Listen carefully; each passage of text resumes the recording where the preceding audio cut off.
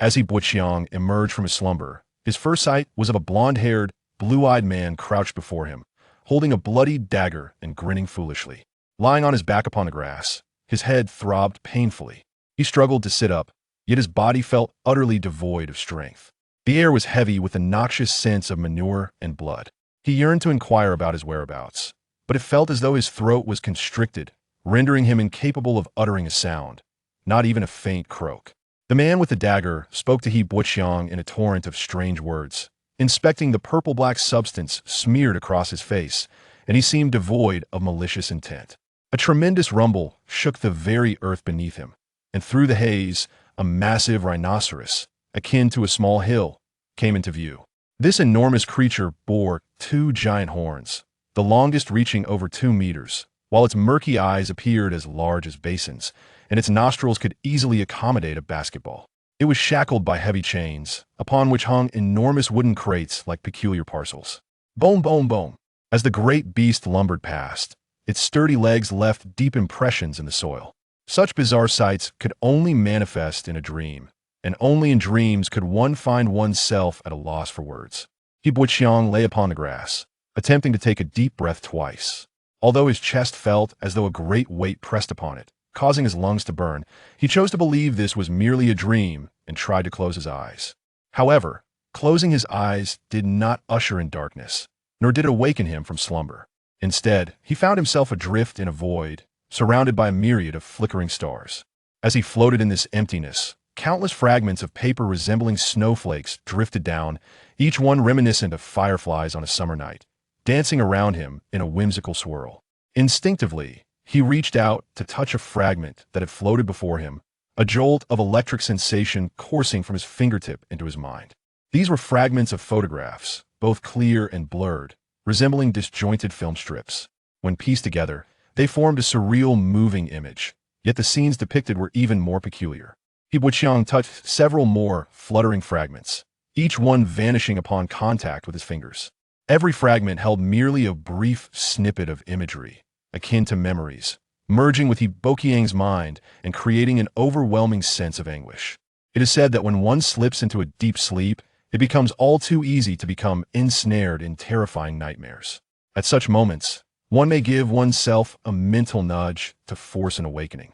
He longed to slap himself awake, raising a hand to strike his face, but his palm merely passed through the air beside him. Indeed, he remained ensnared in this dream.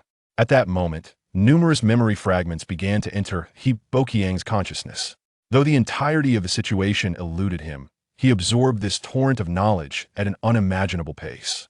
Notably, the peculiar language was among the first to be grasped. Although these sounds emanated from his throat, they were markedly different from his previous manner of speech. In school, foreign language classes were a source of great frustration for him. Now he found himself compelled to learn this bizarre form of speech, with fragments of memory flooding his mind.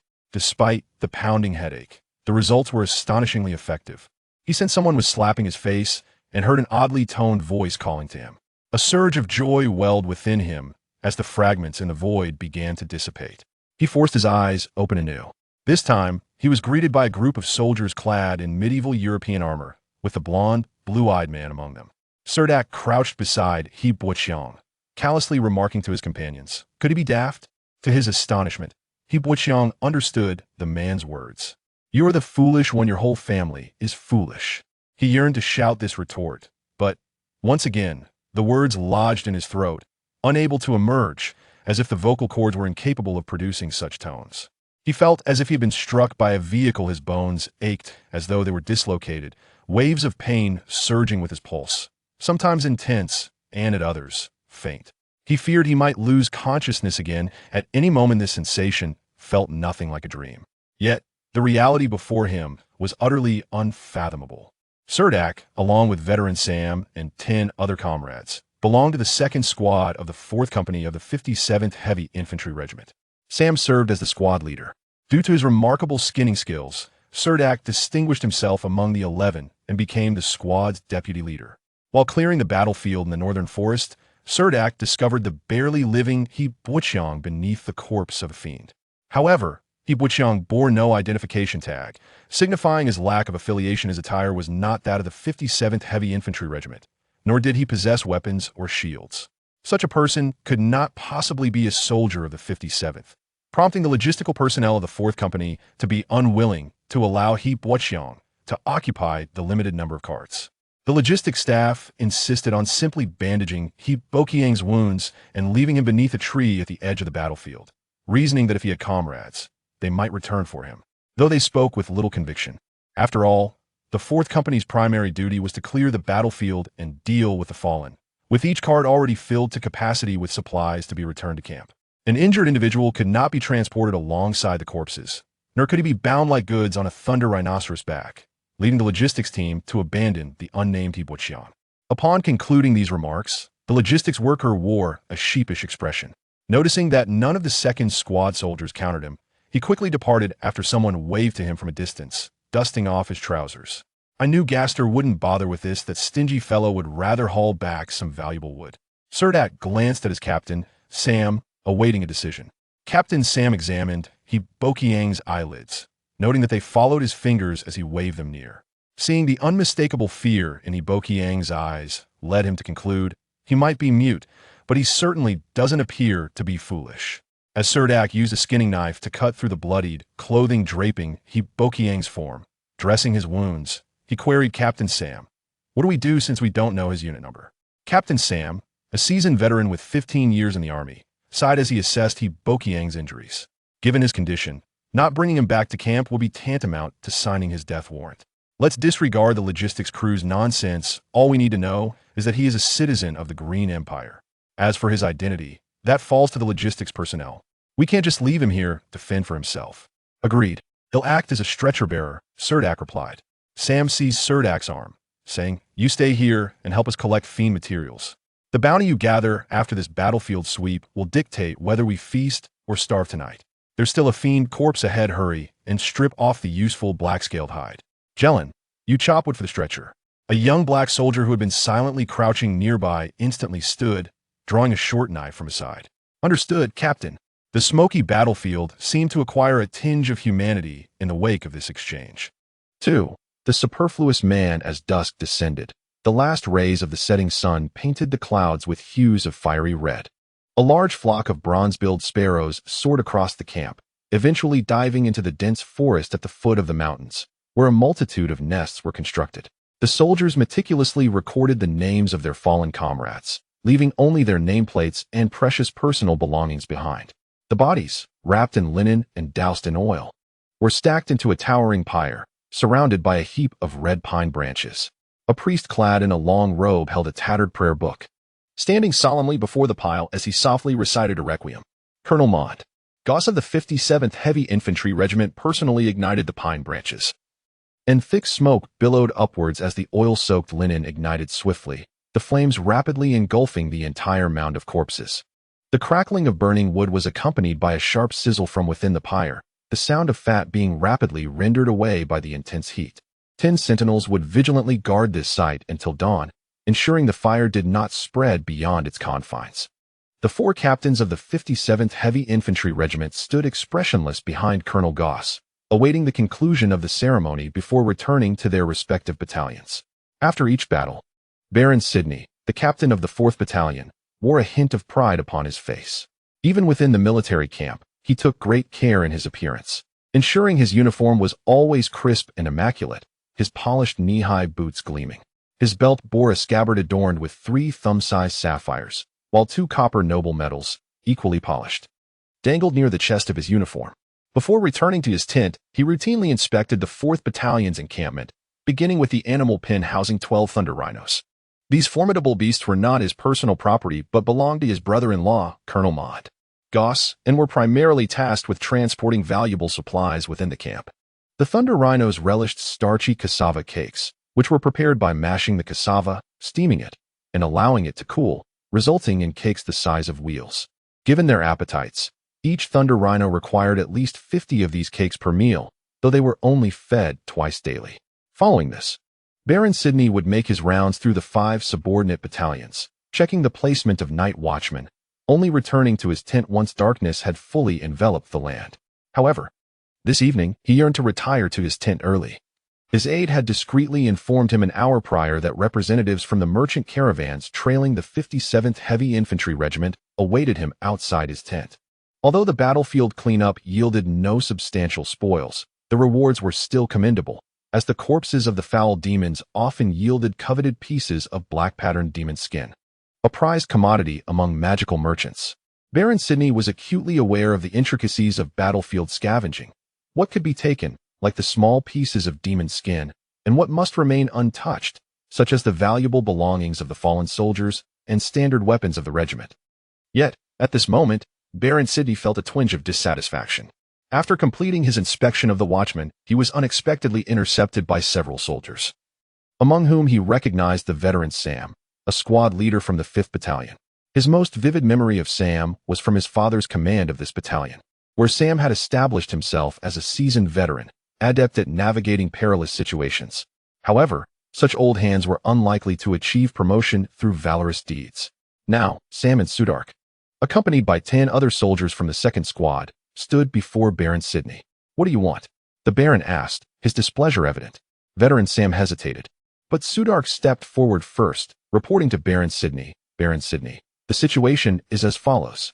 Sam could only brace himself alongside Suldark, awaiting the latter to complete his account.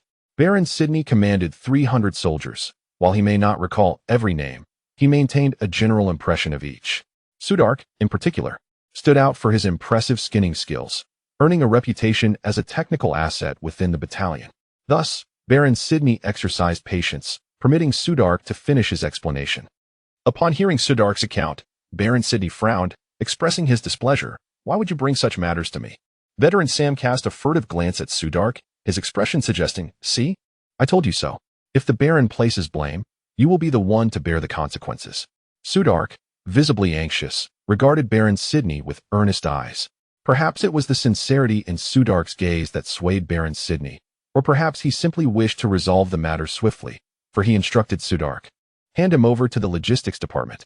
We are not a battlefield medical facility." Suldark replied earnestly, "We went to the regiment's logistics department, but that individual lacks an identification plate, making it impossible to prove whether he belongs to our regiment or an allied one, so they refused to accept him."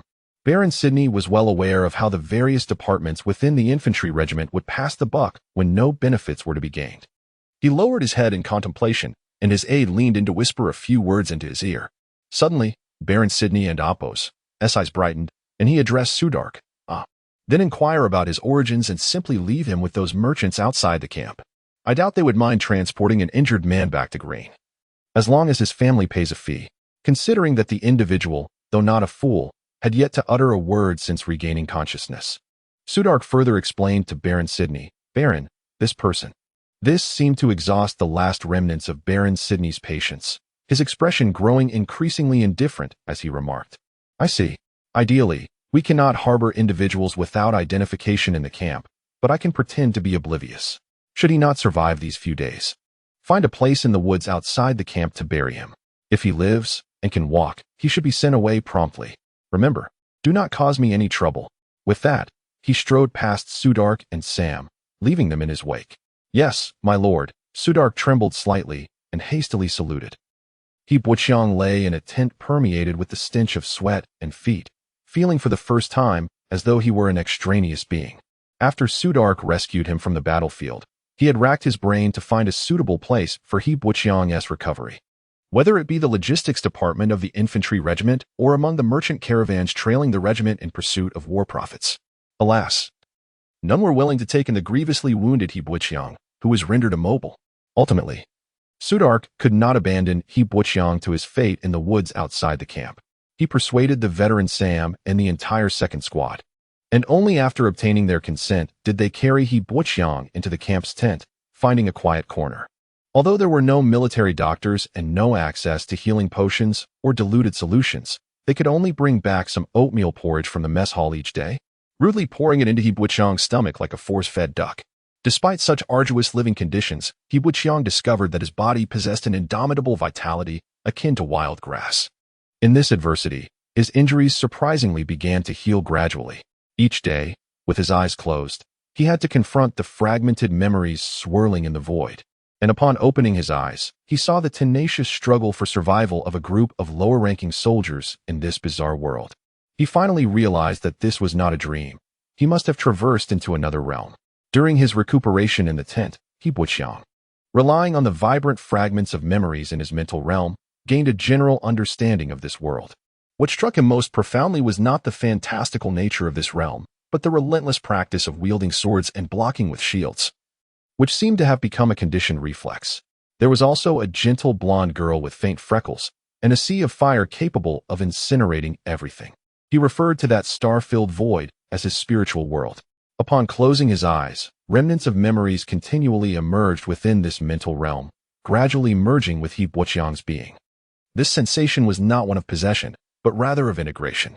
He discovered that the owner of this body was named Qiangbei. Born into a noble family in a northern city of the empire, leading a life of comfort and receiving a fine education. As the second son, Qiangbei lacked the inheritance rights to titles and lands. Thus, his uncle, the count, planned a path for him to enter a prestigious warrior academy, aiming for him to ascend to the rank of a first-tier warrior, which would allow him to inherit a set of magical armaments and a warhorse from the family treasury. Becoming a knight of constructs, Qiangbei indeed followed his uncle's plan, but just as he was on the cusp of becoming a first-tier warrior, an unexpected incident occurred. He joined a group called the Wind Chasers, and during a mission, a dark sorcerer abducted his companions. In the pursuit of this sorcerer, he became trapped in a sea of flames. Although he was rescued by others who arrived afterward, his body suffered significant burns, seemingly extinguishing his chances of becoming a powerful warrior. This portion of memory was fragmented, and for reasons unknown, Qiangbei began to wander. Unexpectedly, he encountered malevolent spirits in the dense forest on the northern slope of the Gelo Forest in Handanal County. As a knight with a spirit of sacrifice, Qiangbei resolutely chose to stand firm to protect his companions.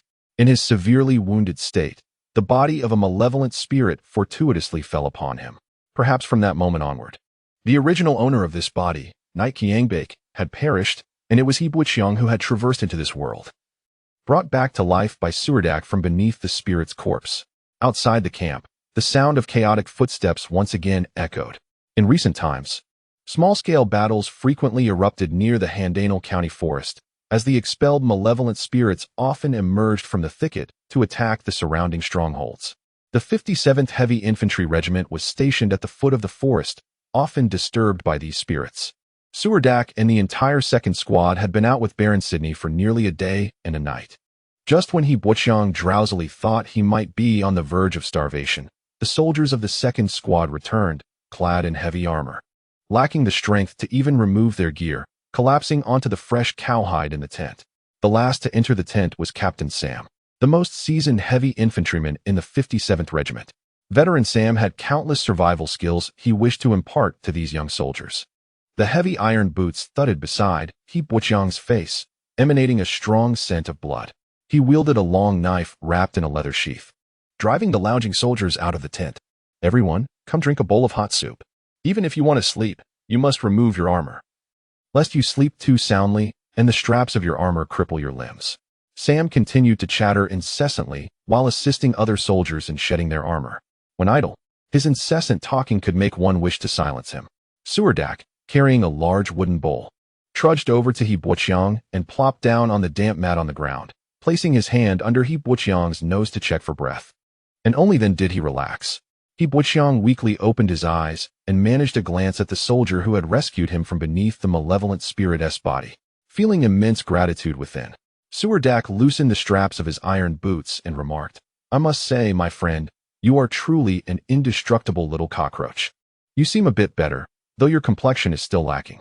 The two exceptionally heavy iron boots were expertly tied together by Suldark and hung at the tent's vent. A gust of wind swept through, releasing a pungent aroma reminiscent of snail rice noodles that filled the entire tent.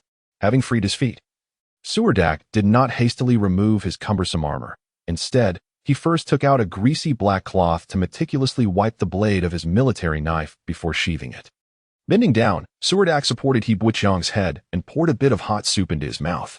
With food finally in his stomach, Hibuqiang felt the twisting pain in his belly subside. However, this was soon followed by pain in other parts of his body.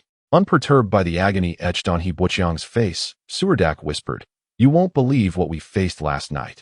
A whole horde of malevolent spirits passed through our defense. Thankfully, they weren't after us. Otherwise, we would have been doomed. When will this anxious life come to an end? It seemed he merely needed an audience to unburden himself.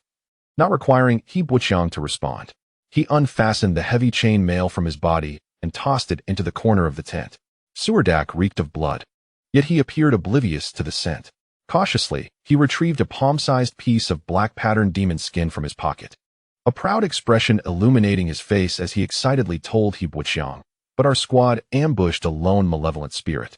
The spoils naturally belonged to Baron Sydney. But we all made a little fortune, heh." After saying this, Suldark offered He Buqiang another sip of hot soup. "You need to recover quickly." Gazing at the thick demon hide, He Buqiang finally comprehended that the warriors before him faced foes not of humanity, but rather a multitude of malevolent spirits, several times stronger than humans. No one informed him where these spirits originated, as if their existence was an accepted norm. During He Buqiang's recovery in the tent, other soldiers from the second squad would often bring him food from outside, mostly oatmeal porridge and meat soup. Occasionally, a careless individual would return with a piece of roasted meat, cutting it into small chunks and stuffing it into his mouth. By the next day, when Suldark discovered that the piece of roasted meat still lingered in He Buqiang's mouth, having never been swallowed, he unleashed a tirade at those soldiers. It was within this painful ordeal that He Buqiang slowly began to recover, gradually becoming acquainted with this perilous new world. At the foot of the forest, lush patches of tubers thrived on the earthy slope. A warm gust of wind swept through, causing the tuber vines to sway like waves of wheat. In this region, where rainfall is abundant and the summer climate is warm, the absence of natural enemies such as groundhogs allows for the vigorous growth of sweet potatoes. The tender stems and leaves of these plants are the favored sustenance of the thunder rhinoceros. However, to ensure the thunder rhinoceros maintains its robust strength, it is essential to provide them with sweet potatoes rich in starch. The warriors of the second squad toiled under the scorching sun, wielding sickles to cut down vast expanses of sweet potato vines, subsequently using iron picks to unearth the tubers buried deep in the soil.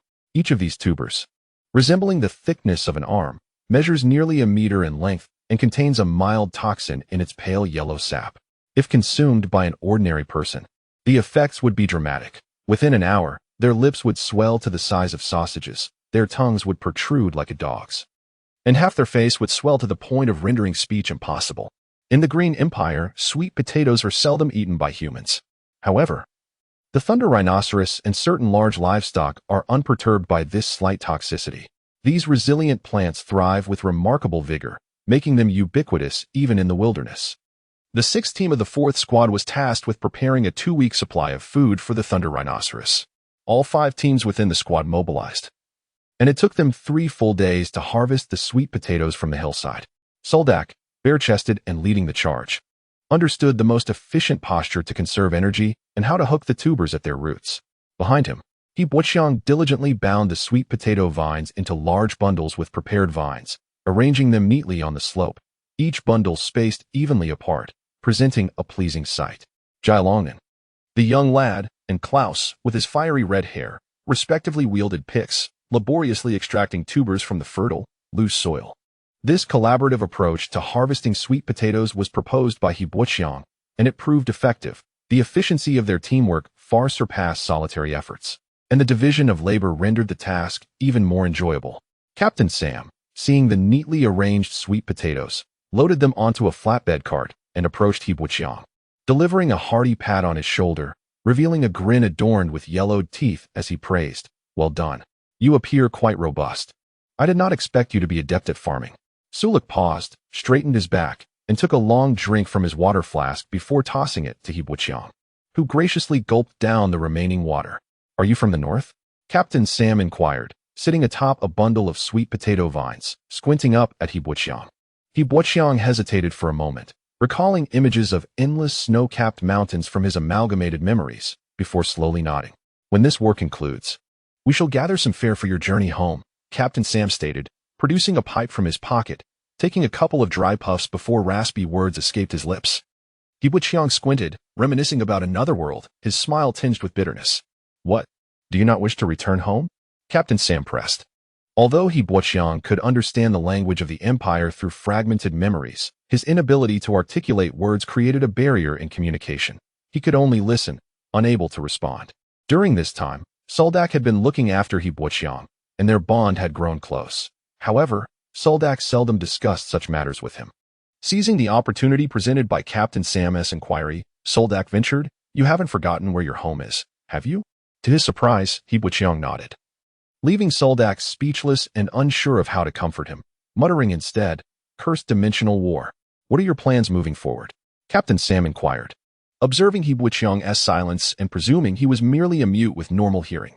He turned to Suldark. "Dak, do you not know any merchants from Talapagan? Perhaps you could inquire if they're lacking manpower." Sulik agreed. "I will make time to ask tomorrow morning." As one of the few soldiers skilled in skinning within the 57th Heavy Infantry Regiment, Suldark was particularly welcomed by merchants following the regiment into the Handanarl region to reap the spoils of war. Thus, Sam's suggestion for Suldark to seek assistance from these merchants was far from unfounded. Jailongnan chimed in, "Captain, why not leave the big guy behind?" Since He Boqiang regained consciousness, his injuries steadily improved. Although he could not yet speak, this did not hinder his ability to contribute. Many of the insights he garnered from the fragments of his host's memories, combined with experiences from another world, led to innovative ideas. While some were constrained by various limitations, others proved remarkably effective, allowing He Boqiang to be accepted by everyone in the second squad, despite his injuries still being in the healing process. Captain Sam, chewing on his pipe, mumbled incoherently, "Nonsense. We are in military service. The conscription system of the Green Empire is clear. If not for forced conscription, who would willingly engage in such perilous endeavors?" His retort rendered Jailongnan speechless, and he could only pull out a piece of toasted flatbread from his pocket, chewing it absent-mindedly before swallowing. He Boqiang clearly observed the bulge in Jailongnan's throat, akin to a ping-pong ball. As he struggled to swallow the dry bread without a sip of water, his eyes somewhat glazed over. The freshly harvested sweet potato vines also needed to be transported back to the camp, where they would be placed in the feeding troughs outside the animal pens.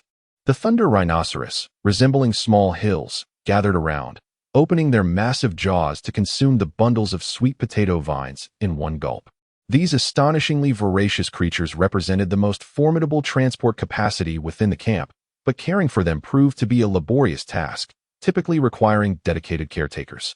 Only during the preparation of temporary rations for the thunder rhinoceros would a group of soldiers venture into the wilderness to gather supplies. After the 4th Squad was assigned the rewarding task of clearing the battlefield, they subsequently undertook several reconnaissance missions, including this current endeavor to gather fodder for the thunder rhinoceros, orchestrated by Count Mond Gosper to balance the sentiments of the other squad leaders.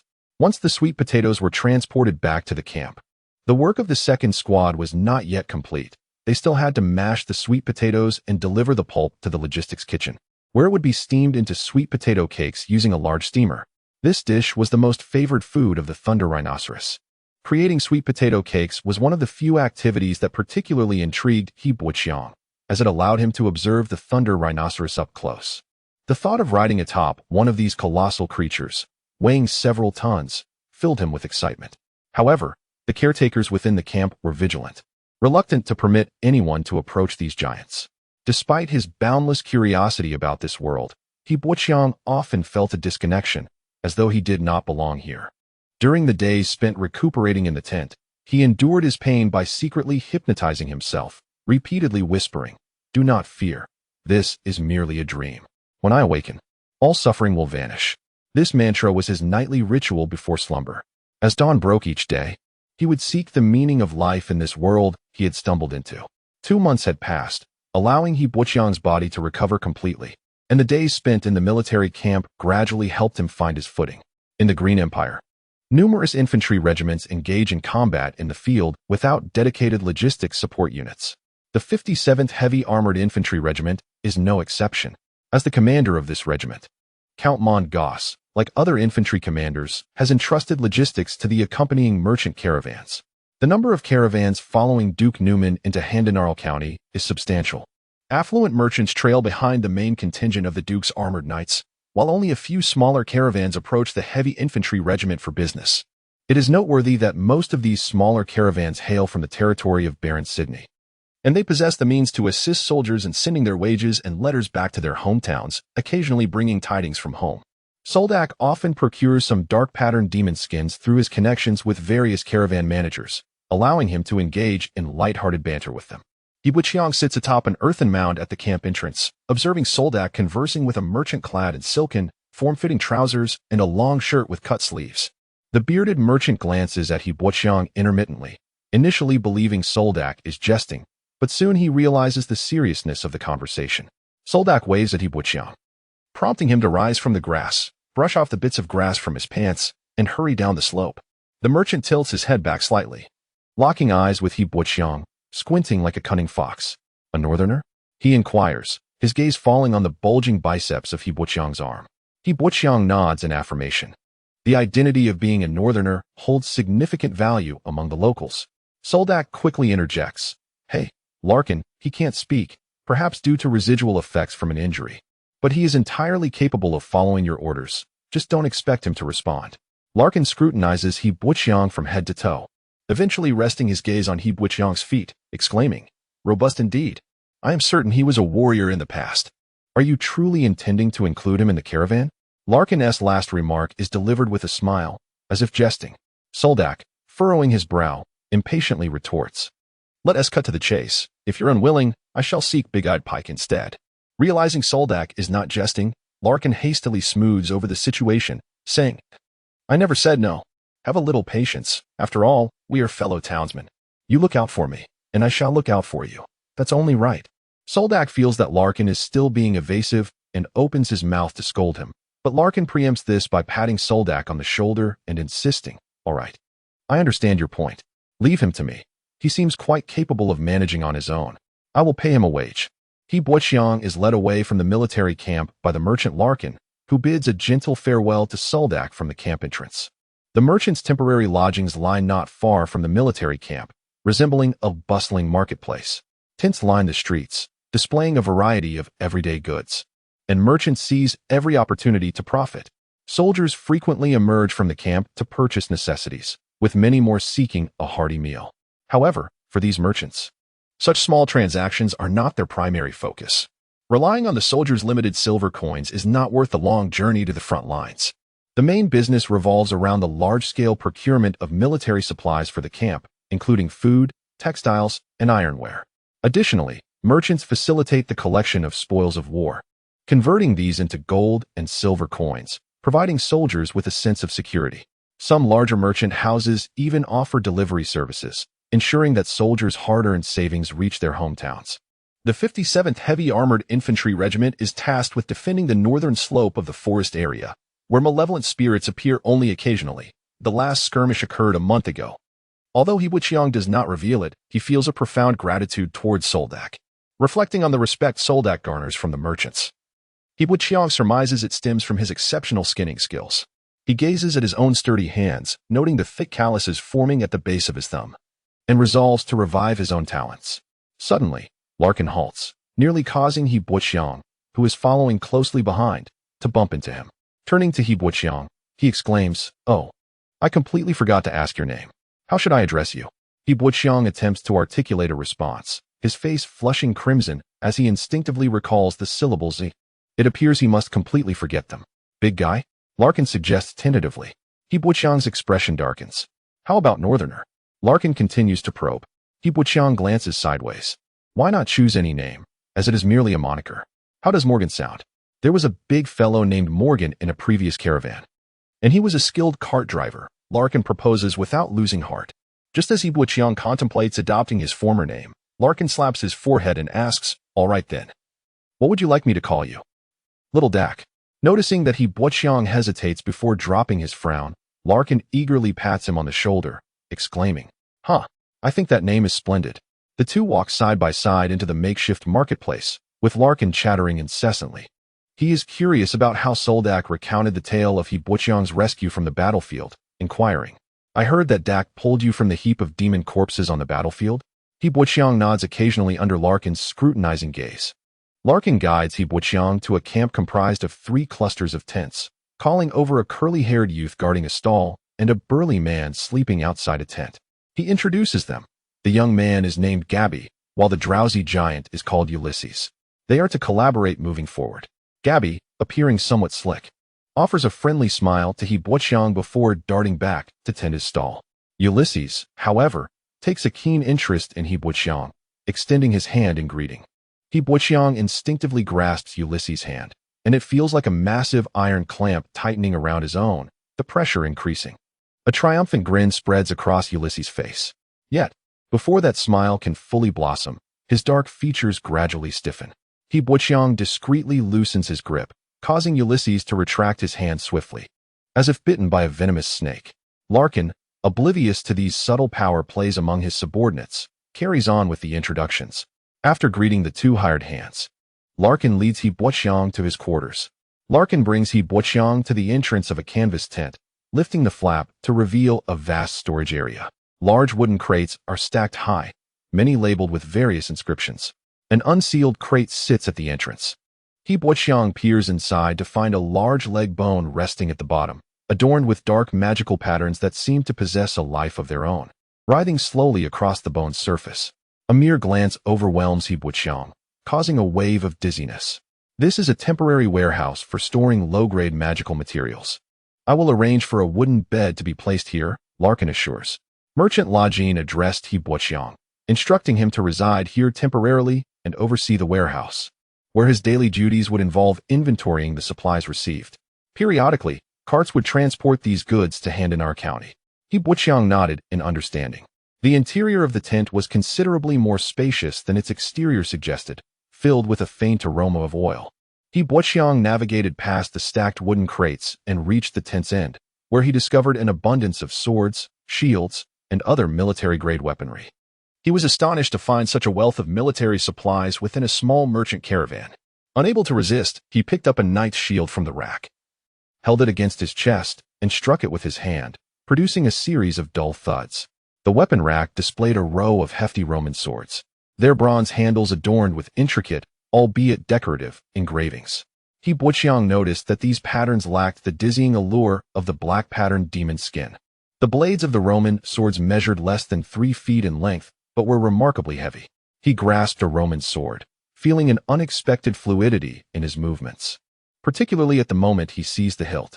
It evoked a sense of familiarity as he effortlessly executed a flourish with the sword and returned it to the rack with ease. "Do you fancy these weapons?" Lajin inquired, eyeing He Boqiang with a newfound enthusiasm, as if he had stumbled upon a treasure. He Boqiang nodded in affirmation. His gaze then shifted to the other weapon racks, which housed a few dark-bladed daggers with brown leather grips that promised a comfortable hold. Near the central pillar of the tent, a dozen Pagrius spears stood, crafted entirely of metal and intended solely for heavy infantry. Lajin appeared to have great faith in Suldark, showing no concern for the possibility of He Boqiang pilfering from the tent filled with weaponry and magical materials. He continued, "Do you know how to maintain these weapons?" Regularly taking them out to clean and applying a coat of animal grease to the edges.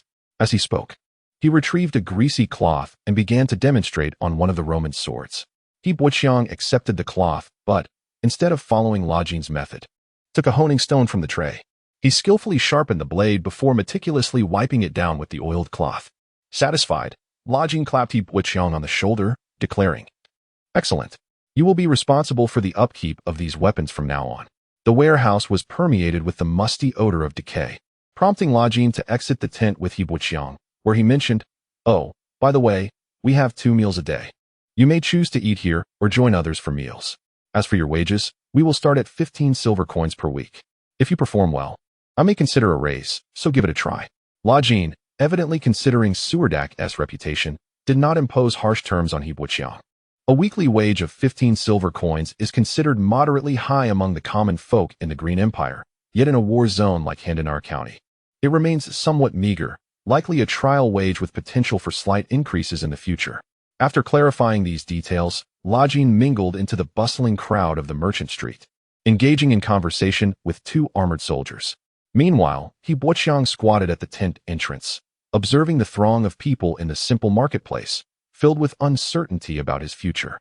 In front of the camp stall lay a knight's light shield, 2 daggers, 3 Roman swords, and a Pagrius spear.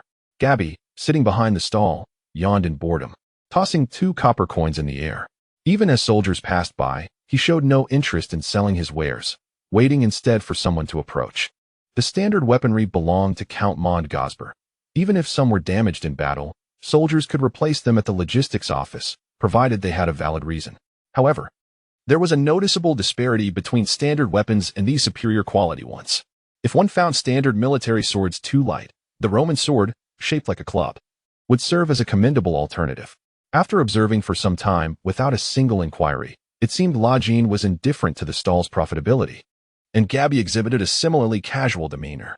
He Wuqiang sensed that La Jean did not harbor high expectations for the stall's earnings. After suffering a setback at He Wuqiang's hands, the burly Ulysses had become rather docile, retreating into the tent for a nap.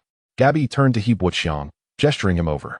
He Wuqiang approached the stall and mimicked Gabby's posture, observing various items including honing stones and smaller magical cores, alongside 2 palm-sized black-patterned stones. He Wuqiang picked up an egg-sized black stone. These are magic cores, Gabby explained, pointing to his head with a peculiar grin. They're extracted from the brains of demons.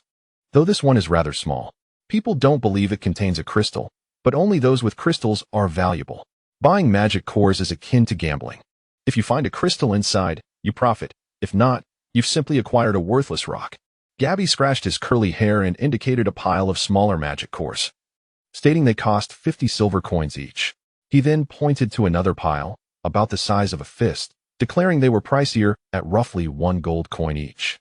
Many in the camp enjoy betting on these. He Wuqiang likened the purchase of magic cores to gambling for jade. Suddenly, Gabby produced a piece of jerky seemingly out of nowhere and handed it to He Wuqiang, while munching on another piece himself.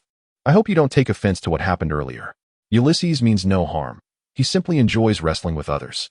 He settled comfortably behind the stall, explaining to He Wuqiang that their daily tasks were quite straightforward.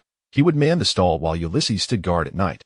Recently, there had been little combat, and they would only be busy after a victory. Gabby, with his high cheekbones and a few brown freckles, was somewhat slender, yet when he began to speak, he didn't seem to stop. I gather you're not from Benai, are you? The first rays of dawn filtered through the tent seams, casting a narrow beam of light onto the damp mat. A flock of emerald-feathered forest birds flitted from the trees, resembling a small-scale sandstorm from a distance. According to Suldark, the flesh of these birds was tender and could be marinated with pepper and salt, then coated in flour and fried to achieve a crispy exterior. However, capturing them was quite a hassle, and handling the ingredients required ample patience. Ulysses, clad in a thick rain cloak and dripping with dew, yawned while perched on a cart, cradling a spear in his arms. The lush green grass was adorned with glistening droplets of water. Knowing of He Wuqiang's culinary skills, La Jean had tasked him with preparing breakfast. With half a roasted rabbit remaining from the previous night, He Wuqiang planned to cook a meat porridge by mixing it with oats. The diet of the people of the Green Empire is rather monotonous, consisting primarily of porridge, baked flatbreads, roasted meats, and a variety of meat soups. Essentially, anything can be boiled into a soup, resembling a hodgepodge of sorts. Mornings tend to be simpler, with meals sometimes limited to porridge or merely sharing a piece of flatbread. Since his last misfortune, Ulysses has become quite earnest. Upon seeing He Wuqiang emerge from the tent, he took a wooden bucket to fetch water from the river.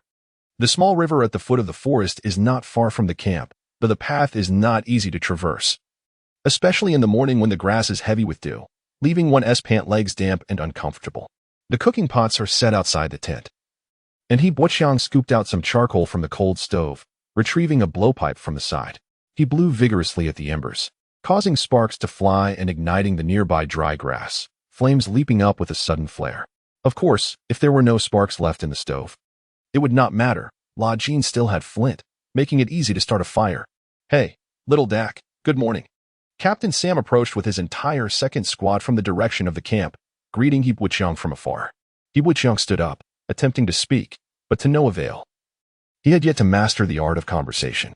As Captain Sam drew closer, he patted He Wuqiang on the shoulder and inquired, "How have you been with the La Jean Trading Company?" He Wuqiang nodded vigorously, indicating that everything was well with the merchant company.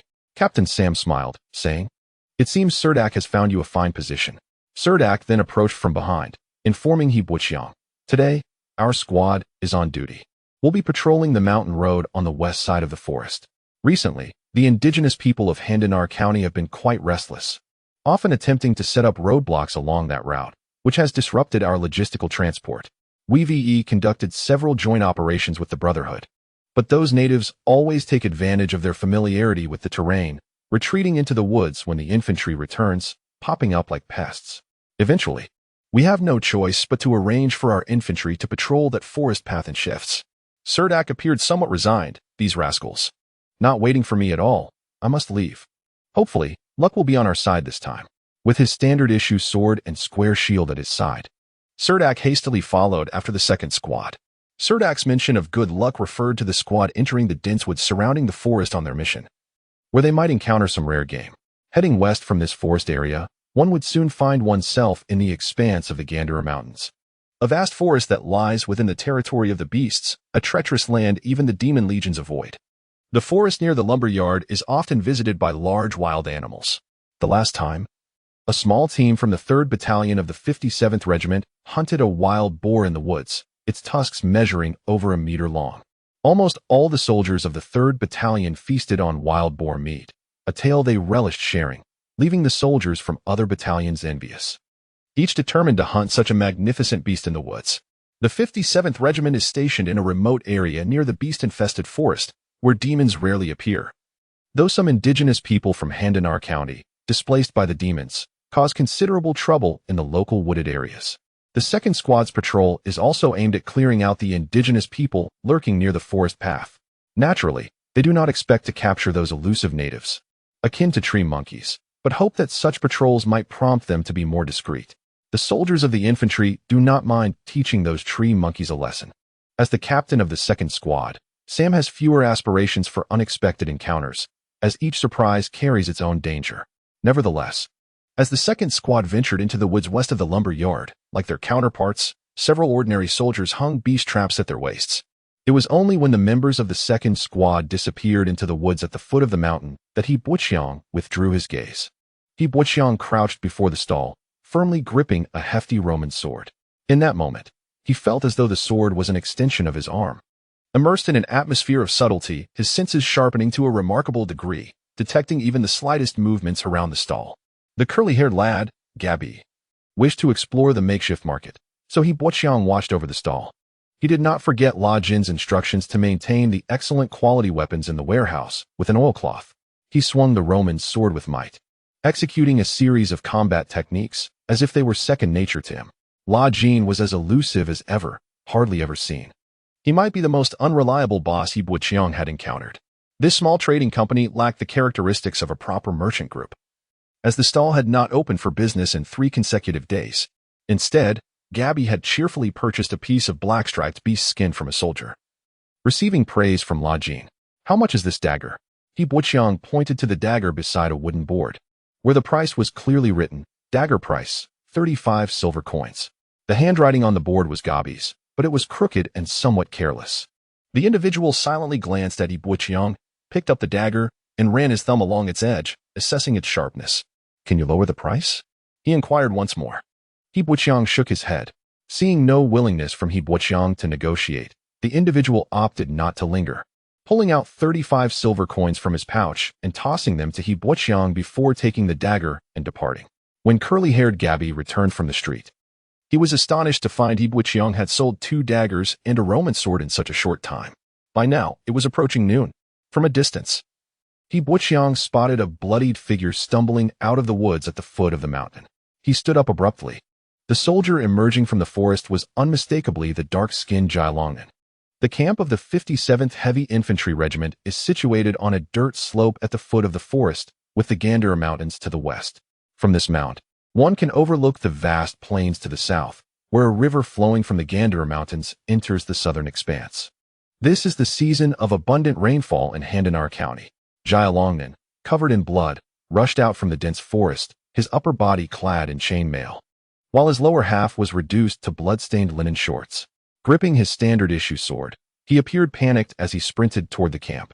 The makeshift market is located between the camp and the forest, and when a bloodied soldier emerged from the woods, it was naturally the market-goers who first noticed. He Buqiang became aware of Jilongnan's disheveled return upon hearing the startled cries from the market. "Hey, little Zach, where are you off to?" Curly-haired Gabi shouted at He Buqiang. At that moment, He Buqiang had already taken long strides towards Jialongnan, skillfully navigating through the bustling market. Moving with the grace of a breeze. I used to run as fast as him when I was young. An elderly man, drunkenly seated at an open tavern, remarked to La Jean, who was also indulging in drink. La Jean squinted, his gaze trailing after He Buqiang's retreating figure, casually responding, "Of course, I know." Emerging from the marketplace were several soldiers clad in standardized armor, easily identifiable as members of the 57th Infantry Regiment. Perhaps due to the weight and quality of their formidable armaments, He Buqiang consistently led the charge as they sprinted towards Jialongnan. He Buqiang approached Jialongnan, steadying the stumbling lad. The young boy, Jialongnan, bore wooden arrows hanging from the back of his armor, arrows incapable of piercing through the armor unless they struck unprotected areas. His only injury was a gash on his shoulder, akin to a throat cut, albeit slightly misplaced. Sweat mingled with blood as Jialongnan panted heavily, his face etched with urgency. Upon seeing He Buqiang, he wasted no time, gripping his arm, utterly exhausted. "Quick, take me back to the camp. I need to report to Baron Sidney that a band of indigenous warriors has appeared in the valley west of the timberland. Sam and the others are currently engaged with those natives. I must request reinforcements from Baron Sidney. To eradicate those wretched natives," Jialongnan frantically relayed to He Buqiang. Without hesitation, He Buqiang lowered himself, supporting one of Jialongnan's arms, prepared to carry him back to the camp of the 57th Heavy Infantry Regiment. At that moment, several soldiers from the regiment, who had been following He Buqiang, arrived and inquired, "What happened? Were you ambushed by demons?"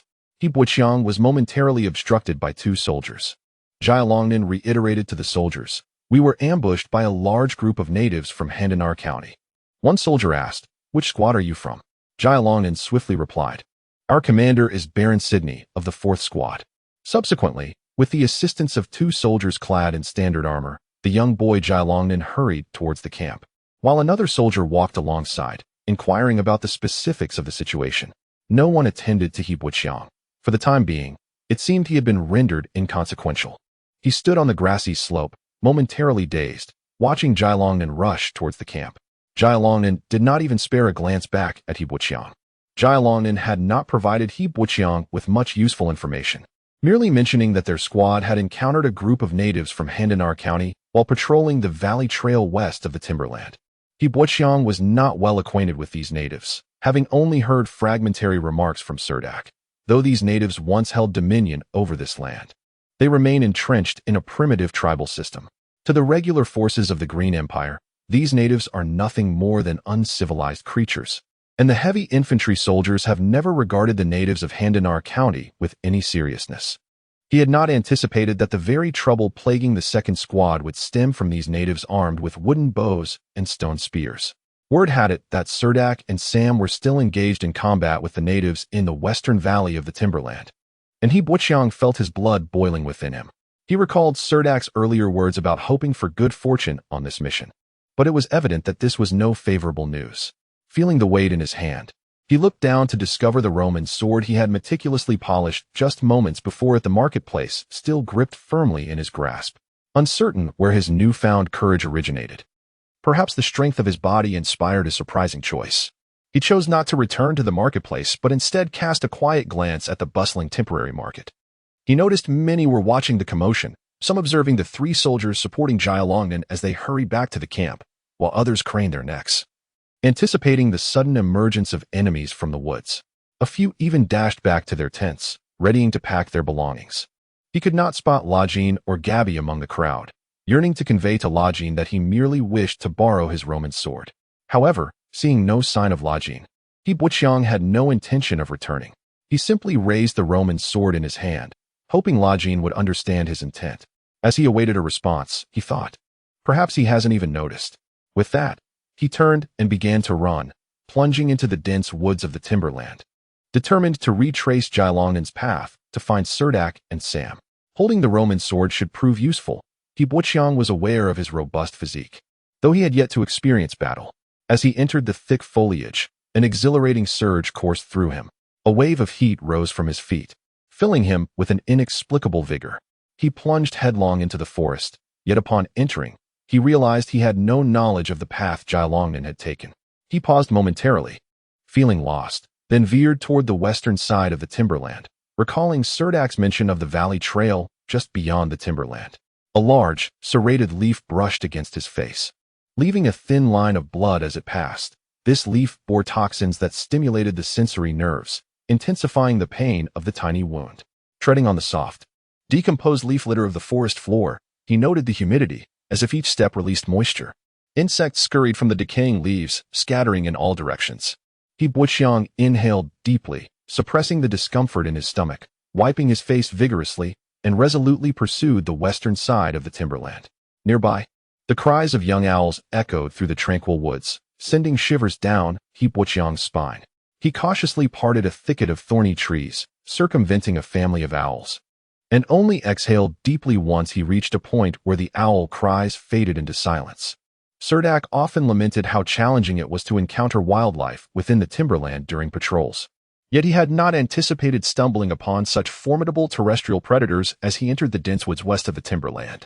The family of owls had gathered to feast on a spotted-tailed deer. Within the clearly defined hierarchy of the owl family, social standing dictated the order of feeding. Perhaps the eagerness of the younglings to disrupt this order warranted a stern reprimand from the mother owl, silencing their cries. The woods were thick with foliage, perpetually shrouded in darkness, where countless leaves fell and slowly decomposed into the soft earth. Beneath the surface lay numerous branches, resembling the decaying arms of zombies buried in the leaves, presenting a risk of tripping. Some dampened rotting wood was overrun with clusters of black fungus, while pale brown moss enveloped many roots, accompanied by various oily yellow mushrooms and light yellow ferns. Had he been able to discern which fungi and wild vegetables were edible, he could have gathered a substantial bounty without straying far. The expanse of the forest was vast, traversing the hillside. One could still catch sight of enormous tree stumps in the distance. Buqiang discerned the correct direction and hastened his pace. However, despite his efforts, he could not locate the elusive supply line hidden within the valley. Along the way, he encountered various small creatures of the forest which displayed little fear of humans. One particularly bold leopard cat chased after him from the branches, issuing a series of territorial calls as if Buqiang had intruded upon its domain. As he navigated through the woods and forded a shallow stream, he found no paths within the thicket, compelled instead to search aimlessly along the riverbank. The only sounds in the dense forest were the calls of birds and the rustle of leaves, with no other noise to be heard. After a brief passage, he noticed bloodstains upon the rocks of the riverbank. Assuming they were remnants left by Jialongnan, he approached for a closer inspection when suddenly, a peculiar cacophony reached his ears.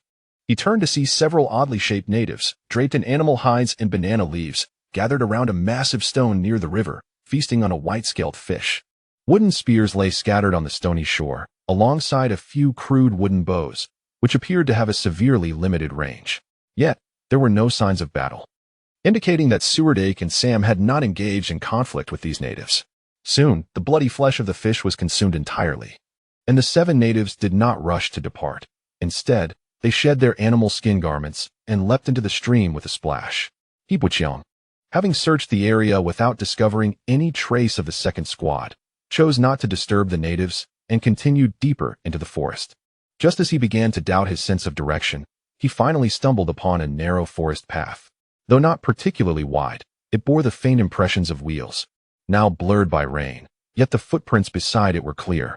It was evident that these prints belonged to the iron boots of infantry soldiers. Despite having traveled this far, he had yet to find any trace of the second squad. The fervor within him gradually cooled, and he began to ponder what he could achieve against several natives armed only with his own strength. He paused for a moment, only to be momentarily blinded by a sharp light. Without turning to investigate, he swiftly concealed himself behind a tree. Just as he did, an arrow flew silently from his right rear, embedding itself with a soft thud into the tree trunk.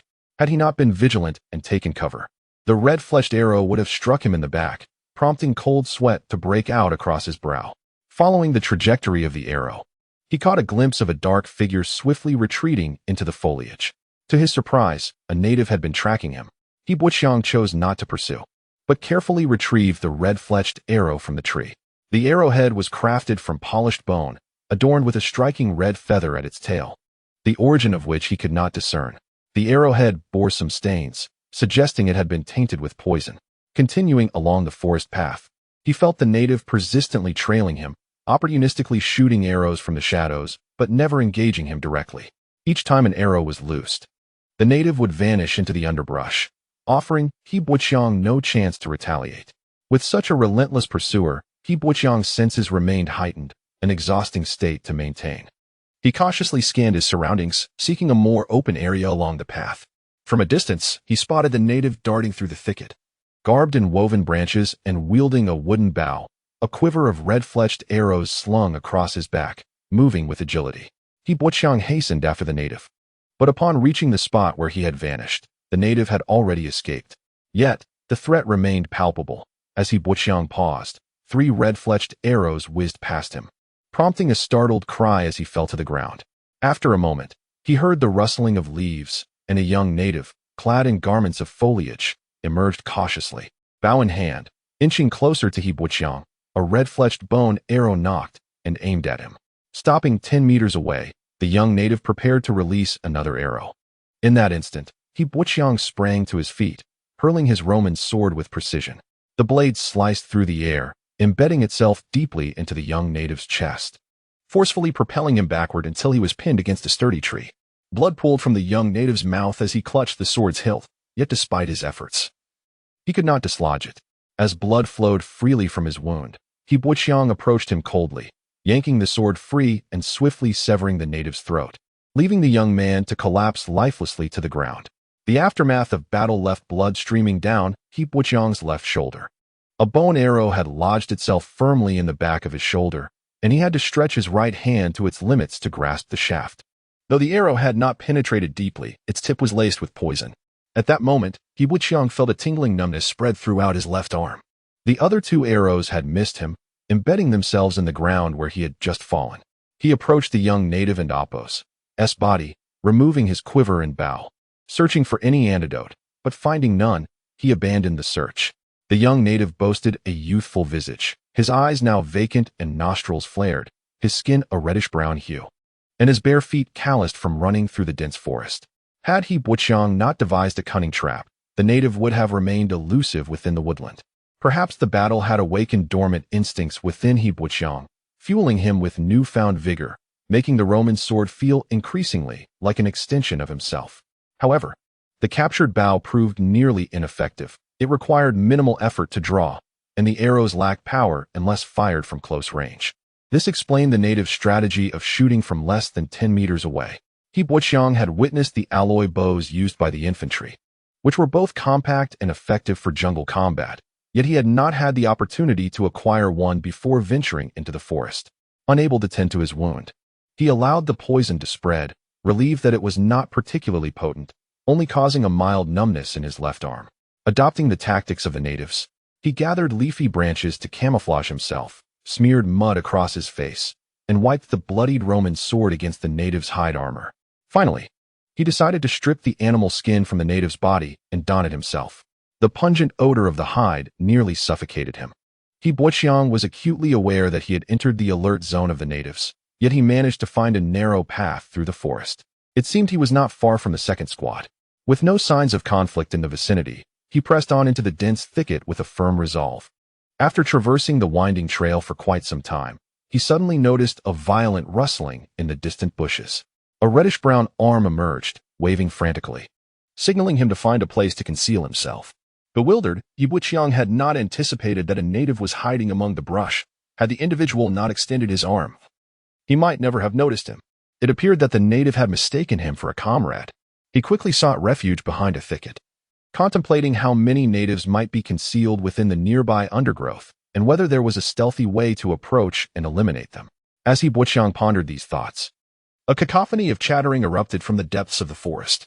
The initial call was indiscernible, but soon a chorus of responses echoed throughout the woodland, sending a shiver down his spine.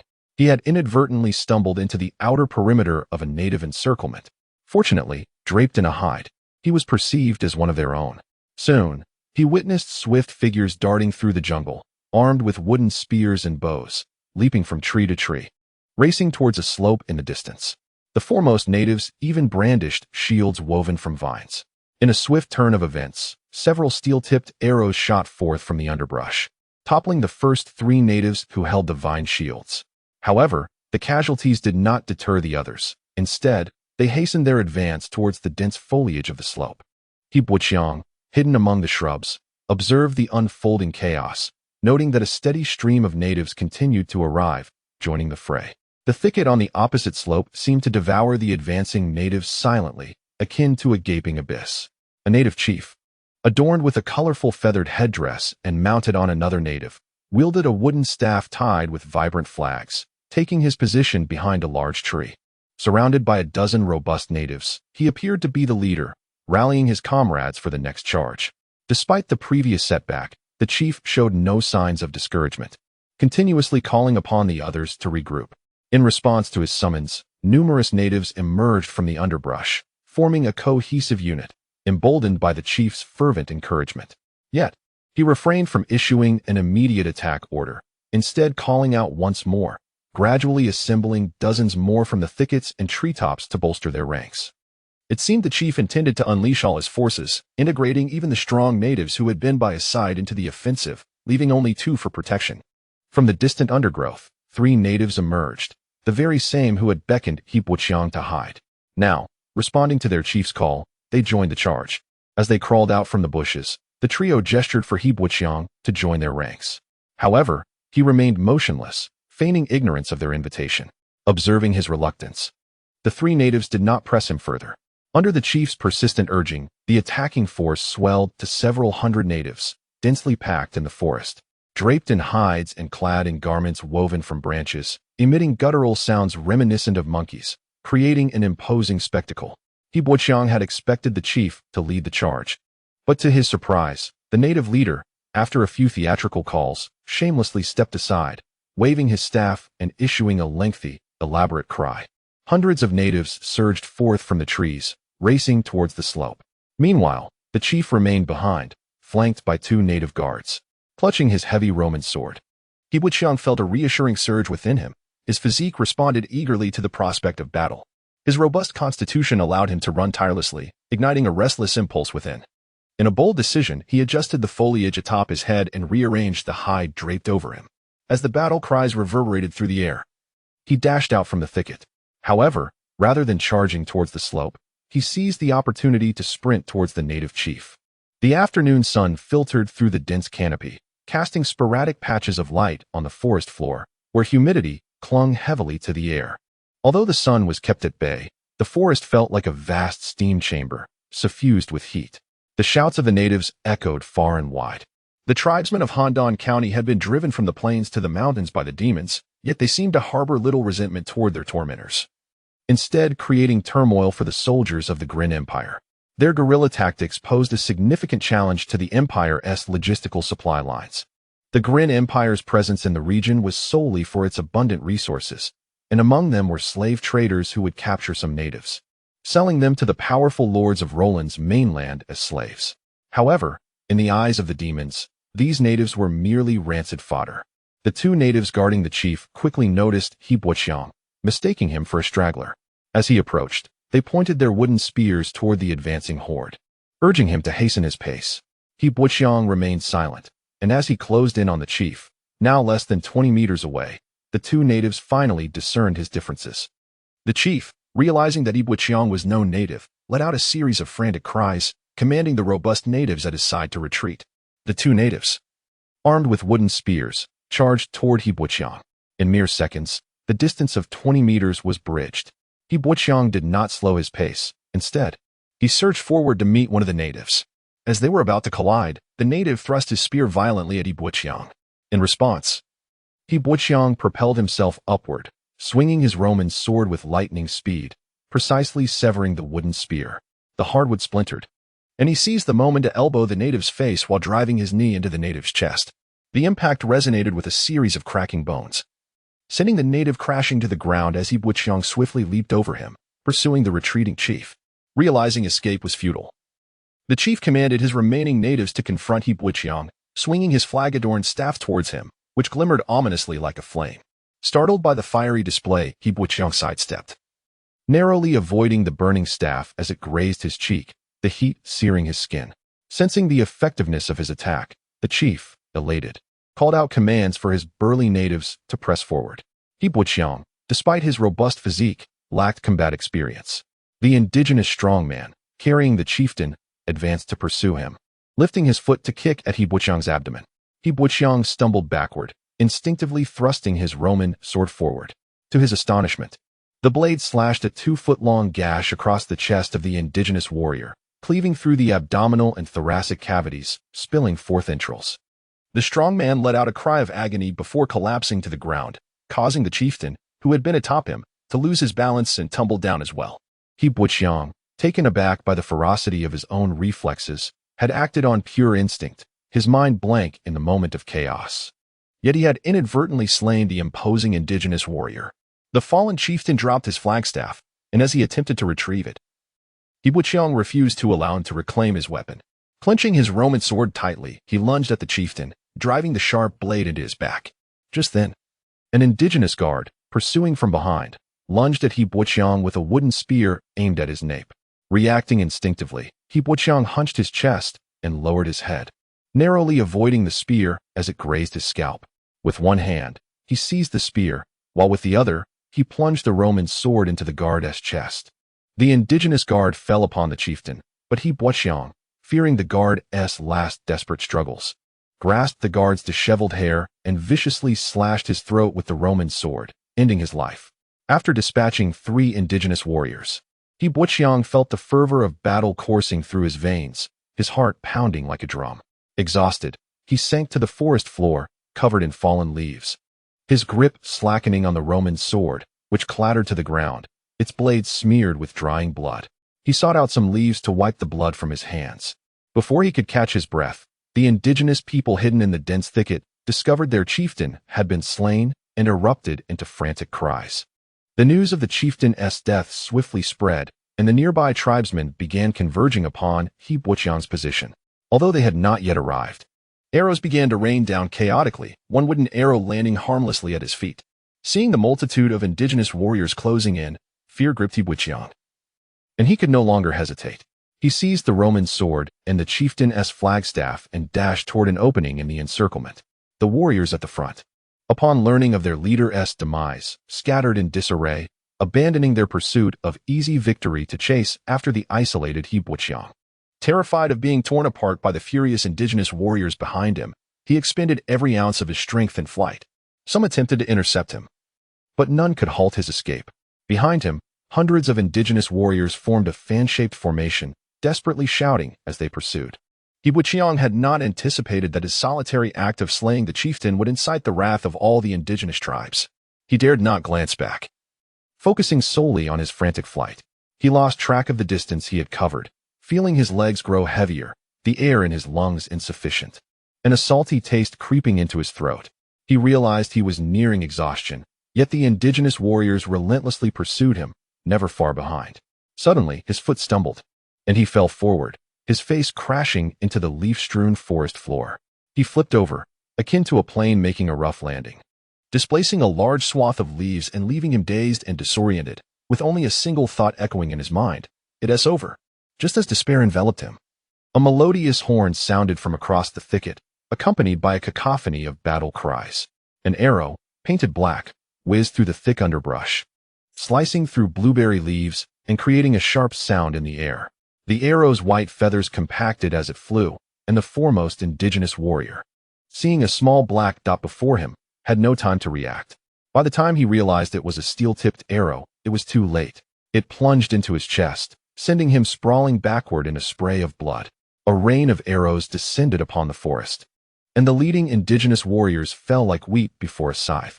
These steel-tipped arrows, capable of piercing through leather armor, were lethal weapons against the tribespeople of Handanal County. Soldiers from the 57th Heavy Infantry Battalion's 4th Company surged from the woods, breaking through the indigenous ranks with overwhelming force. The indigenous warriors, unable to withstand the charge of the armored imperial soldiers wielding superior weaponry, found their wooden spears and bows utterly ineffective against the metal armor. In the face of such overwhelming might, their resistance proved futile. As the afternoon sun filtered through the dense foliage, casting dappled light upon the forest floor, He Buqiang staggered to his feet, bewildered as hundreds of imperial soldiers brushed past him. Their metallic armor glinted in the fractured sunlight, and the din of battle was deafening. The soldiers showed no hesitation as they raised their standard-issue sabers, severing heads from shoulders, while the remaining indigenous warriors turned and fled into the thicket, only to be met by another volley of arrows that claimed further lives. Yibuqiang moved aside, picking up the chieftain's flagstaff that lay on the ground, and retrieved the bloodied Roman sword from a nearby tree trunk. This sword had been borrowed from the merchant, Lajin, and Yibuqiang resolved to return it. As the indigenous people scattered through the woods, the last remnants of their resistance dissipated, rendering them as fragile as parchment before the might of the infantry battalion. The soldiers were preoccupied with the pursuit of the fleeing tribesmen, momentarily neglecting Yibuqiang. From deeper within the thicket, the sounds of battle echoed once more, indicating that the fleeing indigenous warriors had become trapped. Summoning his courage, Yibuqiang ventured back, witnessing the chaos of the ongoing conflict. It could hardly be termed a battle. It was a one-sided massacre, with the indigenous fleeing haphazardly while the soldiers pursued them relentlessly through the forest. Amidst the tumultuous battlefield, Yibuqiang spotted familiar figures, Sam and Suldark, accompanied by several soldiers from the second squad, their bodies drenched in blood, wielding their sabers as they formed a blockade against the fleeing indigenous warriors. No one could have anticipated that a rescue operation would devolve into a hunt against the indigenous people, although these warriors possessed little of value. The significance of eradicating this group held immense weight. In the past month, this group of indigenous people has frequently roamed the vicinity of the forest camp. Aware of their inability to confront the infantry regiment directly, they have set their sights on the patrol teams operating on the outskirts of the camp. Several patrol squads have already clashed with these natives, and many have suffered significant losses. Additionally, these indigenous individuals have resorted to ambushing passing merchant caravans along the forest paths, causing considerable distress to the logistics department of the infantry regiment. It is essential to note that the heavy infantry's primary supplies come from these caravans. Any disruption to this trade route could severely impact the daily lives of the 57th Heavy Infantry Regiment. Of course, it is the duty of the heavy infantry to protect the merchant caravans, yet the natives move through the forest with astonishing swiftness. They emerge from the trees with a sudden rush, hundreds of them charging at the caravans. When reinforcements from the infantry regiment arrive, the natives disperse like a swarm of flies, swiftly vanishing into the dense woods, making pursuit nearly impossible. Now, with the capture of these indigenous people, a weight has been lifted from the shoulders of the logistics department and the merchant caravans. After the battle, the warriors of the second squad were greeted with a hero's welcome, surrounded by a throng of heavy infantry soldiers who hoisted the few able-bodied young warriors into the air, celebrating their victory with jubilant cheers amidst the forest. Personnel from the logistics department began to bandage the wounded soldiers. In the past, it was the priests dispatched from the temple who tended to the injured.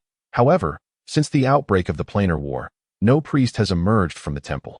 Consequently, the hemostatic bandage has become the most widely used first aid supply in the army. Suldark, limping through the crowd celebrating their triumph, approached the overlooked Yibuqiang with a sincere smile.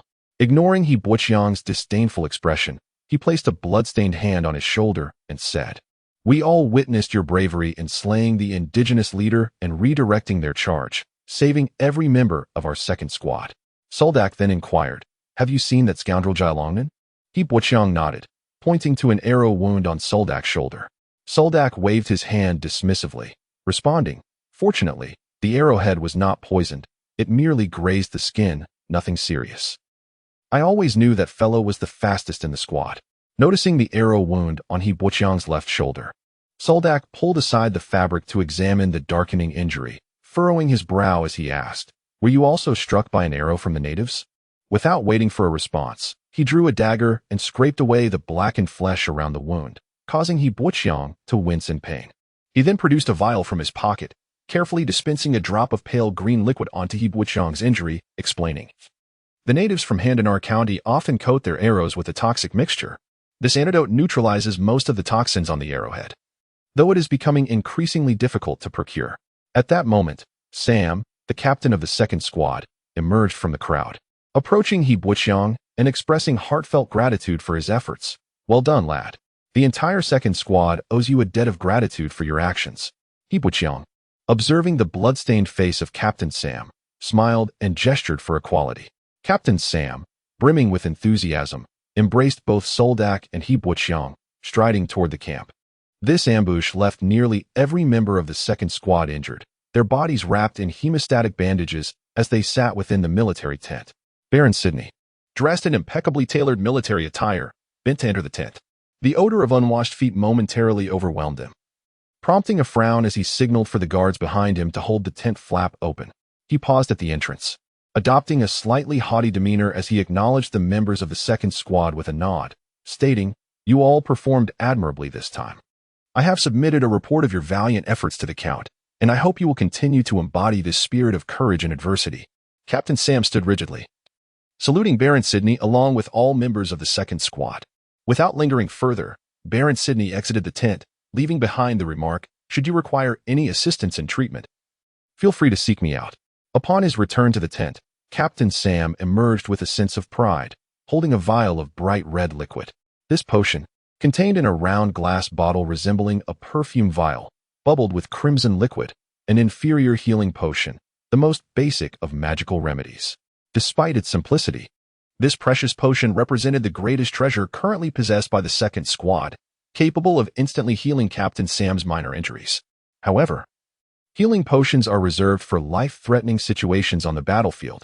Since the squad had safely returned to camp, Captain Sam decided to save the potion for a time of dire need. This was an additional reward from Baron Sidney, while the infantry regiment's rewards were based on battle merits. Once the war concluded, every soldier's combat achievements could be exchanged for corresponding rewards. After dinner, Captain Sam enthusiastically gathered everyone to review the events of the day's battle, extending a rare invitation to He Boqiang to join in. Since the malevolent legion had driven the natives of Handanar County into the mountains, these indigenous people had become a significant nuisance for the infantry regiment. Living as hunters without a fixed home, their movements were challenging to track, even for the scouts within the regiment. Recently, patrol squads had encountered ambushes from these natives, and the heavily armored infantry found it nearly impossible to catch the fur-clad savages. Typically, when these natives spotted a large group of heavy infantry, they would scatter like flies in the dense woods, suffering minimal casualties as long as they avoided the archers' arrows. During their deployment in the Handanar County forest, the greatest threat to the 57th Heavy Infantry Regiment was not the malevolent legion, but these elusive natives. The ambush faced by the second squad ultimately transformed into a classic encirclement operation. The discussion among Sam and the members of the second squad revolved around why other patrol squads had suffered heavy losses in similar encounters, while the second squad not only emerged unscathed, but had also successfully aided the infantry regiment in eliminating this group of natives. As the conversation progressed, all eyes turned to He Boqiang, nestled in the corner of the tent. Indeed, upon losing their leader, the natives had impulsively pursued the slayer of their chief, leading to their hasty charge. In the eyes of the indigenous people, the majority of the Green Empire's citizens ran with an unremarkable slowness. The imperial warriors preferred to encase themselves in cumbersome metal armor, leading the natives to subconsciously believe that all Green Empire inhabitants were similarly sluggish. The natives were determined to capture He Boqiang. Yet he was not burdened by heavy metallic armor. He sprinted through the woods at a pace equal to that of the indigenous hunters. By the time He Boqiang reached the rear, he was utterly exhausted, and most of those pursuing him were equally drained, their bodies straining to continue as they clung to their last reserves of strength in hopes of capturing him. Unfortunately for them, they were met with a fierce counterattack from the reinforcements of the infantry battalion, and by the time these fresh troops entered the fray, the natives were too fatigued to escape. Jialongnan lay on a wolfskin mat, grinning foolishly at He Boqiang, perhaps believing that such a gesture conveyed the utmost goodwill. In my view, it was fortunate that Suldark had rescued this lad at the front lines of the timberland. In hindsight, saving him was akin to saving ourselves.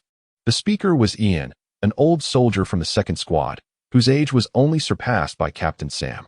He spoke with an air of pride, his gaze somewhat unfocused. Suldark sat beside He Boqiang, his body wrapped in bandages. The wooden spears and bows wielded by the natives were ineffective against the standard armor of the infantry battalion, causing him only superficial injuries. Nonetheless, these wounds were meticulously dressed to prevent infection. Regardless, we must express our gratitude, Suldark declared, entirely disregarding He Boqiang's gentle attempts to push him away. He had some understanding of the second squad's current state. Any form of gratitude would be an additional burden for them. Upon hearing Suldark's assertion, most members of the second squad nodded in agreement. Veteran Ian, upon hearing Suldark speak, remained silent at the side. "What do you think he needs?" inquired a squad member named Aldous. Another member quickly chimed in. "He has nothing. I have an extra marching sleeping bag. Perhaps he could use it. The other members eagerly offered to gift Buqiang various necessities, leaving only veteran Ian without a response. As everyone turned their attention toward him, Ian reluctantly admitted, "You know, I spend any money I have at the tavern and have never managed to save much. Even these are just the weapons and gear issued by the infantry battalion. We could pool our money to buy him a drink." Ian's suggestion immediately garnered support from the other squad members. Indeed, in Terrapagan, expressing gratitude means inviting someone for a drink. Thus, they swiftly reached a consensus to take Buqiang to the outdoor tavern in the marketplace. At this moment, Captain Sam, who had been silent, cleared his throat gently and said, "For now, we should postpone the drinking. The priority is to recover from our injuries. Who knows when the next battle may arise? We must always be in peak condition on the battlefield." Sam's words held the final authority. The squad members agreed, and Suldark found no issue with this decision. "All right, we shall wait until we are fully healed." The conversation soon shifted to another topic. Aldous chuckled and produced several leather-crafted quivers, saying, "By the way, I picked up a few quivers from the natives during the skirmish. While their spears and bows are subpar, their quivers are quite exquisitely made. I wonder if any merchants would be interested in purchasing them." Suldark did not even glance at the quivers, scoffing, "Honestly, these natives are truly impoverished. How much could these quivers possibly sell for? They are worth less than the animal hides draped over their bodies." In the night sky over the timberland of Handanar County, a multitude of stars twinkled. The mountain breeze whisked away the day's heat, and occasionally, the plaintive cry of a leopard cat echoed from the distant woods. The merchants at the temporary marketplace were closing their stalls, leaving behind a somewhat disordered array of tents. Only the outdoor tavern at the end of the market remained open, its surroundings illuminated by magical pillars with moonstone lamp wicks. This quaint tavern, situated on a grassy hillside, was comprised of 3 tents, and its proprietor primarily offered self-brewed ale and simple fare. The tables within the tavern were fashioned from tree stumps transported from the timberland, their surfaces revealing distinct growth rings. The rough bark had been stripped away with sharp tools and coated with varnish by the tavern owner. The benches were even simpler, made from raw timber cut in half and fitted with 4 wooden legs, transforming them into long seats. However, at this late hour, the patrons were predominantly merchants from the marketplace rather than soldiers from the barracks, who were still under curfew and dared not risk punishment by drinking here. A leg of lamb rotated on a spit over the barbecue, its succulent meat having been sliced repeatedly, exposing the bone. The charcoal beneath was nearly extinguished, the last remnants smoldering in silver ash, only emitting sparks when the wind blew. The table was strewn with empty cups, and Buqiang was laying a crispy flatbread onto the table, topping it with tender pieces of roasted lamb. Delicately folding the bread, it crackled as he bit into it, the crumbs and juices splattering onto the table. This was undoubtedly the first decent meal Buqiang had enjoyed since arriving in this world. Upon the table lay a finely crafted Roman sword, which Lakin claimed had been forged by the most renowned blacksmith in Terrapagan. The blade boasted intricate and uniform patterns, and he insisted that the silver-plated edge was pure silver. The hilt was wrapped in a fine cord made from ulu grass, which not only absorbed sweat, but also provided a firm grip, even when bloodied. Although the sword had been cleaned of bloodstains, a faint metallic scent lingered, which Buqiang suspected might be merely his imagination. Lakin held a large wooden cup brimming with ale, his face flushed with inebriation as he enthusiastically addressed a bearded merchant. "Look, this very sword severed the head of the indigenous chief. This type of heavy sword, crafted using a stacked forging technique, turns from a bronze hue to a dark red after soaking in the blood of enemies. Do you see the hints of crimson in the blade's patterns?" The bearded merchant, equally intoxicated, stared at the Roman sword with wide eyes and asked in astonishment, "Is it truly this sword that beheaded the indigenous chief?" Lakin, filled with pride, quickly seized the sword, replying, "Could there be any doubt? Merchants are all about honesty." With that, he swung the hefty sword down onto the edge of the table, embedding the blade deep into the wooden stump, rendering it impossible for the drunken Lakin to extract it. Ultimately, it was Ulysses who resolved the dilemma. After finishing the last sip of ale, Lakin waved to the tavern owner, signaling for the bill. At that moment, the bearded merchant stood up, grasping Lakin's hand and addressing the tavern owner, "Please bring us 2. No, for more beers. This round is on me. The night is still young, and with no imminent battles, we can enjoy our drinks at leisure." The tavern owner silently poured 4 large cups of beer from the barrel, which were then delivered by the young server to the table where Buqiang sat. After drinking for a while, as both men's faces turned crimson, the bearded merchant finally spoke to Lakin. "Are you selling this sword?" Lakin, tipsy, lifted his head, shaking it like a rattling drum, and decisively replied to the merchant, "Such a fine sword. I intend to keep it to adorn the wall of my home. Only a fool would sell it." The bearded merchant seized Lakin's hand, his expression rich with emotion. "Lakin, let me tell you, we are friends, both being merchants far from home, hailing from the same region of Osorno. In times of trouble, we should help one another. I have brought grain from Osorno at great expense, yet I have little to show for it. If I could return home with a sword symbolizing victory, my friends would surely envy me." Lakin hesitated but replied, "Odotada, I have several brand new Roman swords in my tent, of the same quality and at a more reasonable price."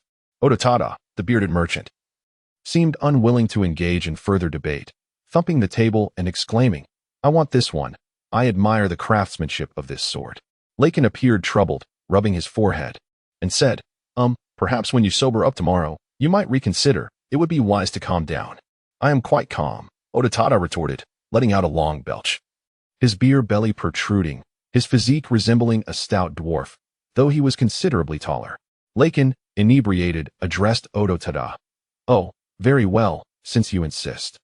It must be said that Lakin was a shrewd businessman, capable of maximizing the value of everything around him, a trait that earned him admiration from Hibuchiang. In the days following the battle against the indigenous people, Lakin first sold the staff taken from the indigenous chief to a merchant of magical materials in the marketplace. Then sold the tattered hides he stripped from the natives to a tanner, and now even the Roman sword that vanquished the chief was on the verge of being sold. Hibuchiang felt a pang of regret regarding the sword, wishing to keep it. Since slaying the indigenous people, he felt a stirring within him, as if the blood of battle had awakened, and only when holding the Roman sword did he feel truly alive.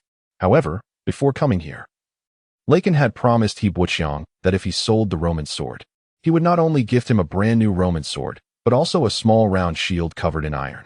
Thus, Hibuchiang believed this transaction was worthwhile.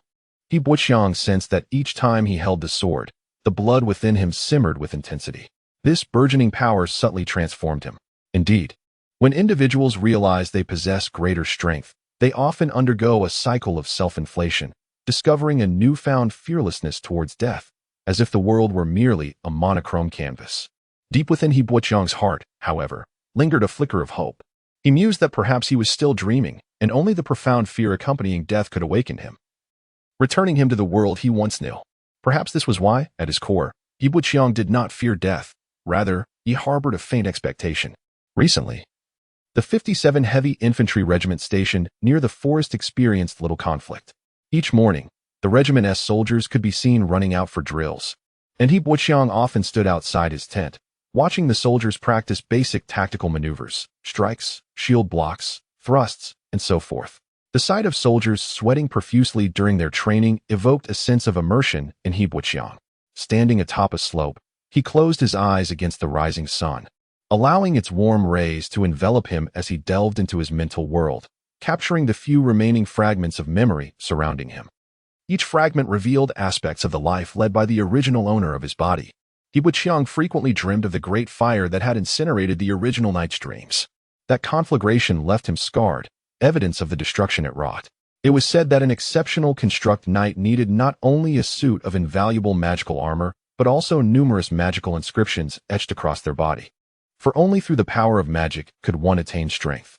Lakin fulfilled his promise, and Hibuchiang finally acquired a finely crafted Roman sword and a small iron-covered shield.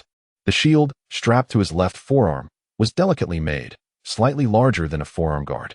As for the staff taken from the indigenous chief, Lakin sold it to the merchant of magical materials, and in return, 3 days later, the merchant brought back a brand new leather armor set.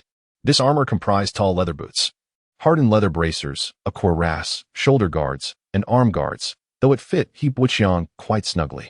Lakin boasted that the set had cost him 11 gold coins. Although it appeared ordinary, it was crafted from the hide of a low-level magical beast, the blue deer. However, Hibuchiang noticed the cuirass was marred by various patchwork scars. Fortunately, the tanner possessed some aesthetic sense, ensuring that most of the patches were symmetrical, lending the armor a semblance of beauty. 2 weeks later, the second squad fulfilled their promise, gathering for a round of ale at an outdoor tavern. The soldiers of the Heavy Infantry Regiment were predominantly from humble backgrounds. With little disposable income, part of their pay went toward daily expenses, while the remainder was saved to send home.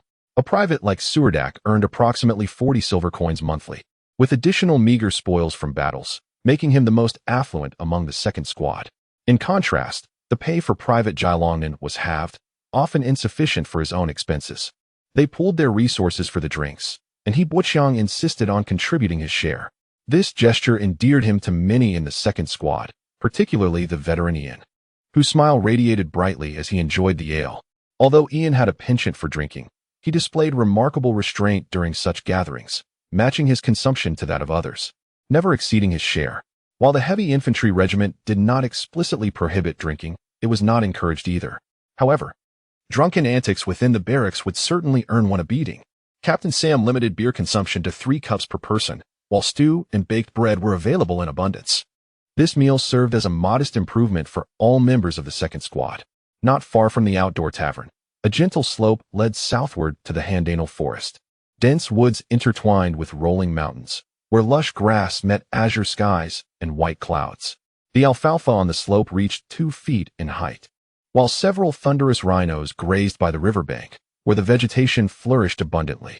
Suldark removed the shield from his back, placing it gently on the grass before reclining upon it. Resting his head against the shield and propping his hands beneath it as he gazed at the azure sky, squinting his eyes to savor this rare moment of leisure, He Buqiang sat beside Suldark, one leg stretched out on the grass while the other was bent, one hand resting on his knee, with his Roman sword laid aside. Suldark plucked a sweet root and bit into it, addressing He Buqiang, "In 4 months, I shall complete my military service." It turned out that Suldark was still in active duty. He Buqiang had assumed that members of the second squad were all seasoned veterans like Captain Sam. "I've made up my mind. I won't be staying here," Suldark said in a relaxed tone. He Buqiang smiled at Suldark, offering a silent blessing. Suldark continued, "I have saved a sum of money and earned enough military merit to allow me to return home through the planar portal. When the time comes, I will rush from the forest to the town of Handanar County to exchange for a portal pass, and from there, I will take a magical airship to Tulur City, where there is a portal that can transport me directly back to Benai City." Although He Buqiang remained silent, Suldark anticipated his thoughts and naturally continued, "Indeed, Benai Province is my hometown." Speaking of his hometown, a radiant smile illuminated Suldark's face. "However, my home is not in Benai City. I was born in a very remote village, where the land is barren yet sparsely populated. I long to return home soon, armed with what I have learned to improve the lives of my fellow villagers to the best of my ability. I believe I can accomplish that," Suldark declared. He then turned to He Buqiang. "Are you curious about where I live?" He Buqiang felt an urge to roll his eyes at Suldark, internally lamenting, "What makes you think I want to know your address?" Suldark snapped his fingers, chuckling, "Huh? It's rare for you to be curious about something. You're insane." When Suldark entered his self-indulgent mode, He Buqiang often found himself exasperated with his friend. Suldark, without even looking at He Buqiang, continued, "Listen. I will only say this once and will not repeat it. My family resides in the village of Val in the region of Talapagan, Osorna County, Benai Province. My family is waiting for my early return. It's been over 3 years, and I wonder what my home has become." Suldark gazed at the clouds on the horizon, a tinge of homesickness enveloping him in silence. After a while, he recovered from that subtle sorrow, suddenly sitting up from the grass and saying to He Buqiang, "By the way, would you like to return with me? I have a lovely younger sister who is still unmarried. If you wish to accompany me home, I would be willing to arrange a match between you and her." Suldark grinned like a cunning fox. "Hee, your silence is an agreement. Damn it." 1,000 alpacas raced through He Buqiang's mind. Suldark appeared invigorated, standing up from the grass and brushing off the bits of grass from his clothes. He said to He Buqiang, "Indeed, this is a splendid idea. However, the only challenge lies in acquiring the portal pass, which is not easily obtained." Without further ado, he pulled He Buqiang up from the grass, saying, "Well, while we have time, let us strive to earn more military merits. Perhaps we can exchange for 2 portal passes." He Buqiang felt utterly speechless. The military life at the forest in Handanar County was situated at the eastern edge of the Gondir Mountains. The 57th Regiment was one of the most inconspicuous heavy infantry regiments under the command of Duke Newman of the Benai Legion. This infantry regiment guarded the northern slope of the forest to prevent the indigenous people from making a comeback after fleeing into the woods. Duke Newman's main force, the Armored Knight Brigade, was gathering in the Grey Bear Hills of Hardened County, while the Dark Demon Legion from the Abyss was encircled by the Benai allied forces.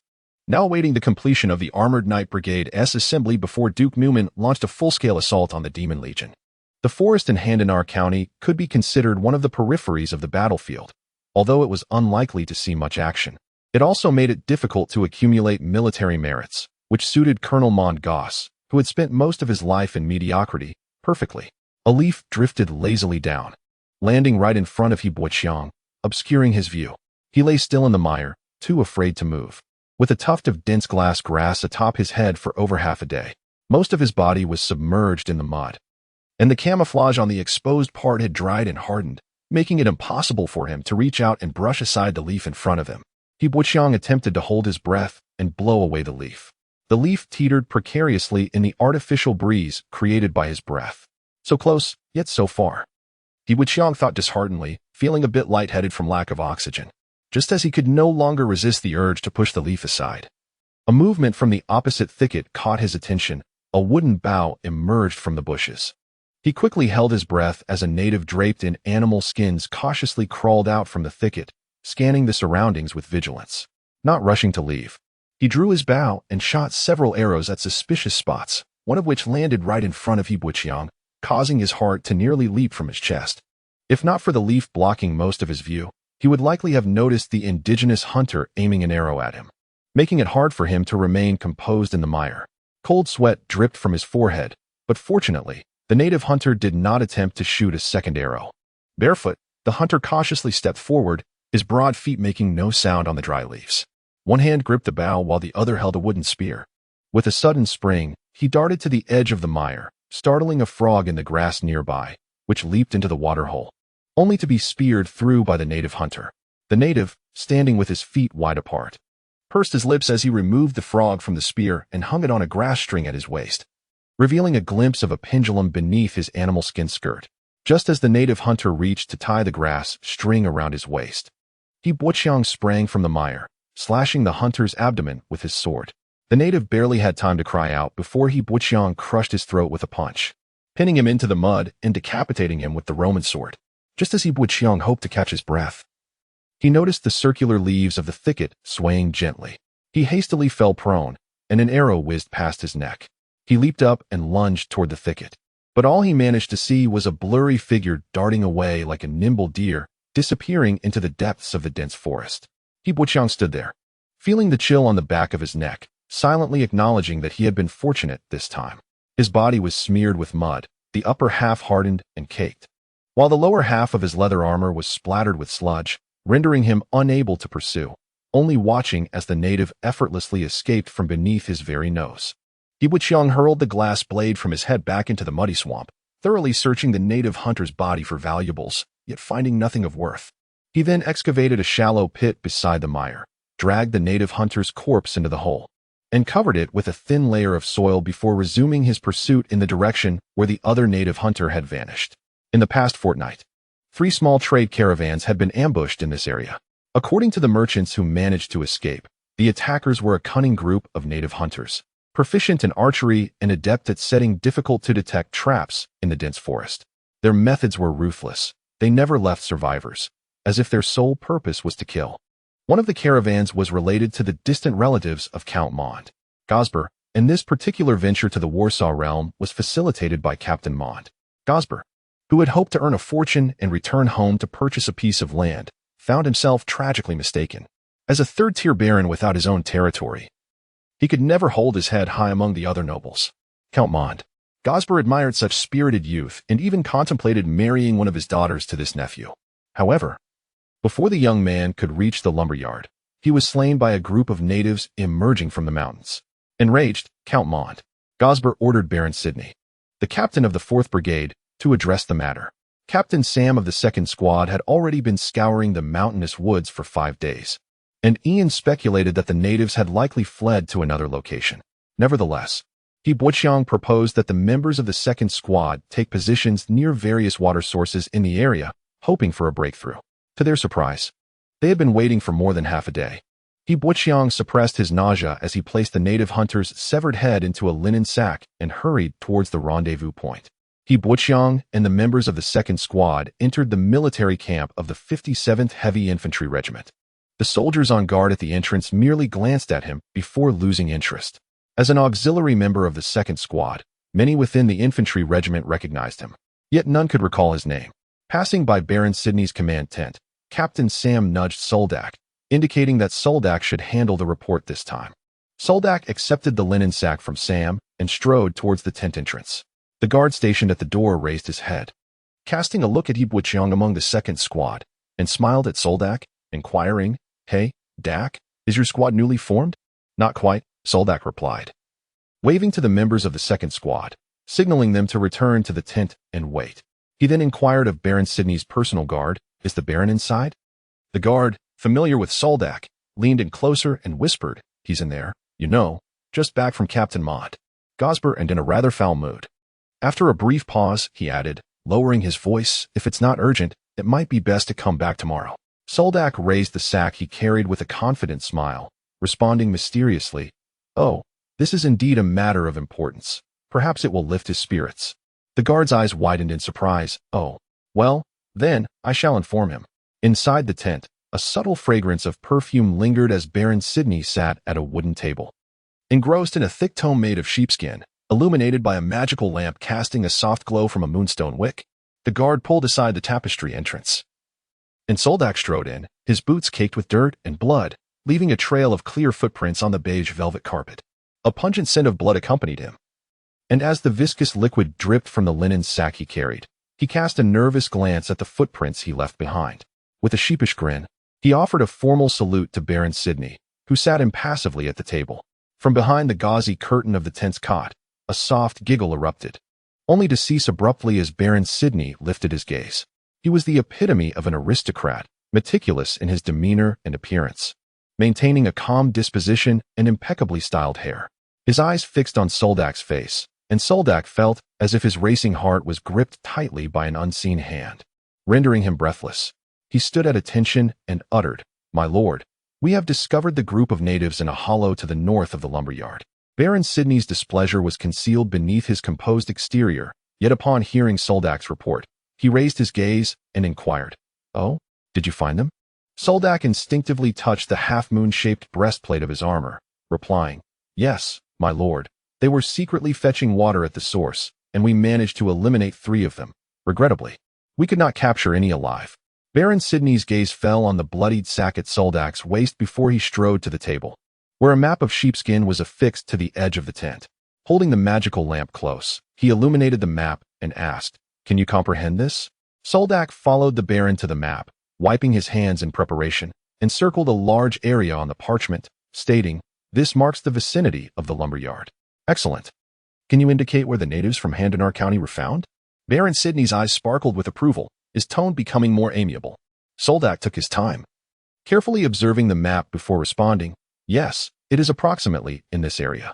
He narrowed the scope of his initial circle, pointing to a ridge on the map. "These native hunters are currently hiding in a cliffside cave, where the view is expansive and the entrance is exceedingly narrow, making it easy to defend." Baron Sidney nodded slightly, placing the magical lamp back on the table. "Does the sack contain the heads of those natives?" he inquired. "Indeed, my lord," Suldark confirmed, preparing to unfasten the linen sack. However, Baron Sidney raised a hand, signaling Suldark to withdraw. "Gather all soldiers of the 4th Brigade by tomorrow morning. I will request Captain Mont Gosber to deploy longbowmen for a thorough extermination of the northern lumberyard region." As Suldark stepped to the entrance of the tent, Baron Sidney called out, "Soldier, what is your name?" "Suldark, my lord." Baron Sidney nodded slightly, commending, "Suldark, you have performed admirably. I shall place your name at the forefront of the merit application." With a wave of his hand, he dismissed Suldark, who exited the tent, exhilarated as he pumped his fist in triumph. As the tent's flap lifted, a refreshing scent of mint wafted through the room, effectively warding off the pesky flower-legged mosquitoes.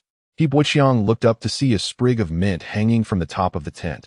The aroma invigorated the senses, yet also made it difficult to fall asleep. The curly-haired lad, Gabi, approached with a steaming bowl of corn porridge, seating himself at the entrance of Buqiang's tent, occasionally making slurping sounds. The merchant lodging sat opposite He Buqiang, with several soiled magic cores laid out before him. Holding a magnifying glass in hand, he meticulously examined each core, first gauging its weight, then testing the protruding parts with his teeth, and finally scrutinizing the blood patterns on the surface with the glass.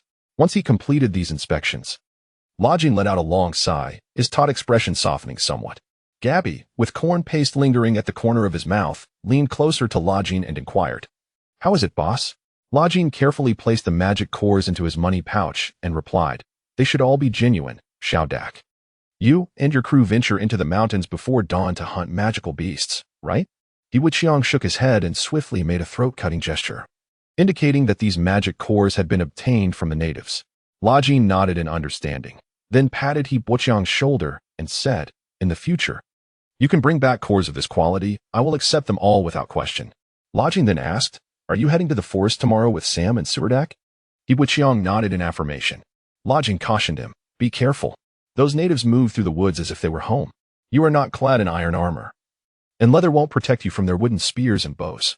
With that, Lodging departed with Gabby. He Buqiang lay back on the leather mat inside the tent, contemplating his recently miserable existence. It felt as though he could never return to his former world, as if he were merely a traveler in this strange realm, where everything appeared novel, yet he felt profoundly out of place. Fortunately, the original owner of this body possessed a robust physique, a fact for which He Buqiang felt grateful. Recently, He Buqiang had been active with the second team around the forest area, while Lodging's place had become a temporary refuge for him, thanks to Lodging's assistance. Suldark reciprocated by trading some of the magic cores their team had recently gathered. He rolled up the sleeves of his linen shirt, revealing his arms marred by mottled burn scars, then closed his eyes, unwilling to revisit those horrific memories. To be frank, He Buqiang was somewhat tempted by Suldark's invitation, especially when Suldark mentioned introducing him to his beautiful sister, which deeply moved him. Perhaps he should strive to obtain a teleportation pass to the province of Benai to visit Suldark's homeland. Suldark had remarked that war is a game for the brave. He Buqiang did not consider himself particularly courageous, yet upon reflection, he realized that his previous bold actions stemmed from a perspective that viewed everything as a role-playing game. He longed for the day someone would declare game over, awakening him from this dream. However, Captain Sam had advised that to survive longer in the heavy infantry regiment, one must tread carefully and avoid recklessness. As these thoughts swirled in his mind, drowsiness began to overtake him. Entering the valley of Gandil, He Buqiang gazed at the countless stars shimmering in the void, initially believing them to be distant like the stars in the night sky. Yet, after merging with the memories of his body's owner, he felt as if that void had become a part of him. According to Suldark, He Buqiang was experiencing his spiritual world, which was a wondrous phenomenon. Thus far, the Green Empire had no effective means to guide individuals in perceiving their own spiritual realms. It was said that insights gained in the spiritual world could provide the key to unlocking the gates of magic. Suldark recounted how, at the age of 12, he had attended the magic awakening ceremony at the primary magic academy in Hailansa with the other children from his village. At that time, over 6,000 common children gathered in the square, but only 2 were found to possess a magical pool through the crystal test. Magic was synonymous with nobility, and He Buqiang's ability to sense his spiritual world might warrant a discussion with Commander Mont. Goss, the commander of the 57th Heavy Infantry Regiment, was indeed a true first-order knight. However, given He Buqiang's current status, he lacked the qualifications to meet with Lord Mont. He Buqiang could not disclose to Suldark that upon sensing the sea of his spirit, the stars in the void had all converged within him, and the one resting on his shoulder had been illuminated by him. This extraordinary sensation was indeed fascinating, yet ultimately futile. On a bright morning, the 4th Squad, led by Baron Sidney, entered the northern slope of the forest. Accompanying them was a squadron of longbowmen from the Heavy Infantry Regiment. Baron Sidney, mounted on an exquisite horse and clad in gleaming silver armor, stood out prominently in the ranks. Their mission was to hunt down the native hunters who had taken refuge in the cliffs of the valley, as these natives had inadvertently killed a distant relative of Lord Mond while robbing a merchant caravan. To ensure a proper reckoning upon their return to Talapa, Lord Mond deemed it necessary to collect the heads of these native hunters and transport them back as trophies. As the 4th Squad, being Lord Mond's direct troops, it was only natural that they would assist in this endeavor. Just yesterday, Lord Mond had chastised Baron Sidney for the lack of progress on this issue. Yet by dinner time, Sidney returned with intelligence on the native hunters, personally reporting it to Lord Mond. Lord Mond readily approved Baron Sidney's request, assigning a squadron of longbowmen to the 4th Squad. The morning sun illuminated the forest, where the mist had yet to completely dissipate, breathing vitality into the entire area. The infantry of the 4th Squad traversed the woods, startling flocks of birds into flight. He Buqiang, clad in blue deer leather armor, with a round shield on his back and a Roman sword at his waist, mingled within the ranks. The dense forest exuded an air of primal vigor. The higher-tier magical beasts had long since migrated deeper into the mountains, leaving this area devoid of top predators and transforming it into a paradise for smaller woodland creatures. As the squad passed beneath a toppled tree, a dozen sharp-toothed bobcats lay sprawled atop the trunk. These diminutive beasts posed no threat to the warriors, and their soft fur, while of low value, was highly sought after by minor nobility. He Buqiang, trailing behind the group, mused that this picturesque scenery might be well suited for tourism. Lost in thought, a leech with a suction cup plopped onto Suldark's backplate with a thud, then dangled from it like a noodle. He Buqiang quickly cast aside his musings to assist Suldark in dealing with this small nuisance. Whenever the infantry regiment undertook a slightly larger operation, the merchants residing on the slopes would spring into action, eager to acquire spoils from the soldiers at the front lines: magic cores, leather, ores, magical materials, and herbs. In short, if the soldiers were willing to sell, there was no item too trivial for these merchants to purchase, provided it held some value. This was the 4th Squad's grand mobilization, which had indeed caught the attention of the merchants on the slopes. However, the merchant Lajin was not in a hurry to pack his belongings. Instead, he trailed behind the 4th Brigade, seeking opportunities for trade. He leisurely squatted in front of a tent, observing the flurry of activity among the merchants in the marketplace. And a subtle sense of superiority began to blossom within him. As the fastest warrior in the 2nd Squad, Jai Longnan had always played the role of a scout within the team. It was he who had followed a native hunter, discovering the hiding place of this group of indigenous people. Now, the dark-skinned Jai Longnan walked at the forefront of the line, having traversed the logging area and entered the Kandar mountain range along a narrow path. Exiting the northern slope of the logging area essentially meant leaving the jurisdiction of the 57th Heavy Infantry Regiment. Once they entered the eastern mountainous region of Kandar, it signified that formidable beasts lurked within the forest. Should the team inadvertently trespass into the territory of some temperamental beasts, they could very well face an attack. Upon reaching this point, everyone naturally heightened their vigilance. However, the members of the 2nd Squad felt little apprehension. They had nearly flattened the hills in this area after their recent excursions, and they were well aware of the dangers that lay ahead. They knew they still had a considerable distance to cover before reaching the mountain hollow, and this forested region posed no immediate threat. Along the way, Captain Sam had dismantled numerous traps.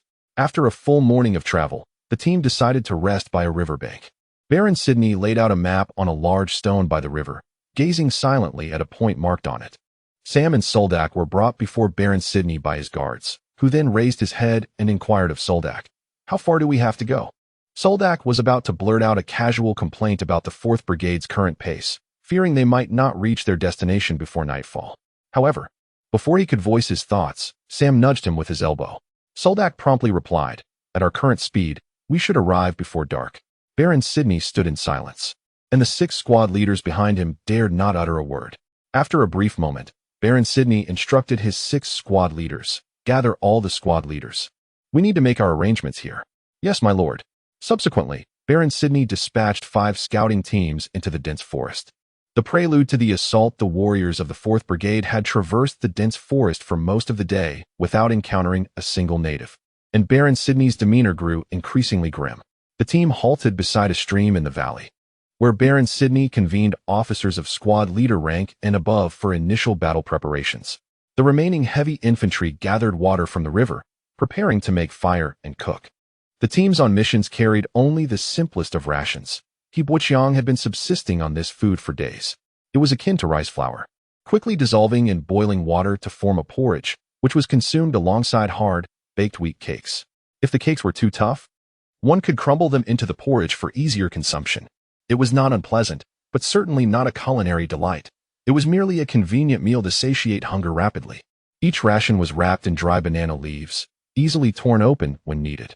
Jai Longnan scooped a spoonful of thick porridge into a wooden bowl, staring at it with a lack of appetite, while Ian nearby relished his meal, even scraping the edges of his bowl clean with his fingers. After 5 scouting teams had departed, the atmosphere within the brigade grew tense, with few daring to speak loudly. Yibuqiang found the rations not particularly distasteful and quietly finished his food, leaning against a large stone to rest. The dark-skinned Jilongnan refilled his canteen with fresh stream water.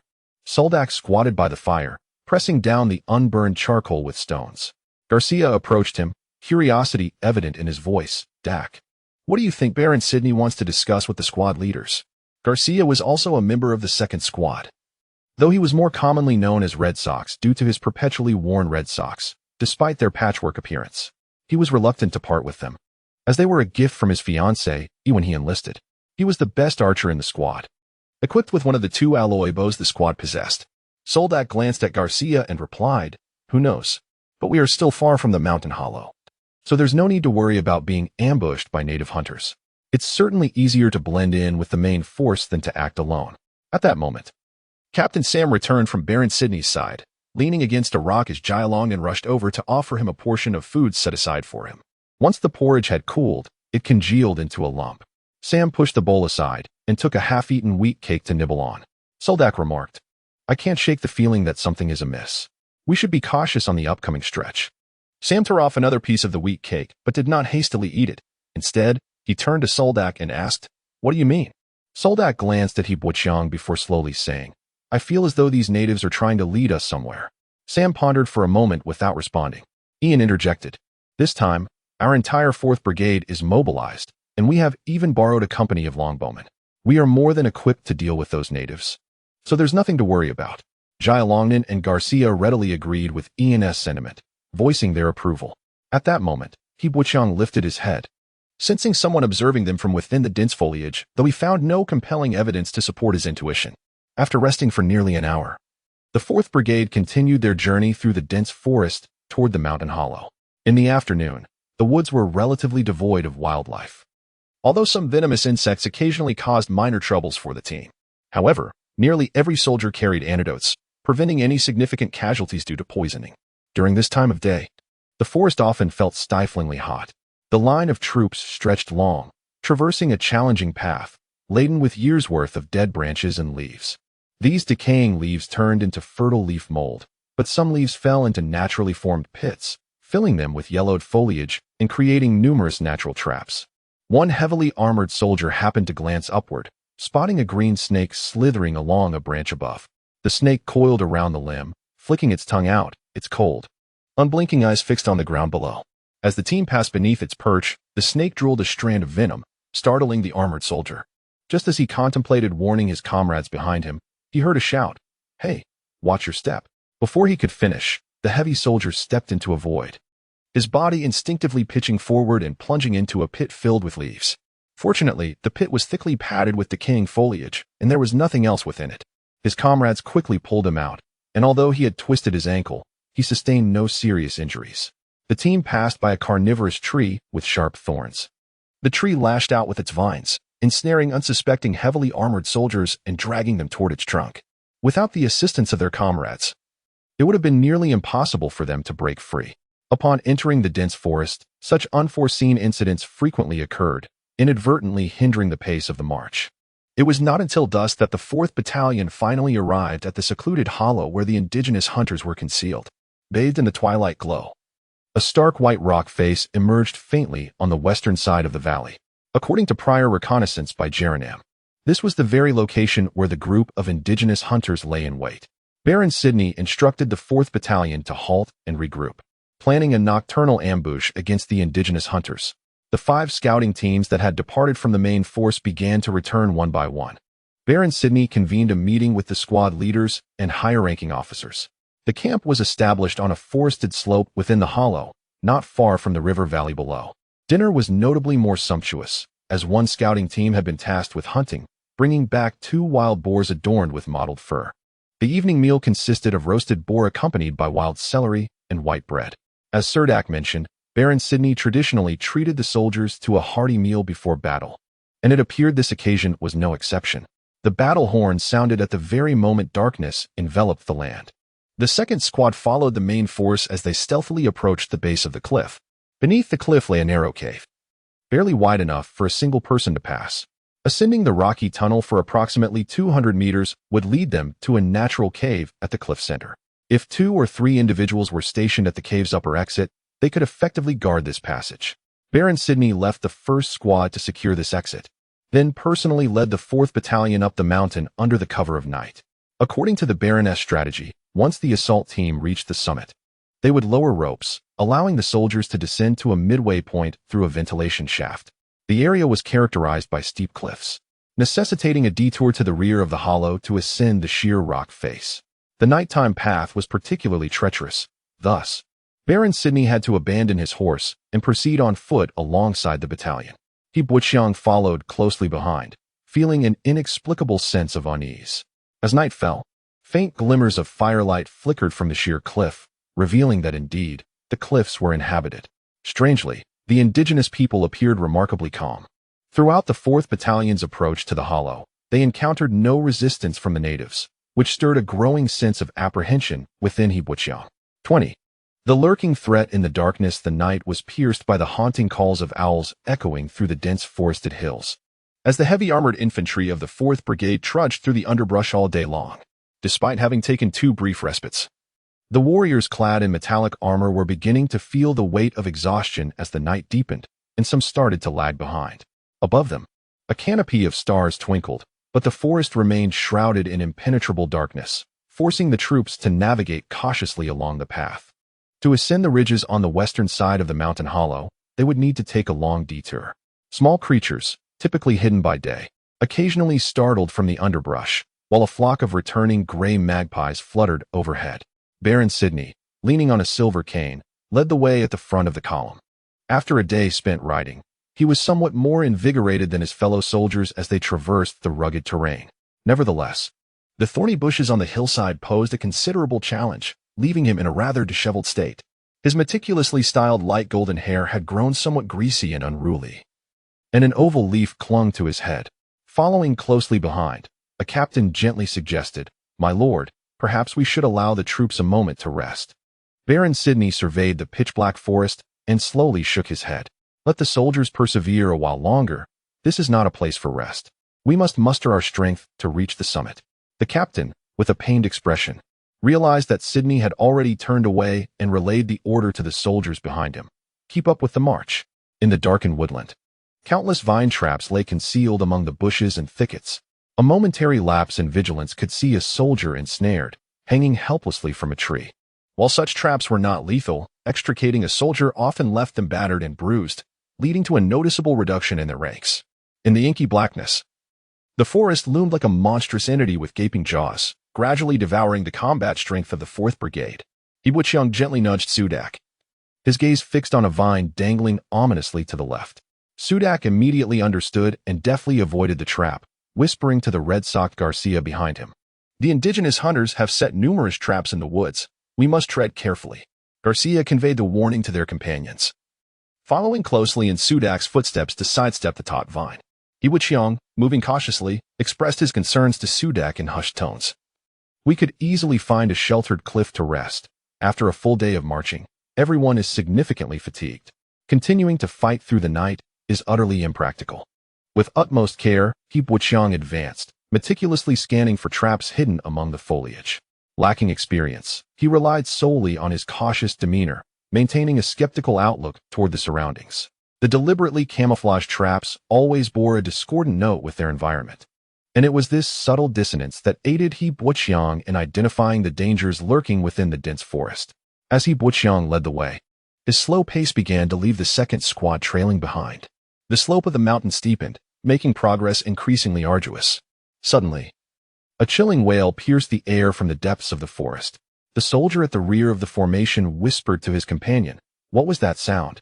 The weary companion, dragging his heavy limbs, replied, "It sounds like a hyena. Back home, these creatures love to linger near graveyards. They consume everything." The armored soldier instinctively grasped his weapon, feeling his anxiety begin to settle as he jested, "Including corpses buried in graves?" His companion halted, a look of frozen terror washing over his face as he responded, "And the grave robbers. Following his companion's gaze, the armored soldier spotted a pair of blood-red eyes greedily fixated on them from the inky blackness.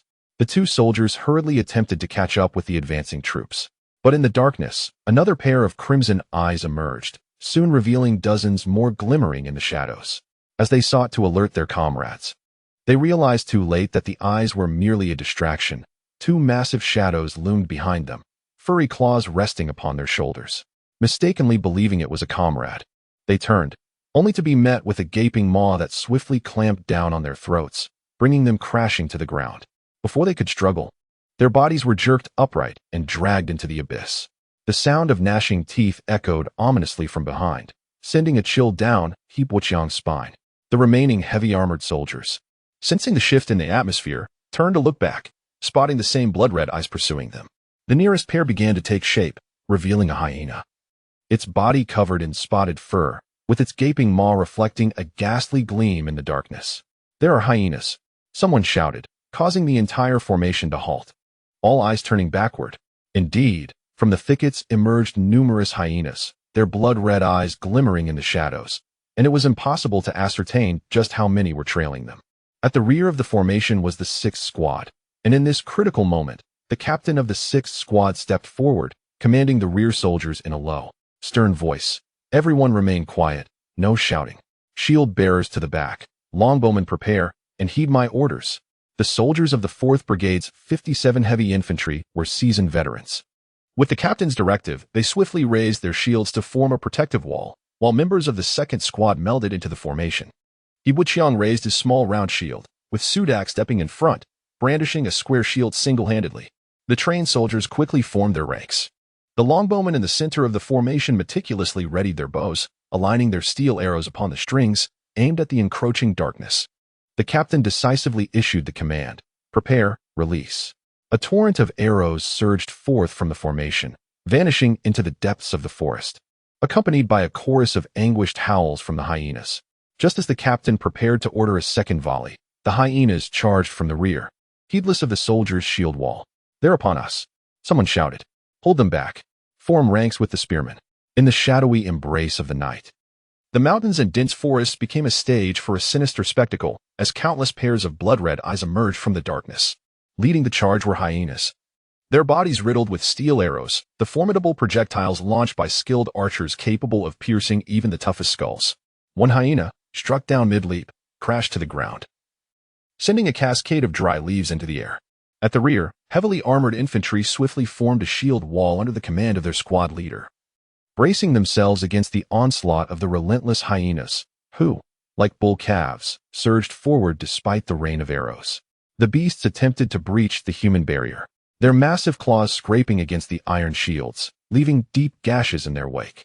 The hyenas, with their powerful hind legs, exerted every ounce of strength to break through, only to be impaled by the palio spear wielded by the timely lance bearers. Their hefty bodies collided with the shield wall, producing a dull thud with each impact, testing the resolve of the shield bearers, who stood like a fragile canoe amidst a tempest, ever on the brink of capsizing. In this chaotic moment, the soldiers at the back thrust their spears with fervor, dispatching the advancing hyenas. Yet another volley of arrows rained down, wreaking havoc among the hyena ranks. He Buqiang, bracing himself against Suldark, witnessed a massive claw aimed at Surdak's face. Without a moment's hesitation, he thrust his Roman sword, piercing the hyena's paw. The creature emitted a piercing wail, its maw dripping with venom as it lunged for Surdak's throat. Suldark raised his shield to fend off the attack, but the hyena's forepaw pressed down on the shield's edge, rendering him unable to lift it. Just as the stench of the hyena's breath washed over Suldark, a small round shield, encased in iron, slammed into the hyena's jaws. The impact created a significant dent, nearly shattering the shield, while the hyena's snout contorted grotesquely, leaving two sharp canine teeth embedded in the shield. The force of the blow sent the creature hurtling backward, unable even to cry out in pain. Standing beside He Buqiang, the soldier known as Red Socks gazed at him with wide eyes, paralyzed with shock. A hyena attempted to leap over Red Sock's head, but He Buqiang seized the opportunity, raising his Roman sword to slash open a 2-foot gash in the creature's belly, its entrails spilling forth and splattering Red Socks. He Buqiang then patted Red Socks on the shoulder, urging him to focus and protect their shield-bearing comrades ahead. as more hyenas surged forth. They were swiftly dispatched by the spears thrusting from behind the shield wall. Corpses of the beasts soon littered the ground before the defenders. These vicious round-eared hyenas, though not classified as monstrous beasts, thrived in large packs and preferred to hunt in groups. With few natural enemies in the forest as long as they did not provoke stronger creatures. Attacks on humans by such hyenas were not unheard of. However, the sheer size and ferocity of this particular pack, their eyes clouded with bloodlust, was a rare sight in Handanel County. As more hyenas continued to charge from the darkness, the captain of the 6th Squad ordered a retreat of the shield bearers. At that moment, the 4th Squad finally regrouped, led by Baron Sidney, who swiftly brought elite soldiers to mount a counterattack against the hyenas. The heavily armored soldiers, undaunted by the beast's ferocity, rallied behind Baron Sidney, whose presence radiated an aura of invincibility, cleaving the hyenas in two with his double-edged sword before they could reach him. With Baron Sidney's timely arrival, the pressure on the rear line was significantly alleviated. The soldiers, inspired by his heroic stance, found renewed strength and stood resolute against the hyenas. Baron Sidney became a banner of hope amidst the chaos, drawing the attention of a multitude of hyenas away from his comrades. As the intensity of the hyena assault diminished, Suldark wiped his brow and remarked to He, "You see, Baron Sidney is one of the 7 armored knights of our 57th Regiment." Beside them, the young soldier Jeranam gazed enviously at Sidney, expressing his aspiration to one day become an armored knight. Just then, a hyena leapt towards them, and Captain Sam, wielding a shield in one hand and a warhammer in the other, brought down the hammer upon the hyena's head, splattering blood as he kicked the carcass aside. He turned to Jeranam, scolding him. "What are you thinking? Do you believe you can break through the first-tier barrier? Even if you become a first-tier warrior, can you afford the magical armor?" Jeranam, chastised, could only offer a sheepish grin in response. Captain Sam patted Jeranam's face, advising him to focus on being an infantryman, to return home and live a stable life once his service ended, and to abandon such unrealistic dreams. Jeranam quietly protested, "Uncle Sam, this is my dream." Given that the 57th Heavy Infantry Regiment hailed from Osornok County in Benai Province, Jeranam's familiarity with Captain Sam was hardly surprising. Sam showed no kindness, barking, "Put away your dreams. When your service is over, just go home." As the hyena assault began to wane, the soldiers found brief moments to converse. Veteran Ian, trembling, lit a pipe and took a couple of puffs before passing it to Captain Sam, who shared it with the members of the 2nd Squad. By the time it reached Jeranam, only a stub remained, nearly burnt to his fingers. Jeranam took a resentful puff, extinguishing the last remnants of tobacco. He anticipated that the hyenas, having suffered losses, might retreat. To his dismay, he noticed pairs of blood-red eyes emerging from the woods on either side of the formation. The hyenas were not retreating but gathering in greater numbers. Suldark was the first to sense the ominous shift and exclaimed to his comrades, "What is wrong with these hyenas? Even after so many have fallen, they refuse to retreat?" A pack of rabid dogs. He offered Suldark his water flask, the dwindling contents filled earlier from the river. Suldark took the last sip before hanging the flask back at his waist. Captain Sam called out to the members of the 2nd Squad, "Hold on a little longer. Focus." The hyenas surged forth once more, like a relentless tide. 22. Retreat to the stone wall. The battle against the hyenas raged on until midnight. Baron Sidney stood atop a mound of hyena corpses, his feet submerged in a river of blood, as countless hyenas surged forth from the dense forest. The once pristine visage of Baron Sidney was now smeared with blood, and his great sword appeared as if it had been steeped in crimson. The ethereal white aura that enveloped his body had dwindled to a mere flicker, and his pallor suggested a waning strength, his grip on the sword trembling slightly. The heavily armored soldiers behind him clung to their last vestiges of fighting spirit, already teetering on the brink of collapse. The entire squadron of longbowmen had exhausted their arrows, and in this desperate hour, they wielded their bows alongside the spearmen, using the bowstrings to strangle the advancing hyenas. The once formidable shield wall had crumbled, and the 2nd Squad had rotated for rest thrice. He now felt the weight of his Roman sword was nearly unbearable, each swing requiring immense fortitude. A hyena lunged from beneath the pile of corpses, its head slightly raised as it sank its teeth into Baron Sidney's armored calf. With a violent tug, the Baron stumbled, and both he and the hyena tumbled down from the apex of the corpse heap. His loyal guards, alarmed, rushed to rescue him from the surging mass of hyenas, though tragically, 3 of them were lost to the relentless tide. Captain Sam, leading the second squad, found himself wedged within the ranks. His left calf punctured by 4 bites from a hyena, causing him to limp painfully. After merely applying a few drops of antidote and a hasty bandage, he charged back to the front lines. Baron Sidney's 4th Battalion was fully manned with 300 heavily armored infantry, supplemented by an additional 60 longbowmen borrowed from Count Mond.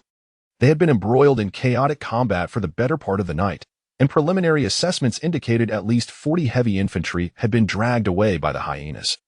With nearly every remaining soldier injured, including over 20 grievously wounded, the corpses of the hyenas piled high, yet regrettably, these beasts were not magical creatures. Their skulls bore no magic cores, and their pelts held little value. The sheer scale of the hyena horde that emerged under the cover of night was staggering, at least several thousand strong. At this moment, Baron Sidney likely regretted his choices deeply, wishing fervently to quell the battle immediately. It was then that the squad leaders finally received his command. The 6th squad leader, Captain Sam's direct superior, conveyed Baron Sidney's order. Everyone, retreat in an orderly fashion towards the stone wall, form a defensive line there, and as long as we hold out until dawn, these frenzied hyenas will retreat. Protect the archers. Suldark exchanged a glance with Yibuqiang, who instantly grasped the unspoken message in Suldark's eyes. Chaos during retreat could provide an opening for the hyenas.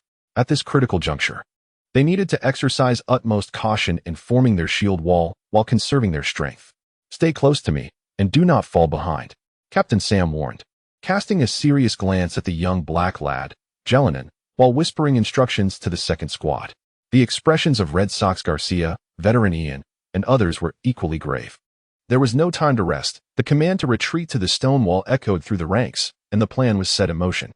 Baron Sidney insisted on bringing his most elite combat unit to the rear of the formation, which evoked a measure of admiration from Yibuqiang for the noble knight. The troop began to retreat step by step, their defensive line crumbling in an instant. The hyenas, emboldened by the darkness, pursued relentlessly. Fortunately, the soldiers in the heavy infantry wore metal armor, which, while cumbersome in ordinary circumstances, revealed its advantage against the hyenas. Their teeth struggled to penetrate the heavy plating, providing the 4th Battalion with substantial protection. Yibuqiang found himself amidst the throng, retreating towards a sheer cliff face.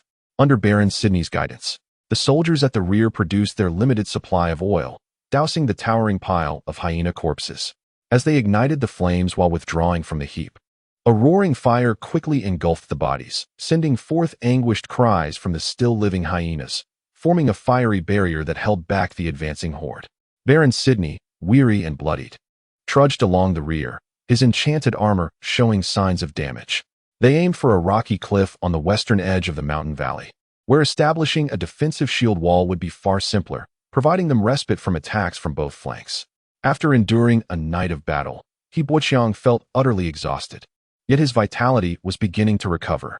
At that moment, he sensed a stirring within his spiritual realm, where the stars floating inside him began to rotate gently, and a warm current radiated from the bright star on his shoulder. Not only that, but another star adjacent to it began to flicker, as if on the verge of igniting. With no time to ponder the peculiar sensations within, the group swiftly traversed a dense thicket, the hyenas clinging fiercely to their rear. Suldark, nursing his wounded leg, leaned on Yibuqiang's shoulder as they moved forward, inadvertently lagging behind. As they neared the cliff, they faced little obstruction, but the hyena pack regrouped, countless pairs of red eyes glimmering in the dark woods. The first soldiers to reach the base of the cliff quickly began to establish a defensive line, ready to assist their comrades. The injured were sheltered beneath makeshift tents, and the soldiers crafted a semicircular barricade from dry branches, dousing it with the last of their oil. As the wall of flames roared to life, Baron Sidney led this final contingent of fighters back from the relentless onslaught of hyenas. The immediate priority was to ensure the bonfire sustained through the night. Although a vast expanse of forest lay just 50 meters ahead, it had been completely overrun by the hyena horde. To procure firewood, they would need to search along the sides of the cliff, thus ensuring that the soldiers remained out of the hyenas' reach. The first squad was tasked with guarding the gap in the firewall, preventing the hyenas from breaching their defenses. In truth, the hyenas harbored a profound fear of fire, deterred by the blazing flames. Additionally, several large trees near the cliff were felled by the soldiers, swiftly transformed into firewood under the access might, and tossed into the inferno. At last, after a night of relentless fighting, the weary soldiers were finally afforded a moment to rest. Baron Sidney retrieved a small scroll of parchment from his cloak and handed it to one of his guards. Without waiting for instructions, the guard hurried to the cliffside, unfurling the scroll and affixing it to the rock. What unfolded next astonished He Buqiang. A crystalline spring of water began to flow from the center of the scroll, trickling down its length. Though slender, the stream was at least as thick as a finger. The guard swiftly produced a water jug, filling it to the brim before rushing to present it to Baron Sidney. Soon, the soldiers from various squads formed an orderly queue to collect the precious water. He Buqiang, who had anticipated a perilous venture to seek water, now watched in amazement at the miraculous scroll affixed to the cliff. Jelinan seized Suldark's water jug, exclaiming, "I'll fetch some water," before sprinting to join the line. 23. The rolling stones at the summit. The mountain wind howled through the summit, producing an eerie woo-woo sound. The warriors stationed beneath the cliff took turns resting, not daring to remove their armor, and huddled closely against the rock wall in a single line. The heavy infantry of the Green Empire donned full-plate armor, which enveloped nearly every part of their bodies except for their hands, feet, and necks. Wearing such armor was an immense burden, and without ample stamina, it could easily become a confining prison. However, its advantages in battle were overwhelmingly apparent, particularly during engagements with the indigenous tribes of Handanal. The heavy infantry battalion suffered minimal casualties, and the armor proved highly effective against packs of hyenas.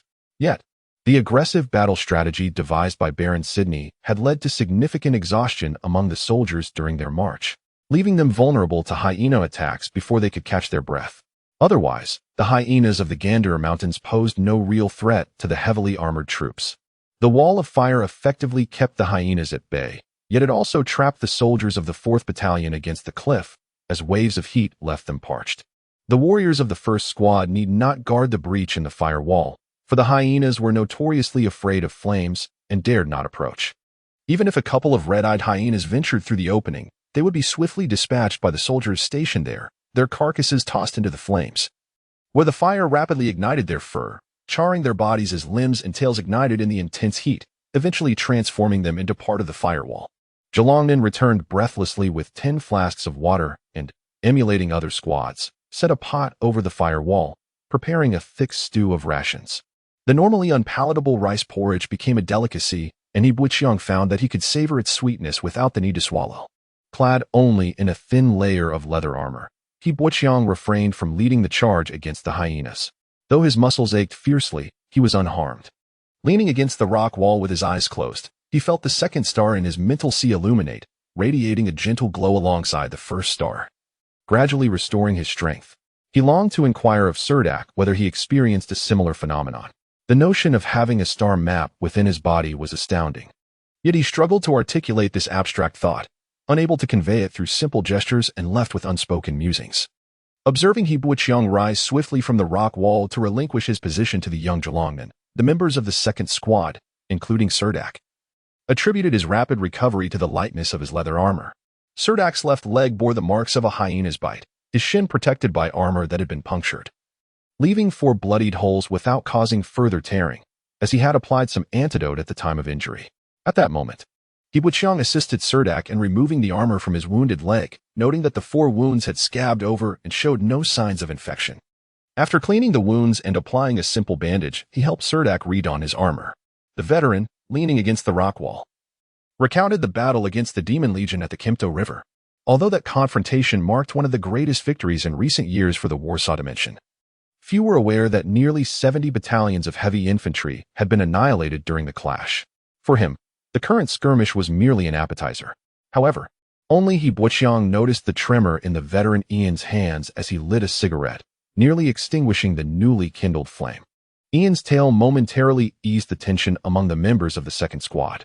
Jalongnan leaned against the rock wall, wishing to remove his arm and leg armor to steal a brief nap. Yet, this action was promptly halted by Captain Sam, watching some squad members shed their breastplates. Jalongnan found it hard to comprehend Sam's decision, but he refrained from voicing his discontent, sitting in silence, somewhat dejected.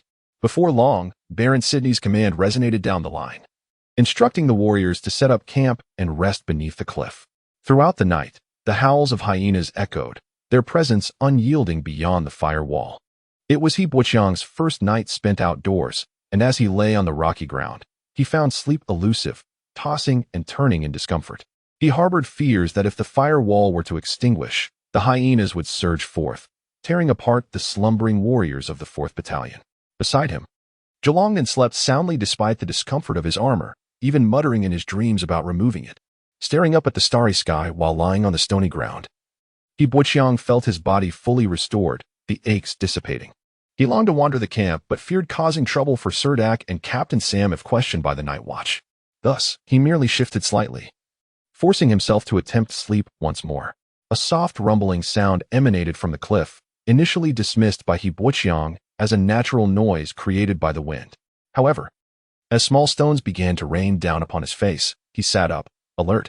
The sound escalated, resembling raindrops pattering against broad leaves, followed by a crescendo akin to drummers beating their instruments. The entire cliff began to tremble, and vivid images of boulders cascading down the slope flooded his mind. He sprang to his feet, urgently kicking Suldark and Jalongnan awake. Suldark jolted from his slumber, instinctively pulling He Buqiang to his feet before he could react. He then kicked each member of the 2nd squad awake, not waiting for Suldark to fully comprehend the situation, and sprinted toward the breach in the firewall. "Hey, what's happening?" Suldark, limping due to his injured leg, questioned with a dazed expression. He Buqiang, expressionless, continued running, gesturing urgently above him. Suldark, hearing the thunderous noise, paled and shouted to the bewildered Jalongnan behind him, "Jalongnan, wake Sam. The mountain is collapsing."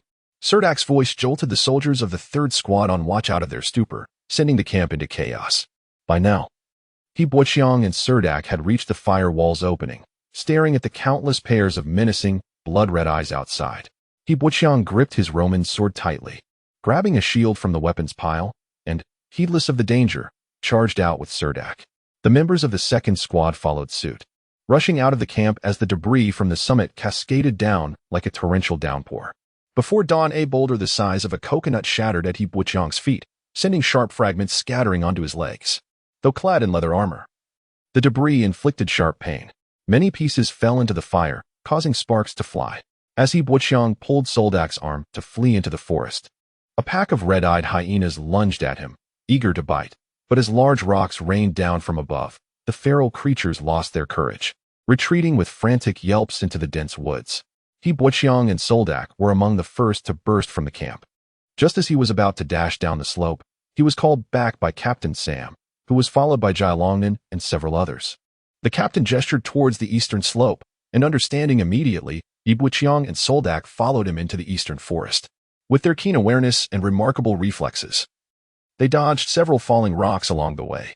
A few hyenas, poised to pounce, were buried beneath the cascading stones, while the remaining hyenas fled with their tails between their legs. He Buqiang raised his square shield to shield himself from the splattering debris above. Fortunately, they moved swiftly, managing to reach the safety of the left slope before a deluge of rocks descended. Baron Sidney and his entourage emerged from below the cliff, protected by a group of loyal guards leading a multitude of warriors. Large boulders plummeted from the heights, yet Baron Sidney wielded his great sword with unmatched valor, cleaving through the stones as they fell. A white vortex enveloped him, reminiscent of swirling flames, radiating an aura of immense power. The howls of the hyenas echoed as they vanished into the pitch-black forest amidst the rain of stones. Baron Sidney, accompanied by the surviving warriors of the 4th Brigade, bore a visible wound, a bloodstain across his face, evidently sustained during their escape from the cliff. His double-edged sword lay askew at his feet. The rolling stones, coupled with an avalanche of gravel, branches, and detritus, cascaded down the mountainside like a torrent, burying the slope and destroying the vast forest beneath. Many soldiers, while resting, had removed their armor, now standing in the woods clad only in linen shorts, their torsos bare. They watched in horror as boulders the size of houses tumbled down, carving deep ravines along the path. As the tumult subsided, the mountain breeze dispersed the dust, revealing a faint glow of dawn on the horizon. The stars gradually faded from the sky, giving way to a deep blue canvas, with wisps of clouds drifting between distant peaks. A group of soldiers stood disheveled upon the hillside, apart from the members of He Buqiang's 2nd squad, who remained armored. Only the night watch of the 2nd squad still donned their gear. Of the 4th Brigade and the longbowmen from the 1st squad, led by Baron Sidney, fewer than 200 warriors remained on the hillside. Suldark patted his chest vigorously, a look of disbelief upon his face as he turned to Red Sox beside him, asking, "Am I still alive?" "Indeed, you are alive, and so are we all," Red Sox replied, his expression somewhat dazed as he surveyed the settling landslide. The black kid sat beneath a gnarled old tree. Captain Sam approached He Buqiang, placing a hand on his shoulder, his eyes filled with gratitude. "Had it not been for your vigilance, we might not have escaped." The harrowing experiences of that day and night had plunged Baron Sydney from his lofty perch into a hell ablaze with chaos. Fury ignited within him, and even his loyal guards dared not approach. Instead of comforting his disheartened soldiers, he grimly extracted his great sword from the rocks at his feet, shouldering it as he charged madly toward the summit alone. His strides were immense, his leaps astonishing, each landing precisely upon a protruding stone as he navigated the treacherous terrain. The concerned guards hastily followed, while the remaining captains steeled themselves to lead the surviving soldiers in pursuit. The western ridge of the mountain pass formed a branch of the Gandrel Mountains, with its highest peak now partially obscured. Baron Sydney ascended several hundred meters to the summit, surveying the devastation around him. A massive pit, over 10 meters in diameter, lay amidst the rubble, its edge revealing signs of excavation. Doubt flickered in Sydney's mind regarding the indigenous hunter's ability to dislodge such a colossal boulder. He leaped into the pit, approaching the edge of the chasm. Gazing down at the now vanished cliffside, He Buqiang noticed dozens of massive wooden stakes, severed by human hands, at the pit's opening. Suddenly, he comprehended that the enormous rock atop the mountain was not simply rolled down by the natives. Rather, the hunters had excavated beneath it and propped it with massive logs. Once those supports were severed, gravity would send the rock tumbling down. The 4th Brigade had narrowly escaped being buried by these indigenous hunters in this mountain pass. A thought that sent shivers down his spine. The dawn light was gradually expanding, and the distant landscape grew clearer. He Buqiang glimpsed a group of natives disappearing into the forest on the opposite side of the mountain pass, likely venturing deeper into the Gandrel Mountains. Though he had narrowly avoided being buried by the landslide, He Buqiang felt an inexplicable admiration for those distant hunters. These natives, driven from their homes by imperial soldiers, had not surrendered to the might of the empire. Atop the mountain, Baron Sydney felt an undeniable sense of disarray. Despite the indigenous hunters leveraging the natural terrain, the red-eyed hyenas, and the landslide that had decimated half of the 4th Brigade's fighting force, the remaining soldiers lacked the will to confront Sydney's men directly. The disparity in strength between the natives of Handanarl County and the imperial soldiers was glaringly evident. As dawn broke, the red-eyed hyenas retreated into the shadows of the forest, while the sun, a harbinger of hope, slowly ascended between the mountains. He Buqiang and Suldark sat back-to-back atop the massive stone, gazing silently at the rising sun. 25. The path to promotion of Sudak when Baron Sydney led the soldiers of the 4th Brigade into the cave nestled within the cliff. They discovered that the indigenous people who had once inhabited the rocky recesses had long since vacated, leaving only an empty cavern behind. He Buqiang felt no surprise. After all, the natives had excavated such a vast pit for the 57 Heavy Infantry Regiment. It was only natural they would flee. The soldiers were lowered from the mountaintop by ropes, sliding down to the mid-slope of the cliff and entering the cavern through a stone passageway that facilitated ventilation. The cave was a labyrinth of interconnected chambers, numbering in the hundreds. These chambers were categorized into living quarters and combat zones. The living quarters featured rooms adorned with soft hay, and traces of animal hides were still visible. Graffiti and peculiar symbols decorated the stone walls. According to Sudak, these markings were the natives' method of recording the seasons, as they needed to stockpile sufficient food before winter set in. The combat zones were lined with lookout points from which arrows could be shot into the valley below. If the longbowmen of the 57 Regiment had been present, their arrows could have easily reached the depths of the valley. Perhaps considering the ineffectiveness of wooden arrows against the infantry, the natives had not loosed a single arrow from this vantage point before being compelled to withdraw. Originally a natural cave, the indigenous people had expanded it through numerous renovations to achieve its current scale. The cavern included a dedicated mess hall, latrines, and long corridors. Near the mess hall was a square pool, 2 meters on each side, fed by a hidden channel that flowed with crystalline mountain spring water. Once the pool filled, excess water would overflow into a drainage system. It was surprising to discover such a hidden refuge in this vast valley. Even the noble Baron Sydney was taken aback by the cave's grandeur. In truth, this cavern could serve as a medium-sized defensive stronghold.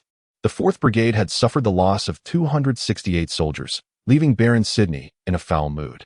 He could blame no one but himself. The trap laid by the natives was a consequence of his own reckless haste. Even more disheartening was that during the operation to eliminate the natives from the valley, not a single indigenous person had been captured. Baron Sidney's eyes were bloodshot, and his lips cracked, resembling a venomous snake poised to strike, instilling fear in all who beheld him. "Let us hope that the charm of the Baroness' sister is potent enough," murmured Suldark, standing beside He Buqiang, his voice lowered. "Will this implicate us?" asked the anxious young soldier Jilongnan. Suldark gestured for silence and replied, "We are likely to be held accountable. I suspect we will be branded with the label of insufficient reconnaissance." Jilongnan, wide-eyed, turned to Captain Sam with urgency. "We must find a way to take action. I dread returning to camp only to be bound to the rack and whipped. That would be utterly humiliating." Captain Sam maintained a stern expression, unwilling to elaborate. "We'll discuss it upon our return to camp." Fortunately, the first company, stationed at the cave entrance below the cliff, incurred no losses during the skirmish. Last night, when the red-eyed hyenas surged forth, the soldiers of the first company attempted to repel the pack. However, upon witnessing the vast numbers of the hyenas, Captain Jonah of the first company decisively ordered all soldiers to take refuge in the cave, barricading the narrow entrance with stones, successfully evading the onslaught of the hyena pack. The soldiers of the first company remained unaware that the indigenous inhabitants above them had fled during the night. They had not considered exploring the vertical shaft above them, which resembled a chimney. The cave constructed by the natives within the cliff boasted 7 exits, 4 of which were visible, while the other 3 were cleverly concealed. Only by venturing deep into the cave and meticulously studying its structure could one uncover all the exits. Suldark and the 4th Brigade finally emerged from the valley 2 days later. Baron Sidney had not forgotten the soldiers buried beneath the landslide. He dedicated a day and a half to clearing the debris, unearthing over 50 bodies of his fallen comrades before returning to camp with them. Count Mont Gosper, upon learning of the 4th Brigade's entrapment by the natives and the loss of over 200 soldiers in the northern mountain forest, unleashed his fury upon Baron Sidney, smashing a magical lamp in his face. His wrathful shouts echoed beyond the camp, yet Baron Sidney, despite enduring a torrent of invective, faced no substantial punishment. This incident led many astute individuals within the camp to grasp a crucial lesson. Nepotism holds significant weight. After the 4th Brigade suffered nearly half of its forces, there arose a necessity to replenish its ranks with fresh blood. Several small teams had been decimated, and the newly enlisted soldiers were ill-equipped to sustain a team. They required the seasoned veterans to impart survival wisdom from the battlefield. Thus, it was imperative to draw experienced soldiers from intact units. Captain Sam of the 6th Company's 2nd Squad received a transfer notice a week after returning to camp, appointed as captain of the 11th Squad under the 5th Company. Also serving as the deputy commander of the 5th Company, a modest yet notable advancement. Captain Sam's transfer to the 5th Company brought along Jilongnan and Veteranian. Suldark ascended to the position of captain of the 2nd Squad, prompting a sigh of reflection. Who would have thought he would receive a promotion just before retirement? Although his pay remained unchanged, his military record would now bear an illustrious mark. On the day Captain Sam departed the 2nd Squad, they welcomed 2 new recruits from the city of Hailansa in the Tarapagan region. Suldark eagerly inquired about their hometown, and upon learning that the previous year had brought a severe drought that nearly halved their crop yield, he couldn't help but worry about their families. Unfortunately, the 2 recruits hailed from different villages, and the distance between them was considerable. They were unaware of the situation in Wool Village. To Suldark and He Buqiang's surprise, the 2nd Squad was not held accountable for the incident. It seemed Baron Sidney had boldly shouldered all blame, leading the soldiers of the 4th Brigade to feel a sudden appreciation for their superior. Aside from the inherent arrogance and prejudice of nobility, he possessed few significant flaws. As the 286 soldiers who perished in the valley were finally laid to rest, their belongings yet to be returned to their hometowns, it appeared they were already beginning to fade from memory. After all, the living must continue to struggle for survival, awakening each new day to fight for the Empire of Green. As for the deceased, perhaps they would ascend to the realm of the divine or be reborn as spirits. Due to Suldark's influence, He Buqiang did not join the 57 Heavy Infantry Regiment during its replenishment. He remained a free agent outside the ranks.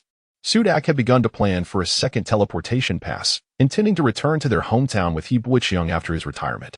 The tumult surrounding the rank assessment unfolded amid a makeshift marketplace outside the camp, adorned with an array of red-eyed hyena pelts. These red-eyed hyenas, comparable in size to a calf, are a novel species resulting from the hybridization of native hyenas and hellhounds in Hardened County. Not only have they inherited the prolific breeding capabilities of their native counterparts, but they also possess some lineage from the hellhounds.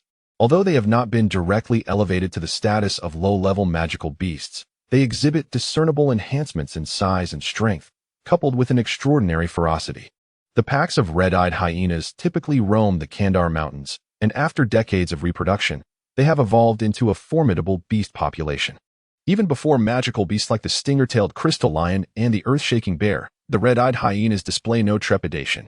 However, it is essential to clarify that these hyenas do not possess the terrifying power of second-tier magical beasts. A fully grown earth-shaking bear can easily rend dozens of red-eyed hyenas asunder. Nevertheless, what significance does this hold? Even the mightiest of magical beasts experience fatigue. And once the red-eyed hyenas have identified their prey, they will latch on tenaciously, refusing to relent until their quarry is subdued. Thus, even these formidable creatures prefer to avoid confrontation with the red-eyed hyenas. Their relentless nature and alarming reproductive capabilities have swiftly established them as one of the dominant forces within the Kandar Mountains. Unexpectedly, the indigenous people have summoned these red-eyed hyenas to confront the soldiers of the Green Empire, resulting in the 4th Battalion under Baron Sidney suffering a loss of half its warriors. Consequently, the soldiers of the Green Empire engaged in frenzied retaliatory actions against the indigenous people of Hardened County.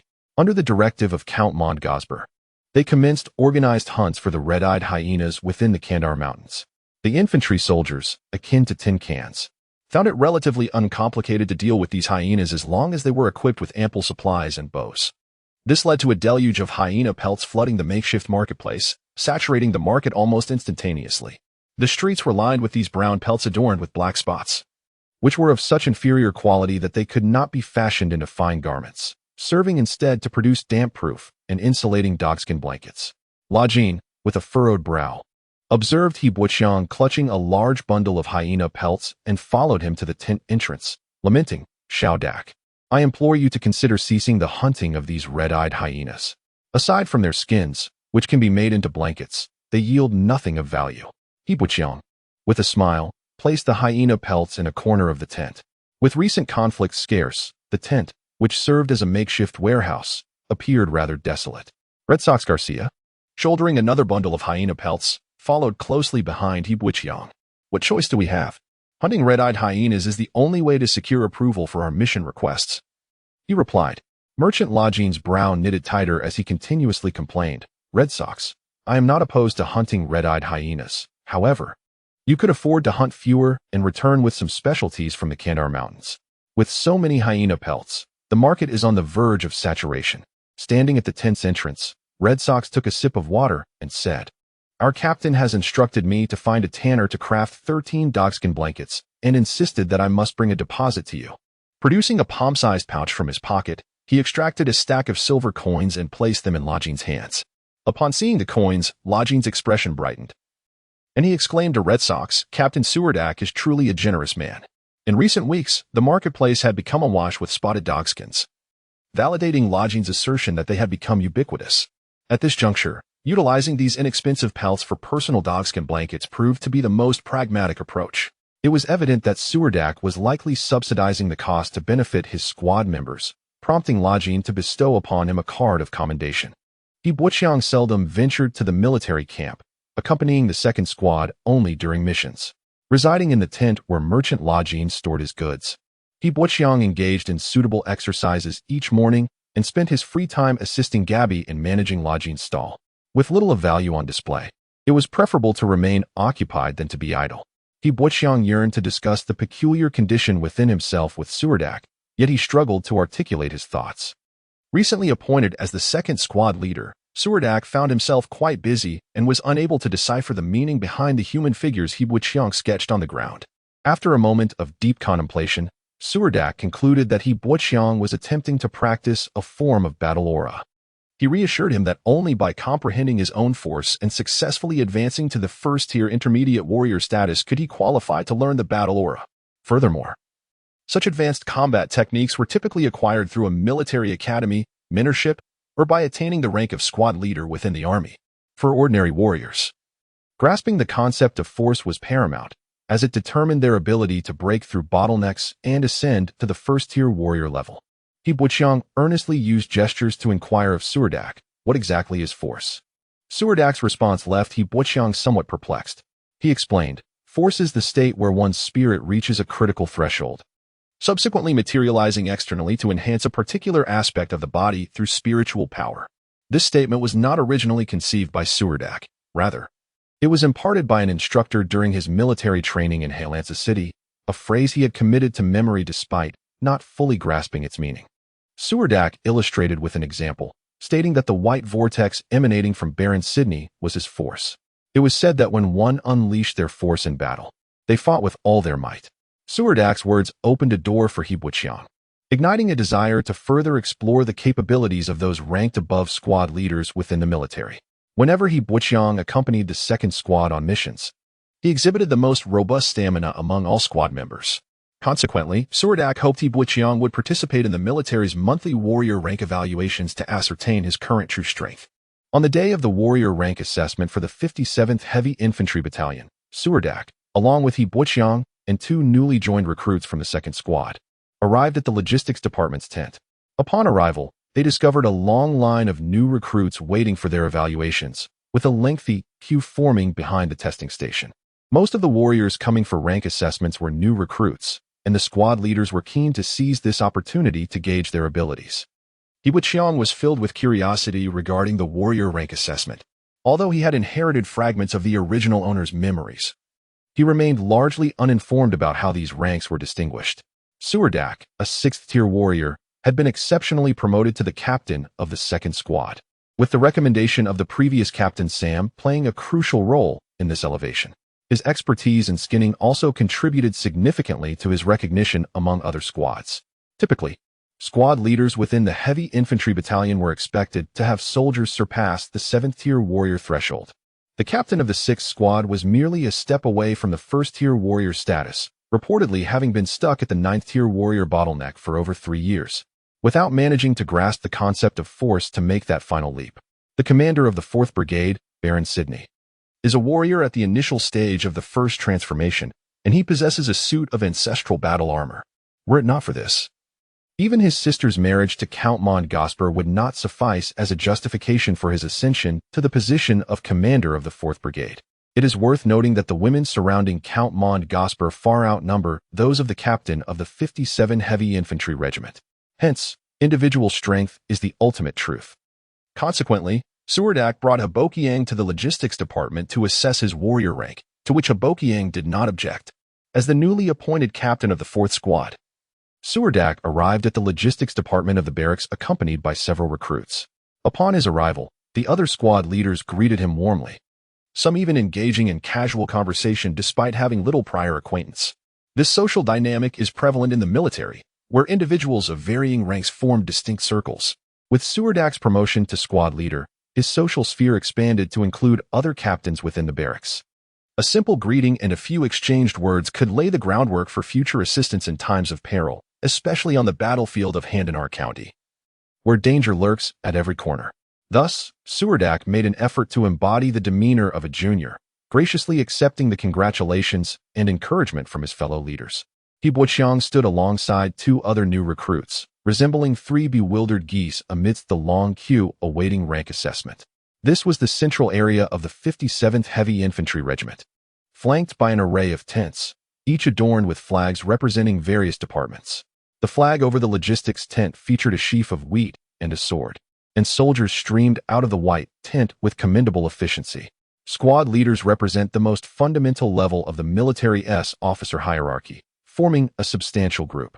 A cluster of them gathered outside the logistics tent, engaging in light-hearted banter. Suldark, with his gentle disposition and keen understanding, quickly integrated into this collective, his humor and wit disarming those around him. After a prolonged wait, it was finally He Buqiang and the two recruits' turn. The new recruit from the second squad presented his soldier's insignia and was permitted entry into the inspection area within the tent. But He Buqiang was halted due to the absence of his 57th Heavy Infantry Regiment insignia. Noticing He Buqiang being stopped, Suldark hurried over, his face beaming with a smile. Addressing the logistics officer stationed at the tent's entrance, "Please allow him entry. He is part of our squad, and I can vouch for him. We belong to the 2nd Squad of the 6th Unit." Suldark adopted a submissive posture, perhaps to avoid escalating the situation. The logistics officer shot a glare at Suldark, his displeasure evident, yet he remained silent, indicating that both Suldark and He Buqiang should step aside. Suldark presented his own insignia before the officer, again smiling as he insisted, "You may consider him as me. This is my insignia. Please allow him to take the test." At that moment, the officer fully raised his head, revealing a familiar face. Suldark recognized him as the officer encountered during the battlefield cleanup on the northern slope of the forest. A slight awkwardness crept into Suldark's expression as he sought to ensure He Buqiang could participate in the soldier assessment. The officer's eyebrow arched, his voice rising sharply with indignation as he retorted, "This is preposterous. Your insignia represents only you. He lacks a soldier's insignia. And under no circumstances can I permit him entry. I even question how such an unaccredited individual managed to infiltrate the camp. Are the guards at the gate blind? A bunch of negligent fools." His outburst attracted a crowd of onlookers, prompting Suldark's expression to darken considerably. The squad leaders surrounding them promptly interjected, advocating for He Buqiang. "Why must you be so inflexible? It's merely a rank assessment. I know this soldier well. Please let him take the test." Others echoed in agreement, "Exactly, exactly." Unexpectedly, the logistics officer slammed his hand on the table, rising in anger to address the squad leaders with firm resolve. "That is not possible. Unless you can present a written edict from Count Montana Gosber, I will not grant passage." His words left the other squad leaders visibly uncomfortable. Seizing the moment, the officer pointed an accusatory finger at Suldark, his face flushed with anger. "Furthermore, I advise you not to loiter around the camp. If I catch you again, I will report you to the military law office. Do not think I am jesting." As he finished his tirade, Suldark's face turned crimson with rage. Just as he contemplated retaliating against the officer, He Buqiang discreetly restrained him. The other squad leaders recognized Suldark's volatile state and quickly pulled him aside. One more seasoned squad leader leaned in to advise Suldark softly, "Do not mind him. He is simply a rigid individual. These assessments occur monthly, and perhaps next month he won't be at the entrance. You can try again then. Do not make enemies with the logistics department. While they wield no authority, they control our living stipends." Suldark nodded grimly, responding, "I understand. Ah, what a day of misfortune. Thank you all for your support. Let us depart." With that, he led He Buqiang away from the logistics department, their expressions clouded as they returned to their quarters. Suldark's application for the rank assessment was unexpectedly denied by the logistics officer, leaving him dejected throughout the day. He Buqiang, however, felt little concern, recognizing that the officer was merely adhering to protocol. After all, he was not a soldier of the 57th Heavy Infantry Regiment, and thus had no entitlement to the soldier's benefits. This realization made He Buqiang feel somewhat ashamed, as if he had unwittingly become a parasite within the military.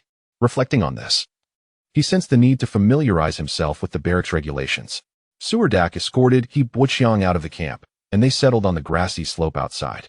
He Buqiang inquired why he received such special attention from Suldark, who not only rescued him from the battlefield, but also concerned himself with his welfare. Fearing that He Buqiang might unwittingly commit to 4 years of service with the 57th Heavy Infantry Regiment, Suldark gazed at He Buqiang, a proud smile gracing his face. "It is because you remind me of myself." He Buqiang, perplexed, looked at Suldark in confusion. Suldark rose from the grass. Addressing He Buqiang, "I see my former self in you, kind-hearted yet stubborn. Surely, you harbor numerous unspoken burdens, which render you reticent. Furthermore, since I personally saved your life, I cannot allow you to perish easily." He Buqiang reluctantly accepted this reasoning, as long as he wasn't being a burden. Suldark swiftly returned to the camp, while He Buqiang prepared to venture to the market to set up a stall with his curly-haired friend, Jabi. In the early morning, the mist in the mountain forest had yet to dissipate, a gentle haze flowing through the valleys, rendering the landscape below akin to a celestial paradise. Under the leadership of Suldark, the 2nd Squad departed from the encampment of the 57 Heavy Infantry Regiment located in the Handanarl County forest. The dew on the grass soaked the soldiers' trouser hems, the damp linen clinging uncomfortably to their legs, making it difficult to stride forward. The squad members carried provisions for a 7-day march, as Suldark intended to treat this search and rescue mission as a field training exercise for the team. This marked Suldark's inaugural mission as captain, leading the entire second squad into action together. A few days prior, he had participated in a hunting expedition in the northern part of the forest, targeting red-eyed hyenas in the vicinity of Mount Gandur, but on that occasion, only 5 seasoned veterans were dispatched, and Suldark was merely one among them without any command authority. For this solo mission, Suldark crafted a comprehensive plan overnight and acquired a rudimentary parchment map from Baron Sidney, which featured simple lines outlining the contours of Mount Gandur. With a sense of pride, Suldark unfurled the parchment, pointing to a specific area, proclaiming to He Buoqiang, "See, this is the location of our encampment." Gazing at the map, which measured merely a foot square, He Buoqiang couldn't help but sigh inwardly. This hand-drawn, simplistic map could only indicate the general vicinity of the camp. Its primary purpose was to record notable landmarks encountered while traversing the Gandur Mountains, ensuring that one would not lose their way within the wilderness. Such knowledge stemmed from fragments of memories belonging to the original owner, which He Buoqiang had been diligently organizing in his mental realm during his spare time, gaining considerable insights. Although He Buoqiang could only communicate with Suldark through rudimentary gestures, Suldark appeared oblivious to any language barriers, often engaging He Buoqiang in conversation, predominantly about his hometown, the village of Wool in the outskirts of Hailansa. In Suldark's tales, that quaint village was untouched by war, its fields adorned with vast stretches of golden wheat. Standing amidst the autumn wheat fields, arms outstretched, he would close his eyes to bask in the warmth of the sunlight, savoring the sweetness carried by the breeze. Reminiscent of a melodious wind instrument, the objective of the second squad's mission was to locate a Benai swordsman within the Gandur Mountains and escort him back to the encampment. Baron Sidney had received word that this Benai swordsman was a construct swordsman from the Duke Newman's primary construct knight regiment, who had pursued an injured malevolent spirit from the Kempto River in the northwest of Handanarl County into the Gandur Mountains, subsequently vanishing without a trace. The official document did not disclose the swordsman's identity, yet speculations arose that he must be a person of considerable significance. Otherwise, Duke Newman would not have issued military orders commanding all regiments stationed in the vicinity of Mount Gandur to dispatch reconnaissance teams to locate the Benai swordsman. Upon receiving this task, Suldark and his second squad plunged into the Gandur Mountains before the morning mist had lifted. Accompanying them were 16 other squads from the infantry regiment, all of whom swiftly disappeared into the depths of the sprawling mountains. Leading the second squad along the eastern edge of the forest area, Suldark navigated to a ridge that stretched for dozens of kilometers, with a river valley lying just below. The squad searched northeast along the ridge. Free from concerns about water sources, Suldark held little hope of finding the Benai swordsman. The Gandur Mountains twisted and turned for hundreds of kilometers, spanning the Kempto, Handanarl, and Urtons counties within the Warshaw realm. Not to mention, even the 57 Heavy Infantry Regiment would create little disturbance in such vast wilderness, let alone a solitary swordsman traversing the forest. The forest was not perpetually dense. The fertile soil surrounding the forest allowed for the growth of expansive fir, red pine, and oak groves. Once emerging from the forest, the mountainside opened up significantly, revealing not only waist-high weeds, but also low trees. Clusters of wild blueberries peeked through the underbrush, while wild grapevines clambered up the slopes, their unripe grapes hanging in clusters, only attracting the short-tailed doves when fully ripened. Standing atop a large rock on the slope, Suldark scrutinized the parchment map with furrowed brows, unable to discern any clear direction. Below lay a gently flowing river valley, lush with greenery, and further from the riverbank, thick underbrush thrived. Across the river, a herd of unicorn bison grazed by the water, while several crystal lions lurked behind the rocks, their fur shimmering like liquid mercury under the sunlight, making it exceedingly easy for them to be spotted despite their attempts to conceal themselves. However, these crystal lions were swifter than cheetahs. Once within 100 meters, the bison were doomed to escape their grasp. Due to the value of crystal lion pelts, they were regarded by hunters as a running treasure, leading many to flock to the Warshaw realm solely to hunt these unique creatures. Consequently, the crystal lions residing near the Gandur Mountains had become increasingly scarce, were it not for the second squad's lack of assurance in overcoming a crystal lion. Suldark would likely have abandoned this mission without hesitation, opting instead to remain by the riverbank until he had captured every last one. However, at present, he could only cast a distant glance before urging the second squad to advance. For the 2 new recruits in the second squad, the surroundings were undoubtedly a place of novelty, their every discovery eliciting awe. a stark contrast to the veterans who focused solely on what was useful or perilous. When encountering danger, the veterans would steer clear, while useful finds would prompt them to claim them without hesitation. Suldark had thoughtfully prepared hyena skin blankets for his squad members, proving invaluable during this season of high humidity. Setting up a tent would leave them damp after a night's sleep on the grass. But the moisture-resistant hyena leather provided a comfortable reprieve, allowing them to swiftly alleviate the fatigue of the day. After 2 days of trekking along the ridge and river valley toward the northeast, they noticed several indigenous figures on the opposite bank. A line of women, clad in animal skins, emerged from a forest path, each balancing a clay pot atop their heads. Upon reaching the riverbank, they squatted briefly to fill their pots with water, their vigilance palpable, as they spent only a few fleeting seconds by the river before hastily retreating. 29. By the river, several clear water lines appeared, heading straight towards the spot where indigenous women were drawing water. By the time they reached the riverbank, the women had long departed, leaving the aquatic beasts to thrash about in the shallow water, creating a great splash that revealed a segment of their white-scaled underbelly before they quietly vanished beneath the surface. From a distance, it was impossible to discern whether these creatures were crocodiles, but it was evident that they were no benign entities. Fortunately, those indigenous women left quickly, otherwise, they would be in peril. This thought surged within Hibwoodxiang, who quickly realized he must keep such sentiments to himself. For all the soldiers of the 57th Heavy Infantry Regiment harbored a deep loathing for the natives. Shaking his head vigorously, he endeavored to cast these thoughts aside. It was said that the depths of the Gondar mountain range concealed countless ferocious beasts, and it seemed this assertion held truth. He had traversed the ridges alongside the second squad for 2 days and had not yet departed the fringes of the Gondar mountain range. At that moment, Red Sox emerged from the tent, joining Hibwoodxiang and following his gaze towards the valley. Just then, the indigenous women disappeared into the underbrush, leaving only the few massive creatures thrashing in the shallows, attempting to return to deeper waters. Heavens, what do I see? Those are timfish. Suldark. Captain. Come quickly, look down in the valley. There's a group of timfish. What? Where? At the sound of Red Sox shout, Suldark sprinted faster than a rabbit. By the time he reached Hibwoodxiang's side, the timfish had already submerged, leaving only faint water lines behind. Red Sox Garcia excitedly craned his neck, his somewhat frail stature making him appear like a slender reed. He earnestly told Suldark, indeed, they must be timfish. I recognize these large fish. During the campaign in the Kimto River Basin, I witnessed an adult timfish dragging a unicorn buffalo into the river to drown it. The other squad members, hearing Red Sox exclamations, gathered around, their eyes sparkling with excitement at the prospect of discovering timfish in the valley. Kegel inquired of Suldark. What should we do, Captain? His face was adorned with a thick beard, making him appear at least a decade older than his actual age.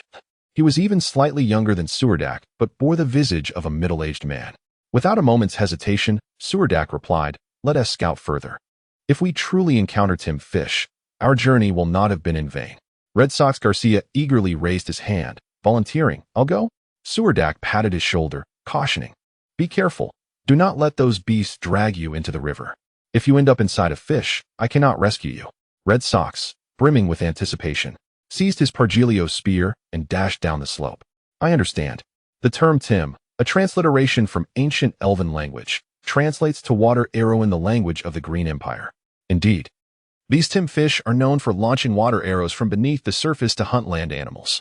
They often lurk underwater, and when an animal approaches the riverbank, they stealthily approach, leaping from the water with a powerful tail flick and releasing a jet of water. Even a robust creature like a unicorn buffalo would be rendered unconscious by such a water arrow. Timfish are considered a specialty of the Kimto River Basin, and it was unexpected to discover such a first-tier magical beast in the Gondar Mountain Valley. Every magical beast possesses a magical core within its skull, and timfish are no exception, though the probability of obtaining a magical core from first-tier beasts is lower. Moreover, the cores, slightly larger than pigeon eggs, often do not yield magical crystals. Even if they do, the resulting crystals are merely fragments. Currently, in the magical market of the Green Empire, these crystal fragments are far less valuable than before. Nevertheless, the timfish stands as one of the few low-tier magical beasts that the second squad can hunt, which explains why the soldiers' eyes were riveted upon the prospect of encountering timfish, as they held the potential for magical cores. This particular occasion coincided with the second squad undertaking an independent mission with the highest degree of autonomy for their search task, requiring only Captain Surdak's nod of approval to proceed. Surdak's allowance for Red Sox to scout near the valley indicated his tacit support for the venture. Upon discovering a group of Tim fish in the valley, the soldiers of the second squad did not act impulsively. Instead, they quietly returned to the mountain ridge. After an afternoon's effort, they found some small animal tracks on the hillside and ultimately came upon fresh droppings at the edge of a birch grove. Augustus, the squad's expert scout, deduced that these were likely from wild boars, suggesting the presence of a nearby herd. Skilled in setting traps, Augustus crafted simple snares using thick ropes and strategically placed some rations nearby. They returned to their tents to wait, and after dinner, the soldiers revisited the birch grove. Discovering that Augustus' snares had indeed captured 2 wild boars, each only slightly larger than a domestic dog. Other snares had failed, not due to ineffectiveness, but because the boars had bitten through the ropes. Those that escaped bore the remnants of the snares on their legs, while the 2 captured boars lay obediently on the ground, seemingly less clever. Upon the soldiers' arrival, they panicked, but it was too late to escape. Augustus swiftly dispatched them with a wooden club, and the soldiers triumphantly carried the 2 boars back to the tents. The following morning, He Buqiang did not partake in the boar meat feast, as the soldiers had taken the boars directly to the riverbank. Augustus made several incisions on one boar, then fashioned a cross using sharpened wooden sticks, binding it tightly with coarse rope before securing one into a large tree on the riverbank, finally tossing the bound boar into the water.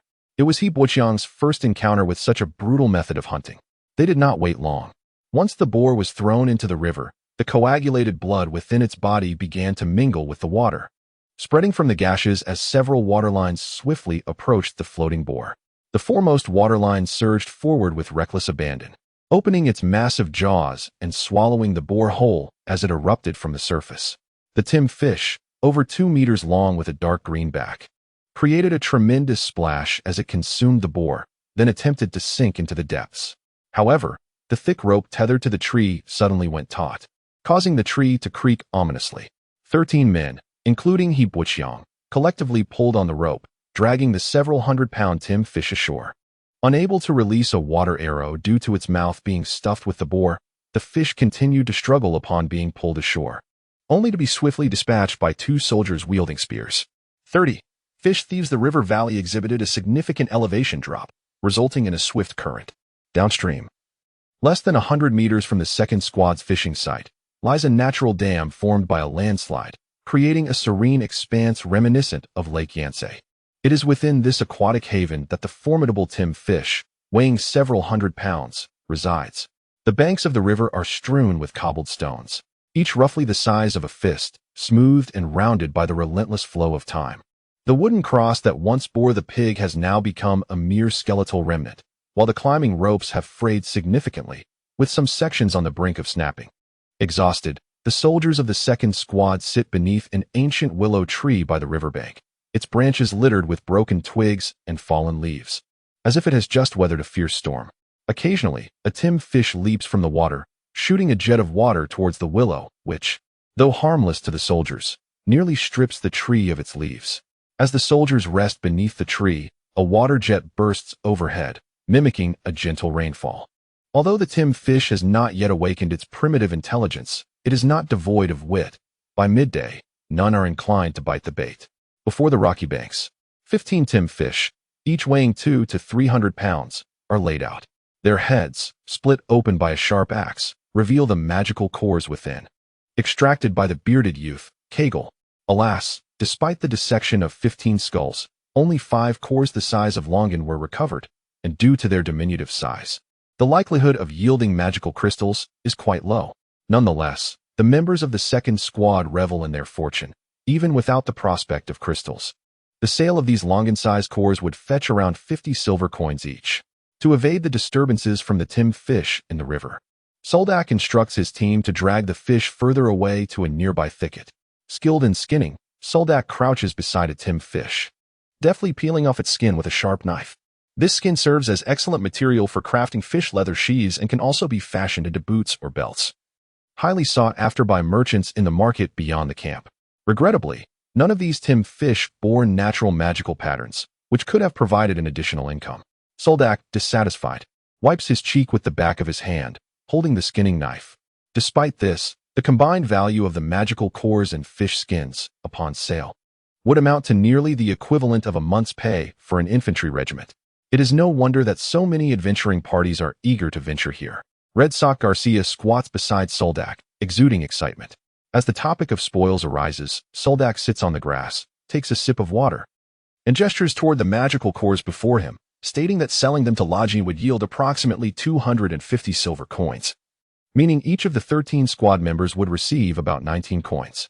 He Buqiang, having spent several days lodging in the merchant Lajin's tent, assists the curly-haired Gabby in setting up a stall, where several cores the size of pigeon eggs are displayed.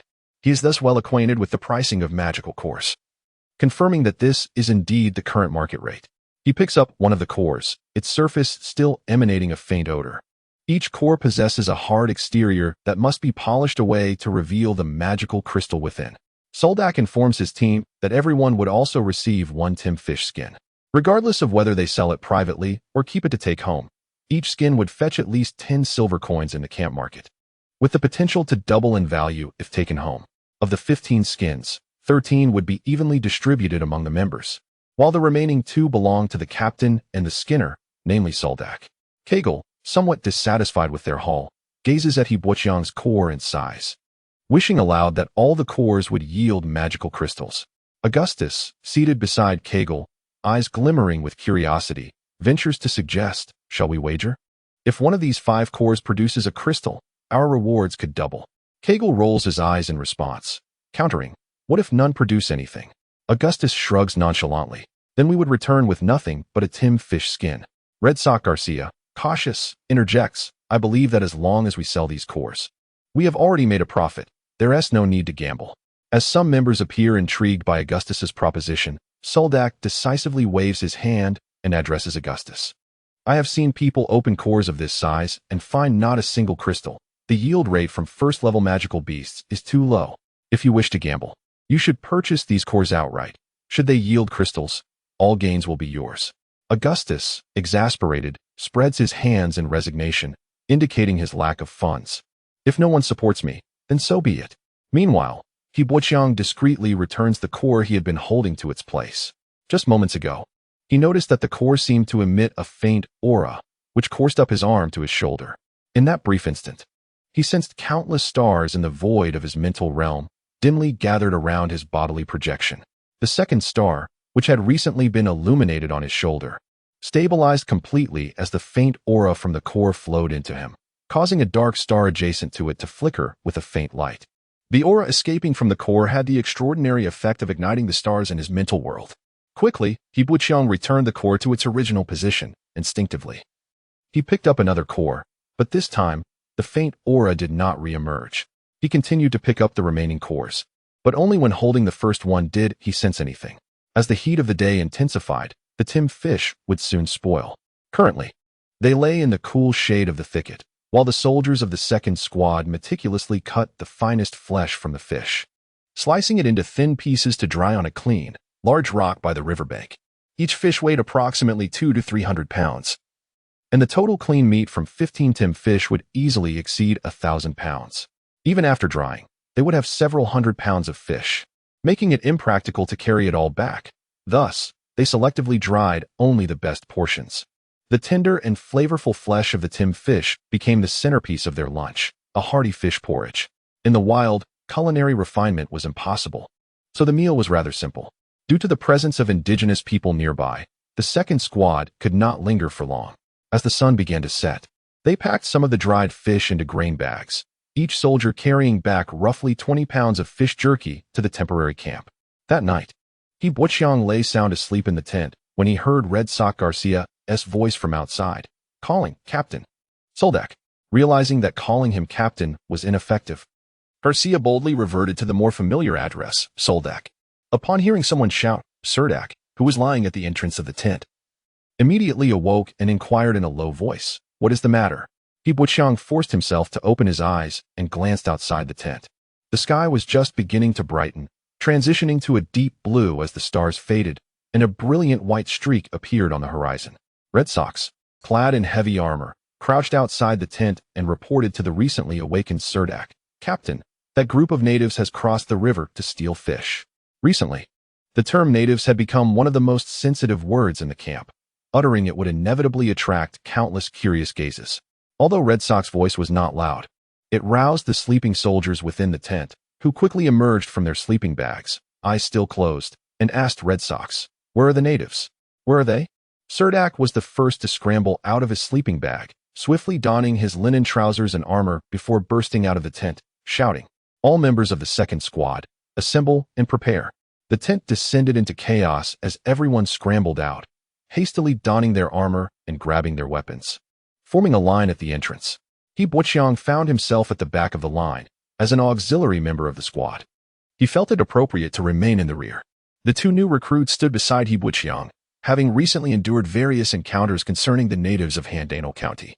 They were aware of the grudges held by the 57th Regiment against the natives, feeling both anxious and exhilarated about the impending battle. Naturally, the news of the natives' discovery ignited fervor among the soldiers, as they clamored, "This time, we must show them a thing or two." In the eyes of these imperial warriors, the natives of Handanal County were nothing more than uncivilized savages. According to Red Sox, those natives were currently gathered on the riverbank, stealing the tinned fish that had been caught the previous day. Suldark led his warriors down the small path along the ridge, hastening towards the river valley. However, before they reached the rocky shore downstream, they could see a group of native women, clad only in leaves, squatting on the riverbank, using stone axes to smash the fish bones of the tinned fish that had been left behind. Several remnants of the tinned fish lay scattered on the riverbank, already broken open by these native women. A group of young native girls balanced chunks of bloody fish bones on their heads, wading through the shallow waters of the valley towards the opposite bank. At that moment, the native women on the riverbank spotted the second squad and quickly shouted warnings to the others. The native women, seizing the fish bones they could carry, fled towards the shallow waters of the valley, attempting to cross the river to escape. The soldiers of the second squad stared, bewildered, at Red Sox Garcia, asking, "Why is it a group of native women?" Red Sox Garcia shrugged, appearing innocent as he replied, "It is indeed a group of native women. I told you. We discovered a group of native women stealing fish by the river." All the soldiers turned to Suldark, awaiting their captain's decision. Suldark pondered for a moment before waving his hand, saying, "Let us go take a look. It would be best to capture one and inquire about their gathering place." After being spotted by the native women on the riverbank, the second squad did not rush forward immediately. They lingered on the hillside for a while before finally approaching the riverbank. The scene was already in disarray, with many tinned fish bones left behind. While the native women had long since fled, Suldark seemed uninclined to pursue across the river. He and his soldiers stood at the riverbank, observing. The native women, who had previously approached the river with trepidation, now displayed the courage to wade through the shallow waters. He Buqiang stood among the ranks, contemplating whether to voice his discovery. Earlier, as they rushed down the mountain, he had spotted a native woman who had not managed to cross the river, hiding in a thicket of thorny bushes. He could even sense the bright eyes within the thicket, but he chose not to disclose this information. Suldark led the second squad away from the riverbank, continuing their exploration along the predetermined route. As they passed the thicket, He Buqiang could not resist glancing inside, unexpectedly locking eyes with those bright, green orbs. The pair of light green eyes widened momentarily before vanishing, and He Buqiang calmly averted his gaze, stepping forward through the knee-high grass. Having spent nearly 3 months in this unfamiliar world, He Buqiang initially lay in the camp's tent nursing his wounds, entirely oblivious to the outside world. His only means of acquiring knowledge was through fragmented memories left by the body's former owner. Once healed, he moved to the merchant lodging's abode, which deepened his understanding of this world. He joined the second squad on missions, as he was uncertain of what else he could do. One day, while on a mission in the mountains to eradicate the native tribes that had been attacking merchant caravans, He Buqiang suddenly realized that he was effectively playing the role of an invader, encroaching upon others' homelands. The imperial soldiers had driven these natives from the fertile plains into the mountains, with the 57th Heavy Infantry Regiment stationed nearby to prevent the natives from regrouping and colluding with the malevolent spirits of the abyss, thereby disrupting the grand campaign in Handanal County. He averted his gaze, intentionally gesturing to the new recruit walking ahead, successfully diverting the recruit's attention, who had been curiously glancing around. Thus, they passed by the thicket without incident. I hope to have the opportunity to hunt some tim fish. Perhaps I could buy a silver hairpin for Alenka, the new recruit remarked as they walked, expressing that he found He Buqiang to be an excellent listener. Knowing he would not spread rumors, He Buqiang merely smiled in response. The next sighting of those light green eyes occurred on the 5th evening of the 2nd Squad's mission. He Buqiang was perched on a horizontal branch of an oak tree outside the camp, keeping watch until midnight. He was to endure this duty for about 7 days, which was not particularly difficult. Laughter erupted from the camp nearby, where the members of the 2nd Squad appeared to be sharing a rather crude joke. The owner of the light green eyes crouched atop a maple tree directly opposite him, her form concealed by the dense foliage. Had He Buqiang not remembered those green eyes, he might have inadvertently alerted his companions. Upon realizing she had been spotted, the lithe figure sprang from the leafy maple, moving like a deer, leaping gracefully through the underbrush until she vanished into the dusky forest. He Buqiang jumped down, eager to pursue, but found himself at a loss as to where to go. He worried throughout the night, and at the change of the guard, no native ambush materialized. Returning to the tent, he remained anxious about the possibility of a surprise attack by the natives. I shouldn't have let her go. He Buqiang tossed and turned in his sleeping bag, unable to find rest, drifting into a restless slumber until dawn. Upon awakening in the morning, He Buqiang startled Suldark with his dark circles, leading her to believe he was unwell. In the shadows, the warriors of the 2nd Squad crouched among the bushes, their expressions taut as they fixated on a grove of pear trees on the mountainside. A formidable bear, the size of a large boulder, leaned against one of the trees, its massive paw shaking the trunk with such force that pears the size of fists rained down onto the forest floor. 2 cubs, each exceeding 2 meters in length, frolicked as they feasted on the fallen fruit. These pears were notoriously unpalatable. Not only were the unripe ones exceedingly sour, but even when ripe, the juicy flesh was riddled with fibrous pulp, making them difficult to swallow. For the people of the empire, these pears were only suitable for brewing fruit wine. With the ground littered with pears, the adult bear eventually lowered itself to the earth, seemingly indifferent to the fruit. He Buqiang was astonished that such a languid creature could be one of the apex predators of the Gandaril Mountains, the earth-shattering bear. It was said that a fully matured earth-shattering bear could reach the threshold of a 3rd-tier magical beast, though most were classified as 2nd-tier. To the warriors of the 2nd Squad, this colossal bear loomed like an insurmountable mountain. Tales spoke of the bear's mastery over earth magic, rendering ordinary weapons nearly ineffective against its tough hide. When it was on all fours, the bear possessed an inexhaustible strength that was beyond the capacity of the current squad to overcome. The bear had an acute sense of smell, capable of detecting prey from 2 kilometers away, and it had a volatile temperament that could provoke a furious state at the hint of danger. At that moment, the warriors, concealed in the underbrush, witnessed a surprisingly serene scene. A mother bear with her 2 cubs, peacefully munching on pears in the grove. He Buqiang suspected that the indigenous girl from the night before had appeared for a reason.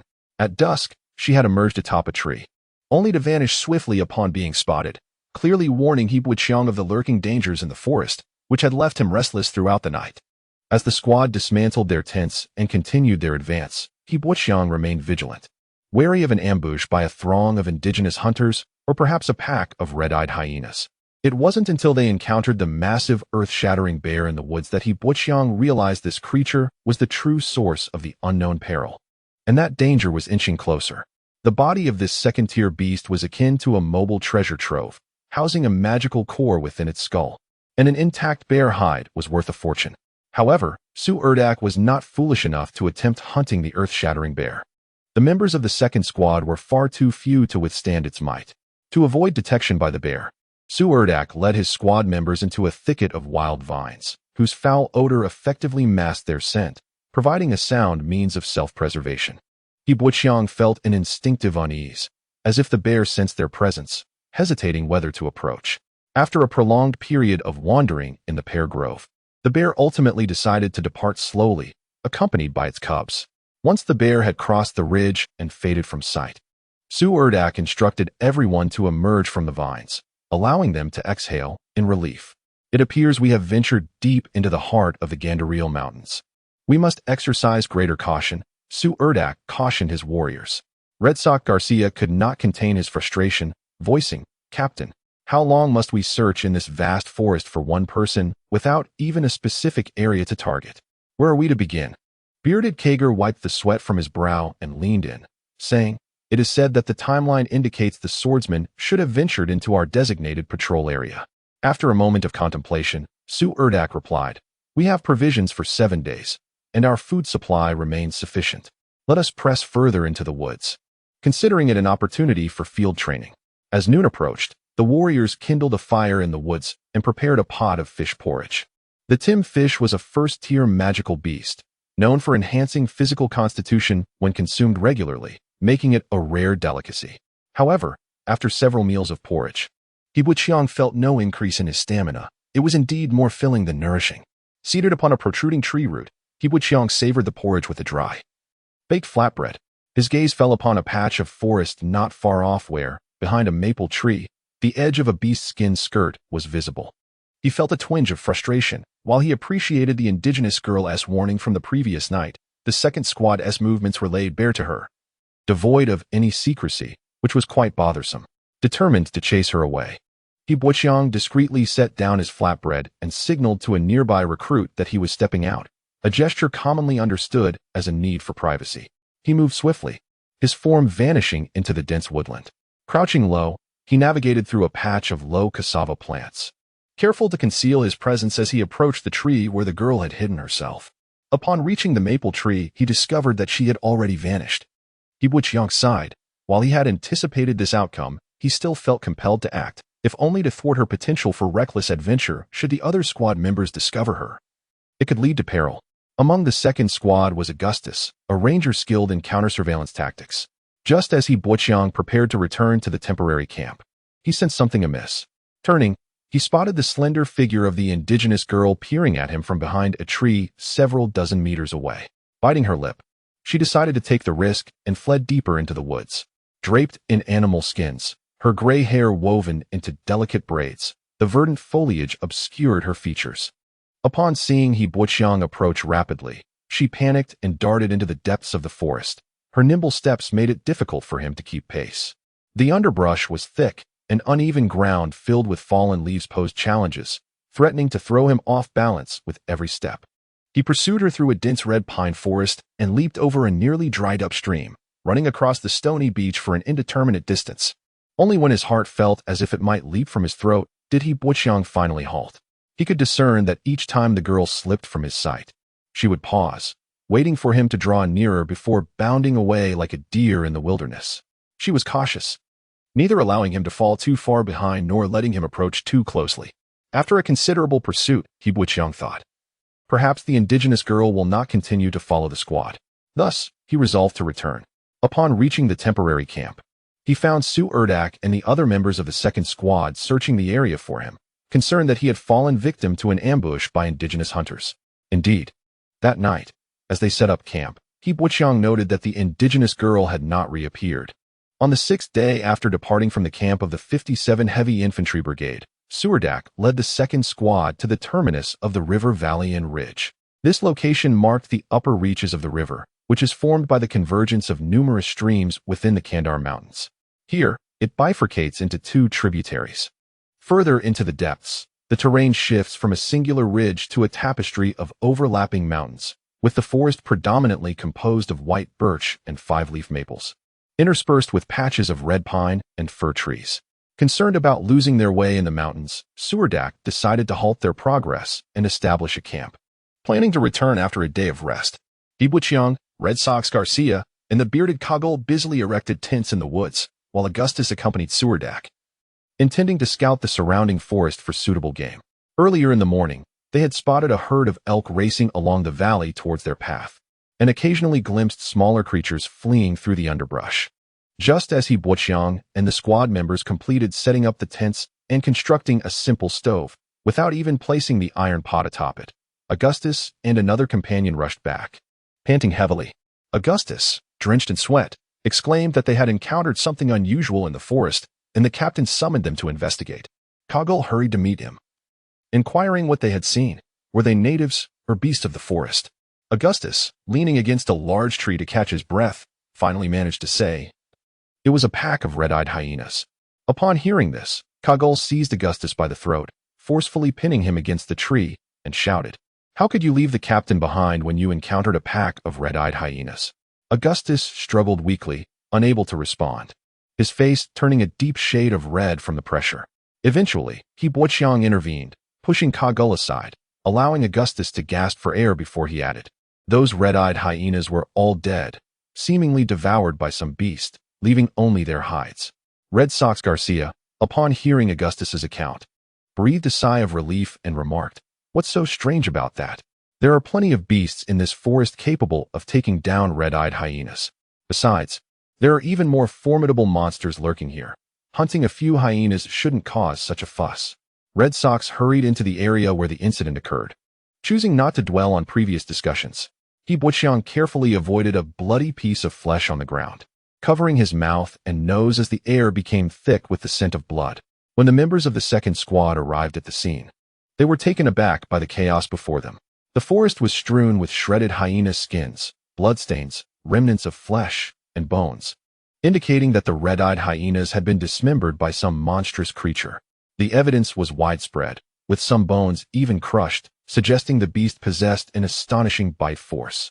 Suldark crouched in the woods, holding a piece of a bone that glistened with fresh blood and faintly coated in a pale red viscous substance, reminiscent of beast saliva. The sight was horrific. Dozens of red-eyed hyenas had been slaughtered in this forest, and there were no intact bodies left, as if these sizable creatures had been entirely consumed. Seeing that all squad members had gathered, Suldark turned to Kagul and asked, "What sort of beast could possibly devour hyenas?" Kagul, kneeling beside Suldark, frowned and replied solemnly, "I don't know. Perhaps that creature hasn't wandered far." Augustus interjected, "It could also be a pack of ferocious jungle iguanas." Kagul patted Augustus on the shoulder and addressed everyone. "I've never heard of jungle iguanas in the Kandar Mountains, and even if they were here, they wouldn't stand a chance against these large hyenas. I can't say what that beast is, but we should leave this place as soon as possible." The members of the second squad turned their attention to Suldark, who pondered for a moment before saying, "I realize this is perilous, but I must ascertain what it is. If it reaches the logging area, our camp would be in grave danger." He then instructed the squad to divide into 4 smaller teams to search for clues within the forest, agreeing to reconvene in an hour regardless of their findings. Upon hearing this directive, the squad members promptly steeled themselves, acknowledging their understanding. Suldark teamed up with Boixiang and 2 new recruits. As no one else wished to partner with the newcomers, Boixiang led them to the area where the battle had been most intense, resembling a slaughterhouse, with blood seeping into the earth, staining the ground a deep crimson. Tattered pelts were scattered about, and many red pine trunks bore scratch marks, likely from the hyenas' attacks. Some trees displayed circular holes pierced by sharp, conical weapons, with bloodstains still clinging to the edges. Suldark examined the blood on the rim of the holes and mused, "Could this be from a scorpion-tailed lion's horns?" Boixiang shook his head, gesturing to the area, explaining that scorpion-tailed lions are not pack hunters, and 1 or 2 wouldn't cause such devastation.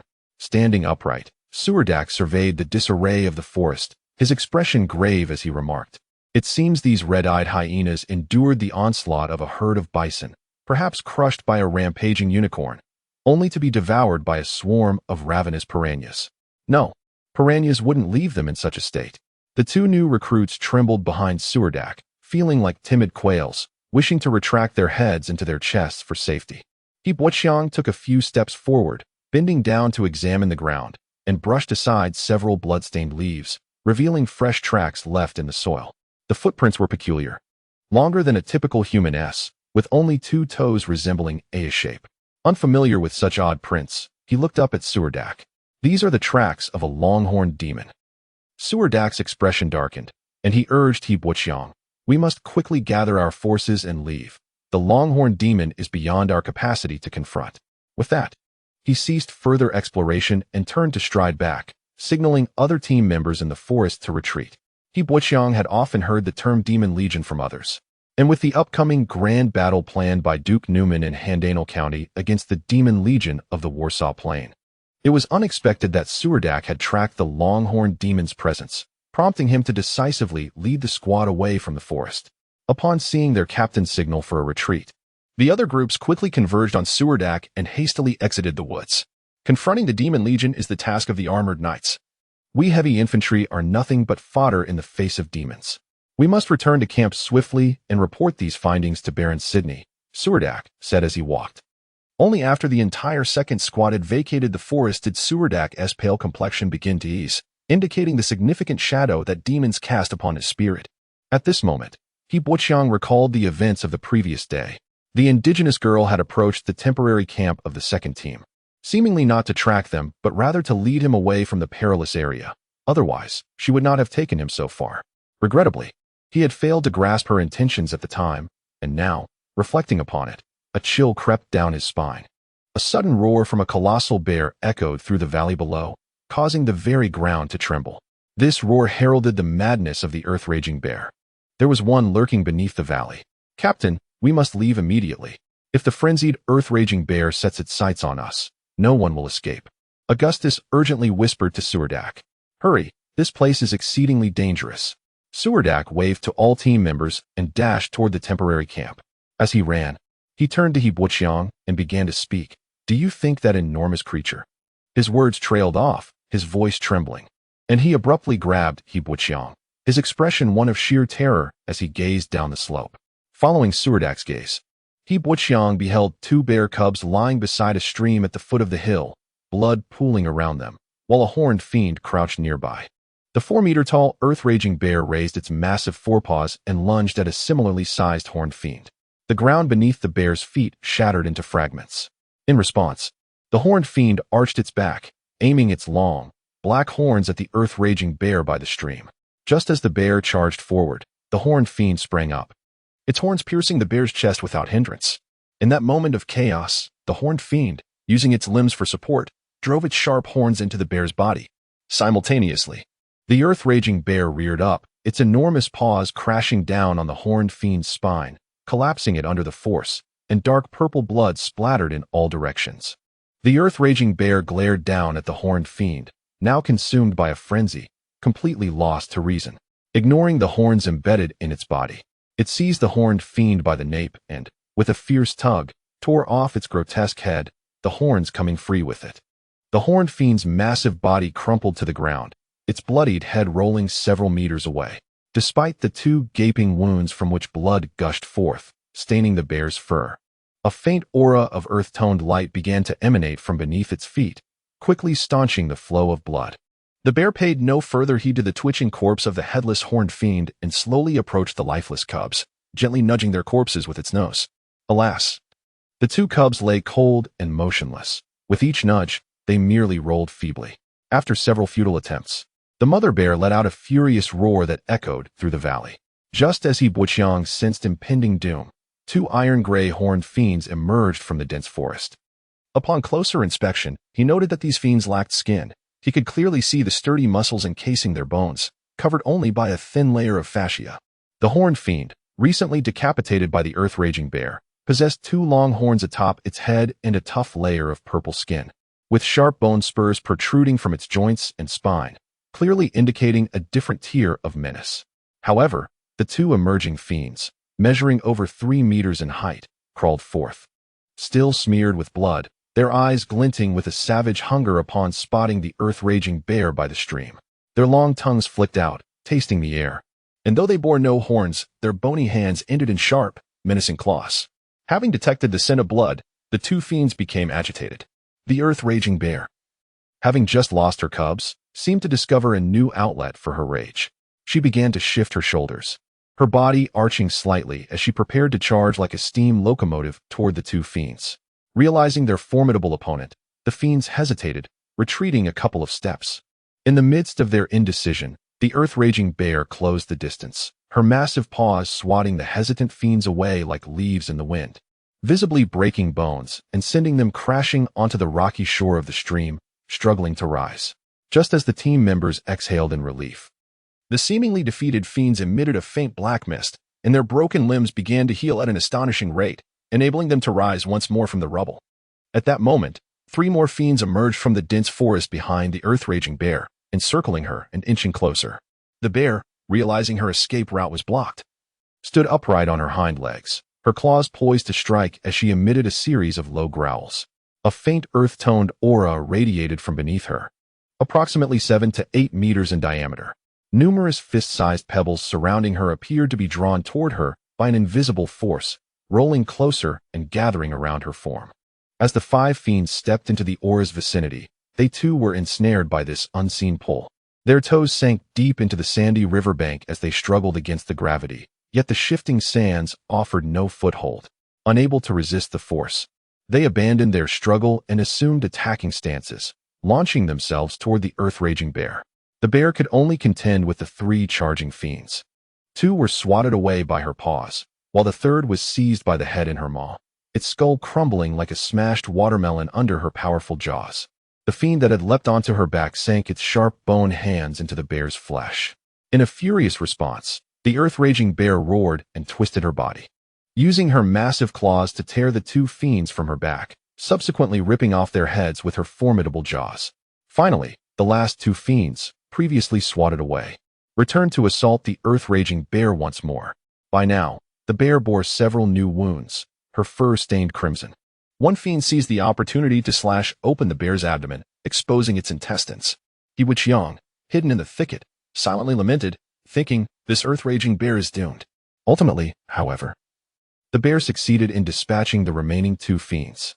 Exhausted, she lowered herself to the stream's edge, resting her massive head beside her deceased cubs, appearing to drift into a slumber as she lay against a large stone. The warriors of the second team never anticipated that in the clash between the earth-raging bear and the horned fiends, the bear would emerge victorious. Was it truly dead? Red Sock Garcia poked his head out from the thicket, his hair resembling a bird's nest adorned with several oval leaves. One by one, the warriors emerged from the brambles, which were covered in sharp thorns. Although these thorns were unlikely to inflict serious wounds, a prick from one could be exceedingly painful. Augustus crawled out of the underbrush, his face alight with excitement as he exclaimed, "It is said that the hide of a great earth bear is worth at least 50 gold coins. Are we about to strike it rich?" The more timid Red Sock, glancing cautiously at the battlefield by the stream below the hillside, replied, "Do you think there might be more fiends lurking in that forest down there?" Augustus, skilled in reconnaissance, stretched his limbs slightly within the glade and declared, "Who cares about that? You stay here. I will scout ahead." Having spent several years at the Junior Warrior Academy, studying the practical skills of a ranger, he had always been the primary scout for the second squad. Seeing Augustus so eager, Suldark simply cautioned, "Be careful. Do not overestimate yourself." Heeding Suldark's advice, the Tarapa warrior sprang into action, using the cover of the towering trees to dash swiftly down the slope.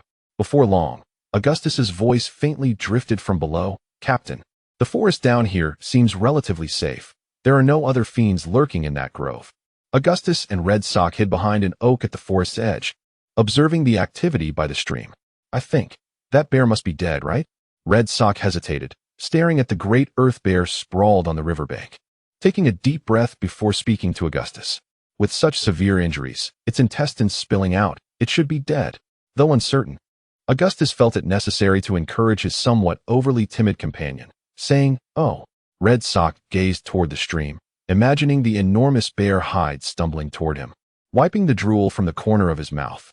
For a third-class infantryman in a heavily armored regiment, finding a great earth bear's hide felt like a dream come true.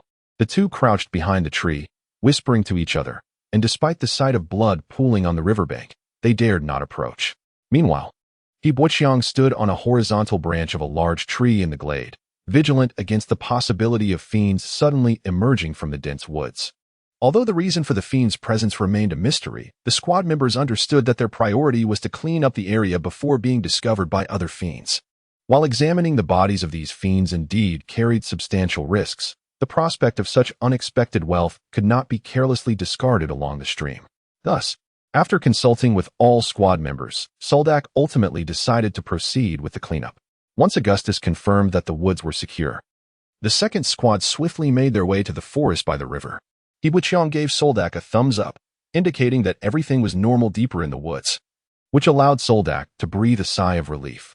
The warriors dragged the 6 fiend corpses near the riverbank to a clearing in the woods. Suldark took out a small skinning knife and carefully began to cut the magical skin from the long-horned fiend, an endeavor at which he excelled. Regrettably, the other 5 fiends lacked skin altogether. Their muscles were merely encased in a thin layer of fascia, with the reddened muscle fibers starkly visible, evoking a sense of horror. Unable to collect the black magic skin from the fiends, Suldark felt a twinge of disappointment. However, it wasn't entirely a bad situation. The time spent on cleanup was significantly reduced. As long as he could remove the black magic skin from the long-horned fiend and tidy up the battlefield, they could swiftly withdraw from this place. Who knew when other fiends might emerge? Perhaps the roar of the great earth bear would even attract other nearby magical beasts. Among the 6 fiends, 3 heads had been crushed by the great earth bear, leaving only fragments of bone scattered on the ground, while the remaining 3 heads remained relatively intact. The true value of a fiend's head lay in the blackened magic core hidden within. This core could yield a precious black magic crystal, which, unlike those produced by magical beasts, was valued at 10 gold coins according to the military merit standards of the Grellan Empire. For ordinary civilian warriors, military merit represented a considerable fortune. For nobles, accumulating sufficient military merit could lead to elevation in rank. The second squad members discovered 2 blackened magic cores by the riverbank, and the 3 fiend heads were placed into a linen bag, which Suldark instructed Red Sock to carry.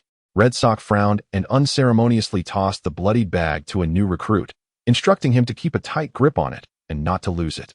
The recruit could only accept the bag timidly from Red Sock's hands. After extracting the last bit of value from the fiend corpses, Suldark straightened and addressed the group. These fiends are likely much weaker than those fiend warriors in the Fiend Legion. Augustus seized the opportunity to approach, kicking the corpse of a skinned fiend, and asked, "How is it possible that they have no skin?" Grizzled Kagger shrugged nonchalantly. "Who knows?" Augustus, ever the adventurous spirit, licked his lips as he eyed the great earth bear lying on the riverbank, inquiring of Suldark, "Should we go over and skin that great earth bear too?" Suldark remained silent, glancing at Yibuqiang, and asked him, "Do you think it's truly dead?" Before Yibuqiang could gesture not dead, Augustus interjected, "Look, it hasn't moved for ages. It must be dead. Even if it isn't, it's probably on its last breath. We can just walk over and finish it off with the sword." Initially intending to approach for a closer look, Red Sock halted upon hearing Augustus questioning, "So is it really dead or not?" Augustus chuckled and replied, "What does it matter to dwell on that now? We'll find out when we go over. Do you really want to leave that bear hide for someone else to take?" With that, he rubbed his hands together, preparing to check on the great earth bear, but Yibuqiang swiftly pulled him back. He then made a gesture for everyone to fall back in, under their watchful eyes. Walked directly toward the great earth bear, lying beside 2 cubs on the riverbank. Although uncertain whether the great earth bear was still breathing, he sensed a faint earth magic aura surrounding it. The bear had not entirely succumbed to death. He cautiously approached the bear's massive form, but even so, the great earth bear lay perfectly still. Its wounds had ceased to bleed, but the injuries were severe. A nearly 2-foot-long gash marred its abdomen, with a section of greasy intestine protruding from within, and there were lacerations on its chest and back. Summoning his courage, Yibuqiang leaned closer to the bear's chest and distinctly felt a faint heartbeat. He gestured to Suldark hiding in the thicket, signaling still alive. Upon seeing this signal, Suldark immediately waved vigorously at Yibuqiang, urging him to retreat quickly. Yibuqiang deliberately ignored Suldark's gestures, although he sensed the faint aura of the earth behemoth. Its body radiated an extraordinary vitality.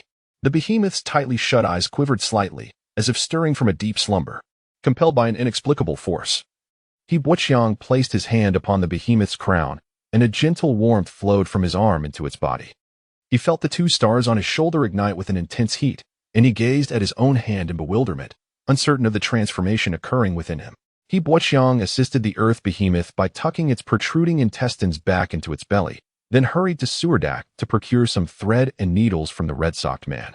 Returning amid the astonished stares of his fellow warriors in the second squad, he stitched the behemoth's abdomen with ordinary thread before silently retreating. Unbeknownst to him, after he turned, the behemoth's eyes flickered open briefly, only to close once more. 36. The journey back, the second squad's warriors harbored grievances about abandoning the dying earth behemoth by the stream. However, since Captain Suldark made the decision, even the daring Augustus refrained from protest. Despite the silence, the palpable discontent among the squad was evident, casting a gloomy shadow over their return journey. 2 days later, as the squad members traversed a massive, barren red rock mountain devoid of shade, someone in the group suddenly exclaimed, "Look over there. There's a bear fishing by the river bend." The warriors of the second squad formed a neat line atop the red rock, collectively spotting the gigantic bear standing by a large boulder at the river bend. The terrain was steep, the current swift, and several perilous curves lay ahead. A Tim fish swam upstream against the current, approaching a low waterfall at the river bend. With vigorous tail strokes, the fish created immense splashes as it leapt from the water, attempting to reach the next pool. At that moment, the bear extended its massive paw, swatting the hundreds of pounds of fish onto the rocky shore, where it floundered desperately, trying to return to the river. The colossal creature, lumbering with its cumbersome body, ambled to the riverbank, pinning the Tim fish down, burying its sharp canines.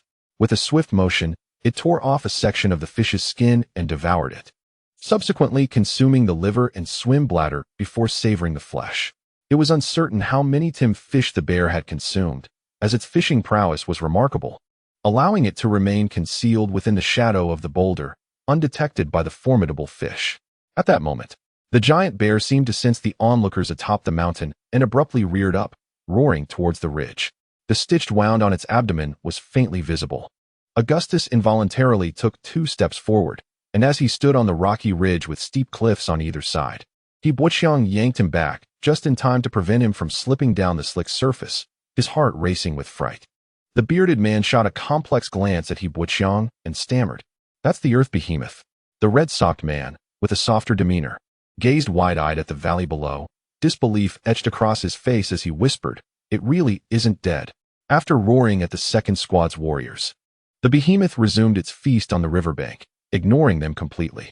The squad members, shaken from their astonishment, continued their trek through the red rock. The atmosphere lightened as conversations shifted to the behemoth. Kager, a devout follower of the earth goddess, seized the moment to share his beliefs, stating, "I heard the earth behemoth possesses the bloodline of Gaia, the earth goddess, and often receives her blessings.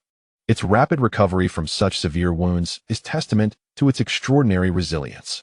Augustus dismissed Kager's assertion, retorting, "Even if that were true, it would be a mere whisper of power. But I must admit, its wounds have healed astonishingly fast." The red-socked man chimed in, "This is surely thanks to Dak's remarkable first aid skills, not to mention my invaluable thread and needles." The warriors of the second squad paid little mind to the red-socked man's comments as they sequentially leaped down from the red rock face, re-entering the dense forest. The shaded mountain ridge was far cooler than the rocky cliffs, free from the scorching sun, and the refreshing mountain breeze was particularly invigorating. The bearded man wiped the beads of sweat from his brow with a rough linen cloth, reflecting, "I'm grateful we didn't act rashly back there. Returning with a few demon heads seems quite favorable after all." The others nodded in agreement, no longer viewing the decision to abandon the earth behemoth as foolish. Their expressions were candid, and upon witnessing the behemoth's presence by the stream, they ceased their complaints against Suldark and Buqiang. Discussions arose about their unsuccessful rescue mission. However, the journey had yielded substantial rewards. The second squad returned to the shores of Lake Yensai, where shadows danced on the banks, and the Tim fish once again carved lines through the water, silently gathering nearby. This time, with their newfound experience, the warriors successfully harvested another batch of vegetables beneath the large willow tree. Only after the Tim fish had devoured the bait down to the bones did they conclude their fishing endeavor. While Suldark skinned the fish, he abruptly looked up at Buqiang and queried, "At that time, you knew the bear was still alive, didn't you?" Buqiang nodded without hesitation. "You also know. It could have easily risen to kill us if it wished." Buqiang glanced at Suldark, but remained silent. In truth, he too had been uncertain if the bear would rise, only sensing an imminent danger. The soldiers had grown weary of the fish porridge, having only salvaged 2 prime cuts from the Tim fish's back, while discarding the rest on the riverbank. Yet, with the sweltering heat, the sliced fish had to be dried before spoiling. Fortunately, the sun blazed directly upon the pebble-strewn riverbank, rendering it unbearably hot. The fish, cut into thin slices, seasoned with white pepper and salt, were laid upon the scorching stones, quickly drying in the sun. This catch yielded fewer Tim fish than the previous haul, totaling only 12. However, Augustus managed to extract 5 magic cores from the fish heads, a stroke of luck that enhanced their earnings from this rescue mission. As the second squad prepared to pack away the dried fish and resume their journey, Buqiang spotted the indigenous women across the river, standing silently beneath a large tree. Their eyes filled with longing as they gazed at the leftover Tim fish on the shore. However, Buqiang did not see the indigenous girl among the group. which left him feeling somewhat disappointed. He sensed that his insight was quite keen, as he often noticed things that others overlooked. Like the few indigenous women standing across the river near the edge of the forest, a distance that, despite being far away, he was still able to spot. He paused, contemplating whether to mention this to the group, but Suldark, leading the way, called out his name loudly, urging him to catch up. Ultimately, Qian decided to keep this matter to himself. He looked up at the sun, which was nearing the horizon, and hurried after the departing group. The second squad finally reached their previous campsite before the sun set. The camp was situated beside a large rock on a ridge where the trees were less dense, and there was a very flat stone platform. Suldark believed it would be a suitable place to rest for the night. The remnants of the last campfire still lingered on the platform, and being at a higher elevation made it ideal for setting up tents. The urgency with which the squad moved stemmed from Suldark's concerns. He feared that malevolent spirits from the mountains might catch up with them. And given the current strength of the second squad, encountering such spirits would only lead to retreat. Suldark found it perplexing that the malevolent spirits of the mountains appeared less formidable than the cannon fodder within their ranks. Occasionally, he would discuss these matters with Qian, who mostly listened quietly, rarely offering his thoughts, as he found communication through gestures rather cumbersome. The soldiers of the second squad quickly erected tents using the timber left from the last visit. Suldark glanced up at the sky. The evening sky was adorned with scale-like clouds, and under the sunset's glow, half the sky blazed with fiery hues. Standing there, Suldark remarked that rain was imminent, suggesting they elevate the bedding inside the tents. A drop of water fell from the tent's peak, landing squarely on Qian's face, abruptly awakening him from slumber. He opened his eyes to find darkness enveloping him. Lying in the tent, he listened to the patter of raindrops on the canvas. Enduring a rainy night outdoors was arduous. With everything damp and cold, he wrapped himself tightly in his sleeping bag, grateful for the logs and branches he had gathered earlier to raise his bedding. Though rain began to seep into the tent, it did not flood his sleeping area. Amid the chaotic sounds of the rain, a light footfall could be heard, rhythmic even amidst the puddles. Qian sat up suddenly, emerging from his sleeping bag and grasping his Roman sword as he exited the tent. The rain continued to pour, chilling him to the bone, fully awakening him. In the darkness, he stepped cautiously through the waterlogged ground, following the sound. Although visibility was poor in the inky night, he sensed a figure standing by a large tree. As he approached, he discovered it was an indigenous girl with striking green eyes, clad only in a piece of animal skin, drenched and resembling a wet hen, her long, wavy hair clinging to her face. Upon noticing Qian, she took a step back, startled, pressing her slender back against the tree trunk, her bright eyes shimmering like emeralds in the night. At that moment, Qian finally discerned her features. Her face bore a youthful innocence, her skin somewhat dull. By Qian's aesthetic standards, she could hardly be deemed beautiful. Before him, she resembled a frightened fawn, eager to flee but caught by Qian's grasp on her delicate wrist. The indigenous girl, desperate to escape, produced a dagger from somewhere, hesitating on whether to strike. Alarmed, Qian quickly released his hold, and the girl dashed away from the camp. Qian pursued closely behind, but the darkness of the forest made it nearly impossible to track her. After running a mere few meters, she vanished from sight, forcing him to halt in the rain. Qian was perplexed by the indigenous girl's repeated presence behind the squad, wondering what her intentions could be, though she seemed to harbor no ill will. The rain continued throughout the night, finally ceasing at dawn, leaving the forest rejuvenated after being cleansed by the downpour. Water droplets still fell from the treetops, and puddles formed throughout the woodland. Qian emerged from the damp tent, stretching at the entrance. The soldier known as Red Socks squeezed past him, gazing in astonishment at the mist-laden forest, exclaiming about the heavy rain from the previous night. At that moment, Red Socks noticed a piece of animal skin floating in a puddle near the tent and approached it with curiosity. He picked it up and exclaimed in surprise, "How did this animal skin end up here? Wait, it has some writing on it." He returned to Qian, sheepishly presenting the soaked animal skin and inquiring about the text. "Is this a letter?"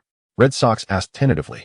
Qian took the damp skin and realized that Red Socks did not recognize the script.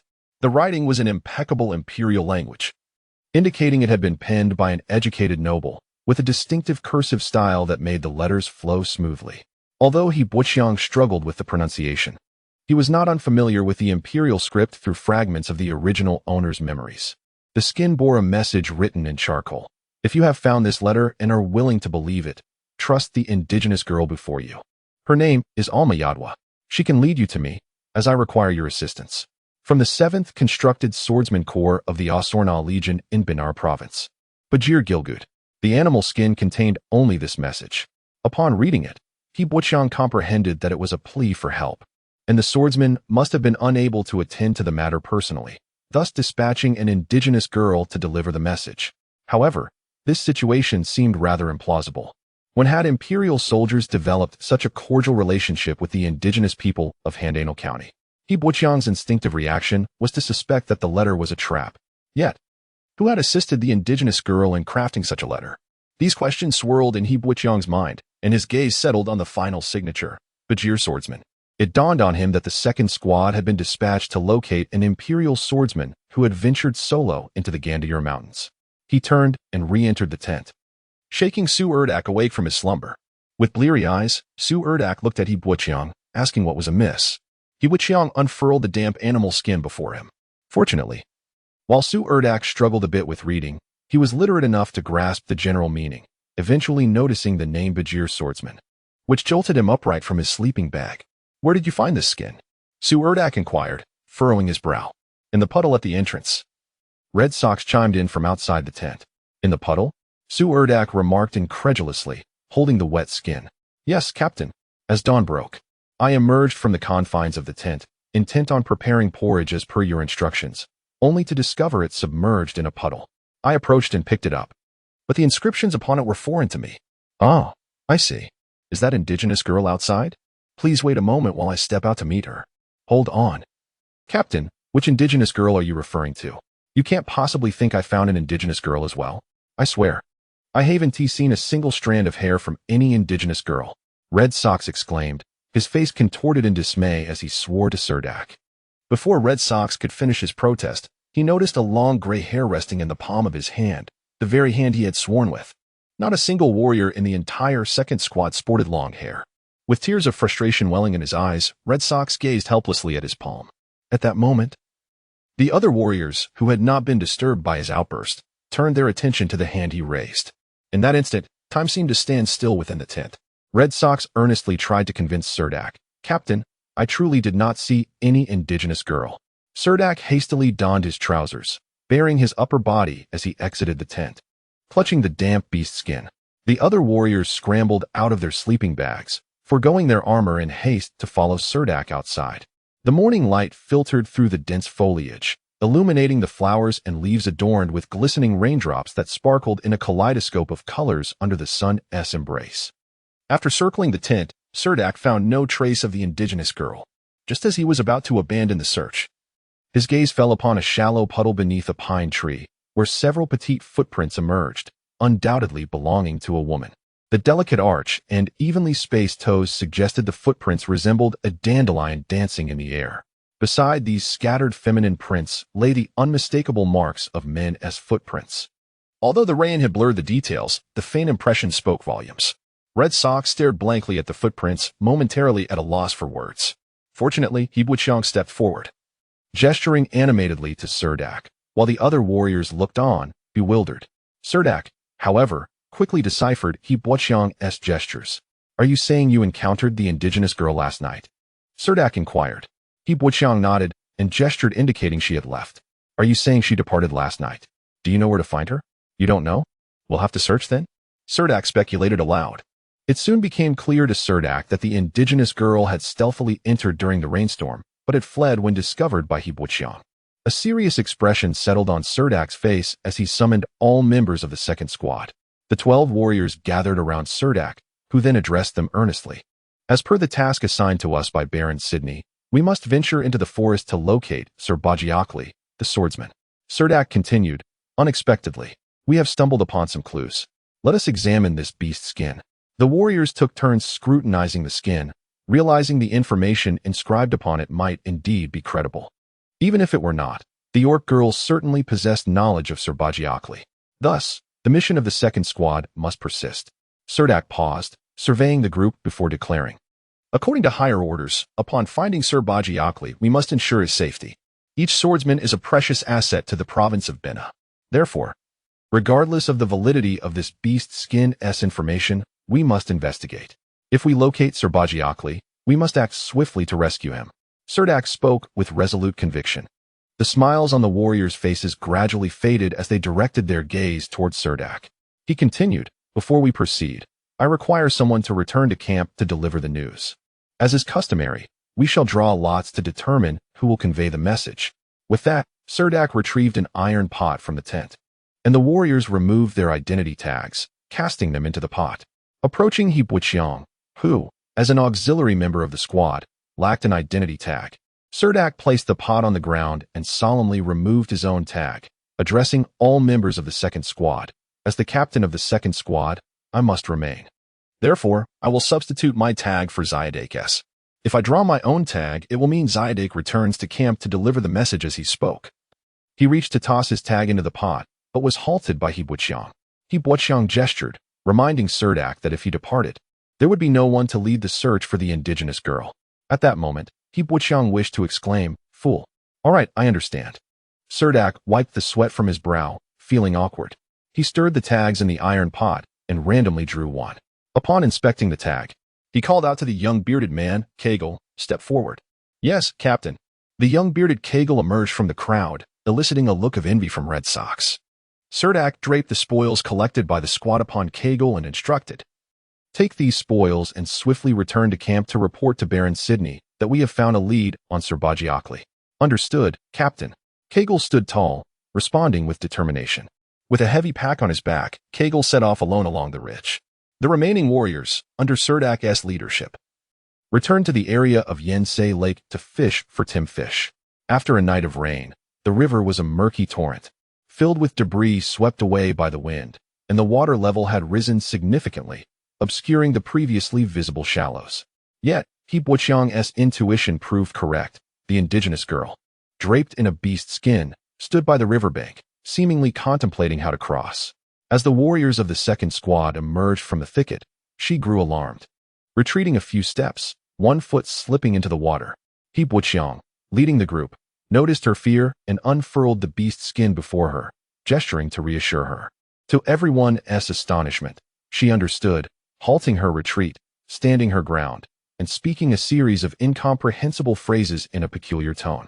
He Buqiang, taken aback, thought to himself, "What are you saying? I can't understand either." He pointed at the beast's skin, and the indigenous girl nodded earnestly, gradually lowering her guard. She permitted He Buqiang and the warriors of the second squad to approach. The slender indigenous girl was clad merely in a layer of beast skin, resembling a simplified strapless top and a minuscule skirt, revealing her waxen, long legs. Suldark coughed several times, prompting the warriors to avert their gaze from her enticing form. She pointed at the beast skin in He Buqiang's hand before turning and wading into the river, crossing ahead of the group. The river was broad, the current gentle, with the deepest water barely reaching the indigenous girl's delicate waist. The warriors of the second squad trailed behind the indigenous girl, swiftly fording the river. Initially, Suldark harbored concerns about potential attacks from timfish, but as all the warriors disembarked, not a single timfish was sighted.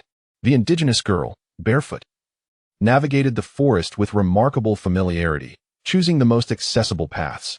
Nonetheless, she had to frequently pause for the second squad to barely keep pace. They first ventured into a grove of fir trees, then traversed through a hollow tree trunk spanning over 10 meters.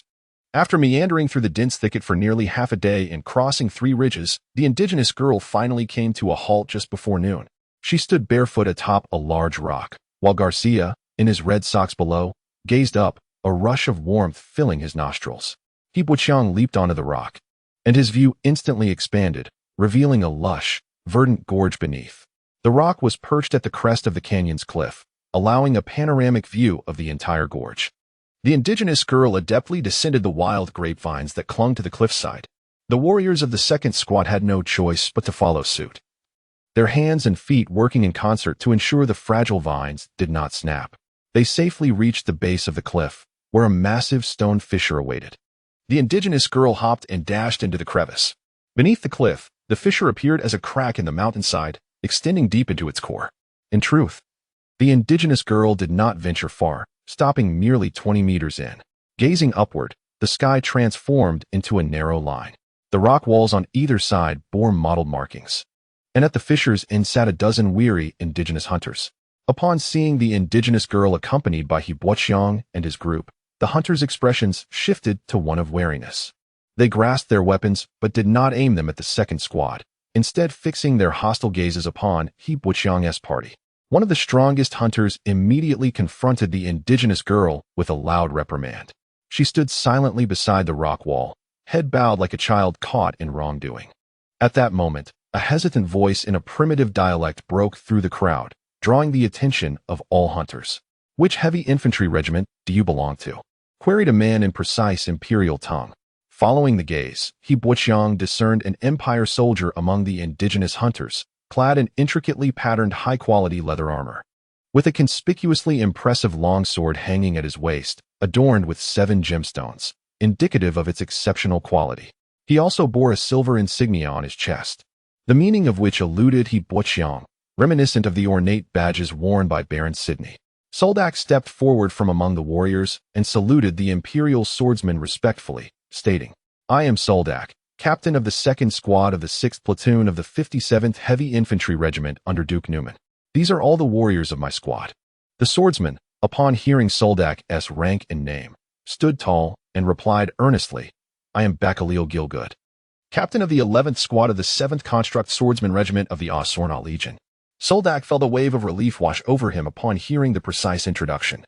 Noting that Bakhalil appeared unscathed, he continued, "Our squad has been tasked with locating you in the Kandar mountain range. Upon receiving news of your presence, I dispatched my men to inform Baron Sidney, and I anticipate reinforcements will arrive shortly." Bakhalil nodded, then turned to the indigenous hunters, speaking a string of incomprehensible words in the primitive tongue. The hunters visibly relaxed, settling onto the rocky ground of the fissure. Though bearing some injuries, they exhibited a profound trust in Bakhalil. With a slight smile, Bakhalil remarked, "I told them you have also come to combat the evil spirits."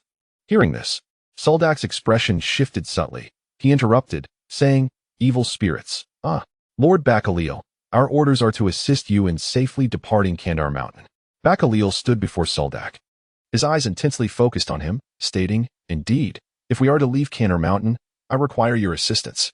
If you help me destroy the portal of the evil spirits in the valley, we shall be able to depart." His words carried an undeniable weight. Suldark swallowed hard, a look of difficulty crossing his face as he replied, "We, with you? We are merely heavy infantry, and with only this small squad. I fear we cannot defeat any evil spirits. I am concerned that our involvement would only hinder you." In truth, the 2nd Squad, marginalized as a heavy infantry unit, had no prior experience in combat against evil spirits. Bakhalil waved his hand dismissively, saying, "Of course, it is not just you and me. We have these indigenous hunter friends as well." He gestured towards the hunters, a hint of pride evident on his face, suggesting a harmonious rapport with them. Hibuoqiang stood in the back, pondering whether these indigenous hunters had participated in the action a month prior. If they were indeed the same, would Suldark resort to violence against them? Yet Suldark seemed unconcerned, stating to Bakhalil, These indigenous people may not be as capable as us. What assistance can they offer in battling the evil spirits?"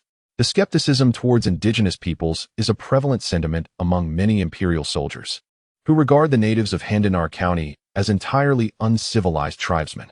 Most believe that aside from setting traps in the woods, the indigenous hunters possessed little combat capability.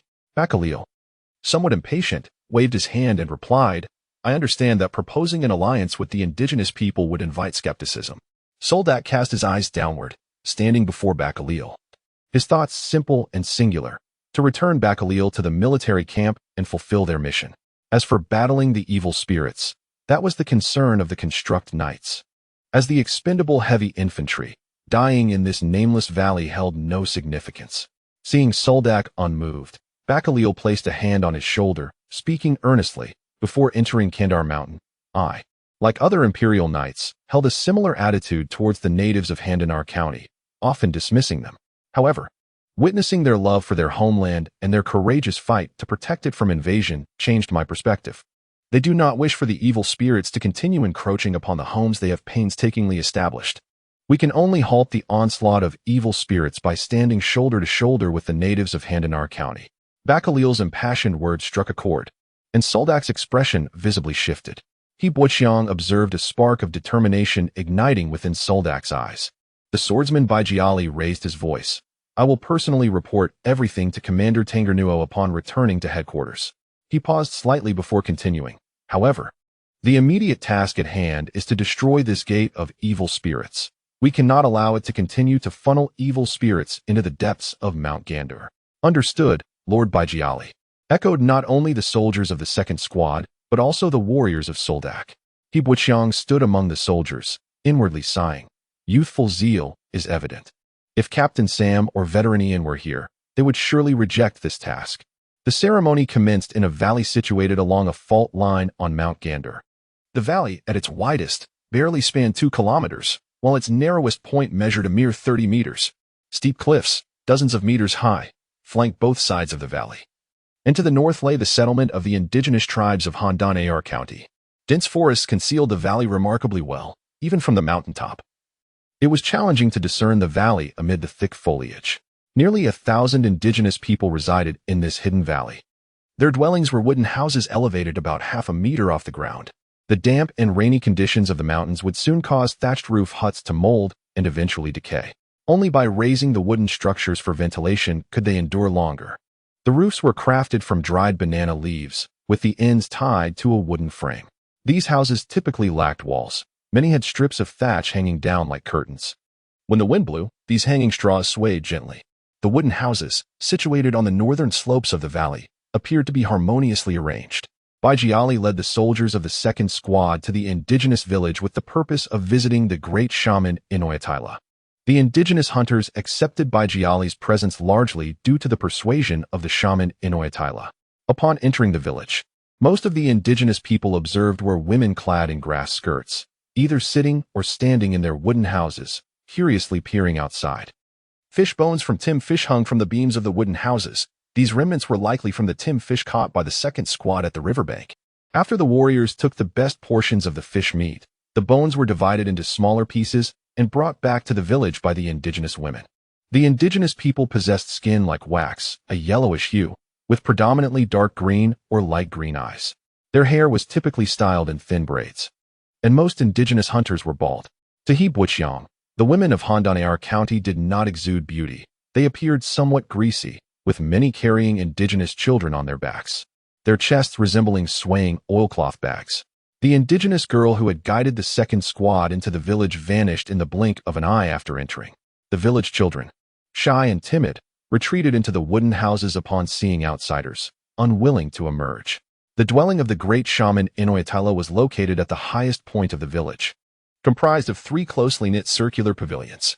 The smaller wooden houses flanked either side, while the central structure spanned nearly 100 square meters, presumably designated for receiving guests.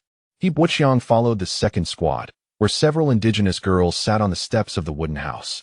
These girls appeared remarkably slender, the boldest among the indigenous people. The aged shaman Inoyatila, with sagging skin and missing teeth, was difficult to age accurately. She stooped, leaning on a staff as she stood at the wooden steps until Baijiali approached. She uttered a phrase in the indigenous tongue. Her voice was hoarse yet steady. Her gaze intensely focused on Baijiali, while He Buqiang and the other soldiers of the second squad remained perplexed, unable to comprehend the indigenous language, standing there like bewildered birds. The shaman welcomed Baijiali and the soldiers into the large wooden house. In the center of the house lay a pit where a fire crackled, and they gathered around it. Suddenly, an indigenous girl appeared from seemingly nowhere, retrieving a hissing pot from the fire and tossing in a generous amount of crushed licorice and herbs. After a few minutes, the peculiar aroma filled the large wooden house. He Buqiang initially thought the noxious concoction was for treating illness, but to his surprise, after a while, the indigenous girl returned with wooden cups, offering the strange brew to the soldiers seated around the pit. The girl, with her sparkling eyes, made it difficult to refuse. Thus, a row of bewildered soldiers held the peculiar potion, unsure of their next move in the large wooden house. Her name was Anastasia Moli, but you may call her Moli in the imperial tongue, a term she comprehends. She is the granddaughter of the shaman Inoyatila and the youngest heir of the tribe, with the caveat that she must become a shaman to inherit. Baijiali introduced the young indigenous girl to the soldiers of the second squad. They exchanged glances, surprised to learn of her notable lineage. He Boqiang had previously thought Molly was rather casual in the large wooden house, unaware she was the granddaughter of the great shaman. Baijiali presented 2 Roman swords as gifts to Shaman Inoyatila, who appeared delighted and instructed her people to accept the weapons. In the indigenous tribe, weapons from the Green Empire were highly coveted. Notably, these 2 swords had been borrowed from Suldark. Subsequently, Baijiali began conversing with Shaman Inoyatila in the indigenous tongue, with the shaman sitting cross-legged on the wooden floor, occasionally nodding. The purpose of Baijiali's visit was to discuss a collaborative approach to addressing the gate of evil spirits. Though the soldiers of the second squad struggled to understand the indigenous people's potential contribution to combating the evil, the shaman's aged face remained largely expressionless, her advanced age causing her to appear drowsy. He Boqiang took a sip of the herbal brew, finding it less repugnant than anticipated. Though peculiar, it was invigorating. For the soldiers of the second squad, the sole captivating sight in the large wooden house was the girl Molly, her long, shapely legs swaying before them. Augustus even spilled the potion on his armor, prompting Molly to hide behind Shaman Inoyatila, stifling a laugh. Baijiali shot Augustus a stern glare. The shaman then whispered a few words to the indigenous girl, who promptly dashed outside. Shortly thereafter, dozens of indigenous hunters assembled outside the large wooden house. They settled on the ground beneath the shade of trees, and Shaman Inoyatila emerged from the house, standing on the steps and addressing the hunters with a string of words, prompting them to kneel before her. Molly emerged from a nearby wooden house, cradling a ceramic pot as she passed the hunters. They each drew a bamboo stick from the pot, though their expressions remained unremarkable. "What are they doing?" you might ask. The red-socked individual murmured quietly to Augustus. Augustus extended his neck to peer outside attentively, remarking, "It appears they are drawing lots." The red-socked one also leaned out to observe, inquiring, "Do you think those chosen will accompany us to eradicate that accursed gate?" Augustus, upon hearing this, nodded in agreement, stating, "You have a point worth considering." After the drawing concluded, 3 indigenous hunters rose from the crowd. With chests puffed out, they approached the steps and handed the red-marked bamboo slips to the great shaman Inoyatila. The shaman lifted his gaze, scrutinizing the 3 hunters intently, then dipped his fingers into a box of white powder presented by a maiden named Molly. He meticulously inscribed peculiar symbols upon the foreheads of the hunters and uttered a phrase in an incomprehensible native tongue. That phrase likely conveyed a blessing. Suldark, seated beside He Boqiang, whispered to him. The 3 indigenous hunters clasped their hands together and knelt before the shaman, pressing their foreheads to his feet. The other indigenous people behind them followed suit, their demeanor reflecting a profound reverence, as if a deity stood before them. At this moment, the Baijiang swordsman addressed his warriors, cautioning, "We are about to partake in their ritual. Be mindful not to commit any acts of disrespect." His gaze was particularly stern as it fell upon Augustus, who had been glancing about unceremoniously during the shaman's earlier discourse. Upon hearing the swordsman's admonition, Augustus feigned respect, yet his expression remained indifferent. He muttered, "Swordsman, I believe we need not rely on the native's strength." The Baijiang swordsman offered no lengthy explanation, simply stating, "You have yet to behold that accursed gate. You cannot fathom its terrifying nature. You shall soon understand." Augustus shrugged, and under the weight of the swordsman's authority, finally fell silent. The sole stone structure in the indigenous village was the circular altar before them. The altar featured a platform measuring 10 meters on each side, rising 3 meters high, with stone steps leading up from all 4 directions. Constructed entirely from pebbles, it stood as the most imposing edifice within the settlement. 10 young indigenous individuals stood beneath the altar, sounding horns that resonated throughout the village. The deep tones reverberated as villagers of all ages, both men and women, emerged from their wooden dwellings, gathering towards the altar. Notably, women comprised over 70% of the crowd, accompanied by many indigenous children, who soon encircled the altar. The second squad also positioned themselves beside the altar, while He Boqiang, glancing back, estimated the village's population to be several hundred, though only a handful of adult hunters had been selected from among them. To He Boqiang's eyes, it seemed the indigenous men were nearly all deceased. Shaman Inoyatila, aided by the maiden Molly, ascended the altar, pausing twice upon the staircase of a dozen steps. Following closely behind were the 3 chosen hunters, clad only in leather loincloths, their bronze musculature exposed as they accompanied the shaman onto the platform. Upon reaching the altar, the shaman's presence transformed dramatically, her stooped form straightened, radiating a sacred luminescence. As the wrinkles on her face appeared to diminish, her eyes becoming almost blinding to behold, she raised her staff towards the sky, murmuring a series of incantations in the native tongue. The three hunters knelt side by side upon the altar, their hands clasped in prayer, displaying a devotion that was both earnest and focused. As the shaman completed her incantation, an astonishing scene unfolded before Hebo Chang's eyes. A beam of sunlight pierced the clear afternoon sky, enveloping the shaman in its glow. Gradually, a colossal ethereal figure emerged behind her, a deity with 2 faces, 4 arms, and 4 legs, towering 7 to 8 meters high. Witnessing this apparition, all the indigenous people present fell to their knees in worship, regardless of age or gender. Only the Bajang swordsman and his squad remained standing at the base, bewildered by the spectacle. For earthenware pots, each the size of a platter, situated at the altar's corners, ignited silently, emitting ethereal blue flames that rose half a meter high. Hebo Chang felt an intense sensation, instinctively knowing that the flames were cold. In light of the Bajang swordsman's previous warning, the second squad of warriors refrained from voicing their astonishment. Standing at the altar's base, Hebo Chang felt as though he were witnessing an absurd magical performance. Yet within, he was profoundly shaken. At the moment the light beam descended upon the altar, a formless force seemed to pull him into the void. Within this mental void, an ethereal image of the two-faced deity emerged opposite his own spectral form, evoking a torrent of emotions, fear, destruction, and hatred on one visage, while courage, justice, and hope adorned the other. This towering figure lingered for merely a second in his consciousness, vanishing just as his mental realm threatened to collapse. Awakening, he found the shaman also swaying slightly, her expression one of astonishment as she glanced toward him. Fortunately, the ceremony continued uninterrupted. Otherwise, Hebo Chang would have been at a loss for words, uncertain how to convey the inexplicable events he had just experienced. Molly, standing beside the shaman, cast him an odd look, yet there was little time for contemplation as a commotion erupted beneath the altar.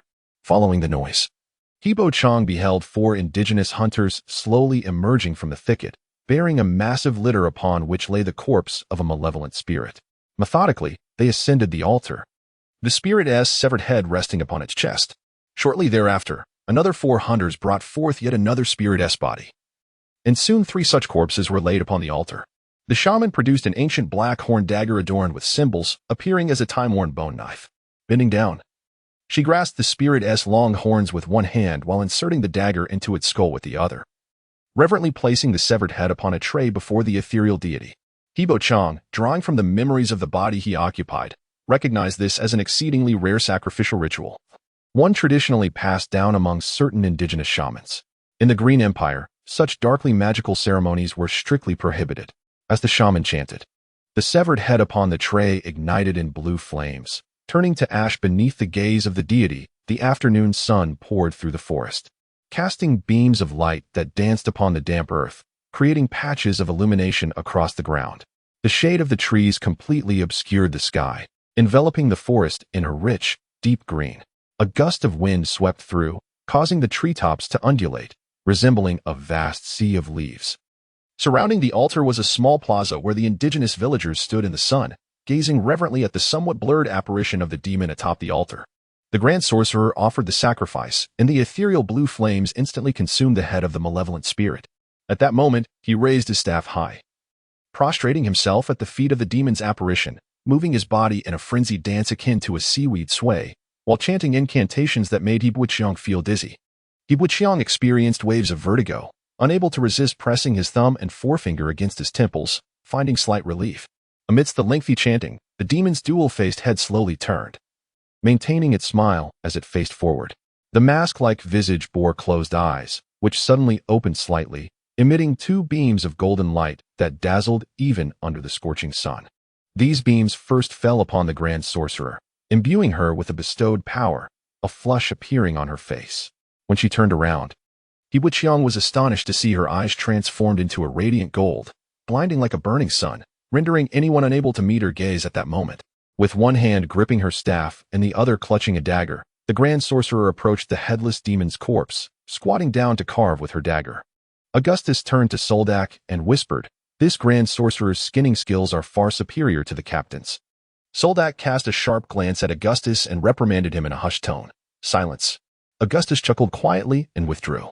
At this moment, the Grand Sorcerer had already skinned a large piece of black-patterned demon hide from the corpse, holding it aloft as it dripped with purple blood. She approached an indigenous hunter and made a cut on his forehead with her dagger, allowing his blood to flow down his cheek, using it to inscribe strange symbols on the bloody side of the demon hide. Augustus, growing restless once more, whispered to Suldark, "Captain, is this black-patterned demon hide from the demon's body? What does the Grand Sorcerer intend to do?" The swordsman at the front of the line turned to Augustus, his expression grave, exuding a formidable pressure. Augustus quickly raised his hands in surrender, indicating he would remain silent. The Grand Sorcerer then pressed her hand upon the indigenous hunter's forehead, channeling a divine force into his body, and draped the black-patterned demon hide over his back. The hunter's body underwent a tremendous transformation on the altar. His muscles swelled rapidly, and amidst his agonized cries, he morphed into a towering figure of 3 meters, the hide merging completely with his body. When he opened his eyes again, his face was covered in black magic patterns, his eyes turned blood red, snorting like an enraged bison. He clenched his fists, crashing them together on his chest, producing a thunderous sound that echoed across the altar. The second squad of warriors, witnessing this scene, stood in stunned silence. Boqiang and Suldark exchanged glances, their astonishment evident.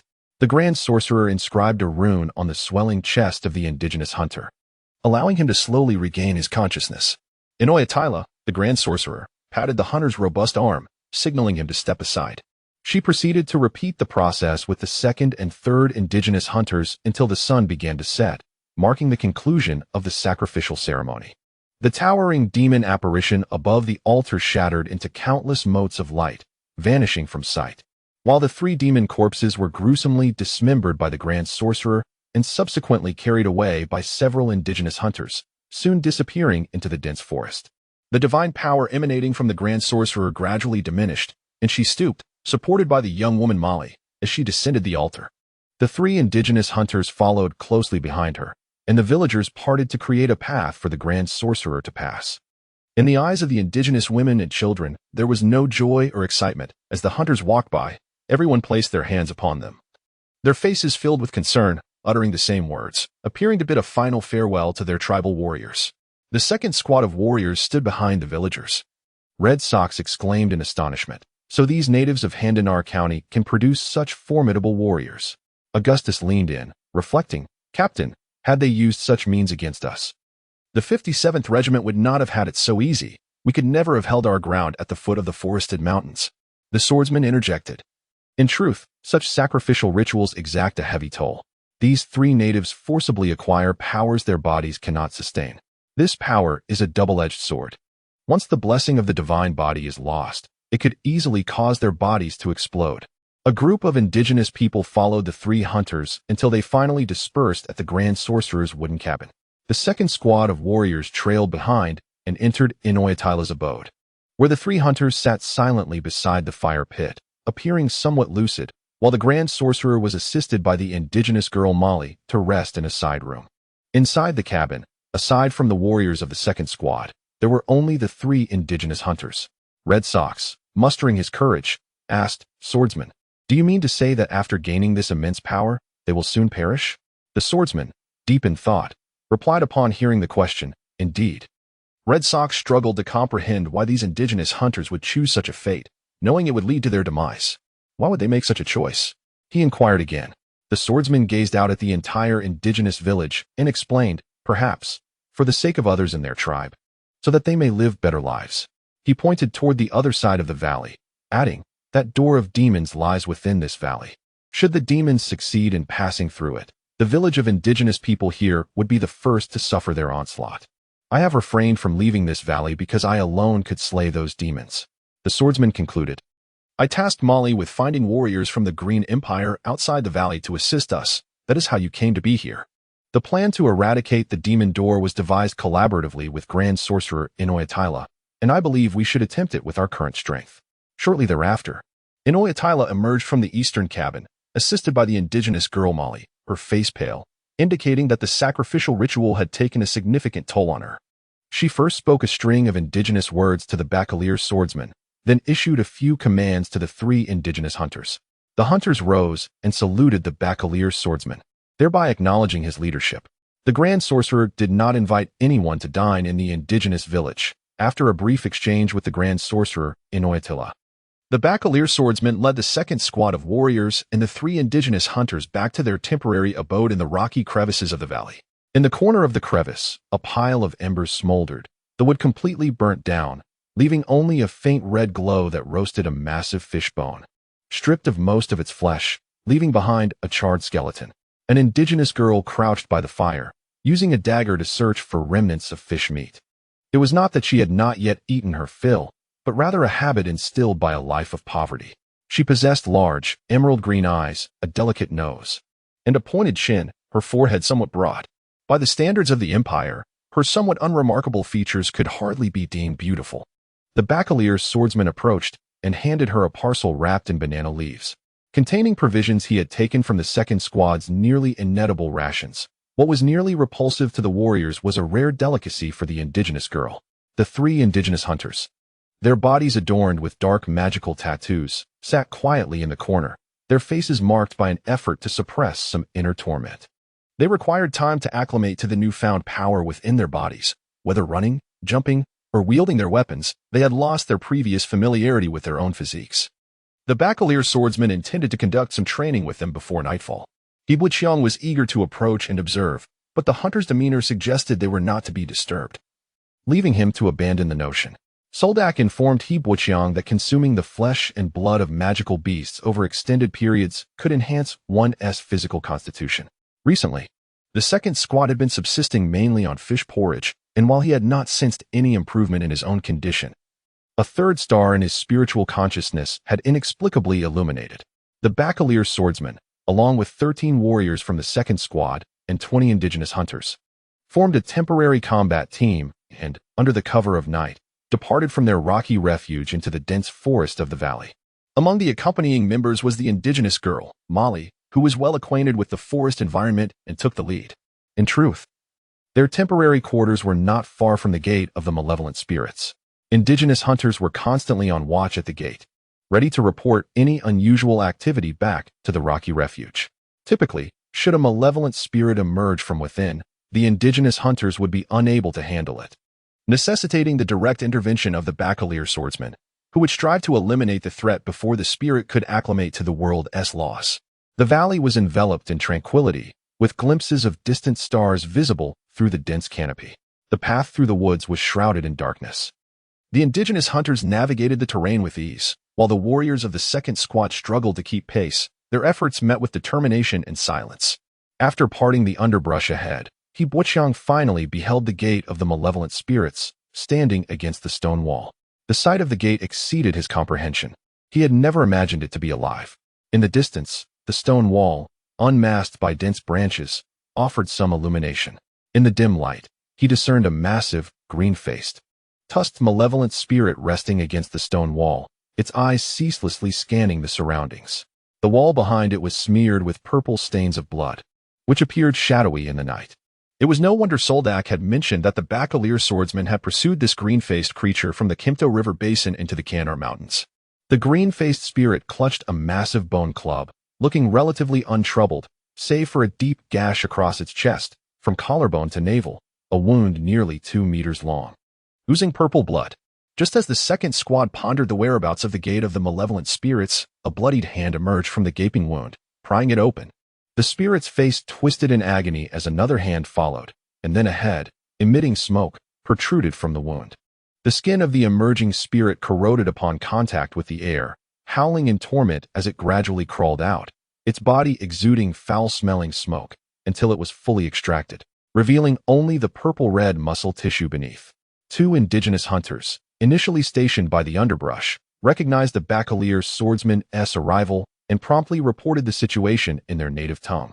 The determination etched onto the Bacalier swordsman's face deepened as he listened, nodding in acknowledgement. He then clapped the 2 hunters on the shoulder and spoke a few words to Molly, who promptly handed them 2 packages of roasted fish. The hunters eagerly devoured the food. The Bacalier swordsman gathered the warriors of the second squad and lowered his voice to explain the situation. This is the law of the world in the Warshaw dimension. For these malevolent spirits from the abyss, the air of this realm is akin to poison. Their skin rapidly deteriorates upon exposure, yet these spirits possess remarkable adaptability.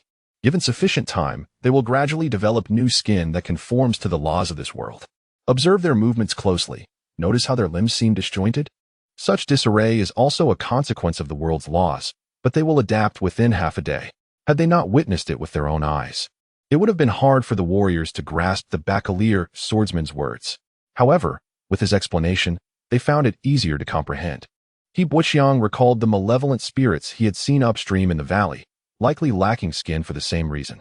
Yet those spirits seemed capable of combat, having adapted to the laws of this world, even slaughtering a pack of red-eyed hyenas and feasting on their flesh. However, they had not digested that energy before encountering the mightier Earthstorm bear, which turned the tables on them. The Bacalier swordsman continued addressing the warriors to slay these malevolent spirits. We must strike while they remain unfamiliar with the laws of this world. This is why I cannot afford to leave this valley lightly. His gaze traversed each warrior's face as he earnestly proclaimed, "Now, our objective is to eliminate this gate of the malevolent spirits. Only by vanquishing this green-faced creature can we seal the gate for good. I need your assistance." Upon hearing the Bacalier swordsman, the warriors of the second squad felt their spirits soar, seemingly casting aside all thoughts of life and death. The Bakari swordsman continued, "Each time I attempt to approach it, this cyan-faced fiend disregards its physical limitations, forcibly tearing its body apart to unleash a multitude of demons. Unable to swiftly neutralize it, I am compelled to witness the gradual influx of new demons into the fray, ultimately shifting the tide of battle and forcing my retreat. Therefore, we must endeavor to expeditiously obliterate this gate of demons." Hebo Chong, with a sidelong glance at the fiend contorting its joints before the gate, began to contemplate earnestly. 44. Demon Slayer, Part 1. An arrow, launched from the obscure depths of the dense forest, struck the newly emerged demon from the gate, lodging precisely in its nape. The demon, sensing discomfort, attempted to grasp at the point of impact, yet its limbs inexplicably extended in disparate directions, eliciting a series of low growls. It writhed in torment before the gate, its violet pupils brimming with negative emotions, loathing, anguish, and fury. The indigenous hunter, having discharged but a single arrow, promptly retreated into the forest, the foliage of his hiding place rustling briefly. The demon, its body still emitting a greenish haze, keenly detected the scent of life and lunged without hesitation towards the thicket. This particular demon, nearly 3 meters in length, towered a meter above the average Grin Empire citizen when erect. Its hands were adorned with razor-sharp talons, each akin to a foot-long blade, though its gait was somewhat unsteady. Each stride covered 3 to 4 meters, allowing it to reach the thicket in a matter of moments. The demon's towering form leaned forward, its ebony claws tearing through the dense undergrowth. Amidst the scattering foliage, a length of vine, fashioned into a noose, sprung forth, ensnaring the demon's head. The immense force instantly hoisted the creature into the air, its limbs flailing wildly as it severed the vine with its claws. Upon regaining its footing, the demon exhibited increased agility, pursuing the fleeing hunter by scent. In a few strides, it overtook the panicked native, its crimson tongue lolling as it prepared to plunge its claws into the hunter's back with ruthless abandon, akin to a farmer impaling a scurrying field mouse with a pitchfork. However, its claws were intercepted by a square shield emerging from behind a tree, the talons piercing the shield with a grating metallic screech. The Bakari swordsman, wielding a double-edged greatsword, thrust it diagonally into the demon and Apos' left flank, causing a gush of violet blood. One of the demon and Apos' claws, ensnared in the shield, was rendered immobile. It attempted to dislodge the shield-bearer, Suldark, with a kick, while simultaneously swiping at the Bakari swordsman. The swordsman, crouching low, narrowly evaded the blow, his greatsword piercing the demon's torso. The demon's kick landed squarely on Suldark's right thigh, sending him hurtling backward. The metallic greaves on his leg buckled under the impact as Suldark collided with a pine tree, the force leaving him dazed and struggling to rise. Hebo Chong, positioned behind Suldark, witnessed the demon's assault and lunged at its ankles with his Roman sword. However, the blade met with rubbery resistance, rebounding with minimal effect. Upon closer inspection, only a superficial scratch marked the demon's ankle. Simultaneously, 2 Parglio spears emerged from behind the demon, embedding themselves deeply into its back, though failing to pierce through completely. The demon, still encumbered by the shield, swung it at the Bakari swordsman. The swordsman, executing a forward roll, deftly evaded the shield, simultaneously withdrawing his greatsword from the demon's abdomen and cleaving a grievous wound, exposing the creature's purplish-black entrails. The demon emitted another agonizing roar, lunging towards the Bakari swordsman, intent on crushing him beneath its weight. Hebo Chong, positioned nearby, attempted to sidestep the onslaught, but the demon's ferocious gaze seemed to anticipate his maneuver, ready to plunge its claws into his back. Hebo Chong, taking a deep breath, charged towards the demon, Roman's sword in hand. As the claws met the sword, the blade seemed to lose all force, deflecting harmlessly. Seizing the opportunity, Hebo Chong pressed close to the demon, evading its claws and positioning himself behind the fiend. The deflected Roman's sword arced through the air, plummeting towards the ground. Hebo Chong, leaping upwards, caught the sword and, with the momentum of his descent, slashed at the demon's back. The demon emitted a low growl, lunging forward, yet failing to evade Hebo Chong's blow. The Roman sword pierced the demon's nape. Simultaneously, the Bakari swordsman struck, severing one of the demon's claws at the wrist. The demon, still struggling, was impaled by the spears of two soldiers from the second squad. A vine, dropped from above, ensnared the demon's neck, and a dozen native hunters strained to topple the creature's massive form onto the forest floor. The Bakari swordsman seized the moment, severing the demon's head with a single stroke of his great sword, the bloodied head rolling across the clearing. Suldark, assisted to his feet, pointed towards the demon gate near the stone wall, warning, "Don't stand idle, another one is emerging." Hebo Chong, barely catching his breath, approached the thicket, confirming the emergence of two more demons from the gate. As the Bakari swordsman had predicted, the cyan-faced fiend, now aware of the peril, accelerated the demon birthing process. 3 enhanced native hunters emerged from the forest, seemingly acclimated to their newfound abilities. The Bakari swordsman wiped his greatsword on the corpse of the slain demon and strode towards the thicket. The cyan-faced fiend, fully cognizant of the impending danger, struggled and tore at its wounds. Agonized wails pierced the valley, grating on the ears. From the demon gate, spawned from the cyan-faced fiend, a multitude of spectral hands reached out, tearing at the fiend's wounds. Several demons crowded around the opening, struggling to emerge. Their bodies emitted a greenish haze, their skin rapidly dissolving upon contact with the air. In mere moments, 3 demons had emerged from the gate. This accelerated birthing process exacted a heavy toll on the gate. With copious amounts of blood flowing from the cyan-faced fiend's abdominal wound, a sense of impending doom etched upon its horrifying visage. "We must swiftly subdue this gate, or we shall be overwhelmed," the Bakari swordsman exclaimed, shouldering his greatsword. "Then, let us proceed as planned," Suldark replied, gesturing towards a soldier from the second squad. 45. Demon Slayer, Part 2. The soldier, concealed behind the thicket, aimed his alloy bow at one of the demons and released an arrow. The finely crafted steel arrow pierced the heart of a malevolent spirit, yet the creature did not fall. Instead, it turned with furious intent toward the direction from which the arrow had come, charging forth with an unsettling gait. 2 additional fiends let out a roar and followed suit. This time, the second squad of warriors failed to distract the trio of demons. The 3 indigenous hunters, resembling wild bulls, surged forward to confront the malevolent spirits, wielding the square shields used by the second squad soldiers, colliding solidly with the 3 fiends. The sound of heavy impacts echoed through the air. Astonishingly, the indigenous hunters matched the strength of the demons. One fiend attempted to pierce the shield of an opposing hunter with its claw, only for its sharp talons to become ensnared in the shield. Seizing the opportunity, the hunter exerted all his strength to flip the shield, snapping the fiend's claws at the wrist. The demon let out a piercing wail while another claw lunged toward the hunter's head. The hunter swung his shield once more, the 2 forces crashing together with a resounding thud. The claw pierced through the shield, leaving 5 bloody holes in the hunter's arm, yet he seemed impervious to pain. Pulling the wounded fiend closer and delivering a powerful punch to its skull, the sound of cracking bones resonating in the air. Suldark and Hebo Chong followed closely behind the indigenous hunter, seeing the fiend ensnared by their comrade. Suldark swiftly thrust his Roman sword into the demon's ribcage, attempting to drive the blade through its heart. Simultaneously, Hebo Chong leapt, stabbing the fiend from behind with his sword, exploiting its weakness at the nape of its neck. Only by severing the demon's head could one ensure its demise. The fiend's massive form collapsed like a crumbling edifice, allowing Suldark to withdraw his sword and, kneeling upon the demon's chest, he relentlessly struck down with his weapon, delivering a flurry of blows until the head was finally severed. Upon raising his gaze, he realized the battle with the remaining two fiends was far from favorable. The situation for the other two indigenous hunters was grim.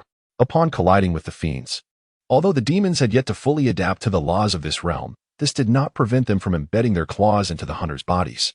The moment they engaged, the two hunters were pierced through by the talons, yet the demon strikes only caused penetrating wounds. The claws passed through the shield and into the hunters' chests. Remarkably, the hunters did not fall despite the blood gushing from their wounds. They displayed no signs of agony.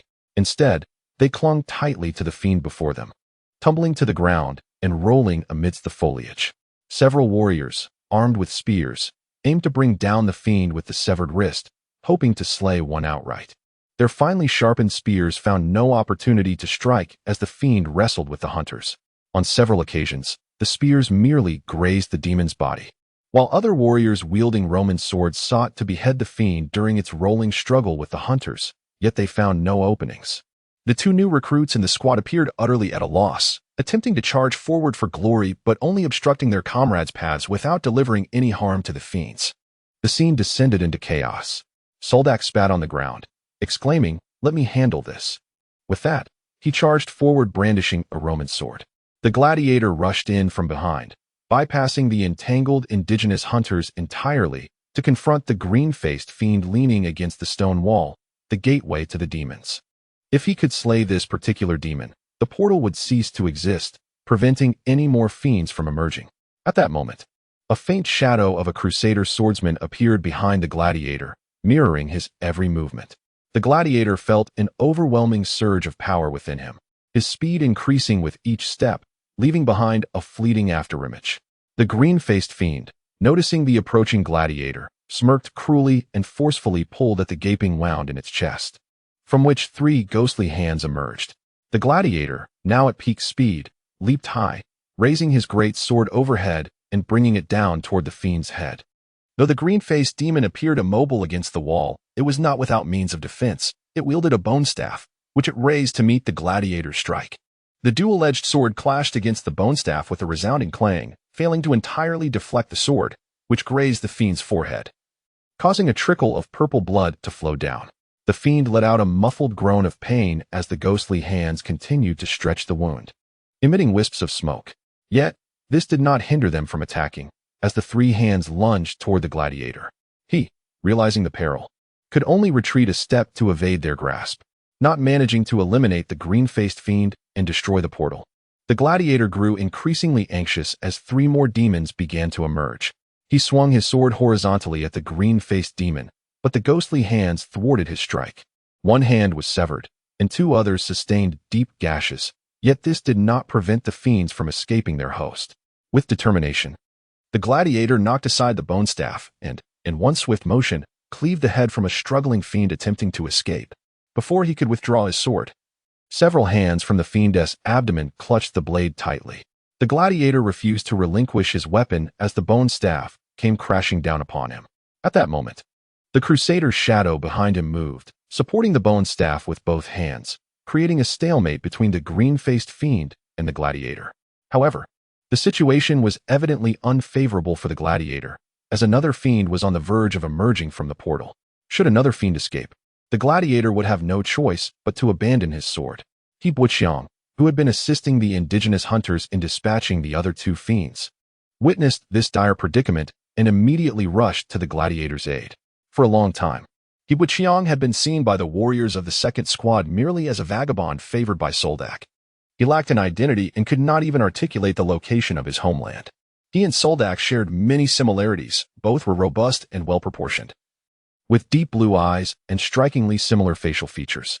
They even enjoyed sitting quietly on grassy hills, gazing at the evening sky and the setting sun, prompting the soldiers to jest that they must be long-lost brothers. Observing the gladiator in a perilous position, He Buqiang acted on instinct, grasping his Roman sword and sprinting toward the demon portal.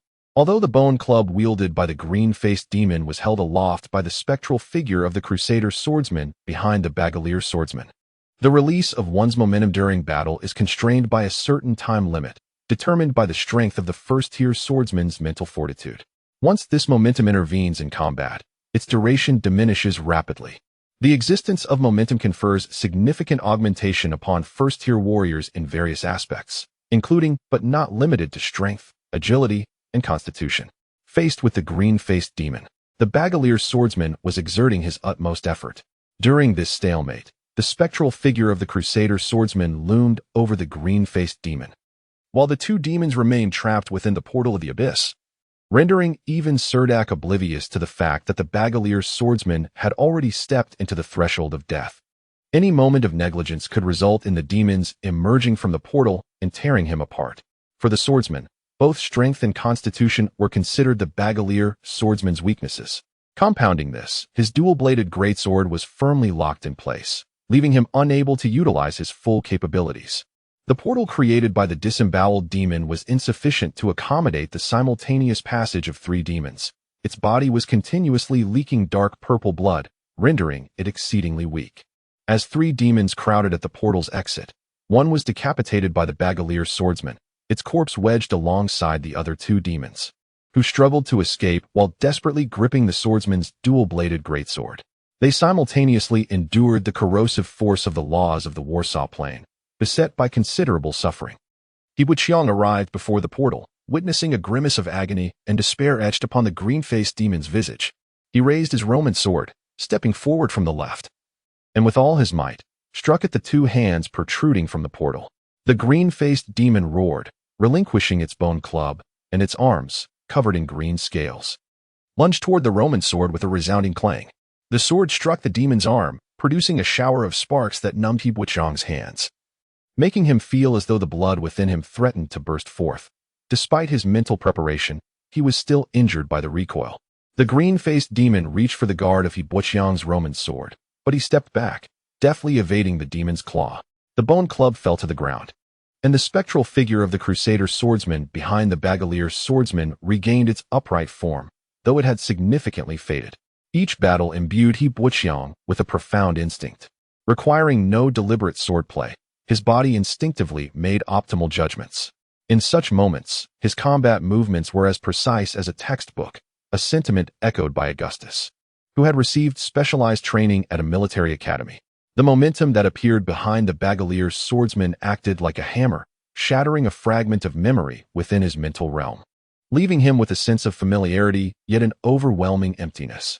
Within He Wuqiang's mental sea resided a spectral image, resembling himself, enveloped in countless dim stars, with only two stars ignited, radiating a warm and sanctified light. Although this light was feeble, he could still sense its faint power. At this moment, a faint glow shimmered on his right arm, though it was nearly imperceptible.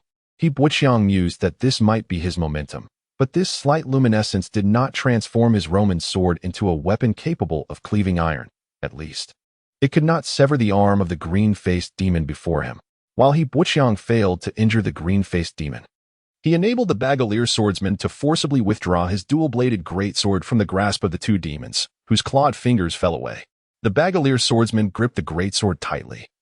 A layer of azure light emanated from his armored skin, as if the magical runes had come to life. Decapitate them, the Bagalier swordsman urged urgently. With that, he swung his sword toward the green-faced demon, leaving the two demons clawing their way out of the portal to He Wuqiang. These two demons, trapped at the portal's threshold, unable to retreat or advance, had their fingers severed cleanly by the Bagalier swordsman, their exposed skin corroding away, emitting thick clouds of green smoke, suffering immensely. The Bagalier swordsman's powerful downward strike was parried by the green-faced demon's arms. Seizing this opportunity, He Wuqiang reversed his grip on the Roman sword, closing in and thrusting his heavy sword into the necks of the two demons, ignoring their wails, decisively severing their heads. Subsequently, he felt a mighty kick against his chest, an invisible force propelling him into the air, before crashing down into the thicket. The Bagalier swordsman bellowed in fury as he seized the chance to behead the green-faced demon. Suldark sat astride the neck of one demon, pressing his knee against its jaw. A native hunter, covered in dark magical runes, lay on the ground, desperately clinging to the demon, while the remaining warriors of the squad grappled with the demon's limbs, pinning it firmly to the forest clearing, unable to escape. Suldark first drove his long sword into the demon's chest, then seized a hand axe handed to him by a second squad warrior, channeling all his strength like a lumberjack, hewing at the demon's neck, striving to swiftly sever its head. The struggle with the other demon was exceedingly brutal, although it was entangled by two native hunters adorned with dark runes. The other hunters failed to secure its wrist in time, resulting in the demon's claws piercing through the bodies of the two hunters, creating numerous bloody wounds. The hunters struck the demon's head with stone axes, only to discover that its skull was harder than stone. Seeing several native hunters lying on the ground, their entrails spilled from the wounds inflicted by the demon, Suldark quickly rallied his squad to provide support. The 57 Heavy Infantry Regiment had previously engaged the demon legions, and the 2nd Squad's advantage lay in their superior weaponry and rich combat experience, equipped with their own methods for dealing with demons. With Suldark leading the 2nd Squad, they managed to eliminate the 3rd demon.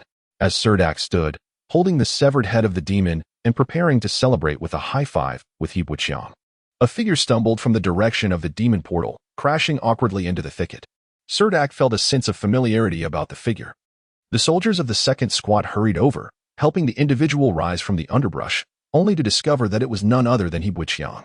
In a state of disorientation, He Buqiang occasionally awoke, briefly, feeling as if he were lying in a thatched hut, occasionally hearing voices, though he could not comprehend their words. It seemed he recalled many past events. The slender figure crouched in the restaurant's kitchen, scrubbing dishes, braving the scorching sun at the bustling intersection to distribute flyers. Subsequently, he undertook a myriad of odd jobs, ventured into the mountains to seek gold, and eventually cobbled together enough funds to purchase a refrigerated truck for transportation. It was as if I were witnessing my own birth on a snowy night, a golden-haired woman cradling me in her arms, softly singing a sweet lullaby, surrounded by vast orchards of golden apple trees and the meandering, jade-like Bunma River. The grand statue of 5 heroes in the square and the towering magical ivory tower reached for the clouds. Each day, I practiced the knightly fundamentals relentlessly, believing that becoming a true knight was the essence of life. Then, inexplicably, I awoke in a wondrous world that felt like an absurd dream.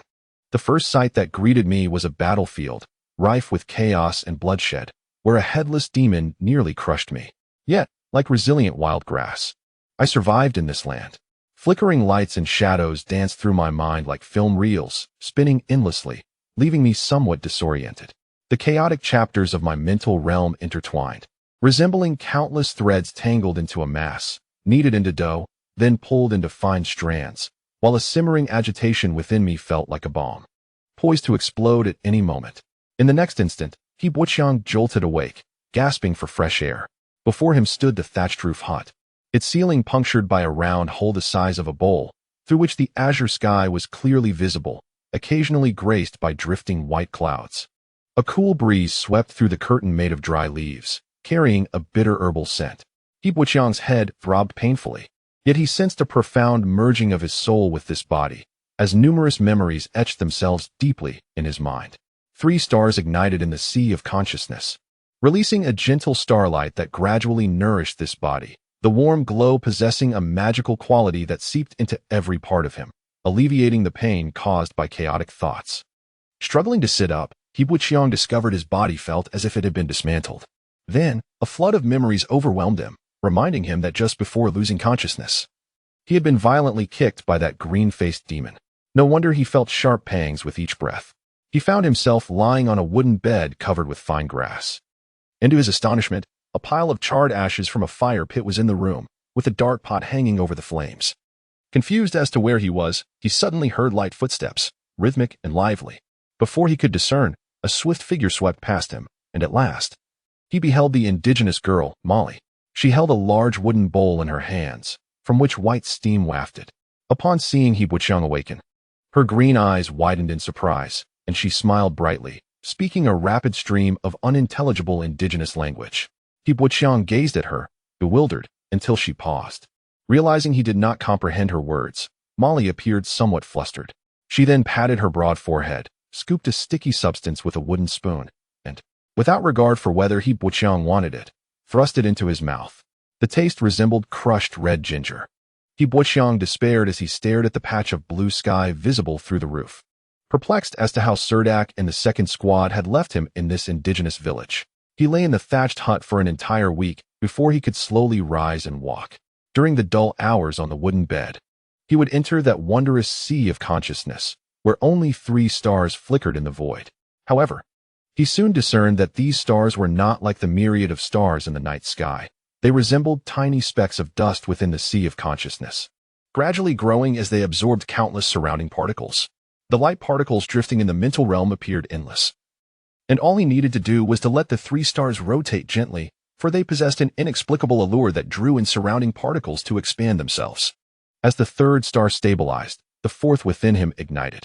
He Buqiang distinctly felt the surge of strength within him with each star that ignited, a tangible enhancement. During his recovery in the thatched hut, the most frequent visitor was the indigenous girl, Molly, who took care of his meals and provided medicinal soup twice daily. Occasionally, other indigenous women would visit, dressed casually in grass skirts and animal hides, some without even a hide, their figures radiating youthful vitality. Once he Buqiang's condition improved, Molly presented him with a rolled-up animal hide. Upon examining the scrawled handwriting, he realized it was a note from Suldark, perhaps not quite a letter, but more akin to a memo. The content revealed that the kick from the green-faced demon had inflicted severe injuries on him. After defeating the demon, the warriors of the 2nd squad had carried him to the indigenous village, where the great shaman Inoyatila, skilled in medicine, diagnosed internal injuries. She warned that a bumpy return to the camp could exacerbate his condition, but the 2nd squad needed to escort the Bijali swordsman back to report, leaving him in the care of the villagers. In the end, Suldark assured him that once his injuries healed sufficiently, he would return to retrieve him. At this juncture, lamenting his fate served no purpose. Fortunately, the time spent recuperating among the villagers was not entirely dull. Molly would come to teach him some basic indigenous language. Although he Buqiang could not yet articulate sounds, it did not hinder his learning of the indigenous tongue of Handanal County. Under Molly's gestures and guidance, he quickly grasped many simple words. After a little over a week, he could communicate with Molly through gestures. During this period, the shaman Inoyatila visited he Buqiang 3 times. Though her stays were brief, primarily for checking his injuries and adjusting the medicinal soup he would consume the following day. However, it seemed she addressed him by a peculiar name, distinct from how Molly referred to him. It took he Buqiang 2 days to convey his confusion to Molly, and when she finally explained, her answer seemed to transcend the simplicity of indigenous speech, leaving him utterly befuddled. It was only half a month later that the Bijali swordsman and Suldark returned with the 2nd squad to the village, allowing he Buqiang to learn from the swordsman that Inoyatila referred to him as the chosen of the gods. Despite the fact that the people of the Green Empire had occupied the Warshaw Plain for over 200 years, the indigenous people of Handanal County still adhered to their primitive lifestyle. Here, men were destined to become hunters from birth, beginning their hunting endeavors at the age of 12 under the guidance of tribal leaders. The spoils of their hunts belonged to the entire tribe and were distributed equitably by the tribal elders upon return. To more effectively dominate the indigenous people of Handanal County, the empire had imposed a trade blockade. For instance, indigenous people find it exceedingly difficult to procure cloth, ironware, and grain crops, resulting in many of them still relying on wooden bows and spears. Numerous indigenous individuals have never tasted roasted wheat cakes, and the women have never donned linen skirts, instead opting for grass skirts or simply wrapping themselves in animal hides. The most fervent aspiration of many indigenous hunters is to possess a finely crafted skinning knife. The structures within the village are constructed from local materials, with trees felled from the forest to build wooden houses topped with thick thatch. Influenced by the environmental conditions, these wooden abodes almost lack walls, supported instead by a few pillars holding up a simple circular roof. Indigenous women generally remain within these wooden shelters, emerging only when the hunters return, at which point they greet them with their children in hand, infusing the atmosphere with a fleeting joy. Recently, the indigenous people of Handanal County have faced ongoing conflicts with the imperial legions, leading to frequent bloodshed and the loss of many indigenous hunters. Furthermore, the living conditions around Mount Gondir are exceedingly harsh, rife with monstrous creatures, with at least half of the indigenous population perishing each year due to hunting-related incidents. These circumstances have resulted in a significant gender imbalance within the village, where the number of indigenous hunters has dwindled to fewer than 50. 3 hunters who participated in a sacrificial ceremony recently completed their final journey, buried alongside 7 others who lost their lives in battle within the woods across the valley. The local customs dictate that deceased relatives be interred beneath trees, close to their roots, in hopes that their souls do not descend into the flames of hell. He Buqiang finds this custom peculiar.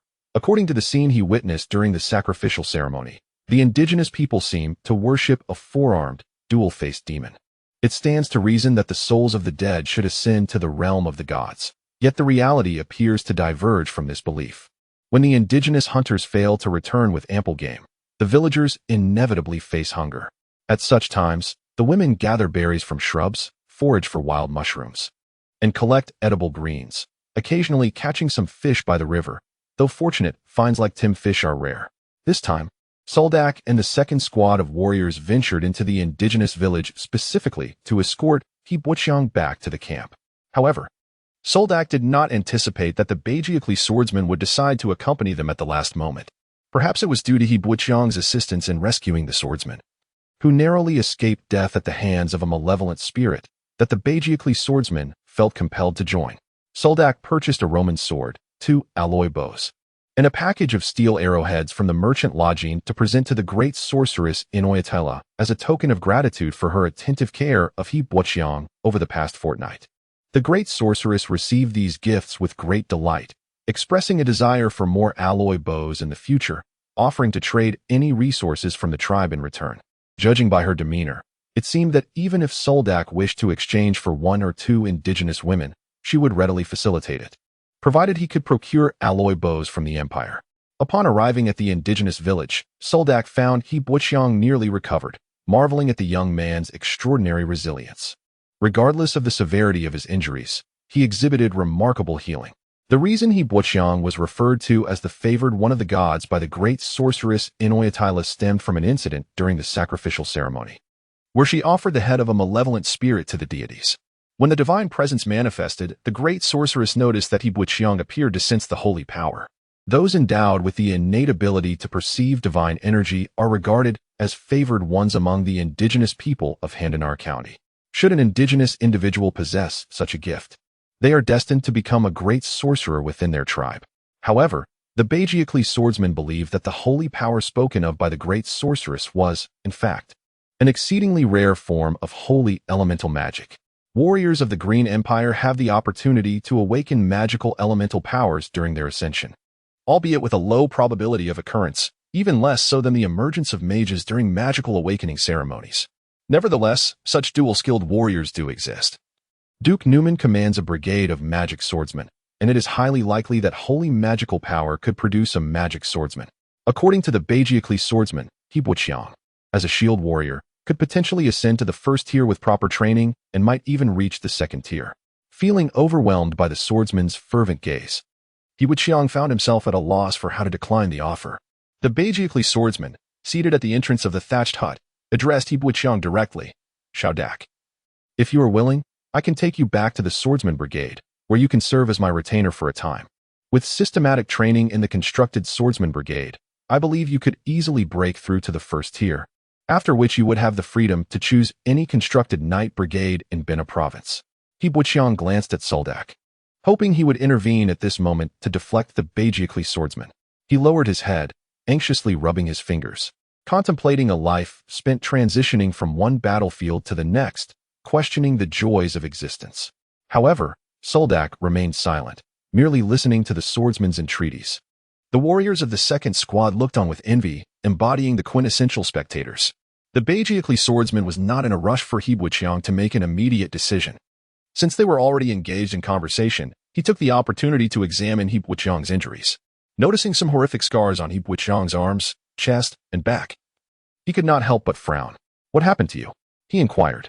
Surprised by the swordsman's concern for his scars, He Buqiang gestured for a considerable time.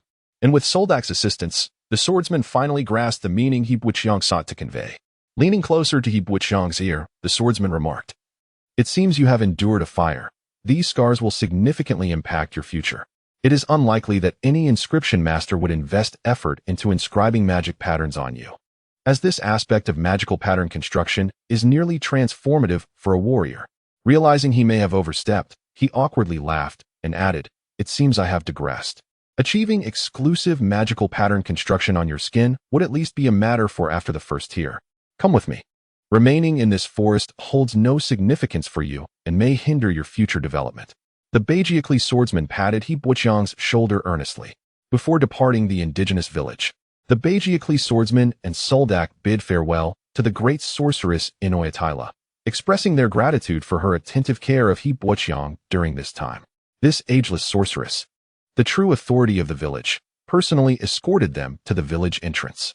The indigenous people followed closely behind her, displaying a mix of vigilance and caution towards the Bajikli swordsman and the second squad of warriors, yet their gazes no longer conveyed the hostility they once held. As He Buqiang prepared to depart from the village, the great shaman Inoyatila surprisingly felt a pang of reluctance. She grasped his hand tightly, her gnarled, dark fingers exhibited considerable strength as she spoke at length. However, He Buqiang had only learned a few rudimentary phrases of the indigenous language from the young girl, Molly, and he understood scarcely a word of the shamaness speech. He stood there, forcing a smile to avoid appearing disrespectful. The swordsman Bahalai, perceiving He Buqiang's discomfort, stepped forward and translated. The shaman is formally inviting you to visit the village if you have the time. She believes you are a favored one by the gods and wishes to discuss ways to harness these sacred powers. Upon realizing the nature of Inoyatila's words, He Buqiang nodded vigorously, gesturing that he would indeed return if time permitted, perhaps due to his extended stay in the village. Inoyatila treated He Buqiang with a warmth that surpassed her demeanor towards others, bidding him to return before he left. The journey back to the camp was still considerable. Suldark had received a straightforward patrol assignment from Baron Sidney, and the second squad dared not delay. For any tardiness without a compelling reason would result in disciplinary actions from their regiment and penalties from Baron Sidney. Upon exiting the valley and traversing two mountain ridges towards the river valley, they spotted Molly, the indigenous girl, standing atop a high cliff, gazing in their direction. The squad of warriors trudged along the ridge bordering the river, her slender figure becoming increasingly indistinct in their line of sight. The expedition was remarkably smooth. The warriors of the second squad appeared quite relaxed. The path along the ridge was not easy to navigate, as the limestone in the area had weathered severely. Many large pieces of limestone crumbled under the relentless sun and torrential rains, becoming detached from the main body. One misstep onto these fractured stones could easily lead to a loss of balance and a fall down the slope. In a careless leap over a pale limestone rock, Red Sox stumbled, his footing slipping as stones cascaded down the slope. He Buqiang acted swiftly, seizing his arm to pull him back to safety. Red Sox, drenched in cold sweat, watched as debris tumbled down, shrinking back in trepidation. The leading captain, Suldark, noticed the commotion and immediately reprimanded Red Sox. Concentrate. Watch your step. Falling from here is no trifling matter. Hey, Red Sox, if you were to fall and perish, would your epitaph read, "My dearest companion, perished on a patrol mission"? Augustus chuckled from behind. Curse you. Red Sox spat back at Augustus before turning to continue onward. Perhaps wishing to alleviate the somber mood, Red Sox quipped to He Buqiang. Little Dak, it seems Inoyatila favors you. Do you think she intends to marry Molly off to you, thus securing your place in the tribe? Due to the constraints of marching, He Buqiang could not retort. Suldark, leading at the front, quickly interjected, "Get lost. I've made arrangements with little Dak to return to Hailansa together once I retire. If you want to stay, there are plenty of indigenous women in this village. Perhaps you could marry a whole horde of them." Hearing Suldark's remark, the warriors of the second squad chimed in. Red Sox, disregarding Suldark's rank, countered, "Captain, are you harboring feelings for little Dak? Oh, don't slap my face." That night, as the other warriors settled down to sleep, Suldark and He Buqiang sat by the campfire. Suldark, holding a stick, tended to the smoldering coals, sending sparks into the air, which danced momentarily before vanishing. "What are your thoughts on the Bahalai swordsman's invitation?" he inquired, his face illuminated by the firelight, revealing a serious expression. He Buqiang glanced up and shook his head. After a moment's hesitation, Suldark continued, "If it were me, I would seize this opportunity without hesitation. That's one of Duke Newman's most elite constructs. Perhaps, as the Bahalai swordsman suggested, you could become an extraordinary construct knight." He Buqiang had contemplated this notion seriously, yet he had no desire to become a remarkable construct knight. He had inexplicably found himself in this world and had not envisioned a life of constant battle. He harbored no favorable impression of construct knights. Having frequently overheard the warriors of the second squad discussing how the Duke's primary construct knight regiment was to confront the demon legions head-on, why should he willingly seek death? Noticing He Buqiang's reluctance, Suldark asked, Are you unwilling? It seems every warrior in the Green Empire harbors a nightly dream. But for He Wuqiang, such aspirations were foreign to him. Suldark was perplexed. Why? He Wuqiang found discussions about life, ideals, and the future burdensome, particularly at that moment when his fingers felt somewhat uncooperative. He shot a troubled glance at Suldark. Yet, Suldark's gaze was earnest as he said, "Perhaps this could be a turning point in your life. Not every warrior has the chance to become a construct knight." He Wuqiang stubbornly shook his head, wishing that if the Bahalai swordsman were to offer him a portal pass, he would gladly accept. Suldark, taken aback by He Wuqiang's obstinacy, conceded, "Fine. I believe you should ponder this carefully." Recently, the Moya mountain range had been drenched by consecutive downpours. At the foot of the forested slopes, lush alfalfa thrived under the abundant rainfall, while several robust thunder rhinos grazed by the riverbank. A group of soldiers was repairing the camp's perimeter wall, erecting new posts for reinforcement. Upon spotting the members of the second squad returning from a distance, some waved greetings to Suldark. Mosquitoes buzzed amidst the grass, and the path appeared muddy, with a winding rut leading to the forest filled with rainwater. The second squad returned to the 57th Regiment's camp, where the Bahalai swordsman, somewhat puzzled, trailed behind Suldark, seemingly inquiring why He Wuqiang did not return with the others. Suldark patiently explained the situation to the swordsman as they entered the military camp. He Wuqiang returned to the merchant lodging's abode, where the curly-haired lad Gabby was not peddling wares but instead processing some tinned fish skins in the open area before the tent. Although Gabby was not a master tanner, he was more than capable of performing preliminary treatments on the hides. Merchant Lodging sat outside the tent, counting his goods, appearing to be in good spirits. It seemed that the makeshift market had expanded, with new merchant caravans arriving at the forest camp, bringing substantial cargo and seeking to procure items from local vendors. These caravans seldom lingered in one place, traversing the hills of Handanal County to acquire specific goods and sell off their own stock.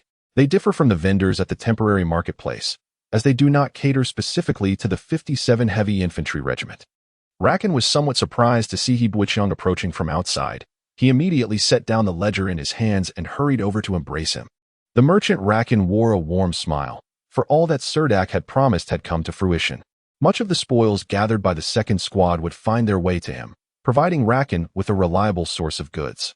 Rakan greeted He Wuqiang affectionately, saying, "Ah, look who has returned. I heard from Suldark that you were injured. How are you now?" He Wuqiang indicated his chest, signaling where he had been hurt. Eagerly, Rakan pulled him into the tent, which led He Wuqiang to believe he was concerned about his injury.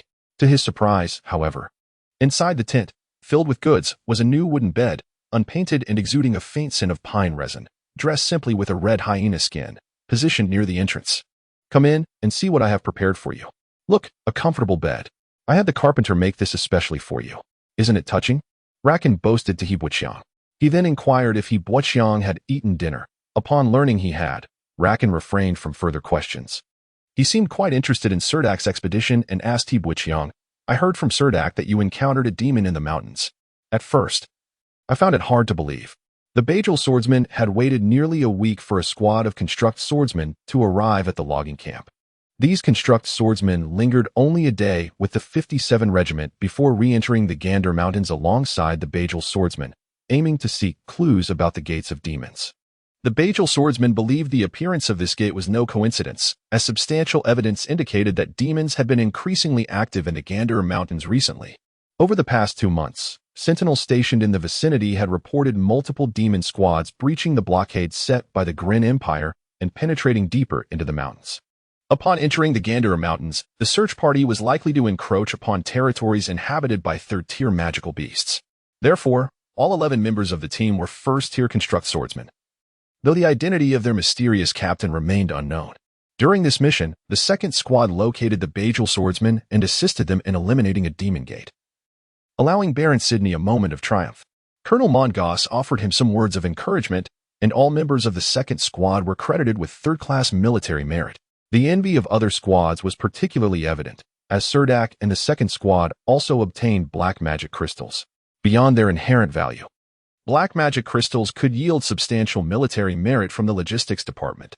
Naturally, such merits held little significance for He Wuqiang. In the following half-month, every morning, He Wuqiang practiced the fundamental movements taught by Suldark on the grassy hillside. When the fourth star ignited in his mental consciousness, The Roman sword in his hand felt almost weightless. He Boqiang noticed that with each star that illuminated his mental consciousness, there was a corresponding enhancement in strength, agility, and constitution, the changes being exceedingly apparent. At times, he would spar with Red Sox on the hillside, who would complain loudly about He Boqiang's overwhelming strength, shaking his hands from the impact. Eventually, Red Sox began to avoid He Boqiang altogether, refusing to spar with him under any circumstances. During this period, Suldark had taken the second squad on several missions, though they were primarily minor tasks lacking in rewards. It was far more fruitful to sneak over to the valley and hunt Tim fish, which was like striking gold for the warriors of the second squad, who kept this secret hidden from outsiders. He Boqiang sat behind a large rock on the hillside, eyes closed, sensing his mental consciousness. He had already ignited the fifth star and felt capable of easily embedding the Roman sword into the rock behind him. He sought a secluded spot to truly comprehend his capabilities. Besides the enhancement in strength, the soft glow emanating from the 5 stars began to coalesce in his palms, creating a rather extraordinary sensation. As he focused the divine energy within his body into his palms, he observed a faint light beginning to glow, and another soft luminous sphere floated just outside his palm. However, with a moment's distraction, the sphere vanished. He Boqiang concentrated again, carefully maintaining the light, fearful that only through his focus could he sustain its manifestation. The Bajal swordsman had remarked that this yellowish, faint glow contained the essence of divine magic and possessed exceedingly rare, healing properties. He Boqiang gazed at his arm with a wry smile, pondering whether possessing such power meant he might indeed become a battlefield medic in the future. He then attempted to channel this divine magic onto the blade, causing it to shimmer with a soft light, though it seemed to lack any substantive effect, merely rendering the Roman sword a touch more impressive. Suddenly, the sound of galloping hooves drew near, and the rider on the sturdy Gubolai horse raised a silver staff as they approached, prompting the guards at the camp entrance to rush down and swiftly open the wooden gate. The knight charged into the camp without reducing speed. Witnessing this, He Boqiang withdrew his gaze. The 57 Heavy Infantry Regiment had been in frequent contact with the command post in Hardened County, mainly preparing for battle. The Bajal swordsman's search party had been in the Gander Mountains for over half a month, yet there had been no word from them. As He Boqiang stood up, brushing off the grass from his backside and preparing to return to Merchant Raken's quarters, he noticed a group emerging from the edge of the logging area. Each member was clad in exquisite leather armor adorned with magical patterns, and He Boqiang realized that the Bajal swordsman had emerged safely from the mountains after 20 days. However, the search party brought back troubling news. They had discovered a newly formed demon army constructing a defensive stronghold deep within the Gander Mountains at a location named Moyun Ridge, capable of housing thousands of demon warriors. The skies above were darkening, with clouds looming over the mountaintops, and a drizzle began to fall amidst the swirling mist. The slope at the foot of the Hardened County logging area resembled a lush green carpet. In the distance, an army wound its way along the muddy road for several kilometers, a mule train hauling vast supplies approaching the camp. This was the third contingent to arrive at the Hardened County logging area that week. Noticing many armored war horses among the ranks, with riders clad as if in iron casings wielding dwarven chain shields and 5-meter-long lances, He Boqiang surmised that another heavy cavalry regiment was on the way. Though not the main force like the Construct Knights, the heavy cavalry's combat prowess was formidable, allowing them to confront demons directly, especially when outnumbered. Recently, numerous military units had been dispatched to the vicinity of the logging area, likely spurred by the unsettling news of demons constructing a defensive stronghold at Moyun Ridge in the Gander Mountains, causing the lords of the Benai province to lose sleep over the matter. As I gazed upon the encampment of the 57 Heavy Infantry Corps, I noticed the construction of 3 more elaborate camps nearby. The temporary marketplace on this hillside had expanded nearly twice its size compared to 2 weeks ago, and a palpable tension, characteristic of the pre-war atmosphere, permeated the market, causing the pace of pedestrians to quicken. Recently, a newly arrived caravan had acquired a substantial quantity of red-eyed hyena hides and was preparing to hasten to the next military camp, undeterred by the impending conflict. These merchants were not bound to a single regiment. They were born travelers. In the early morning, the caravan's workers began to dismantle the tents despite the light rain, carefully packing them away while soaked, subsequently securing them onto the backs of their horses. Their chosen spot on the hillside was quite advantageous. Other latecomers had already eyed this location, waiting for the caravan to depart to seize the opportunity. 2 stalls remained, displaying a few last items for sale. The caravan primarily engaged in the leather trade, but the overseers also brought along a variety of other goods. Typically, before setting off, individuals within the caravan would display these personal items for final transactions. This often attracted bargain hunters, as everyone knew that purchases made just before departure were final, leaving the quality of the goods to the buyer's discernment. The assortment of items at the stalls was varied, yet notably absent were leather goods, likely due to the rain deterring many from gathering around. The attendants, growing impatient, seemed reluctant to conduct business in the rain. However, they had to wait for the supplies from the horse train to be organized. Dressed in their rain cloaks, they huddled behind the stalls like black quails, disinclined to move. He Buqiang, wielding a Roman sword at his waist, ambled back from the river, feeling the 5 stars within him ignite. He began to realize that his combat skills were lagging behind his physical prowess. The fundamental techniques he had practiced were becoming somewhat distorted. Thus, he made it a habit to practice by the river every morning. A week prior, Hong Sox had ceased to accompany him, and recently, it was Suldark who had taken on the role of his sparring partner. At times, the Baijili swordsman would take the opportunity to observe their practice, occasionally offering practical swordsmanship tips. Recently, a Baijili swordsman generously imparted an entire set of sword techniques to the two, which he referred to as the Swordsmanship Guide. Many students at the Swordsman Academy affectionately dubbed it the Guide Technique. This set consisted of 8 fundamental styles, devoid of the intricate maneuvers of evasion and acrobatics, allowing for seamless transitions between each form. The Baijili swordsman's insights unlocked a new understanding of swordsmanship for both Suldark and He Buqiang. In recent days, both had made remarkable progress. Just yesterday, Suldark excitedly informed He Buqiang that he had experienced a breakthrough and had gone to the logistics department to check his warrior level, discovering that he had ascended to the rank of 7th level warrior. As He Buqiang entered the marketplace, his lightweight leather armor was drenched by the rain, and he prepared to return to the tent to dry it, knowing that improperly treated leather could harden when wet. Observing the caravan preparing to depart in the drizzle, He Buqiang reflected with relief that their arrival had resulted in the acquisition of many red-eyed hyena hides. Without this caravan, those hides would have languished unsold, severely dampening the warrior's desire to hunt hyenas in the mountains. He also noticed 2 stalls in the rain, their wares soaked. Some weapons were wrapped in oilcloth, alongside worn scrolls, blank parchment, copper plates, military copper pots, candlesticks, and other items. However, these appeared to be used goods, likely abandoned relics, which soldiers in the camp would not purchase, regardless of the price. Only bargain-hunting merchants and those of modest means would consider such second-hand items. Influenced by Suldark, He Buqiang had little interest in these objects. Yet as he passed by, he spotted a pile of coal balls, each the size of a walnut, compelling him to halt. After stepping back 3 paces, he returned to the stall. Indeed, he discovered over 30 magic cores, which seemed to have been sifted through multiple times, leaving behind only the shriveled and flawed ones, resembling donkey dung on the carpet, further discolored by the rain. Numerous merchants in the marketplace engaged in the trade of magic cores, with many stalls selling them as well. These cores, which had not yielded magic crystals, were categorized into various levels. The small cores produced by first-level magical beasts typically fetched around 50 silver coins in the marketplace, with merchants generally accepting all offerings without discrimination. In contrast, the prices for the cores sold at the stalls were significantly higher. At the stall of a curly-haired boy named Jabi, several low-quality magic cores were available, with the merchant offering a base price of 60 silver coins, albeit with the option for buyers to choose. Since returning from the indigenous tribes, He Buqiang had not handled magic cores. Now, seeing the cores laid out, a flicker of interest stirred within him as he reached out to touch a wrinkled core.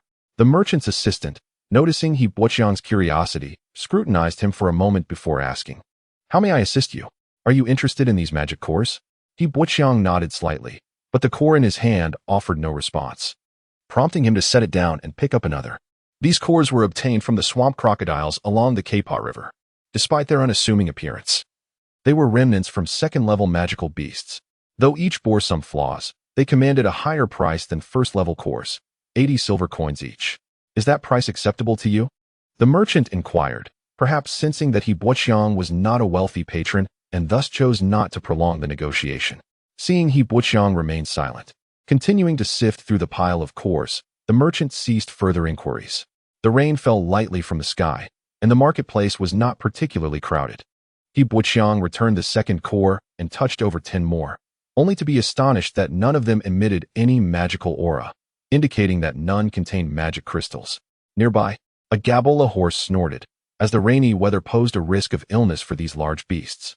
The shop assistant observed He Buqiang's prolonged indecision, surmising that he was merely a penniless gambler. With a skeptical gaze, he scrutinized He Buqiang each time he returned a magic core to the table, rearranging the cores to prevent any potential switch. Despite feeling the shop assistant's watchful demeanor akin to that of a thief's vigilance, He Buqiang feigned ignorance and meticulously examined the assortment of magic cores, ultimately finding none to his liking. He withdrew his damp hand, preparing to depart. The shop assistant, with a somewhat indifferent expression, inquired, "Have you made your selection?" He Buqiang gestured towards the pile of cores before him and waved his hand, indicating a desire to see other options. The shop assistant squinted, wiping raindrops from his face, and remarked, "This is all we have left. The rest have been sold." "Out of all these, you haven't found a single one?" Upon hearing that no other magic cores were available, He Buqiang stood to leave. "Wait, are you interested in purchasing magic cores? I have some here. Would you like to take a look?" A lean man draped in a protective cloak approached He Buqiang, tentatively asking. The shop assistant glanced at the slender figure, unabashedly stating, "Bazel, you're wasting your time. He clearly has no intention of buying." The lean man appeared to possess some authority, and upon hearing the shop assistant's comment, he retorted with an air of righteousness, "Hey, how can you say that? Perhaps I have just what he desires?" He then enthusiastically led He Buqiang to an adjacent stall, pointing to a dozen scattered magic cores. "Look at these cores. Their quality surpasses those over there by leaps and bounds. While they may be priced slightly higher, if you are genuinely interested, I can sell them to you for the same price." He Buqiang regarded Bazel, thinking to himself, "This fellow certainly believes himself to be a shepherd, eager to fleece a sheep." Nevertheless, with the presence of magic cores at the stall, he decided to take another look. Fully aware of the slim chances of finding a magic crystal, kneeling once more in front of the stall, He Buqiang noted that the magic cores here appeared slightly larger and more uniform than those at the previous stand. Just as he was about to pick one up for closer inspection, the curly-haired boy, Gabby, squeezed in beside him. Hesitant to speak loudly, he leaned close and whispered, "Little Dak, don't be fooled. These itinerant merchants wouldn't display cores containing magic crystals at their stalls. Once they leave, you'll realize that what you've bought is merely a heap of worthless stones." Gabby punctuated his warning by poking He Buqiang's arm. He Buqiang smiled faintly at Gabby's concern, remaining non-committal as he continued to explore the cores on display. He discovered that, although the cores at the neighboring stall were undeniably unattractive, they were indeed genuine magic cores. In contrast, the ones before him appeared to be mere imitations, crafted from stones that resembled magic cores. Observing He Buqiang's continued selection process, Gabby, exasperated, remarked, "You truly are a stubborn fellow." The stone-carved cores were unlikely to contain any magic crystals, and He Buqiang sifted through them without finding one that appealed to him. Such fine magic cores. Have none caught your eye? Bazel scrutinized He Buqiang with an odd expression, as though He Buqiang's failure to purchase a core marked him as a fraud. The onlookers surrounding the stall also fixated on He Buqiang. Dismissing the trivial charade, He Buqiang contemplated leaving with Gabby when his gaze fell upon 3 black stones, the size of pigeon eggs, nestled in the corner of the stall. They were likely cores derived from the skulls of first-tier magical beasts. Such small cores typically had a minimal chance of containing magic crystals. Even if they did, the yield would likely be insufficient to carve out a standard unit of a magic crystal, usually resulting in merely cheaper fragments. He pointed to the 3 diminutive magic cores. Bazel, growing impatient, waved his hand dismissively, stating, "Those are cores from first-tier magical beasts. They're quite small, priced at 50 silver coins each." He Buqiang grasped one of the pigeon-sized cores, and a faint, almost imperceptible energy emanated from it, swiftly absorbed into his body. To his astonishment, he had discovered a core containing a fragment of a magic crystal among these first-tier cores. After all, even grasshopper legs are meat. He decisively opted to purchase it. Scarcely engaging in negotiation with Bazel, he retrieved a hefty stack of silver coins from his pouch, the 50 coins feeling substantial in his hand, and tossed them into Bazel's palm. He Buqiang seized the core and departed without a backward glance, the entire transaction taking less than a minute. All the while, Gabby chided He Buqiang, "Hey, little Dak, didn't you just recently acquire some magic cores with Suldark? I truly cannot comprehend your reasoning." Upon returning to his tent, He Buqiang peeled off his damp leather armor, dried himself off, and donned a fresh linen robe before sitting at the edge of his bed to examine the magic core closely. Gabby, perched on a chair, earnestly stated, "Trust me. No one else would willingly part with 50 silver coins for a core that is unlikely to yield any magic crystals, except for you." He Buqiang smiled at Gabby, gesturing with the file in hand. "Are you truly going to open this core? Heed my advice. Selling it now would at least mitigate your losses." He Buqiang nudged Gabby, prompting him to cease his prattle and dash outside to borrow a file from the jewelers in the market. Gabby swiftly acquired the file, thanks to the reputable merchant, Lodging, who enjoyed considerable favor in the marketplace. People were willing to assist him within their means. Once He Buqiang delicately filed away a portion of the dark brown exterior of the magic core, Gabby poured a little water over it, revealing an amber hue that shimmered before their eyes. As Gabby took the core from He Buqiang, now with a small window filed open, he stepped to the tent entrance. Through the dim light outside, the amber sheen of the magic crystal emanated a soft glow. "Indeed, there is a magic crystal, little Dak. How fortunate you are." Gabby's tone betrayed an uncontainable envy. However, he quickly reminded himself to remain steadfast in his stance, particularly regarding the gamble of magic cores. With a serious expression, Gabby earnestly advised He Buqiang, "Although Lady Luck has favored you this time, such occurrences are difficult to predict. I implore you not to act foolishly next time." At that moment, Merchant Lodging entered the tent, seemingly aware of He Buqiang's acquisition of the magic core. "Gabby is right. You likely know that just a few days ago, I spent 5 gold coins to procure 10 first-tier magical beast cores from the second squad. However, those cores were unfiltered, and if even one contains a magic crystal, it would be profitable, albeit with considerable risk. If I extract a single magic crystal from those 10 cores, I would consider it a success." Lodging then remarked to He Buqiang, "The magic cores I possess are vastly different from those you purchased at the stall. The ones displayed there are largely leftovers after selection. To put it bluntly, those magic cores are akin to a pile of worthless stones." Lodging spoke candidly. "I just heard someone at the tavern mention that 2 individuals conspired to deceive you, which is why I hurried back. If these were indeed magic cores from the swamp crocodiles of the Kemptato River Basin, each one would hold a value of around 5 gold coins. How could they possibly be carelessly discarded at a roadside stall, waiting for you to seize a bargain?" The curly-haired boy, Gabby, continually gestured to Lodging from the side, holding up a magic core with a small window polished into it. Only then did Lodging realize the situation had changed. He accepted the magic crystal from Gabby's hands, turned it toward the light outside the tent, exhaled softly, and exclaimed, "Your luck is quite remarkable." Merchant Lodging handed the magic core to He Buqiang, saying, "Though this magic core is somewhat small, the magic crystal inside is quite substantial. It should be just enough for 1 unit, and it is a soil attribute magic crystal." He Buqiang learned some insights about magic cores from Lodging. According to him, only the cores of first-tier magical beasts carry an element of chance, and they are not entirely without discernible signs. The likelihood of a magic crystal existing within a magic core of a first-tier beast can be identified through various methods. The stronger and longer-lived the magical beast, the greater the chance of its core containing a magic crystal. Essentially, the cores of adult second-tier magical beasts invariably contain magic crystals. Naturally, if one were to obtain a core from a peak third-tier magical beast, one must find a way to extract the magic crystal, as it may very well contain a high-grade magic crystal. The rain outside showed no signs of abating, yet the merchant caravan began to depart in succession. The caravan had numerous steeds, and the front horses completely vanished into the curtain of rain, while the rear horses had only just stepped out of the market. The 3 sat at the tent entrance as He Buqiang meticulously used a file to gradually grind away the outer hardened stone skin of the magic core. An oval amber-colored magic crystal gradually revealed itself, with the arrival of the 4th Heavy Infantry Regiment stationed near the forest area.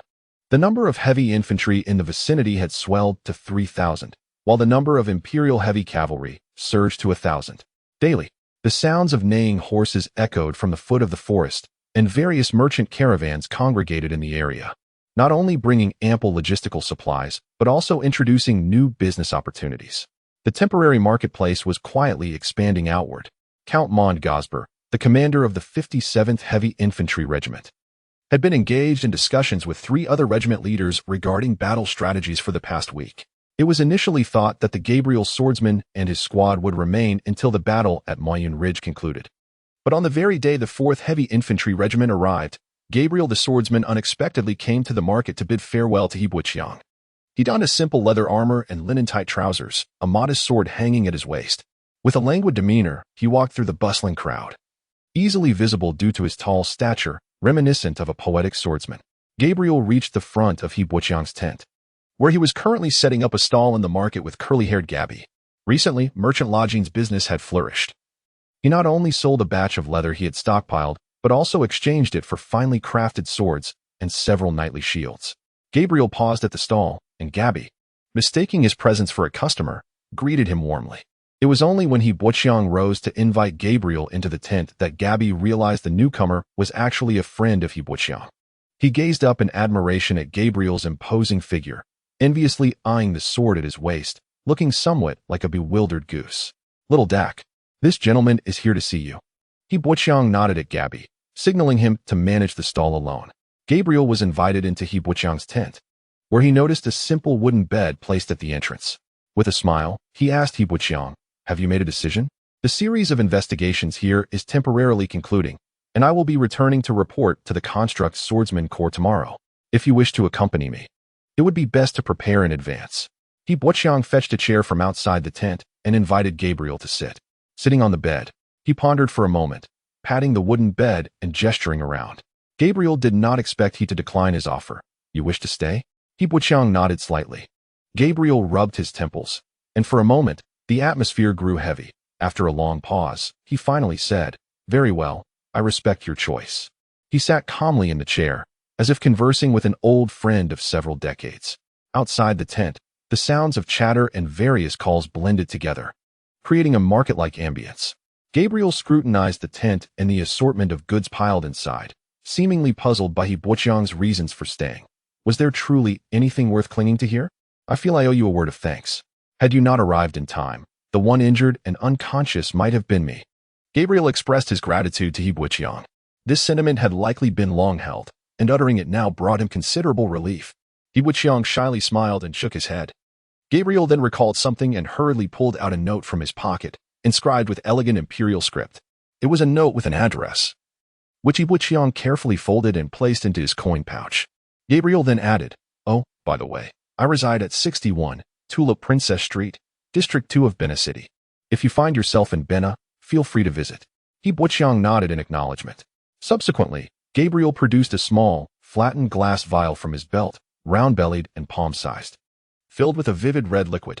He Buqiang recognized it from the potion shops in town, although the vials there were not as large, and the potions lacked such a striking hue. Gabriel pressed the vial of healing potion into He Buqiang's hand, saying, "Take this. It may prove useful on the battlefield." After a brief time, Gabriel stood up to take his leave. He Buqiang sat at the entrance of the tent, holding the precious healing potion, and a wave of profound emotions washed over him. 54. Returned to the indigenous village recently, the soldiers of the 2nd Squad had been grumbling in private, noting that their daily patrol area had nearly doubled compared to a month ago. The patrol zone now encompassed the entire forest and extended to nearby mountainous regions. Baron Sidney even clearly circled a large area on the map with a red line. Due to Suldark's active efforts, the frequency of patrols for the 2nd Squad had noticeably increased. Seizing the opportunity, Suldark led the 2nd Squad to the banks of Yensai Lake in the river valley to catch the local Tim fish. This time, the 2nd Squad was thoroughly prepared, equipped with fishhooks custom-made at the blacksmiths, resembling large iron anchors. They also specifically captured several live short-tailed salamanders from the mountain stream, which the soldiers carried to the riverbank, binding the large iron anchors to the rounded salamanders, allowing them to thrash and struggle in the shallow waters. The Tim fish in the river spotted prey along the bank and swiftly gathered, leaving clear trails across the water's surface and sending waves crashing in their wake. The salamander sensed the lurking danger and desperately crawled towards the shore, but alas, it was burdened by a heavy iron anchor, rendering its escape futile. It could only emit sharp, piercing cries from the shallows, helplessly watching as several Tim fish rushed towards it, ultimately being devoured whole by the strongest among them. The 2nd Squad of warriors seized the opportunity and, with coordinated effort, pulled the Tim fish onto the shore.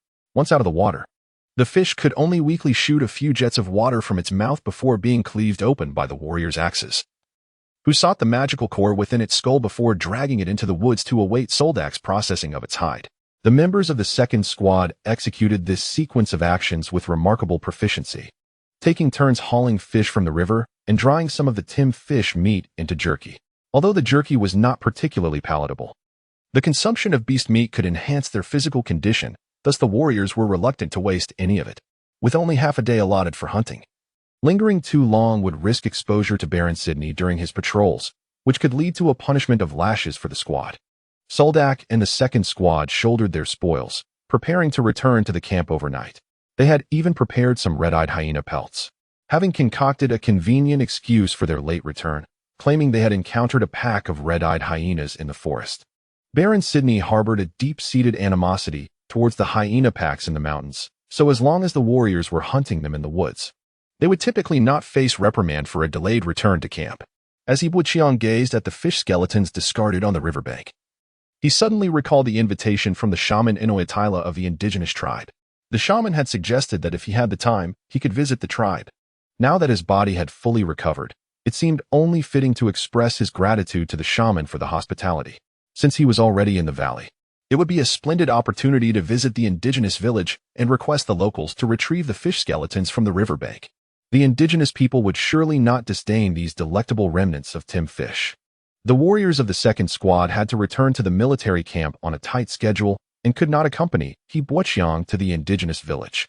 After persuading Suldark, they parted ways at the riverbank, with the second squad hastening back to the camp, while Yibuqiang set off alone towards the indigenous village. A gentle morning mist enveloped the forest, the sun yet to rise above the peaks, while dew blanketed the grassy ground. Even with knee-high leather boots, Yibuqiang could not evade the dampness soaking his pant legs. A drop, the size of a bean, fell from above, striking the bridge of his nose. As he looked up, branches shook violently, and a few colorful-tailed raccoons darted into the dense canopy, shaking off droplets of dew like a sudden downpour, drenching Yibuqiang. In previous excursions with the second squad through the thicket, he had seldom encountered such a variety of woodland creatures. However, traversing the forest alone, these small animals appeared unafraid, filling his journey with both wonder and vexation. Yibuqiang, with a wry smile, brushed the water from his hair, calculating that he would not have to walk far to reach the indigenous village. He had spent nearly half a month in the village and was now quite familiar with the valley. From a distance, he spotted two towering lookout trees at the village's entrance, each standing 50 or 60 meters high. He found a prominent boulder and waved vigorously at the trees. In response, a clear whistle echoed, indicating that the villagers had seen him and were greeting him. As Yibuqiang approached the village entrance, he was met by the exuberant indigenous girl, Molly, who bounded out like a playful fawn. With her hair cascading in delicate braids, she leapt into his arms, giving him a big hug, her emerald eyes sparkling like the purest mountain spring. Without hesitation, she noticed the linen bag slung over Yibuqiang's shoulder and promptly took it from him, insisting on carrying it as she led him into the village. To support Yibuqiang's visit to the indigenous village, Suldark had gathered all the rations the second squad had on hand, creating half a bag of provisions for Yibuqiang. He had also discreetly gifted him a composite bow, considering it a present for his meeting with the shaman Inuitila. As they walked towards the village, Yibuqiang noticed that Molly was still damp, clad in a simple tubular skirt made of animal hide, with droplets glistening in her hair, as if she had just bathed. Molly led him to the thatched hut where he had previously stayed, communicating in indigenous language that the shaman was currently engaged in a ritual and would meet him afterward. Fortunately, Yibuqiang had acquired some basic understanding of the indigenous tongue over the past weeks, allowing him to piece together the girl's message through context and gestures. Soon, Yibuqiang picked up a piece of charcoal from the fire pit in the center of the hut and began sketching the valley, forest, and indigenous village on the ground, adding simple drawings of fish nearby. He gestured to Molly, indicating that she could send some of the indigenous women to the riverbank to collect the tinned fish skeletons. The girl, perceptive and intelligent, eventually grasped that he was asking her to retrieve food, and she couldn't help but hug him once more before insisting he follow her outside the hut. Yibuqiang, eager to meet the shaman, acquiesced and followed her up the hillside. However, halfway there, Molly abruptly pulled him onto a side path within the village. Not far along, they heard the gentle sound of flowing water, and as they rounded a wooden hut, The sight before He Buqiang nearly caused him to lose his composure. Several indigenous women were bathing in the stream, while children splashed about nearby. And hunters sat on the grass by the water's edge, crafting wooden arrows. Molly, unperturbed, dashed to the stream and began speaking rapidly in indigenous language to the women. Before He Buqiang could react, a dozen young women hurriedly wrapped grass skirts around themselves and rushed towards the village entrance, disappearing in an instant. He felt as though he was invisible, utterly disregarded. By the time Molly remembered to take him to meet the shaman Inoyatila, He Buqiang sat in the wooden hut, growing drowsy from waiting. 55. The seed of light standing at the wooden steps of the large hut, the shaman Inoyatila beamed upon seeing He Buqiang. She instructed Molly to bring forth a green iguana to welcome him. He watched as the 3-foot-long iguana was decapitated, its body skewered on a stick made from white acacia. Its tough skin scalded off with boiling water, the entrails removed, and a bundle of unknown herbs stuffed into its cavity. The tender white meat was then coated with peculiar spices and placed over the fire for roasting. The thought of consuming this large lizard made He Buqiang's stomach churn. As Inoyatila reclined on her mat, her smile widened further upon seeing He Buqiang present a gift, only for him to find himself utterly lost in her rapid-fire indigenous speech. He had assumed that after half a month of learning the language, he could engage in simple conversations with the villagers. But it became evident that he had overestimated his abilities.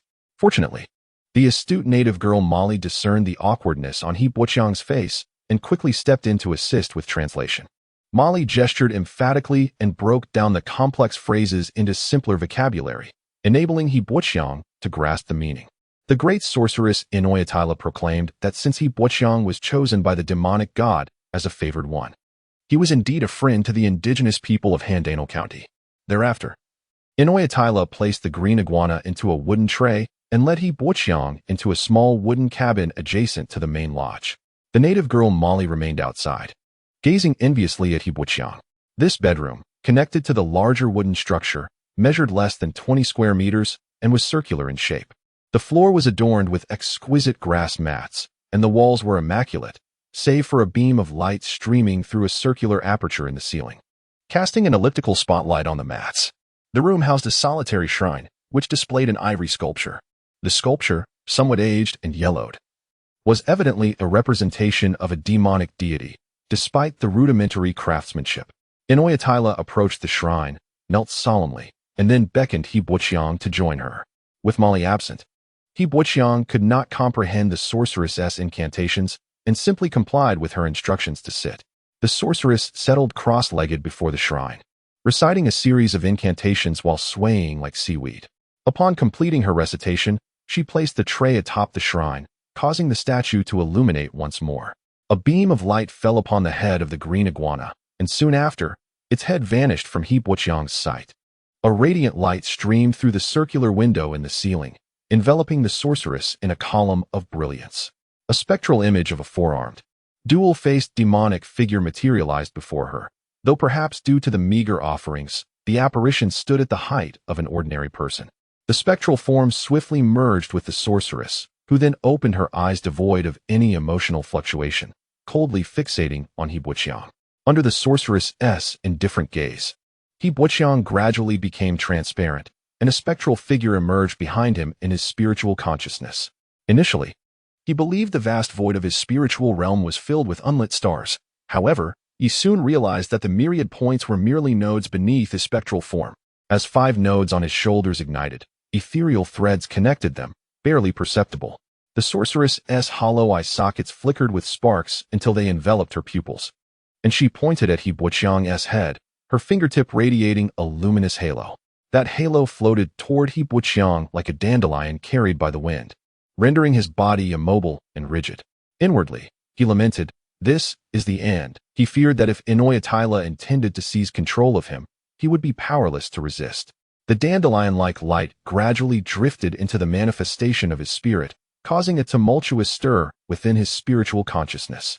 The ignited nodes flared brilliantly, and the delicate threads shimmered with a ghostly blue hue. He Buqiang was bewildered by the unfolding events, feeling an explosive resonance within his spiritual realm. It was as if a confinement within his consciousness had been shattered, causing his already tenuous spectral form to dissipate gradually. The nodes within his body seemed on the verge of vanishing, akin to candles flickering in the wind. A sense of indescribable panic surged within him.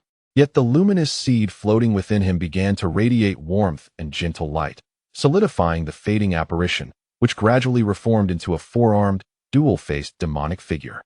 In the next moment, the luminous seed merged into the newly manifested demonic form, igniting the 5 nodes within, followed by the 6th, 7th, and ultimately the 9th node, restoring a tranquil brilliance. He Buqiang was astonished to find that this four-armed, dual-faced apparition had returned to his spiritual realm.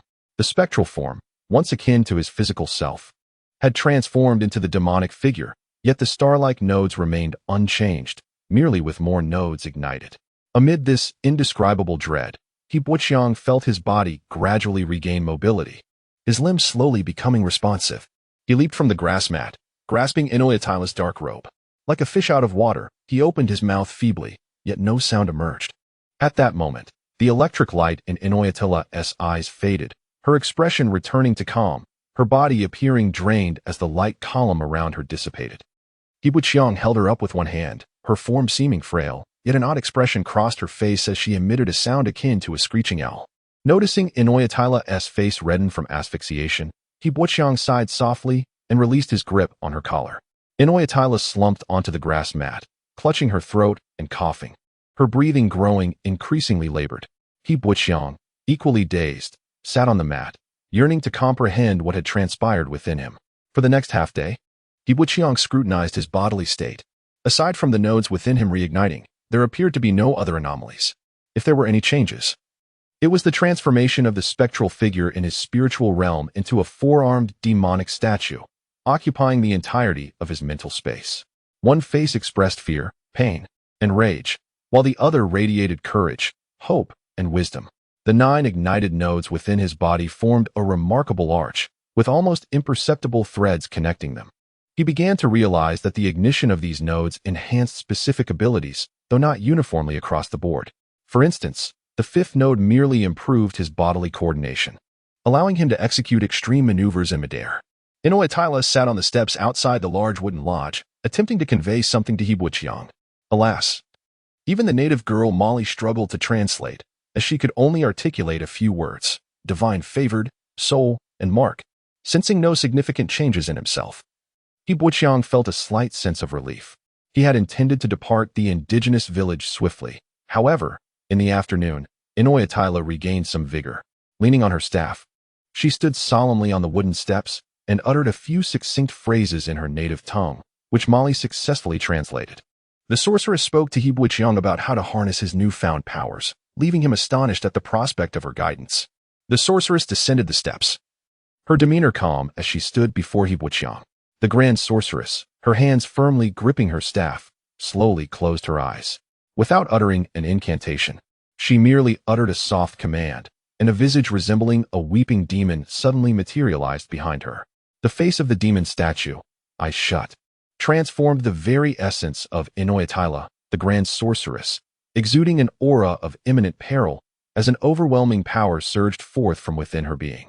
He Buqiang, having engaged in several exchanges with the Baijili swordsman, recognized that the sorceress was unleashing her own force. To his astonishment, this force was embodied in one of the demon's faces. With a sweep of her staff, it erupted into a series of sonic booms in the air, and without hesitation, she swung it toward He Buqiang. Instinctively, He Buqiang drew his Roman sword, positioning it to parry the grand sorceress's strike. The staff struck the sword with a resounding thud, sending a jolt through He Buqiang's arm. Seizing the initiative, the grand sorceress relentlessly assaulted He Buqiang, offering him no respite, leaving him weary and unable to counterattack. He Buqiang hoped that the sorceress would tire eventually, providing him an opportunity for a counteroffensive. Yet, she showed no signs of fatigue, and his right arm, clutching the sword, ached under her continuous barrage. Were it not for his determination to persevere, he would have surely dropped the Roman sword by now. As He Buqiang felt himself on the verge of exhaustion, the grand sorceress shouted another phrase in the native tongue. The watching native girl, Molly, swiftly translated, "Release your power." He Buqiang sensed an explosion of light from 9 points within his spiritual consciousness.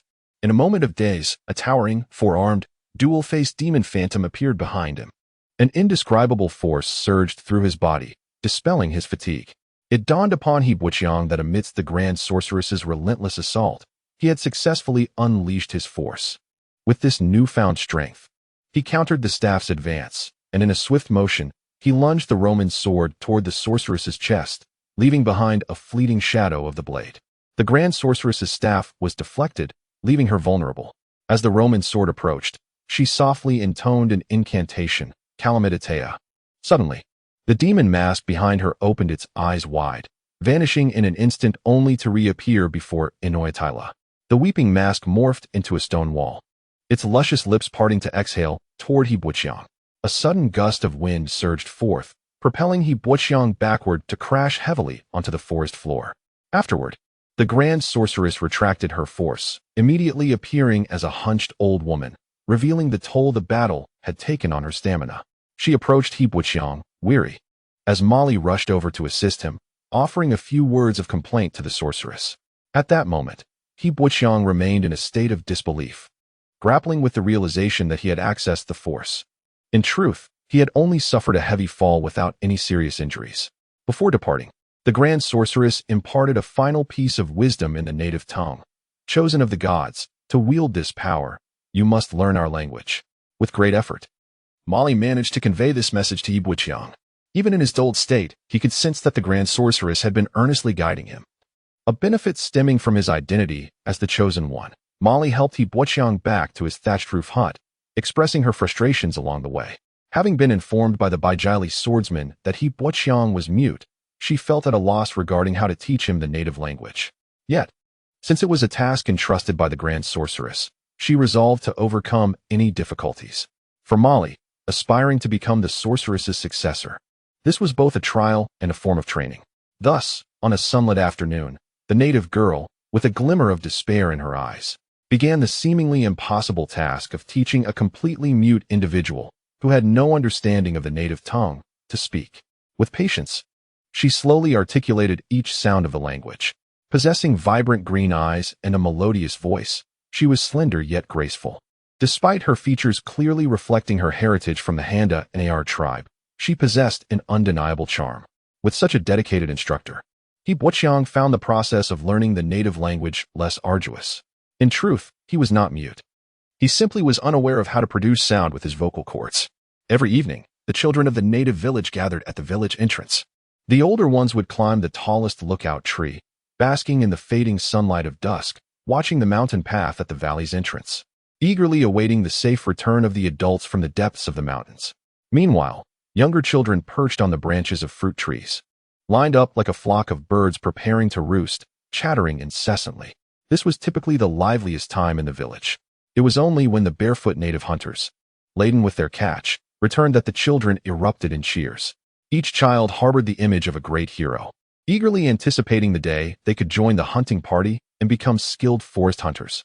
The Gondair Mountain, rich in resources, was home to various magical beasts. However, they were not encountered at every turn. The assertion that a beast lurked atop every peak was a gross exaggeration. Some lower-tier magical beasts roamed the vast jungle, and experienced hunters could detect signs of their presence from traces left in the forest, allowing them to avoid confrontation. Of course, unexpected encounters with magical beasts could occur, in which case one could only hope that the beast had recently feasted. The native hunters favored hunting wild boars and deer, as these prey were plentiful in the woods.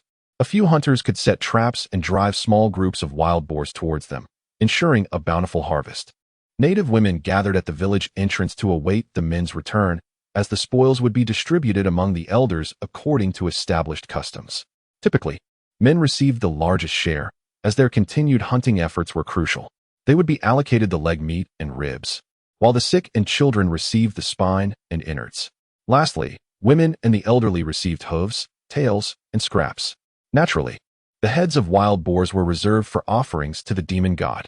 In contemporary times, the indigenous tribal population has become disproportionately imbalanced.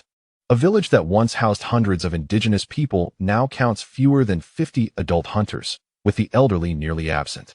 The majority remaining in the village are women and children, with a slightly higher ratio of women, who still manage to obtain some choice cuts of meat. The men of the village return with a massive wild boar weighing 1,000 pounds, and over 30 indigenous hunters take turns carrying it back to the village. The boar's tusks, each half a foot long, protrude from its mouth, while its back bristles with spines as tough as pine needles. The creature bears a fatal wound, a 3-foot-long gash in its belly. The hunters bring the boar into the village, where a wooden table has been set up in the square. A middle-aged indigenous man, his belly protruding, deftly wields a small knife to skin the boar, hanging its hide on a nearby tree. He expertly divides the meat into precise portions, and the remaining bones are tossed into a large pot to simmer into a savory broth. The indigenous women add various wild vegetables and tubers to the pot, resulting in a thick, hearty porridge that the entire village gathers to enjoy. He Butchiang finds himself amidst the crowd, observing 2 young boys in the center of the square wrestling. The victor among them will receive a bonus piece of meat. Surrounding them are indigenous onlookers, as the nighttime activities of the tribespeople tend to be rather dull. After dinner, the only ones still lively enough to engage in playful contests are the young boys. The hunters, weary from their exertions, retreat to their wooden huts for rest. During this time, the inevitable entertainment involves intimate encounters, as the women view childbirth as a calling, often displaying greater enthusiasm than the men. The wooden huts, lacking proper walls, allow sounds to travel far and wide. Indigenous girl Molly returns from the cook with 2 tender pieces of meat, a privilege she enjoys as the granddaughter of the great shaman, Inoyatila. The 2 of them sit on the steps of the wooden hut, gnawing on the meaty bones. Molly crouches barefoot on the floor, cracking the thin, crispy bone with satisfying crunches, resembling a lioness feasting on her prey. The life of the valley's indigenous people is simple and unadorned, and this leisurely pace comforts He Butchiang. In recent days, He Butchiang has diligently studied the indigenous language. Under Molly's patient tutelage, he mimics her mouth movements and surprisingly produces a scale of sounds in the indigenous tongue, his pronunciation impressively accurate. He progresses daily, much to Molly's delight, as basic communication in the indigenous language becomes feasible. However, he still struggles with the imperial language. Perhaps due to the stark differences between the two, the indigenous tongue is predominantly nasal, whereas the imperial language is not. He Butchiang has yet to find the key to its pronunciation. To avoid ridicule from the second squad of soldiers, He Butchiang refrains from conversing in the indigenous language with them. He believes that with continued practice, mastering the imperial language is within reach. Additionally, he has always been curious about the great shaman's sacrificial rituals. During one such ceremony, the shaman offered sacrifices to the demon god, receiving blessings in return, and took a piece of the demon's black-patterned hide to affix to a hunter, granting 3 hunters immense power. Until now, he had been unable to communicate with Inoyatila, but now that he understands some of the indigenous language, he longs to learn more about the process. He Butchiang finally encounters Inoyatila. When he poses his questions, the shaman ponders for a moment before responding. God's favored. We offer sacrifices to the demon god, and through the ritual, we receive various blessings. The previous ritual allowed me to perceive many things that are typically hidden from view. He listens intently to her words, grappling with some of the vocabulary that requires contemplation to comprehend. Noticing He Butchiang's earnest attentiveness, Inoyatila continues. For instance, I glimpsed the secrets of the black-patterned hide on the demon. Those patterns harbor formidable magical power. However, while I can unveil these secrets through divine power at the altar, I cannot replicate them. I can implant this hide into our people, just as you saw with that black-patterned skin. I used the power granted by the demon god to implant it into our 3 warriors, allowing them to gain the demon's strength through this shortcut. Inoyatila speaks deliberately, ensuring that He Butchiang comprehends clearly. Then she adds, yet this magical hide has significant drawbacks. Should the host lack compatibility and the strength to bear the hide's power, they may be overwhelmed and perish.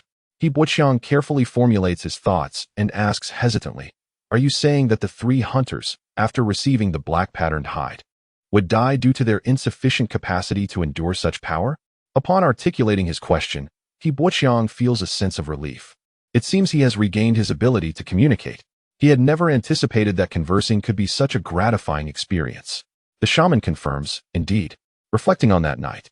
He Butchiang remembers that 1 hunter died immediately, while the other 2 lived for only 3 more days before succumbing.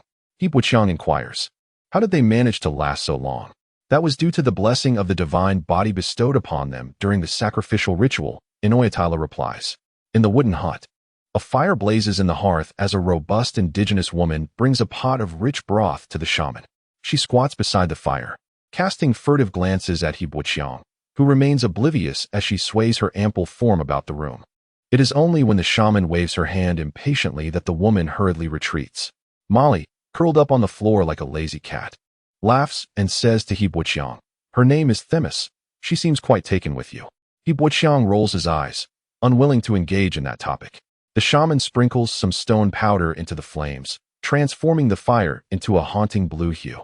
A gust of wind stirs, causing the flames to flicker, casting dappled shadows from the leaves above onto the wooden hut. He Buqiang finds this ethereal fire unsettling. The blue glow illuminates the shaman's face, rendering her expression somber. Sensing her discomfort, He Buqiang prepares to take his leave. Before he can speak, Inoyatila inquires, "Do you wish to learn the sacrificial ritual?" He Buqiang is taken aback by her directness, unsure how to respond. For him, this knowledge is exceedingly desirable, and he counters, "May I?" Inoyatila lifts her gaze slightly, her eyes seeming to penetrate the very essence of his being. In a hoarse voice, she replies, "You are favored by the gods. You certainly can." He Buqiang expresses his earnest interest in the indigenous culture of Handanar County, feeling a sense of urgency. "What must I do?" The shaman places her hand near the fire, and a wisp of the blue flame leaps into her palm, as if it possesses a life of its own. The great sorcerer Inoyatila proclaimed, "For some individuals, these may be things they could never encounter in their lifetime. Yet for us, it is a matter of simplicity, as we can communicate with the demon through sacrifice. As long as the offerings are sufficient, we may acquire certain extraordinary powers." He Buqiang understood that manipulating flames was merely a minor spell, and that the great sorcerer had added an unknown powder to the fire, likely serving as a medium. Otherwise, she would not be able to control the blaze. With a serious demeanor, Inoyatila said to He Buqiang, "Before you learn the sacrificial ritual, you must remember one crucial point. Once you establish a connection with the demon through the ritual, your sacrifice must be commensurate with your desires. If your needs surpass the offerings you present, you will become part of the sacrifice." He Buqiang felt a tightening in his chest. The balance required in the sacrificial ritual was indeed challenging to manage. The great sorcerer continued, "However, in most cases, the value of the offerings far exceeds our needs. Do not expect the demon to compensate for this. There is no absolute fairness in this world." He Buqiang could only nod mechanically. The sorcerer then explained, "The sacrificial ritual must first satisfy 3 conditions: an altar, an offering, and an audience." Molly, standing nearby, listened intently, her clear gaze directed at He Buqiang, filled with envy. Inoyatila elaborated, "The altar need not be a lofty square platform. What it requires is a soul medium, through which a bridge is formed with the demon. Once the offerings are prepared, you can express your wishes to the demon." She produced a pouch from her garments, pouring out some gray stone powder into the bonfire, which immediately erupted in blue flames. He Buqiang grasped that this powder was indeed the soul medium the sorcerer had mentioned. Of course, the sorcerer added, not all wishes can be fulfilled by him.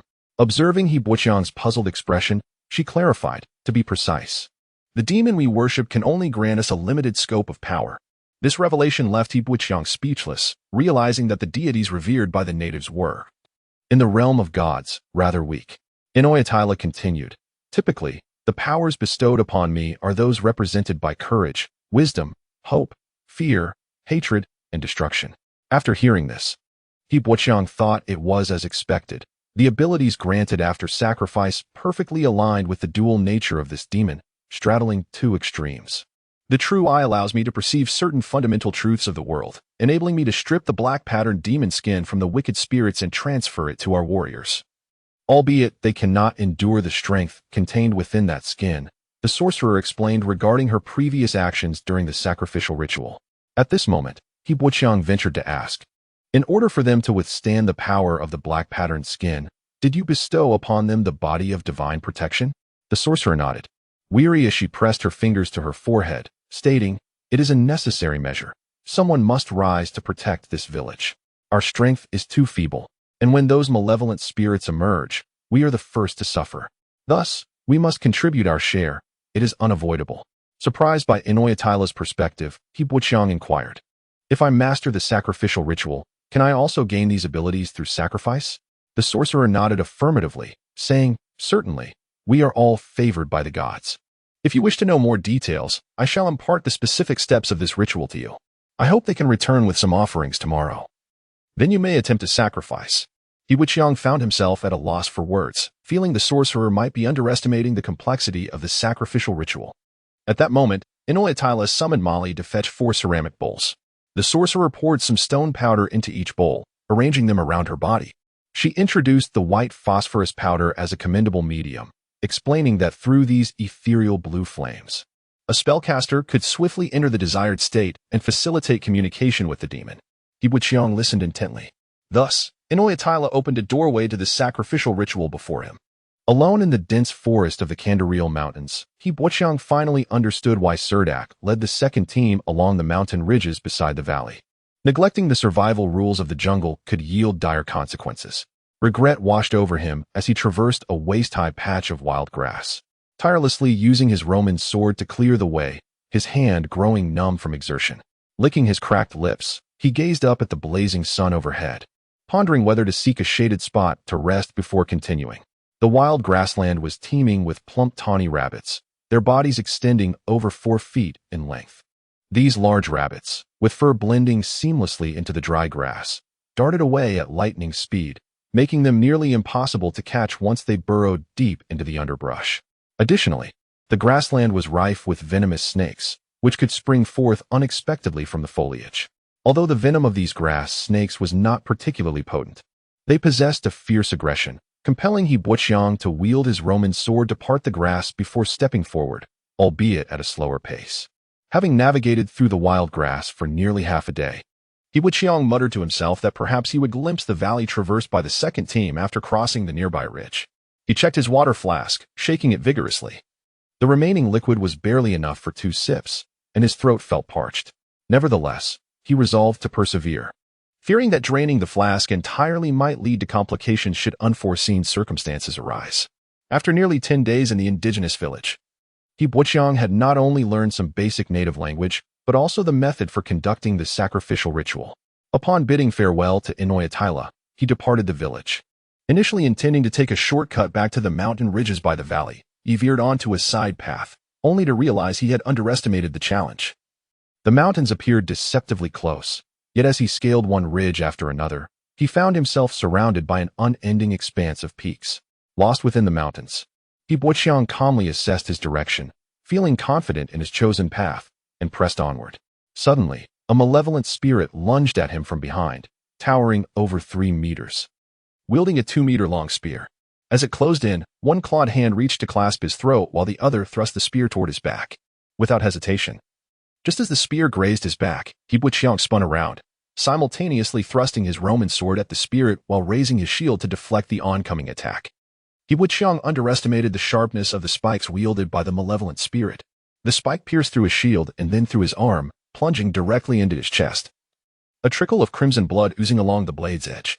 Simultaneously, He Wuqiang thrust his Roman sword into the spirit's abdomen, and the two stood entangled in the desolate grassland beneath the blazing sun. The spirit ignored its own wound. Its grotesque face twisted into a fierce grin as it gradually drove the spike deeper into He Wuqiang's body. He Wuqiang felt his strength ebbing away with each pulse of blood that flowed from him. The spirit let out a terrifying laugh, arching its body to retract its abdomen, forcing He Wuqiang's sword to withdraw little by little. In the face of the spirit, He Wuqiang found himself in an absolute disadvantage in terms of strength, compounded by the spirit's aggressive ambush, plunging him into a state of great passivity. The spike continued to embed itself, and the agonizing pain seemed to tell He Wuqiang that his life was swiftly slipping away. Suddenly, the nodes within He Wuqiang's body activated, a surge of power flooding through him. The spirit, as if stung in the eye, instinctively raised a hand to shield itself. Seizing this opportunity, He Wuqiang unleashed his momentum. A 2-faced, 4-armed demonic figure materialized behind him, glaring furiously at the spirit before him. In that instant, He Wuqiang felt all his lost strength return. He swung the Roman sword with fervor, striking the spirit's arm. Enveloped in a soft golden glow, the sword sliced through flesh as though it were cream. The spirit's arm disintegrating visibly, severing at the wrist. The spirit let out a roar, attempting to grasp He Wuqiang's throat, to crush it within its grip. However, He Wuqiang retaliated with a powerful kick, sending the spirit staggering back several steps. Without waiting for the spirit to regain its footing, he hurled his Roman sword straight into its chest. Even so, He Wuqiang remained cautious. He held his breath and yanked the spike embedded in the shield from the spirit's body, denying it any chance to counterattack. Staggering, he approached, expending his final ounce of strength to drive the spike into the spirit's skull, followed by decapitating it with the Roman sword. As the viscous, purplish-black blood pooled around him, the spirit's body convulsed violently before falling silent. He Buqiang hastily bandaged his wounds, collapsing in exhaustion on the grassland. The blue sky and white clouds spun above him, and he felt himself drifting into slumber. He attempted to rise, but despite several tries, he failed. The spirit's head lay before him, and He Buqiang noticed the blood hole in its forehead, faintly revealing a magical core within. Time slipped away, and when He Buqiang awoke, the starry sky greeted him. Struggling to rise from the grass, he startled a flower-tailed weasel that had been feasting on the spirit, which scurried away into the underbrush. He poured the last drop of water from his flask down his throat, feeling a bit revitalized. Assessing his arm, he noted some recovery. Most wounds had scabbed over, though his leather armor was stained with blood. He sat in contemplation for a moment before prying open the spirit's head to retrieve the walnut-sized magical core. Looking at the spirit's body, He Buqiang sighed softly. If only Suldark were here, he would have expertly skinned the spirit.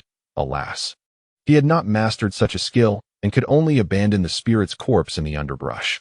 Considering his arm was effectively incapacitated, He Buqiang feared the pursuit of other spirits and dared not linger, dragging his weary body into the grass ahead.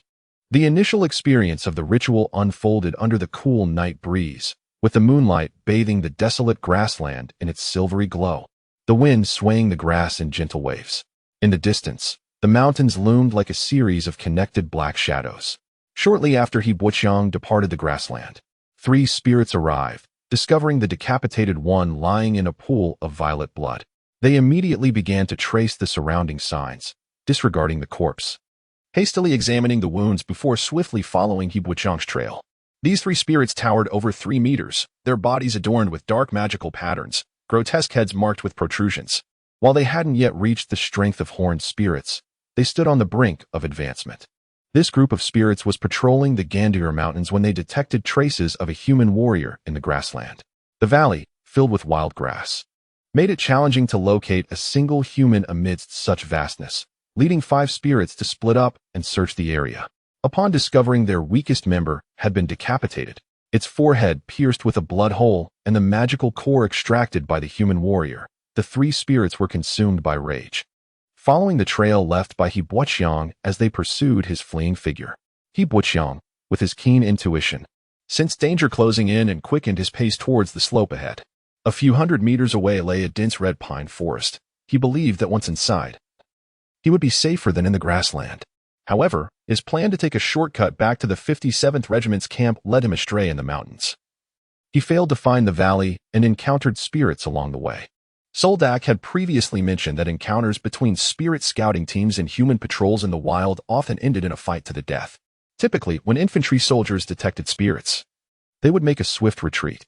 The disparity in strength was too great, and the primary goal of the patrol was to relay this intelligence back to the regiment, necessitating avoidance of combat whenever possible. If avoidance was impossible, they would set traps and prepare ambushes to eliminate the spirits. He Buqiang glanced down at the puncture wound on his left arm, a bitter feeling swelling within him. It felt as if fire raged in his lungs. Each breath brought a sharp pain from the wound inflicted by the spike. Crouching among the grass, He Buqiang used the moonlight to clearly see the 3 spirits pursuing him a few hundred meters behind, their towering figures prominently visible in the snowy light. Realizing that running would be futile, even to the point of exhaustion, he halted at the edge of the grassland, facing the deep, shadowy thicket ahead. Dense foliage concealed the darkness within, and he initially thought that if he could just slip into the woods, he would be safe. Much like a fish returning to the sea, he paused, intentionally trampling some dry grass at the edge of the grassland, and discarded his nearly disassembled iron shield outside the grass, creating the illusion of having entered the thicket. Then, he cautiously retraced his steps along his escape route, deliberately flattening the grass to form a clear trail, while he stealthily slipped into a patch of fragrant herbs, taking each step with utmost care to avoid crushing the delicate leaves. The patch of herbal leaves was not particularly tall, and even though there were some other weeds surrounding it, he had to crawl through the herb thicket to conceal himself. He heard a faint rustling sound in the distance, likely the sound of resilient thorny vines being torn apart, followed by the distinct sound of footsteps. The silhouette of a malevolent spirit appeared remarkably tall under the moonlight. He Boqiang lay quietly in the herb thicket, about 20 meters away, too afraid to raise his head, fearing that his gaze might alert the malevolent spirit. At that moment, the spirit paused not far away, scanning the surroundings. It was about to approach He Boqiang's hiding spot when it noticed fresh signs of disturbance in the nearby grass and hurried over to investigate, calling out in a low voice to its companions. Instantly, 2 more malevolent spirits rushed over, and the 3 of them followed the traces left by He Boqiang into the dark thicket on the hillside. He Boqiang managed to rise from the grass, gritting his teeth as he headed deeper into the wild grasses. Realizing he was being pursued, he understood that he lacked the stamina and condition to escape into the dense forest. There was no way to evade the relentless pursuit of the spirits. His ruse had successfully misled the spirits, but it was never his intention to return to the indigenous village. Such an act would undoubtedly bring catastrophe upon the village hidden in the canyon. He raced back to the place where he had slain the malevolent spirit, and as expected, the spirit's corpse lay on the grass, untouched. He picked up the severed head of the spirit and dove into a dense thicket. He Boqiang quickly cleared a space in the wild grass and retrieved 4 ceramic bowls from his pack. 2 of the bowls had broken during the encounter with the spirit, but he paid no mind to that now. He took some gray stone powder from his backpack and divided it among the 4 bowls, even managing to place the powder on the fragments of the 2 broken bowls. He then positioned the 4 bowls in the corners of the cleared area and ignited the gray stone powder inside them, causing small azure flames to flicker to life. Standing in the center of the clearing, he contemplated the possibility of ritual failure and drew some symbols on the ground. Once finished, he sat cross-legged and recited the somewhat awkward indigenous incantations, lifting his hands in a rhythmic motion. As his incantation concluded, a gentle beam of light descended from above, and a phantom of a deity materialized before He Boqiang, its visage mirroring his own essence, save for the regal glint in its eyes. Following the steps imparted to him by the grand sorcerer Inoyatella, He Boqiang placed the severed head of the spirit before the divine phantom. As he chanted, the head began to burn slowly, and with the extinguishing flames, it vanished entirely from his sight. The phantom smiled at him, a wave of blessing akin to a refreshing spring pouring into his being. A pale blue 6-pointed star formation emerged as he chanted. He Boqiang felt a warmth akin to sunlight enveloping him. Though his wounds did not heal rapidly, the pain lessened significantly, and the bleeding ceased. His previously exhausted body now brimmed with vigor. In the pitch-black wilderness, the beam of light stood out sharply, a beacon that would likely guide the 3 spirits back to him. Thus, he could not linger here. At that moment, not only had his stamina returned to full, but he also felt an enhanced physicality coursing through him. He felt as though he could carry the heavy corpse of the spirit with ease.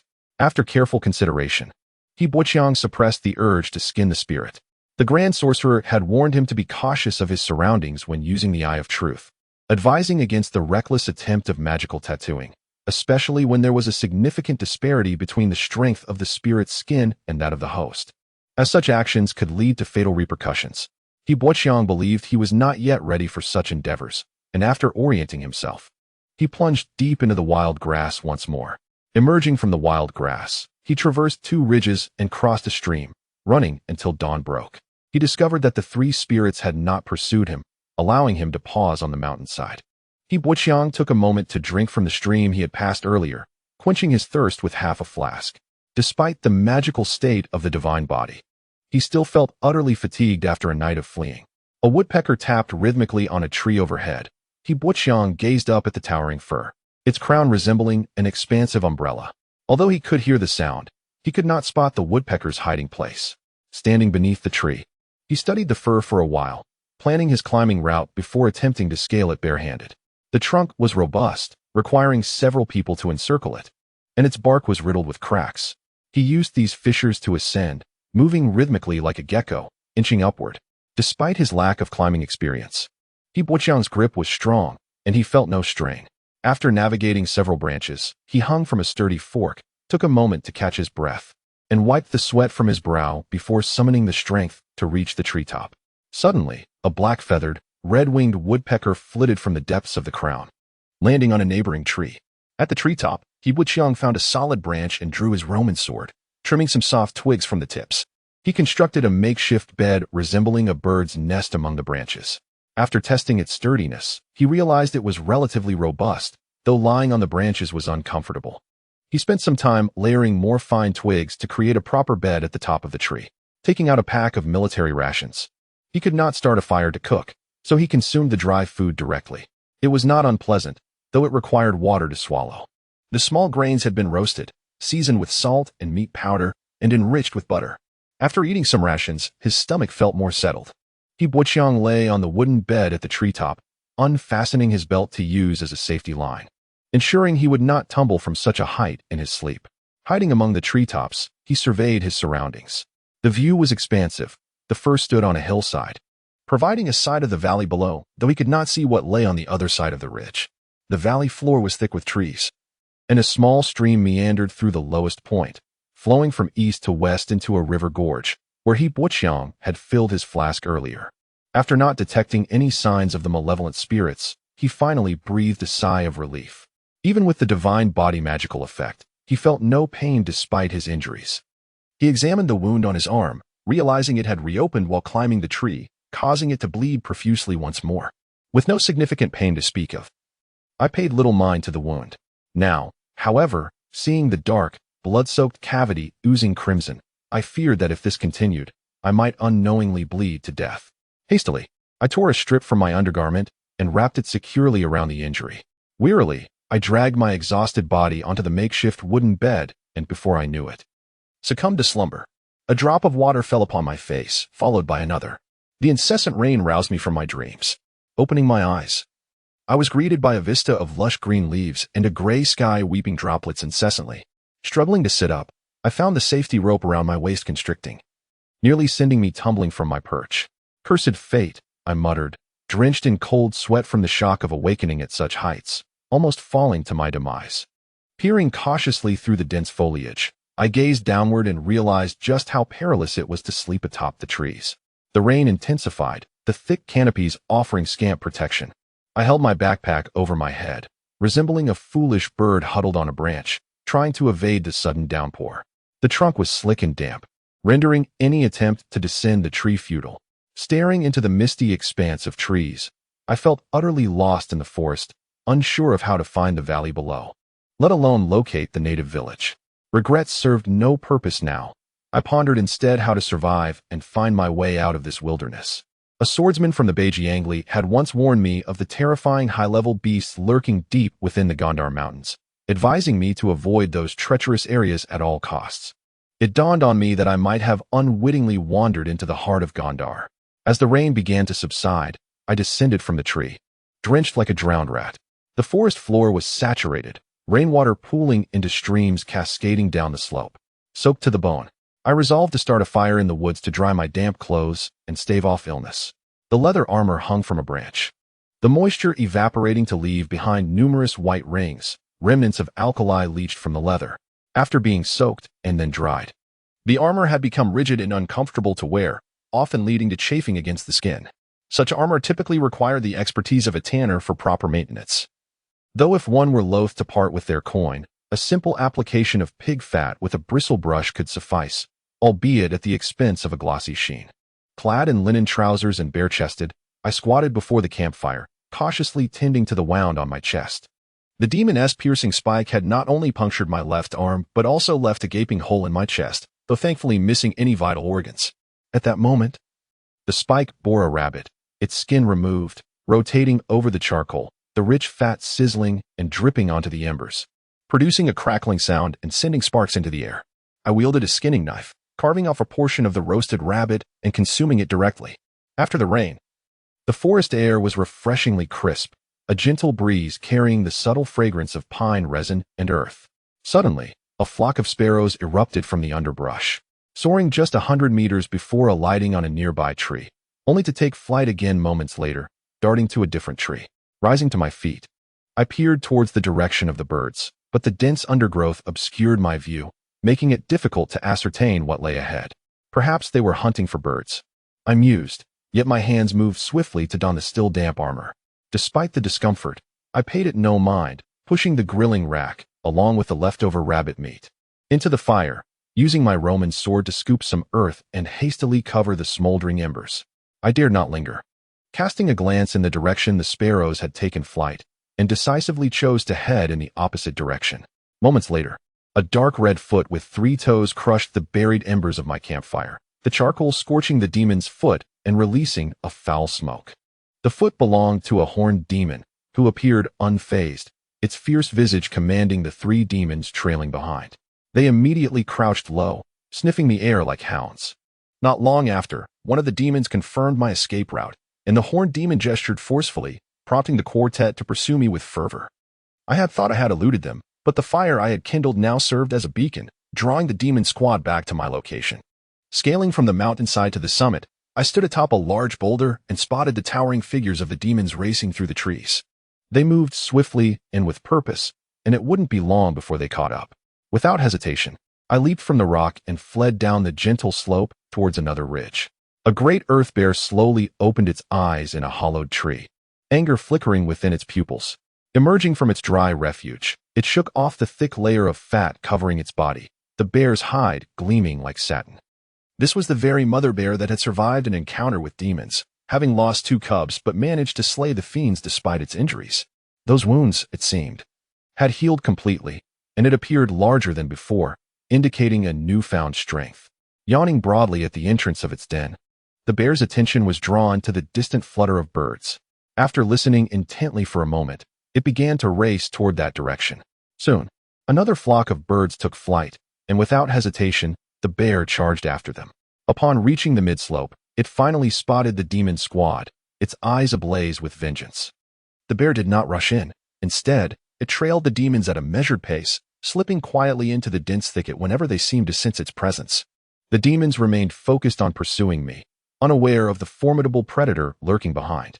Suddenly, one of the demons halted and glanced back, only to find the surrounding forest silent, devoid of even the faintest insect chirp. The rain-soaked underbrush dripped with moisture, and the towering demons trudged through the woods, unwittingly dampening their own bodies. The lead demon cast a glance back, startling the 3 trailing behind, who quickly fell into line. But the last demon, still suspicious, turned to survey the area, glancing back repeatedly, yet finding nothing amiss. The long-horned fiend, though appearing somewhat impatient, paid little heed to the increasingly sluggish pace of its companion. It was only when they reached the peak of the mountain ridge that they realized that among the 3 fiends, only 2 remained. One had inexplicably lagged behind. As they pondered this mystery, a sudden roar of a colossal bear echoed from the mountainside, accompanied by a low growl that seemed a warning from the remaining fiends. At that moment, the long-horned fiend, unable to pursue He any longer, turned back upon hearing the desperate alarm of its comrade. However, by the time the long-horned fiend and its 2 subordinates arrived at the mountainside, the lagging fiend lay lifeless in a pool of blood, its head severed from its body, which bore clear claw marks and a pronounced dent in its chest. The terrifying aspect of the earth-shaking bear lay in its formidable strength. The long-horned fiend let out a furious growl, frantically searching the nearby forest for the killer of its comrade. Yet despite its extensive search, it could not locate the mighty bear. When it finally reached the summit again, it found that only 1 fiend remained by its side. Unbeknownst to He, the very creature that had come to his aid was the earth-shaking bear he had encountered by the river valley. Although he did not witness how it had dispatched the first fiend, he had been a first-hand observer of its brutal slaughter of the second. Hiding atop a towering oak, He saw how the bear, utilizing its intimate knowledge of the forest, concealed itself in the shadows, following the long-horned fiend with stealth. It expertly avoided detection while luring the trailing fiend closer. The bear lay in wait behind a massive boulder, its form resembling a rock, until the unsuspecting fiend approached. In a swift motion, the bear pounced, its massive jaws clamping down with precision on the fiend's throat, violently shaking its head and tearing the fiend's head clean off. Subsequently, the bear seemed to sense He presence and glanced in his direction, causing him to break out in a cold sweat. Yet, the bear did not advance towards him. Instead, it retreated into the depths of the forest, continuing its pursuit of the remaining fiends. Once He was certain the bear had moved far away. He quickly descended from the tree and rushed to the boulder, extracting the magical core from the fiend's severed head with his Roman sword. Initially intending to discard the head, he reconsidered and retrieved a piece of hyena hide from his backpack to wrap it securely before stowing it away. He then followed the direction in which the bear had vanished, determined to continue onward. A sudden downpour had washed the sky, rendering it exceptionally clear and transparent. Beyond the distant peaks, thick clouds loomed like layered mountains. The trees in the forest glistened a vibrant green, exuding vitality after the rain. Temporary streams had formed throughout the woodland, gathering in hollows to create still pools, while some flowed into smaller rivers that escaped the valley. Following closely behind the earth-shaking bear, He Buqiang once again obtained a magical core and a fiend's head. His backpack could not accommodate 2 heads the size of watermelons, forcing him to find a resilient vine, threading it through the mouths of the heads and tying it around his waist. As he walked, the head swung back and forth, becoming somewhat cumbersome. Yet, the prospect of the substantial rewards for the fiend's heads made the burden feel worthwhile. He intended to leave the forest, but no matter which way he turned, the bear appeared from the thickets ahead, blocking his path. After several encounters where the bear did not attack him, He Buqiang's courage grew. He attempted to circumvent the bear, but this action provoked its ire. The bear let out a low growl, causing He Buqiang to retreat several steps in fright. Observing his retreat, the bear ceased its advance, squatted low, and turned its hindquarters towards the mountain. After moving 100 meters away, the bear glanced back, calmly fixing its gaze on He Buqiang. Uncertain of the bear's intentions, He Buqiang had no choice but to muster his resolve, and, burdened with the heavy fiend heads, followed the bear up the slope. Not long into their journey, 2 fiends emerged from the hillside. Upon spotting the bear, they halted, crouching low with sharp spikes gripped tightly in their hands. After a brief pause, they charged down the slope, howling fiercely. The earth-shaking bear stood its ground, raising its front paws and roaring at the oncoming fiends. A dusty aura enveloped it, and fragments of stone began to orbit around the bear as it charged forward with the might of a living mountain. The long-horned fiend barreled down the slope, colliding brutally with the bear. Meanwhile, He Buqiang, not idle, hurled a spike at the other fiend. The spike flipped midair but was deflected by the fiend's own weapon. The fiend's attention was successfully diverted towards He Buqiang. Fully aware of his own inadequacy against the fiends, He Buqiang dodged behind an oak tree as the fiend lunged at him. The fiend's swift attack missed, its spike embedding into the tree trunk. The fiend then yanked out its weapon and circled around to seize He Buqiang. In response, He Buqiang thrust his Roman sword towards the fiend's palm. The fiend narrowly avoided the strike, but He Buqiang swiftly followed up, slicing the fiend's wrist with a clumsy yet effective maneuver of his sword. The sight of blood sent the fiend into a frenzy. Ignoring He Buqiang's sword aimed at its abdomen, it lunged with its spike aimed at He Buqiang's neck. He Buqiang dropped to a knee and rolled forward, narrowly evading the attack. The muddy ground was slick, and he struggled in the muck, quickly adopting a defensive stance as he raised his sword to block the fiend's lethal strike. Unfortunately, the fiend's strength proved overwhelming, and He Buqiang could only partially deflect the blow. The spike pierced his left shoulder, and in a fit of rage, the fiend hoisted He Buqiang high into the air. Gripping his sword tightly, He Buqiang slammed the hilt against the fiend's wrist, eliciting a sharp crack as the fiend's wrist broke under the pressure. In pain, the fiend hurled He Buqiang away. As He Buqiang hurtled towards a fir tree, a spectral figure with 4 arms emerged from within him, manifesting behind him. A gentle force enveloped him, ensuring he landed safely. However, he was left with a grievous wound in his shoulder, rendering his already injured arm nearly immobile. The fiend advanced, licking the blood from its spike with a sinister expression. Leaning against the oak, He Buqiang gasped for breath, silently regretting his decision to confront the 2 fiends. Knowing full well the danger that lay ahead, just as he was about to be pierced through the heart by the malevolent spirit before him, a piercing howl echoed from the distance, belonging to a horned demon. The creature turned its gaze towards the sound, only to witness the horned demon being torn asunder by the earth fury bear, leaving a scene of utter devastation in its wake. Like a steam locomotive, the earth fury bear charged toward him. The demon, momentarily stunned by the demise of its horned counterpart, was caught off guard as the earth fury bear barreled closer. In a desperate attempt to slay He Buqiang before the bear pounced, the demon prepared to strike. However, as its sharp point descended, an irresistible invisible force began to draw it toward the bear. This was the gravitational field, an innate ability of earth-type beasts. The demon's feet sank into the earth, carving deep grooves into the soil. He Buqiang watched in futility as the demon struggled, ultimately being forced to charge toward the earth fury bear, which swiftly pinned it to the ground with a single paw. The bear effortlessly severed the demon's head with its powerful jaws. Once the demon was dispatched, The Earth Fury Bear dissipated the gravitational field, and the swirling debris gradually settled. Shaking off the dirt and leaves clinging to its fur, the bear sat in a clearing, coldly observing He Buqiang. He Buqiang, trembling with fear, glanced at the bear, blood oozing from the wound on his shoulder, staining his leather armor crimson. He hastily removed the armor and crudely bandaged the injury, grateful that the effect of the divine protection had not waned, dulling the pain. Cautiously nodding at the Earth Fury Bear, he contemplated how to distance himself from the imposing creature while slowly approaching the demon's corpse nearby to retrieve its severed head. Finding that the bear remained unresponsive, he sighed in relief, threading the two demon heads together and reattaching them to his waist. With 4 melon-sized demon heads hanging from his belt, he found them somewhat cumbersome as he organized his belongings and carefully made his way down the slope. Casting a glance back at the Earth Fury Bear, he noted that it had not followed, allowing him to breathe a sigh of relief. Gazing at the vast forest, he found himself at a loss as to which direction to take. Breaking a leaf from a canna plant, He Buqiang drank the clear water from its core. Exhaling deeply, he looked back at the modest mountain ridge he had traversed, noticing the Earth Fury Bear peering down from a prominent boulder. With its presence commanding a radius of 1 kilometer around it, all the small creatures of the forest fled in terror, while the bear stood like a sovereign ruler. Indeed, it was the king of this realm, and this was its territory. Even if he returned to camp, he doubted anyone would believe the incredible events of the past 2 days, how a mighty Earth Fury Bear had guided him across multiple ridges.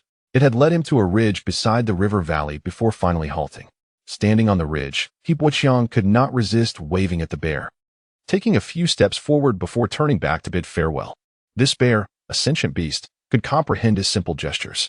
As he walked toward the camp with 4 heavy demon heads attached to his waist, he pondered whether to share these extraordinary events with Suldark and the soldiers of the 2nd Squad. Who would believe that a bear had rescued him and led him out of the dense forest? And how could he even articulate such a tale? Would he have to speak in the indigenous tongue? Undoubtedly, if he attempted to speak the native language, his less than fluent attempts would likely induce laughter among the soldiers, perhaps leading them to mistake him for a native of Handanar County. What a troublesome predicament that would be. No, he decided firmly against recounting the details of his journey back, nor would he engage in conversation with them, as they remained oblivious to his newfound grasp of the indigenous language. Instead, he resolved to practice his Mandarin diligently, much like Professor Molly had taught him, scrutinizing each word and its pronunciation. This did not seem an insurmountable task.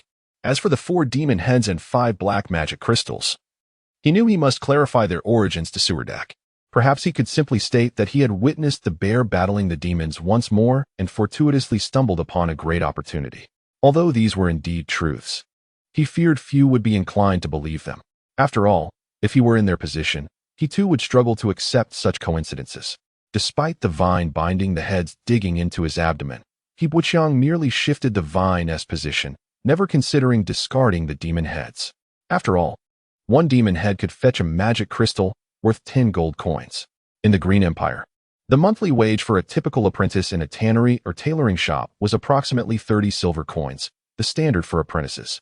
Thus, it would take an apprentice 3 months and 10 days of labor without expenses to earn a single gold coin. For a novice leatherworker or tailor, the monthly pay might rise to around 50 silver coins, especially in major cities like the imperial capital, Chiyin City, Haiyin City, Shiluot City, and St. Carlos City, where craftsmen's wages could increase by about 10 silver coins. This meant that a junior craftsman would need to toil for nearly an entire year to accumulate enough to exchange for a single magic crystal. And this was precisely the value of the 4 demon heads at his waist. He Buqiang had traversed this ridge 3 times before. As he passed through once more, he recognized the surroundings, no longer needing to deliberate on where to camp, as the most suitable spots had been clearly marked by the 2nd Squad's soldiers. Even the remnants of extinguished campfires remained, with the stones for building a cooking stove easily accessible. However, he realized that the only item he had for boiling water was a military canteen made of lead tin alloy. He had long wished to replace it with a copper one, and it seemed that desire was soon to be fulfilled. Lying on a stone slab beside the dwindling campfire, he gazed at the myriad stars twinkling in the night sky. Struggling to find sleep, he keenly felt that the bear had returned to the forest. The previous nights, his sleeplessness had stemmed from the fear that the bear might stealthily approach and make him its midnight snack. Yet tonight, his insomnia arose from the absence of the sense of security that the great bear had provided. The night breeze was chilly, and the forest under the night sky was anything but tranquil. The woods rustled with sounds that resembled the wind rustling through leaves, or perhaps countless caterpillars feasting upon the lush cherry leaves, or even small hedgehogs rolling on the ground, their bodies adorned with tart fruits. In truth, they preferred insects, while leopard cats enjoyed climbing trees by night to raid birds' nests. For birds returning to roost, they were nothing short of a delectable feast. The embers of the campfire had dwindled to a faint red glow, and half a roasted otter rabbit remained on the makeshift grill. The otter rabbit was arguably the lowest tier of the food chain in this forest, yet it thrived due to its remarkable reproductive capacity, making it one of the easiest small creatures to hunt. However, the soldiers of the second squad seemed to be less fond of the earthy-flavored rabbit meat. They would rather feast on guinea pig than the common hare. By the morning of the following day, the four ghastly heads began to emit an unpleasant odor. To prevent them from decaying further, Hibwichiang had no choice but to coat the heads in wood ash. Regrettably, lacking suitable tools, he could not construct a simple wooden box to bury them in the ash, which would have undoubtedly preserved them.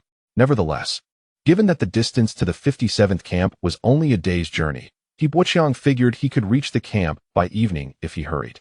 Thus, he deemed it unnecessary to handle the heads with meticulous care. Continuing along the ridge, Hibwichiang encountered a small patrol unit from the 57th camp just as noon approached. Among the soldiers, one seemed to recognize him, upon spotting Hibwichiang from afar.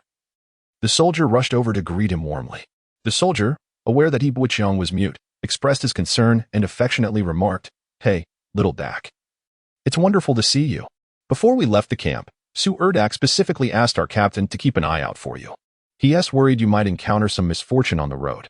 The 4th squad has recently been assigned to patrol a different area. Otherwise, he would have likely come to find you himself. It's so good to see you return safely. I'm sure Captain Suldark will be pleased." Afterward, the soldier, upon noticing the 4 ghastly heads dangling from Hibwichiang's waist, exhibited a slight change in demeanor, his expression shifting to one of awkwardness as he stammered, "Ah, you're a demon hunter? Suldark didn't he mention that to us? Well, good job. We have our own mission, so we'll see you back at the camp."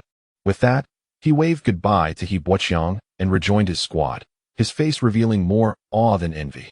Hibwichiang understood that Suldark must be worried about him.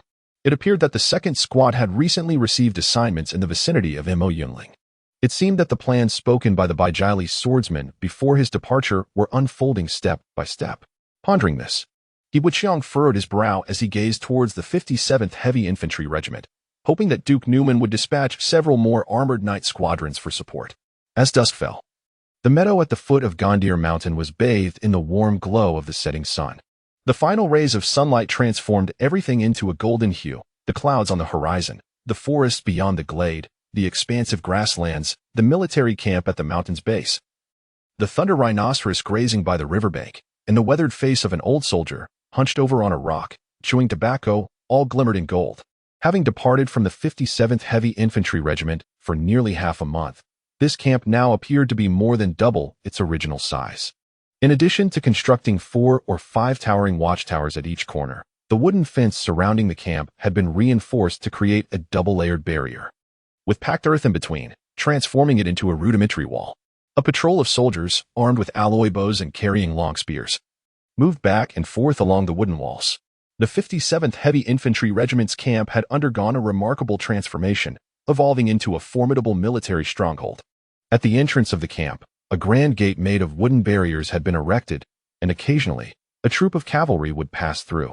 In the distance, under the golden light of the sunset, several cavalry units galloped towards the camp, their knights clad in heavy armor, with 5-meter-long lances hanging from their saddles. The leading knight bore a flag that fluttered in the wind as the war horses raced forward. The makeshift market on the hillside was brimming with various supplies, and at that moment, carts laden with goods were still arriving.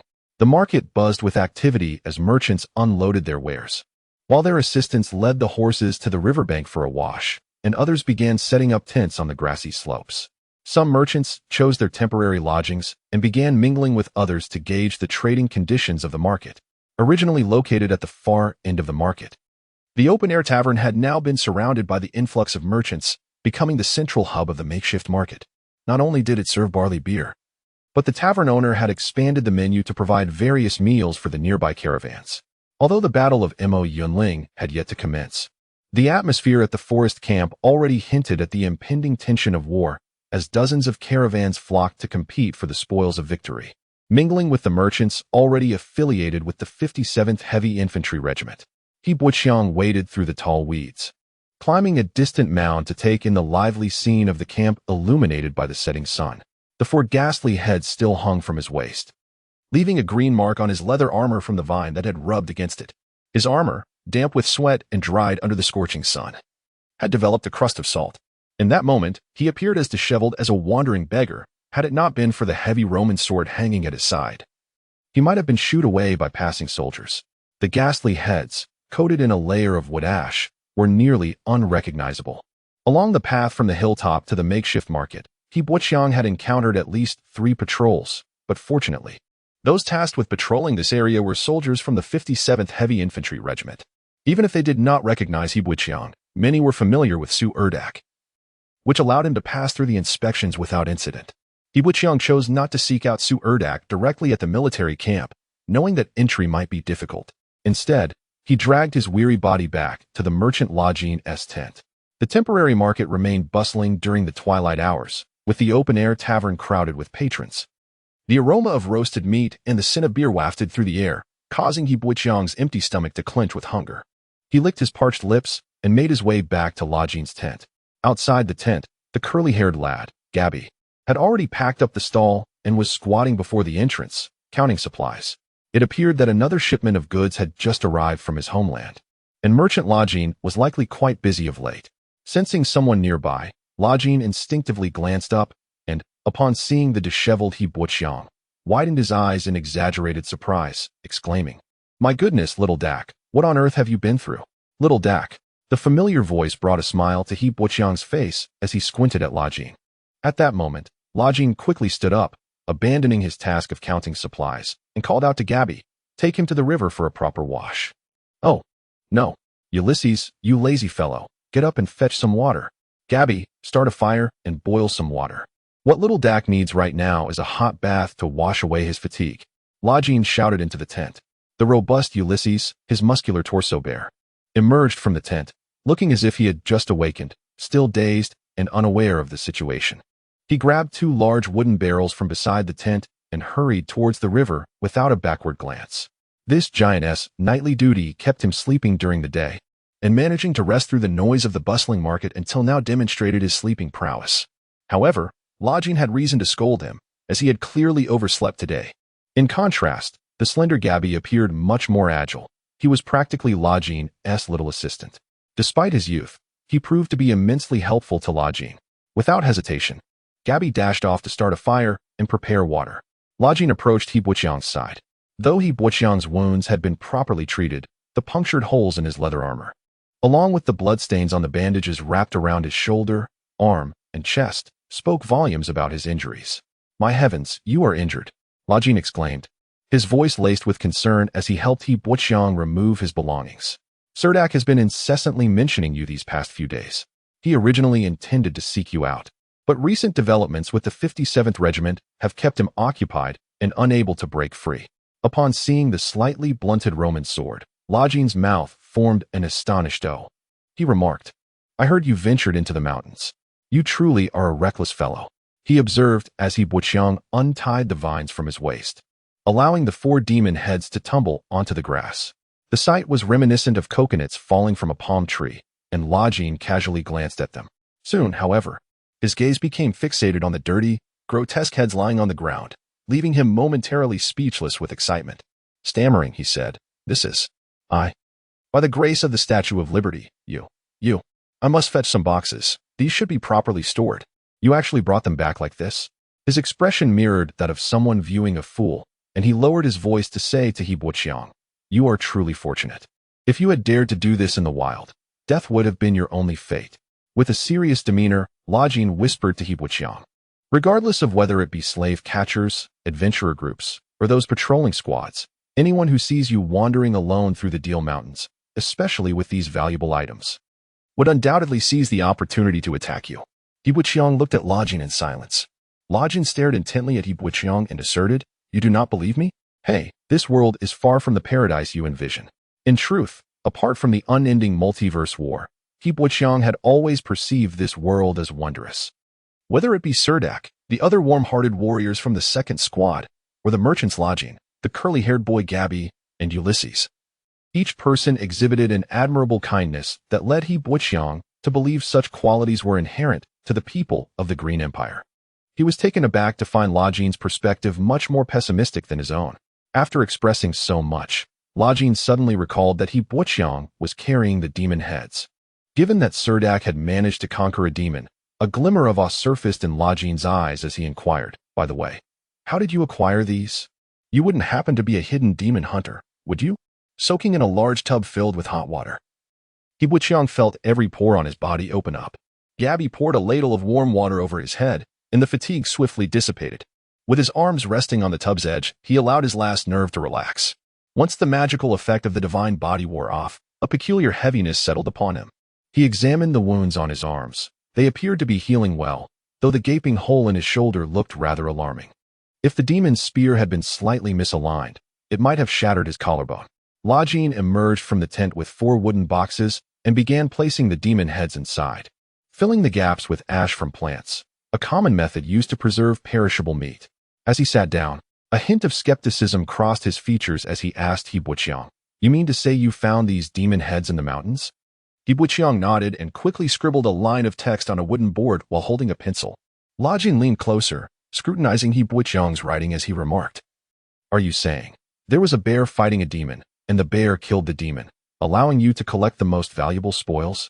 My heavens, little Dak, your luck is quite impressive." He Buqiang stared at Loging in disbelief, thinking, "With all these bloody holes in me, where do you see luck? What do you plan to do with these?" Loging inquired again. He Buqiang looked at Loging, puzzled. In his view, the demon heads were nearly useless, aside from trading them at the military logistics office for some merit. Since he was not a soldier of the 57th Heavy Infantry Regiment, he couldn't claim military honors. Thus he considered giving the heads to Suldark. "I mean, would you like to sell them?" Loging asked, fingers interlaced as he looked at He Buqiang. He Buqiang gazed at Loging, waiting for him to elaborate. Loging gestured with his hands, explaining, "You may not be aware, but every regiment has certain, well, affluent figures who come to the Warshaw Plane gilded with wealth. They are generous yet unwilling to take risks, preferring to purchase merit with money. These demon heads are an excellent choice. The military's merit system is generally very strict. Duke Newman does not permit nobles to encroach on the merits of lower-ranking soldiers. If discovered, depending on the severity, one could be brought before a military tribunal. Though nobles enjoy immunity from punishment, what good does that do? Once expelled from the military, the path to obtaining a higher rank becomes exceedingly challenging. Thus, these heads can be traded privately, often fetching a respectable price. If you wish to sell, I can contact potential buyers," Loging conveyed to He Buqiang. He Buqiang did not respond immediately, but indicated he would consider it further. After his bath, Gabby returned with a substantial platter of beef stew with bell peppers, topped with a large baked flatbread. While He Buqiang had not felt particularly hungry during his bath, the moment the fragrant dish was laid on the table, he realized he was ravenous, feeling as though he could devour an entire sheep. The indigenous people of Handanal County have a rather peculiar approach to food, with their culinary culture vastly different from that of the Green Empire. For He Buqiang, it was akin to a nightmare. The natives not only favored raw barbecues, but also enjoyed mashing food into a paste, adding various spices that created odd flavors, leaving one perpetually guessing what they were actually consuming. Lying on the wooden bed in the tent, He Buqiang felt his eyelids grow heavy and soon drifted into slumber. The following day, Suldark sat outside the tent, gazing at the 4 wooden boxes before him. One box lay open, the ash disturbed, revealing a grotesque demon face within. Without hesitation, he said to He Buqiang, "Of course, sell them." He Buqiang paused, gesturing to ask why they shouldn't be exchanged for military merit. Suldark shot He Buqiang a look of exasperation and replied succinctly, "What would I gain from trading them for military merit at the camp?" He firmly closed the lid of the wooden box. Suldark continued, "A year ago, if I could acquire 4 demon heads, it would have been a no-brainer to exchange them for military merit. Back then, the greatest advantage was that I could be promoted to squad leader, leading a more comfortable life in the camp. But now, I have no such aspirations. In just 2.5 months, I will be retiring. Once the logistics department approves, one can obtain a transfer pass back to Benai Province, thus completing their military service and returning to the tranquility of Wool Village as a farmer." You may not be aware, but our family possesses a splendid piece of fertile land in Wool Village, where I intend to cultivate sweet cabbages and tomatoes. Whenever Suldark finds the time, he shares anecdotes from home with Yibuqiang. He holds a glass of beer in hand, yet scarcely takes a sip. Yibuqiang realizes that Suldark is genuinely yearning for home.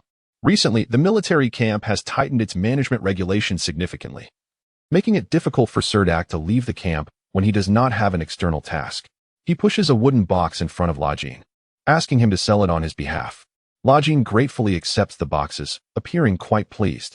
Suldark then mentions, our 57th Regiment will soon be dispatched to Moyinling, serving as the first advance unit in this battle. We are primarily responsible for some infrastructure work at the front lines, and the living conditions in the mountains are quite arduous. Suldark tells Yibuqiang, I believe you should stay. The situation there is rather unstable, and unexpected events may arise at any moment. Before Suldark can finish, Yibuqiang shakes his head vigorously. Do you wish to join us? Suldark inquires. Yibuqiang nods affirmatively. Seeing Yibuqiang's resolute expression, Suldark refrains from further persuasion, merely stating, very well, but your leather armor may be insufficient. However, selling these demon heads could yield a considerable sum, allowing you to purchase a better set of armor. Suldark adds, indeed. Lajin must have a way to exchange these demon heads for a fine suit of armor. It should be more economical. Are you looking to buy standard armor for heavy infantry? Lajin asks. It could be any other type of armor, as long as it fits well and is of exquisite craftsmanship, Suldark replies. This sword also requires proper repair. I recently heard that a blacksmith shop has opened in the street. There is indeed a blacksmith shop on the street, rumored to offer weapon repairs at reasonable prices and with commendable skill.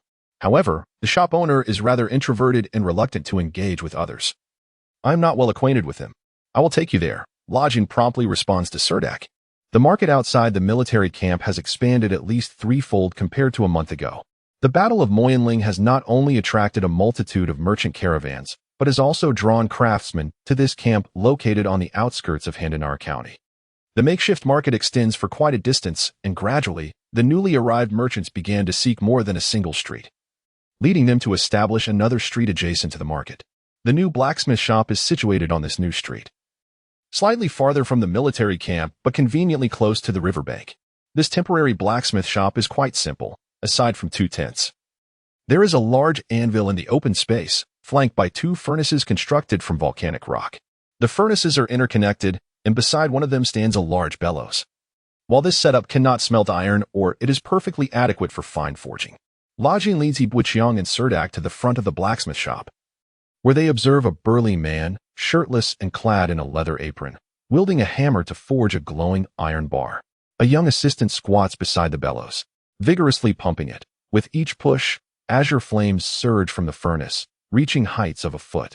Once the iron bar is heated to a bright red, the burly man retrieves it from the furnace and strikes it forcefully on the anvil.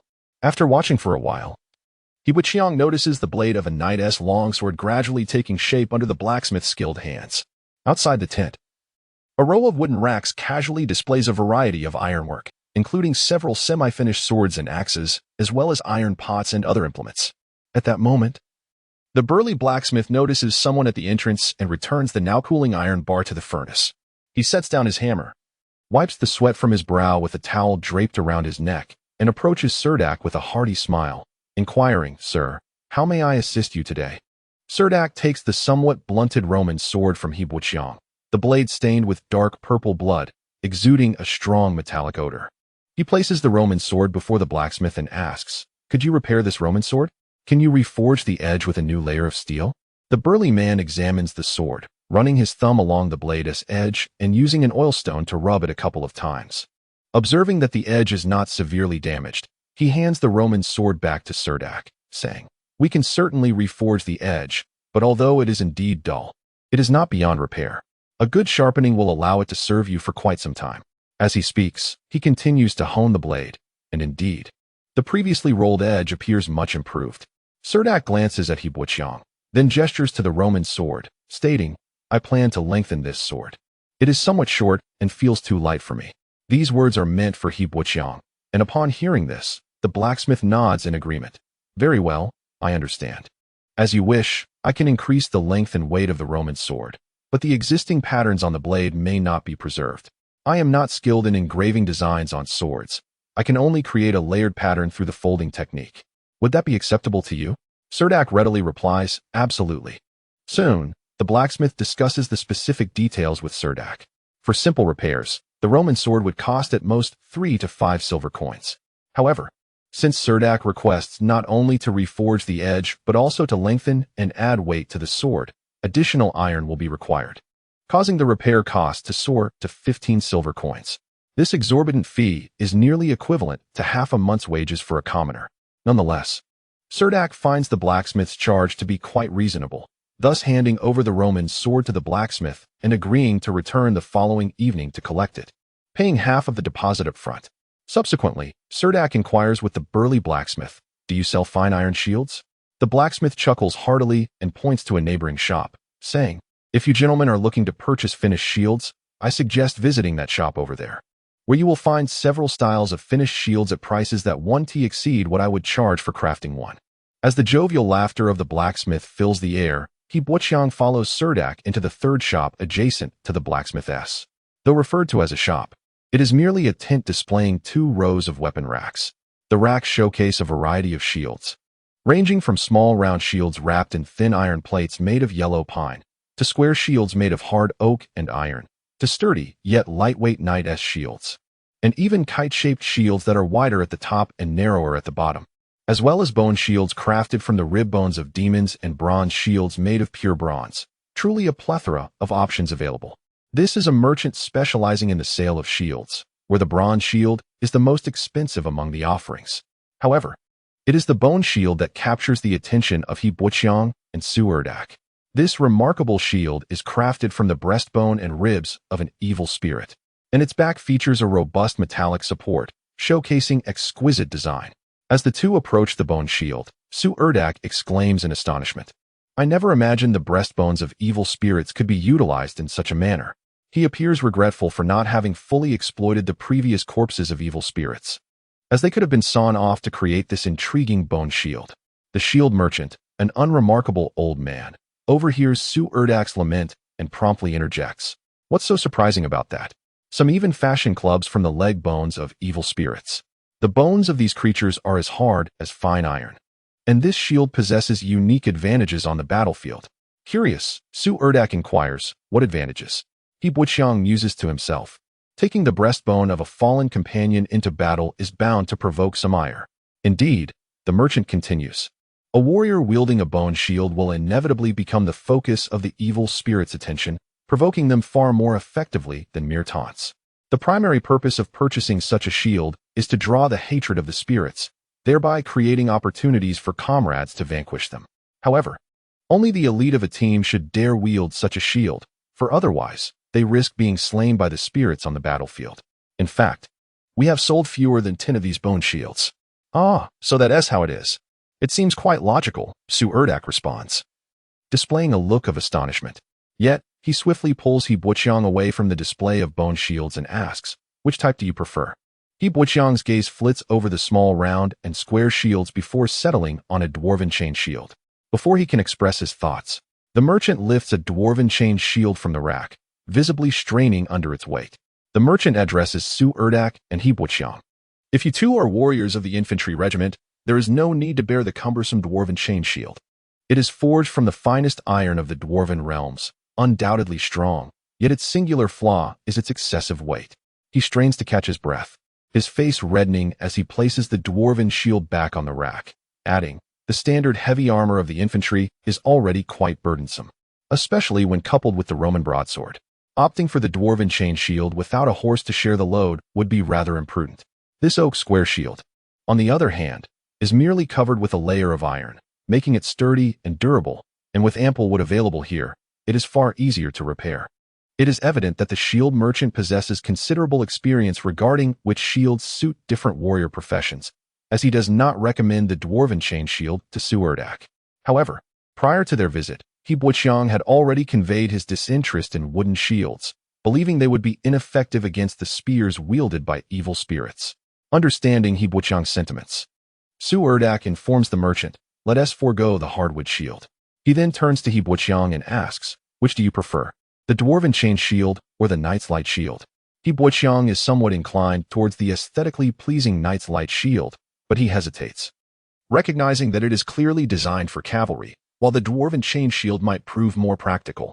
Just as He Buqiang grapples with his decision, the merchant interjects. If you gentlemen are torn between these two shields, you may purchase one to try out for a few days.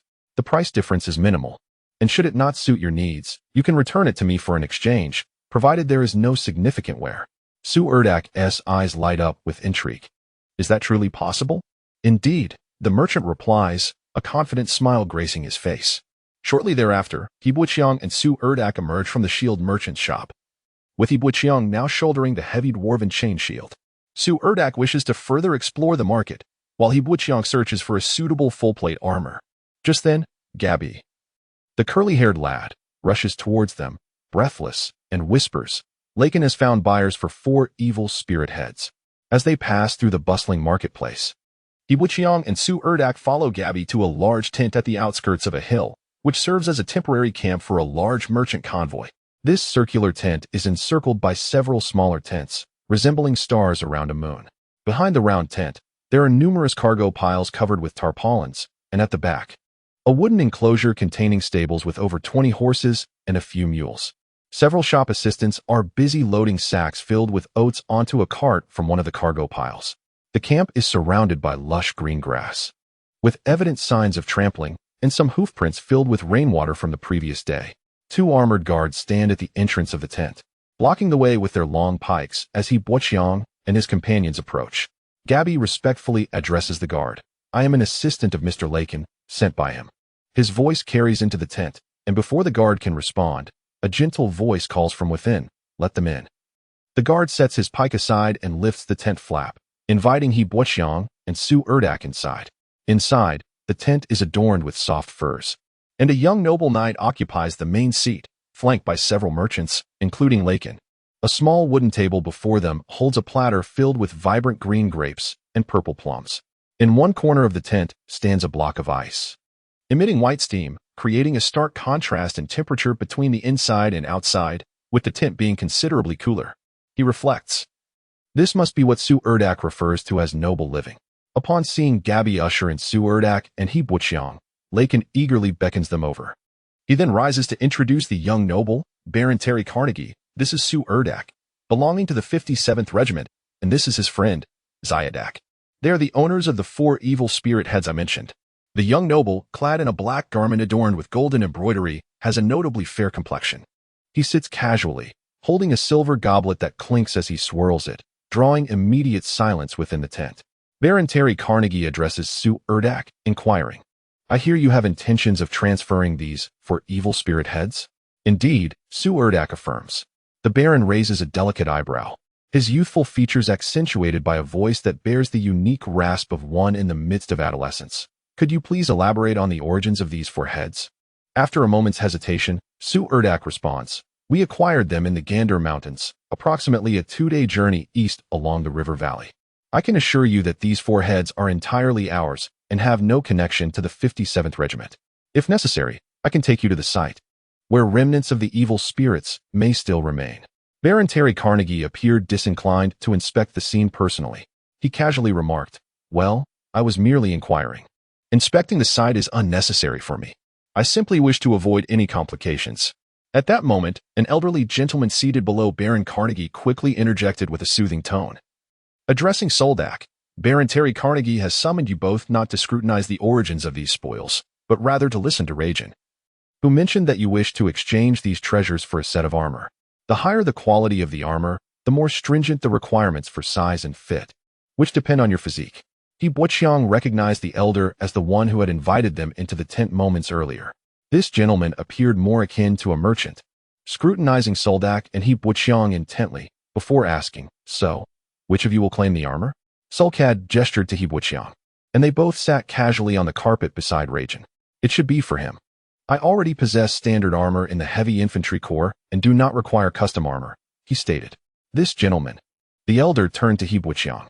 He is mute. We call him Little Dak, Rajan promptly replied. Upon hearing this, the elder offered a benevolent smile to He Buqiang, then instructed the attendant at the entrance. Bring forth the complete bronze armor set from the warehouse. He paused thoughtfully before adding, Also, bring over that set made from beast hide. The two attendants exited and soon returned with two distinctly different suits of armor. The elder did not examine the armors, but calmly stated, "These 4 monster heads are currently valued at approximately 4 magic crystals in the market." Rajan covertly nodded to Suldark, indicating that the merchant's assessment was indeed accurate. Suldark was likely aware of the approximate worth of these demon heads as well. Noting the absence of objections from Suldark and Wuqiang, the elder rose from his seat and approached the bronze armor. Beginning his introduction, this suit weighs 35 pounds and is constructed from nearly 1,000 bronze plates. If it were merely a bronze armor, even a brand new link plate armor would be worth around 7 gold coins. However, this armor is unique. Each plate is coated with a layer of precious magical metal, granting it excellent anti-magic properties. Thus, it is valued at no less than 3 magic crystals. How expensive? Wuqiang thought, feeling a twinge of reluctance, as this would consume nearly all the proceeds from the sale of the demon heads. His understanding of the world's currency indicated that 3 magic crystals could be exchanged for about 30 gold coins. An ordinary commoner might accumulate only a few dozen gold coins over a lifetime. Suldark's gaze lingered on the heavy armor, revealing his keen interest. The standard armor of the 57th Heavy Infantry Corps was not nearly as exquisite. The elder then moved to the other set of leather armor and introduced it. This leather armor is crafted from the hide of second-tier magical beasts, utilizing a significant portion of fire serpent lizard skin for the upper garment and the thick hide of a swamp crocodile for the lower skirt armor. The upper half of this magical beast leather armor does not classify as heavy armor, yet the lower half does. Hearing this, Suldark found himself captivated by the seemingly unremarkable armor, while Rajan beside him wore a look of surprise. The elder continued, "This magical beast leather armor is lighter than the bronze armor, with superior defensive and magical resistance. Moreover, the greatest value of this armor lies in its excellent magical conductivity, meaning it holds substantial potential for enhancement. Should you ever ascend to become a first-tier warrior, you could engage an inscription master to inscribe an entire set of magical runes upon this leather armor, transforming it into a valuable magical construct." Soft gasps of admiration filled the tent. In the Green Empire, the wealth of many noble families is generally divided into 3 categories: real estate, land, and magical constructs. Many grand nobles build castles on their territories, while lesser nobles establish manors. The true financial standing of a noble is gauged by the territory they command. Although the fertility of the land varies greatly, nobles also possess a type of wealth that can be inherited by their descendants, which is exempt from taxation in the Green Empire: the precious magical constructs. The magical beast leather armor before them could be inscribed with magical arrays. Even without runes at present, this armor boasts remarkable defensive capabilities and magical resistance, having been well maintained, with no visible damage to the leather surface. The elder stood before the magical beast leather armor, carefully retrieving a parchment scroll from his robe. He meticulously unfurled the scroll. Suddenly, a burst of blue-red flames erupted from it, nearly singeing the elder's hair. Undeterred by the heat, he grasped the edges of the scroll and held it beneath the magical beast leather armor, allowing the flames to scorch the armor. The intense fire seemed to be absorbed by the armor, with no visible change to its surface. This was merely a common fire-gathering spell scroll, which even Baron Sidney possessed. Such practical magic scrolls are now widely utilized within the military, with a fire-gathering spell. Soldiers need not worry about being unable to light a fire during inclement weather while on the march, and they can provide hot soup or boiling water during brief rest periods. As everyone observed that the flames from the scroll could not harm the magical beast leather armor, a fresh round of astonished murmurs echoed within the tent. The elder subtly demonstrated that this was indeed authentic magical beast leather armor. A dark-skinned merchant seated across from the tent inquired, "Grant, how much is this magical beast leather armor worth in gold coins?" The elder, known as Grant, tucked away the fire-gathering scroll and turned to the merchant with a half-smile, asking, "What, Kenyon, do you have any further thoughts?" Baron Terry Carnegie, seated at the head of the table, wore a somewhat displeased expression, yet, out of noble pride, he refrained from voicing his dissatisfaction, merely furrowing his brow. Merchant Kenyon chuckled awkwardly, quickly realizing that this magical beast leather armor was not to be assessed by mere gold coins. In truth, Baron Terry Carnegie had produced this prized possession in exchange for military merits. Kenyon hastily waved his hand, saying, "No, I was just asking casually." The wrinkles on Grant's face and his graying beard lent his smile an air of experience and wisdom. Though he did not directly answer Kenyon's question, he began to elucidate the value of the magical beast leather armor to the assembly. He gestured toward the armor, saying, "The leather used in this magical beast leather armor comes from various beasts. It is not the hide of a single creature, but rather a patchwork of scraps from different magical beasts. You see, the upper body is made from fire serpent lizard skin, while the lower body is primarily constructed from the thick hide of a swamp crocodile. Thus, this magical beast leather armor is not as valuable as you might think." Unbeknownst to them, the nuances of the magical beast leather armor surprised both He Boqiang and Suldark, who exchanged silent glances. Grant continued, "If this were in the imperial capital, this patchwork magical beast leather armor would likely be worth around 15 magic crystals." Upon hearing Grant's offer, Lakin immediately interjected, "Grant, this set of leather armor exceeds our budget. In fact, we wish to exchange 4 demon skulls for a decent set of heavy armor." He needed to assert his position, as he had only brought 4 demon skulls, which could be exchanged for 4 magic crystals. Considering the 11 crystal price difference with the beast skin armor, he doubted whether Suldark and He Boqiang could afford such an amount. However, Grant smiled enigmatically, his gaze shifting to Suldark and He Boqiang. Perhaps the owners of these spoils have a different perspective. With Grant's words, all eyes turned towards the two. As He Boqiang's spokesperson, Suldark looked at Grant with some confusion and asked, "Are you suggesting that I possess such purchasing power?" "Certainly, Captain Suldark," Grant replied confidently. He stood in the middle of the tent, glanced around, and continued. "It is well known that the most valuable part of a demon is not its skulls. I do not mean to imply that these skulls lack worth. Rather, the most valuable component is the black magic crystal. Each unidentified black crystal is worth 2 ordinary magic crystals. These 4 demon skulls could yield at least 4 unidentified black crystals. If Captain Suldark is willing to sell those unidentified black crystals, the total value of these spoils would not be significantly different from that of this beast skin armor." His keen eyes, capable of discerning the depths of one's heart, locked onto Suldark as he inquired, "What do you think, Captain Suldark? Would you like to consider this?" At that moment, Suldark recalled that He Boqiang had indeed mentioned a few magic cores earlier. Feeling intrigued, he promptly asked, "So, 4 unidentified black crystals and 4 demon skulls can be exchanged for your set of beast skin armor?" Grant smiled, shaking his head not entirely in refusal, but guidingly responded, "In fact, we still lack a bit. You could add something else." Inspired by Grant, Suldark quickly remembered that He Boqiang possessed 3 military staves. These weapons used by demons were of decent quality. Thus, Suldark immediately stated, "I also have 3 military stabs used by demons. If this does not satisfy your appetite, we may have to consider that set of bronze armor." Without hesitation, Grant decisively declared, "Deal." Baron Terry Carnegie had come to the front line of the forest precisely to forge friendships with individuals like Captain Suldark. However, He Boqiang internally scoffed, believing the Baron was merely looking to purchase merit from someone like Suldark. At that moment, Suldark removed the 3 military stabs, each over a meter long, from He Boqiang's waist and handed them to Grant, asking, "May I try it on?" Grant appeared generous, spreading his hands towards Suldark. "Of course. Please, feel free. If anything feels amiss, we have a dedicated leatherworker who can make minor adjustments." It dawned on Suldark that perhaps he should consult He Boqiang before making a decision.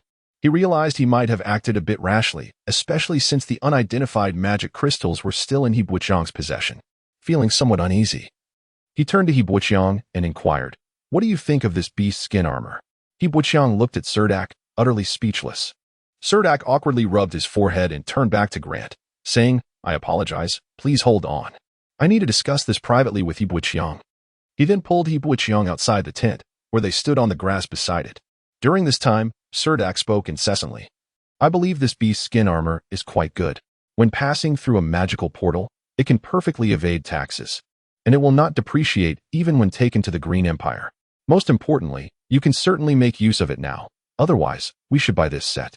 Seeing He Boqiang's approving gesture, Suldark joyfully raised a fist, exclaiming, "Then it's settled. We shall purchase it." He Boqiang produced the 5 black magic cores from his pocket and handed them to Suldark. "Wait, how do you have 5 black cores?" Suldark asked, puzzled. He Boqiang, somewhat exasperated, recalled that he had mentioned there were 5 demons during the corpse collection, but Suldark had not paid attention. This minor detail did not require further explanation. Suldark then realized, "Are you saying that the earth-shaking bear killed a total of 5 demons, and you only brought back 4 skulls and 3 military stabs?" He Buqiang nodded. "Then we can keep 1 black magic crystal." Seeing their opinions aligned, Suldark pulled He Buqiang back into the tent, continuing, "This works out quite well. I never anticipated you would have such a substantial income. Once we return to Hailansa City, you could purchase a lovely estate. Trust me, this is a profitable venture, and it will hold its value." Observing He Buqiang's gestures, Suldark shook his head vigorously. "Are you suggesting we gift the beast skin armor to me and then buy that set of bronze armor? That seems entirely unnecessary. I am the captain of the 2nd Squad of the 6th Brigade, and the armor I wear is already of high quality. I do not require." When they finally emerged from the tent, He Buqiang was adorned with a precious set of beast skin armor that appeared quite fitting. As the other transactions continued inside the tent, Lakin followed the two out, silently marveling at Grant's discerning eye, which had recognized that He Buqiang still possessed unidentified black crystals, leading to the successful exchange of the valuable beast skin armor, showcasing Grant as an exceptional merchant. News of the Battle of the Kinpado River. A humid wind swept through the marketplace, failing to bring even a whisper of refreshing air. Clothes drenched in sweat clung to skin, and the air was thick with an acrid scent of perspiration. The scorching sun reddened faces as vendors squatted beneath its rays, relishing a combination of sweat and sunbathing. To express gratitude towards Lakin, Suldark invited him to a tavern in the marketplace. Lakin wore a friendly smile, his oily face reflecting a hint of smugness as he engaged in quiet conversation with Suldark. He was a shrewd businessman, meticulously calculating every transaction. Yet this time he refrained from mentioning the commission for selling the demon skulls, as if it were a trivial matter. He Buqiang initially thought that donning such a heavy leather armor would be unbearably hot. Strolling through the marketplace might leave him completely overwhelmed by the heat. Sweating would be the least of his concerns, as he could risk heat stroke. However, he was pleasantly surprised when he wore the beast skin armor. A refreshing coolness seeped through the swamp crocodile's leather, alleviating much of the heat he felt, rendering the oppressive warmth almost imperceptible. Given the exorbitant price of the armor, he was not particularly astonished. Such an expensive set of beast skin armor would indeed be unjustifiable without some extraordinary qualities. Even during the day, the open-air tavern was still bustling with patrons. The individuals panning for gold here seldom engage in leisure activities, and the taverns in the marketplace have become one of the few places to pass the time. Many people enjoy coming here for a drink during their free moments, where for merely 10 copper coins, one can savor a rich mug of barley ale. He Buqiang hurried to the bar and returned with 3 large, frothy mugs of ale. Spotting Suldark and Lakin occupying an empty table in the corner, he navigated his way over, balancing the mugs. The soldiers of the 57th Regiment, gathered at the outdoor tavern, exchanged greetings with Suldark. As the newly appointed squad leader of the 4th Company, Suldark had become somewhat of a local legend, particularly after leading the 2nd Squad to eliminate a demonic gate at Mount Gandur, a deed that had spread throughout the regiment. Lakin, fishing out some ice cubes from a wooden barrel and dropping them into his mug, eagerly took a large sip and remarked to Suldark, "When I first came to the Warsaw realm with the 57th Regiment, you were just a fresh-faced lad. I never imagined you would rise to the rank of squad leader." Suldark's expression turned nostalgic, his blue eyes filled with memories. "Indeed, those were tough days upon my arrival. I owe much to your support." Every new recruit undergoes an adaptation period in the military, and it was during this time that the friendship between Suldark and Lakin blossomed. Lakin chuckled, "Why dwell on that? We're fellow townsfolk. After all, it's only natural to look after one another when away from home." He Buqiang, however, was not fond of the slightly sour taste of the ale. Whenever he drank, he would reminisce about the flavors of nyo lanchan and fried peanuts. But he could only sigh quietly. At that moment, a conversation from the adjacent table caught He Buqiang's attention. "I hear there are significant movements near the Kimto River?" One patron remarked, his back turned to He Buqiang. Strangely, amidst the noisy environment, their voices were remarkably clear.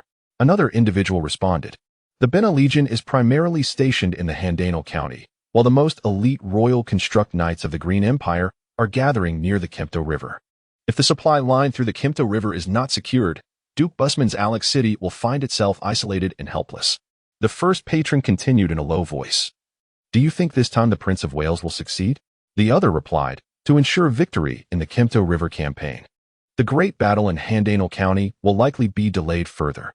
The troops stationed at the border of Handanal and Kempto counties have already moved to the northern bank of the Kempto River.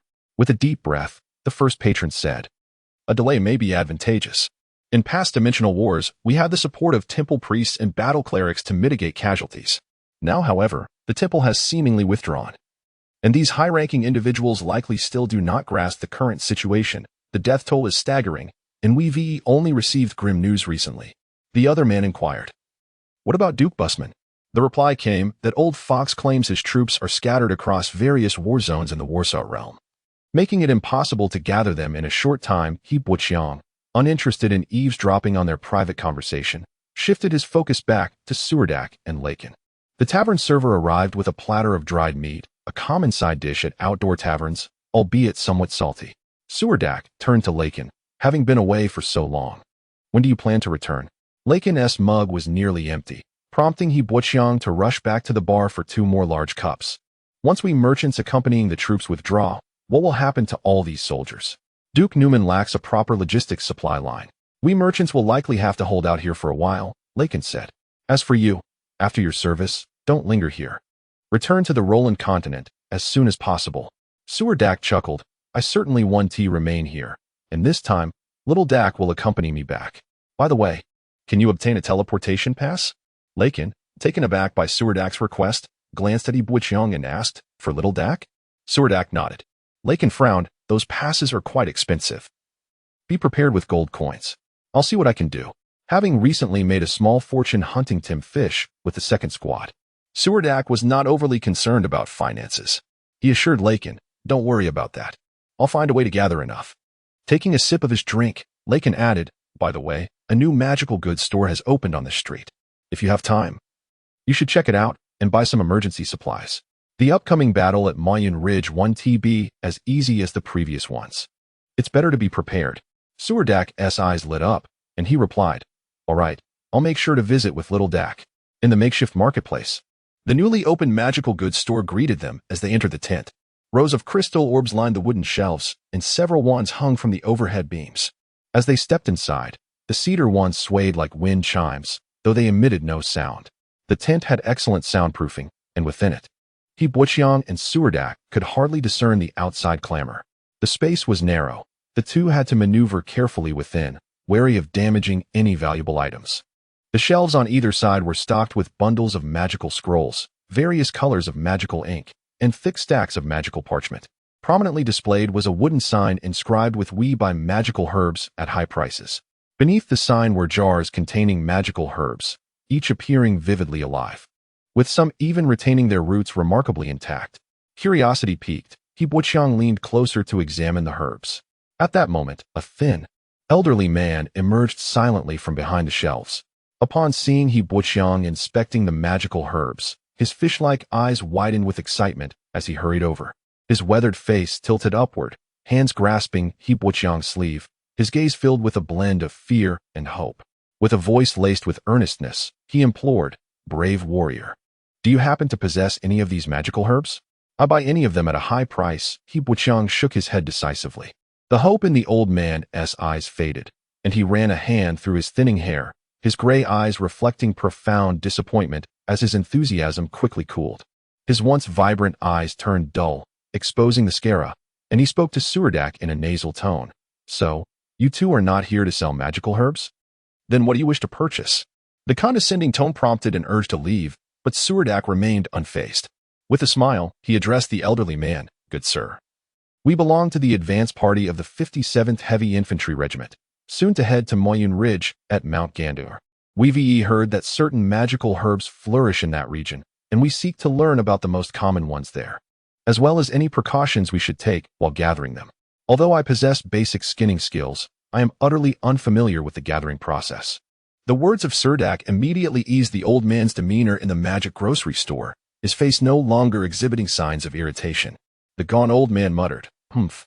I'm not an apothecary, so do not speak out of turn. So, you are about to venture into the Gandur Mountains? Well, that is quite commendable." Observing the shopkeeper's softened tone, Suldark's smile grew even more amiable. "Do you wish to know which magical herbs are produced in the Gandur Mountains?" The old man inquired once more. At that moment, He Buqiang noticed that the old man was clad in a tattered robe. stained by unknown dyes that had dulled its original color, with frayed cuffs and collar, presenting an exceedingly shabby appearance. The old man had been engrossed in conversation with Suldark, seemingly eager to discuss magical herbs. He continued, "No one knows these magical herbs better than I do. Let me elaborate on the most common one found in the Gandir Mountains, which is likely to be this silverleaf herb. I mention it as common only in comparison to other varieties of magical herbs. Currently, they are quite scarce, and locating a single silverleaf herb is not an easy feat. This herb shuns sunlight, typically thriving in dry, shaded locales, with the most distinctive feature being its oval silver leaves and its bulbous stem." After listening to the eccentric old man ramble on about herbs for quite some time, Suldark felt a growing familiarity with him. He confidently patted his chest and assured the old man that should they find magical herbs, they would certainly return to sell them here. This promise greatly delighted the old man. At this juncture, Suldark finally articulated the purpose of their visit. The vanguard of the infantry regiment is heading to the Gandir Mountains primarily to establish a clear woodland path for the support cavalry and to construct a camp beneath the Moyen Ridge. Suldark spoke earnestly. "You can surely comprehend the perilous nature of this mission. However, it presents us with greater opportunities to engage with the magical herbs in this mountain range. Therefore, we wish to purchase some practical emergency magical scrolls from you." The space within the magic grocery store was quite cramped, barely accommodating 2 individuals. Just then, someone outside attempted to enter, but upon lifting the curtain, found the tent brimming with people. After uttering a few complaints, the gaunt old man disregarded them entirely, lowering the curtain and leaving those outside in the cold. He then turned with a serious expression and said, Let me think. You are correct. The vanguard regiment will indeed enter the mountains first, thus having a significantly higher chance of gathering magical herbs than other units. Do you have suitable magical scrolls available?" He moved to a shelf piled high with scrolls, picked up a bundle, and placed it on the counter. He began to sift through the magical scrolls rapidly, exclaiming, "Let me see, the selection is rather limited." The old man frowned, returning the scrolls to their original place. "These will not do. These attack-type scrolls require at least an apprentice mage to wield, and these are of little use." Finally, he rummaged through the bottom of a shelf and produced 2 palm-sized magical scrolls, presenting them to Suldark. This Firestarter scroll allows you to ignite a campfire at any time. It may not be particularly useful in the forest. The water-gathering scroll, however, would be wise to acquire, and there is also this Outpost scroll, though it seems of little value. He Bochiang and Suldark craned their necks to gaze at the water-gathering scroll, pondering how much such an advanced scroll might cost. The old man finally spoke. "This water-gathering scroll is worth 25 silver coins. But since you are seeking magical herbs in the mountains, you may take it for 20 silver coins." Suldark and He Bochiang exchanged glances, seemingly finding the price acceptable. Suldark then tentatively inquired, "Do you have any healing potions?" "Healing potions? You are quite audacious. Currently, magical herbs are in extreme scarcity, rendering such potions exceedingly precious in the magical market. I doubt you will find any healing potions here, at least not from me. However, since you mentioned potions, you might find this useful. I also have some bandages for bleeding that you can take with you." The gaunt old man scoffed, casting a disdainful glance at Suldark, a rather contemptuous expression on his face. Although he did not produce the healing potions that Suldark desired, he managed to find 2 bottles of green potion from a corner of the shelf. He Bochiang recognized this potion. Suldark had previously possessed a bottle of the same antidote. The old man then tossed a roll of dirty bandages to Suldark and promptly ushered both He Bochiang and Suldark out of the tent. Outside the magic grocery store, a crowd had gathered, eager to see what lay within. As they noticed someone exiting, they surged forward, only to be met by the old man's slender arm extending from the tent to display a wooden sign reading, "Closed for business." The would-be patrons stood outside, exchanging glances in confusion. He Bochiang and Suldark squeezed out of the throng, discussing the specific time to reconvene the following day before Suldark returned to the military camp. The night before departure in recent weeks, the influx of troops arriving at the forest camp had gradually transformed the once desolate temporary marketplace outside the camp into a bustling hub. Many merchant caravans had keenly sensed the opportunity and converged from all directions to this verdant foothill. The erected white tents sprouted like mushrooms after the rain, dotting the hillside. He Bochiang returned to the encampment of the merchant lodging and was about to enter the tent when he spotted the curly-haired lad, Gabby, peeking out from another tent. Grinning widely at He Bochiang, he approached Gabby, quietly observing him. Gabby, with envy in his eyes, admired the magical beast leather armor adorning He Buqiang, exclaiming, "Little Dak, your armor is truly magnificent." He Buqiang reclined on the grass at the entrance of Gabby's tent, both gazing at the distant Gandir Mountains, beyond the sea of clouds. A golden sun was poised to set behind the peaks. Gabby lay back on the grass and asked, "Will you be entering the mountains with Suldark tomorrow?" He Buqiang nodded in affirmation. "Be cautious on the way," Gabby advised, his face dotted with light freckles, his eyes squinting into narrow slits as he smiled. He reached into the tent and produced a tin can, placing it in front of He Buqiang. "I think you might need this." He Buqiang accepted it, feeling its weight in his hand. The thin tin box resembled. Gabby beamed with pride, saying, "This is canned meat. Lajin treated me and Ulysses to it once. It was delightful." He Buqiang was astonished that canned food existed in this world and felt compelled to try it, regardless of its taste. "Though it's a bit pricey. I can't buy many with a month's salary. But it's convenient to carry. Would you like a few cans?" Gabby inquired. He Buqiang nodded and gestured to ask about the price. Gabby's eyes widened with delight and disbelief as he asked, "Are you really going to buy some? I think bread and jerky would be more economical." He Buqiang insisted with certainty. Gabby scurried into the tent like a mouse, emerging with several cans and presenting them to He Buqiang. He added reassuringly, "You need not worry about logistics. A caravan will ensure the supply of provisions into the mountains." He Buqiang patted the curly-haired lad on the shoulder, signaling his indifference to such concerns. He then unfastened his coin pouch from his waist, counting out a sufficient amount of silver coins and handing them to Gabby. These goods belonged to Boss Lajin, and Gabby, who typically sold wares at a stall, meticulously counted the coins. Lacking formal education in arithmetic, he lined the canned goods in a row, placing the appropriate number of coins before each can. Once satisfied, he took the coins, while He Buqiang collected the cans. He Buqiang stowed 6 boxes of canned goods into his backpack and pushed one box toward Gabby. "Are you giving this to me?" Gabby exclaimed. He Buqiang nodded. "Oh, no, I cannot accept such a gift." Instead of insisting, He Buqiang drew a dagger from his calf and sliced open the can's lid, revealing a whole piece of cooked beef inside. He attempted to cut off a piece with his knife, placing it in his mouth. The meat was tender and flavorful, though the spices were somewhat unusual.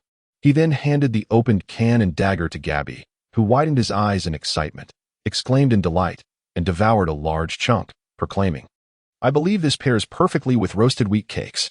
I cannot fathom how the beastmen managed to pack such large cuts of beef into metal cans. And yet these can last for ages. I envy the beastmen of the Paigao Plateau. I have heard they wander the plains with their herds. Their packs filled with these treats. They consume canned meat as we do roasted wheat cakes. I truly envy their way of life." Listening to Gabby's enthusiastic musings, He Buqiang returned to his tent. Recently, Lajin had received a considerable influx of goods, making the tent feel even more cramped, with even some oiled paper bundles tucked beneath the bed. Sitting on the bed, He Buqiang emptied his coin pouch, the clinking of coins revealing a heap of silver coins mixed with copper pieces, gold coins, and 3 magic crystals the size of pigeon eggs, his entire fortune. He still needed to pay the blacksmith for the modification of his Roman sword, which would leave him with less than 80 silver coins. He selected 4 gold coins from the pile. These were his share from the second team's sale of spoils. According to Red Sox, these coins equaled nearly half a year's pay. Given the larger denomination of gold coins, silver coins and scattered copper pieces constituted the primary currency in circulation. Contemplating his imminent departure from the lumber camp, He Buqiang suddenly desired to stroll through the marketplace once more. He carefully categorized and repacked his coins into the pouch, shaking it in his hand to hear the reassuring clink of metal, which brought him a sense of security. Exiting the tent, he found the hulking Ulysses awake, gripping an iron rod while seated on a wooden platform outside the tent. His primary duty was to guard the area at night, preventing vagrants and thieves from pilfering Lajin's goods. He Buqiang waved at Ulysses, who, in his earnest tone, asked, "Little Dak, where are you off to this late?" He Buqiang pointed toward the marketplace and strode forward. As darkness enveloped the sky, stars began to twinkle overhead. Soldiers from the barracks gradually returned, rendering the street quieter. The marketplace was illuminated by a few resin torches, and some stalls were adorned with vibrant magical streetlights. He Buqiang wandered past the stalls, pausing to examine magical cores on display. The vendors engaged him in conversation, but the young gambler remained silent, purchasing any selected magical core provided the price was reasonable. However, The vendors found it peculiar that he would simply pocket any open magical core and depart without a word. After a thorough circuit of the marketplace, He Buqiang realized, to his surprise, that he had unwittingly acquired 8 first-level magical cores. He spent all 80 silver coins and even drained his 4 gold coins. Spotting a vendor selling small files, he also spent 5 silver coins to purchase one. Upon returning to his tent, he found his coin pouch contained only a handful of copper pieces, with gold and silver coins transformed into 8 small magical cores. Seated at the tent's entrance, He Buqiang utilized the faint glow of the streetlight to file away the tough exterior of the magical cores. The outer shells were remarkably hard, requiring considerable effort to peel away layer by layer. After filing dozens of strokes, he was astonished to uncover crystalline fragments within the core, resembling tiny diamonds. As he opened the magical core, minute shards of crystal scattered into his hand. He Buqiang was left in disbelief, gazing at the fragments of magical crystal, surprised that the first core yielded only a pile of low-value shards. These fragments were too small to fetch a decent price and could only be ground into powder for use in magical ink. The subsequent 5 first-level magical cores similarly produced only shards, 4 of which were as fine as sand, with only 2 offering slightly larger, more valuable fragments. Each magical crystal emitted a faint magical aura. Upon grinding them, He Buqiang discovered that not all magical cores containing magical energy held crystals. Many contained merely minute shards. With a touch of exasperation, He Buqiang filed away the hard shell of the last 2 slightly larger cores, revealing crystals that resembled longan grapes. He finally breathed a sigh of relief. The first 6 cores had yielded no loss, while the last 2 had granted him a slight profit. As dawn's light streamed through the tent's entrance, casting a narrow white line on the ground, it resembled a sharp sword aimed at He Buqiang's face. He hastily covered his head with a blanket, waking in a sweat and heat, before unveiling his face and gasping for air on the bed. Outside, a cacophony of sounds erupted, prompting He Buqiang to spring from his bed, recalling his need to hurry to the blacksmith to retrieve the modified Roman sword. 3,000 heavy infantry were simultaneously dispatched to the Moyen Ridge, a joint operation plan executed by the 57th Heavy Infantry Regiment and its brother regiment, the 58th. Despite being heavy infantry, their tasks resembled those of the logistical militia, often deemed menial. The 2 regiments received orders to carve out a woodland passage capable of accommodating 16 war horses side by side between the lumber camp and Moyen Ridge. Both the heavy cavalry regiment training daily at the lumber camp and the upcoming construction night regiment required a clear thoroughfare to maximize the cavalry's advantages. Due to the delayed arrival of the logistical militia under Duke Newman, the commander of the Moyen Ridge campaign, Marquis Grover Newman, ordered the 57th Heavy Infantry Regiment, led by Count Montgosper, and the 58th Heavy Infantry Regiment, led by Count Eustace Constable, to jointly undertake the task of clearing the woodland path. Thus, the 2 counts led their respective 1,500 heavy infantrymen to Moyen Ridge, knowing that to complete the task within the set time frame, they could not advance methodically from the lumber camp to Moyen Ridge, as that would not leverage the numerical advantage of the 3,000 heavy infantrymen. Marquis Grover believed that developing this forest path, with 2 heavily armored infantry regiments divided into 10 construction units, strategically dispersed between the lumber camp and the Moya Mountain, was the most effective plan. Although this radical proposal incited Count Montgosper to vent his fury upon returning to his tent, cursing Grover and all his kin, including his father, Duke Newman, Count Mont could not shirk the responsibility of this endeavor and had to confront it head-on. Having been stationed at the lumber camp for nearly half a year, Mont had gained considerable familiarity with the terrain of the area. Thus, while the task of clearing the path was shared, Eustace Constable was assigned the relatively safer front half of the forest, whereas Mont was tasked with the more perilous section closer to Moya Mountain. At that moment, He Buqiang yawned as he emerged from his tent. Standing on the grassy expanse outside while stretching his limbs and gazing at the military camp at the foot of the forest, a large portion of the camp had already been dismantled, with tents neatly folded and borne on the backs of soldiers, leaving behind a vast, desolate area strewn with various excavated pits and scattered wooden frames. Some white fabric strips tied to the frames fluttered in the wind, reminiscent of courtesans beckoning to the cavalrymen observing the commotion. Suldark and the 2nd Squad found themselves amidst the ranks of the 57th Heavy Infantry Regiment. They had prepared thoroughly, dismantling their tents early in the morning, with Red Sox and Big Beard carrying their gear, while supplies were evenly distributed among each soldier. The leading troops had already entered the lumber camp 2 kilometers away, and it was now the turn of Suldark's second squad to join the procession. As they passed through the makeshift market slope, the hillside was filled with a throng of onlookers. The supply train of grain merchants was set to depart from this point the next day, following the heavy infantry regiment into the mountains. No one cheered for this ordinary expedition. Rather, the people on the hillside appeared excited, as war was the only means to ensure commerce for these merchants. Regardless of victory or defeat, some would inevitably profit, while the greatest fear was a silent, stagnant 2-year standoff without a single battle, which could drive the merchants to bankruptcy. Spotting He Buqiang standing out in the crowd, Suldark vigorously waved his hand. He Buqiang's backpack was entirely covered by a sturdy dwarven chain shield, and at his waist hung a heavy Roman sword. The thick blade of the sword gave it an appearance of being less than sharp. Yet the tip showcased a perfect curvature, its bronze edge gleaming with reflective brilliance. The smith had exhibited remarkable craftsmanship, elongating the blade while perfectly balancing its weight, resulting in a smooth and aesthetically pleasing curvature. However, the cost of this sword's enhancement was equally substantial. And the most unfortunate aspect was that He Buqiang had no money left. He had spent all his coins the previous night, leaving only 5 magic crystals and a small pouch of crystal shards. Fortunately, the blacksmith was a kind-hearted individual who helped He Buqiang find a merchant to exchange the shards for 5 gold coins, enabling him to settle his bill with the blacksmith. He Buqiang squeezed through the crowd, and Red Sox paused momentarily, allowing He Buqiang to join the marching formation, surrounded by the soldiers of the 4th Squad. No one showed any discontent as He Buqiang rejoined the expedition. Big Beard followed closely behind Red Sox and, upon seeing He Buqiang clad in exquisite leather armor, marveled at the craftsmanship, whispering in awe, "Hey Suldark, where did you acquire such impressive heavy leather armor? It looks fantastic." That dwarven chain shield was forged from fine iron transported from the dwarven realms. This shield is exceptionally heavy. Wow, it seems you've come well prepared. Those ironclad wooden shields can withstand the bites of hyenas, but they cannot repel the stabs of demons. This shield can. Leading the group, Suldark sternly interrupted, "Silence. No one will mistake you for a mute if you refrain from speaking. Be cautious of the enforcers and their whips." The young Big Beard quickly bowed his head and hurried along. Baron Sidney rode a sturdy horse at the forefront of the 4th Squad, always attentive to his appearance.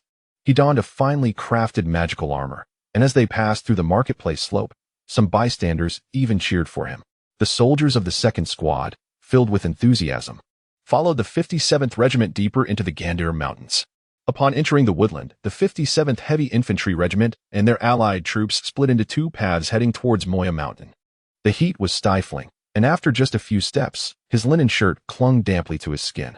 The humidity in the mountains was oppressive, with thick fog rolling in, accompanied by a warm breeze carrying the scent of impending rain. In the distance, a gray haze enveloped everything, and the mournful cries of mountain cats echoed from several feet away, though they remained unseen. Upon entering the Gandir Mountains, it became apparent that the paths here were far less traversable than those near the lumber camp. In fact, one could say there were scarcely any paths at all. The leading squad had to laboriously clear a way through the thickets and underbrush with their machetes to create a passage for the main force behind them. As they ventured deeper into the undulating mountains, the ridges grew steep and abrupt, with sudden drops revealing rocky chasms below. The terrain was dense with shrubs and thorny vines intertwined, creating an impenetrable barrier. Occasionally, they encountered cliff faces, where they had to navigate precariously along the narrow mountain paths, with cliffs on one side and deep valleys on the other. The narrow passageway was crowded with heavily armored infantrymen, who found themselves unable to advance or retreat due to the congestion. The mountain paths proved to be far more arduous than anticipated. A 5-man scouting party managed to traverse the narrow ledges with relative ease, but once the main body of troops became wedged in, even a slight delay in the front ranks would lead to a significant bottleneck. Red Sox unscrewed his water flask, took a sip, and passed it to He Buqiang, saying, "Conserve your water. We don't know how long we'll be stuck on this causeway. This wretched weather is unbearable. Despite the humidity, I'm parched." He Buqiang patted his copper flask, indicating that it still contained plenty. He then cut a length of bamboo from the cliffside, skillfully shaping it into a smooth walking stick to support Red Sox's heavy tent pack. This way, Red Sox wouldn't need to unload his burdensome pack, but could lean against the cliff and rest comfortably for a moment. Thus, even if the group were to advance suddenly, he could simply rise and continue without any preparation. "Your ingenuity is commendable," Red Sox praised He Buqiang. He Buqiang approached the cliff's edge, observing the dense forest that grew from the steep slope below. While a fall would not be fatal, the thorny vines and dead branches would ensnare a person within the underbrush, making it exceedingly difficult to climb back up. The ground beneath was muddy, and as the soldiers trampled the wild grass, water seeped up, flooding their boots with the accumulated moisture hidden beneath the roots. In this instance, half of the warriors from the second squad bore machetes, while the other half wielded lumber axes. Their task was to carve a pathway through the gentle hills suitable for cavalry passage. A distant sound of bells echoed through the mist, and soon Baron Sidney rode up from behind. The warriors pressed their bodies against the cliff face, yielding the way for Baron Sidney, who was intent on investigating the situation ahead. Shortly thereafter, an order from the Count was conveyed. The infantry regiment would camp in place for the night. The narrow mountain path offered no space for tents, but fortunate for them, due to a recent spree of hunting red-eyed hyenas, Suldark had provided each warrior of the second squad with a dogskin sleeping bag. This hyena leather was remarkably waterproof, ensuring that even laid upon a damp path, it would remain dry within. Red Sox unloaded his large backpack and spread his sleeping bag on the barely 3-foot-wide path, securing the bag's ropes to the vines protruding from the cliff to prevent him from rolling off into the abyss during slumber. The other squads looked upon the second squad's dogskin sleeping bags with envious eyes. Buqiang had not slept well, plagued by insomnia throughout the night. Just as he finally succumbed to slumber, he was roused by Red Sox, gazing bewilderedly at the starry sky. Orders came from the front. Be prepared to depart at any moment. Red Sox explained that Suldark had issued each squad member a baked flatbread, which they consumed with cool water from their canteens, thus resolving their breakfast. As dawn broke, the warriors of the second squad were already on their way. Traversing a narrow mountain path, they discovered unmistakable signs of battle. The metallic scent of blood still lingered in the air, while the casualties of the infantry regiment were unseen. 3 decapitated and flayed ghoul corpses hung from the treetops on the ravine and Oppos's side, their purple blood long dried, their bodies marred by wounds. It remained uncertain what cost the preceding squad had incurred to vanquish these 3 fiends. Upon exiting this perilous route, the group plunged into an unending sea of verdant forest, teeming with venomous insects, giant serpents, and toxic flora. The best means of defense against these perils was to arm themselves completely from head to toe. The bearded Kager caught a massive python, which he cleaved into 3 segments with his axe. The head continued to thrash violently until Augustus seized the opportunity and pierced it with his Palaiolo spear, pinning it to the ground and thus ending the conflict. Consequently, this 5-meter-long serpent, as thick as an arm, naturally became the evening feast for the second squad. Buqiang glimpsed the formidable Mount Mayun in the distance, the highest peak in the eastern region of the Gondar mountain range. The ghouls had established their stronghold there, seeking to leverage the mountain's strategic position to weather their current vulnerabilities.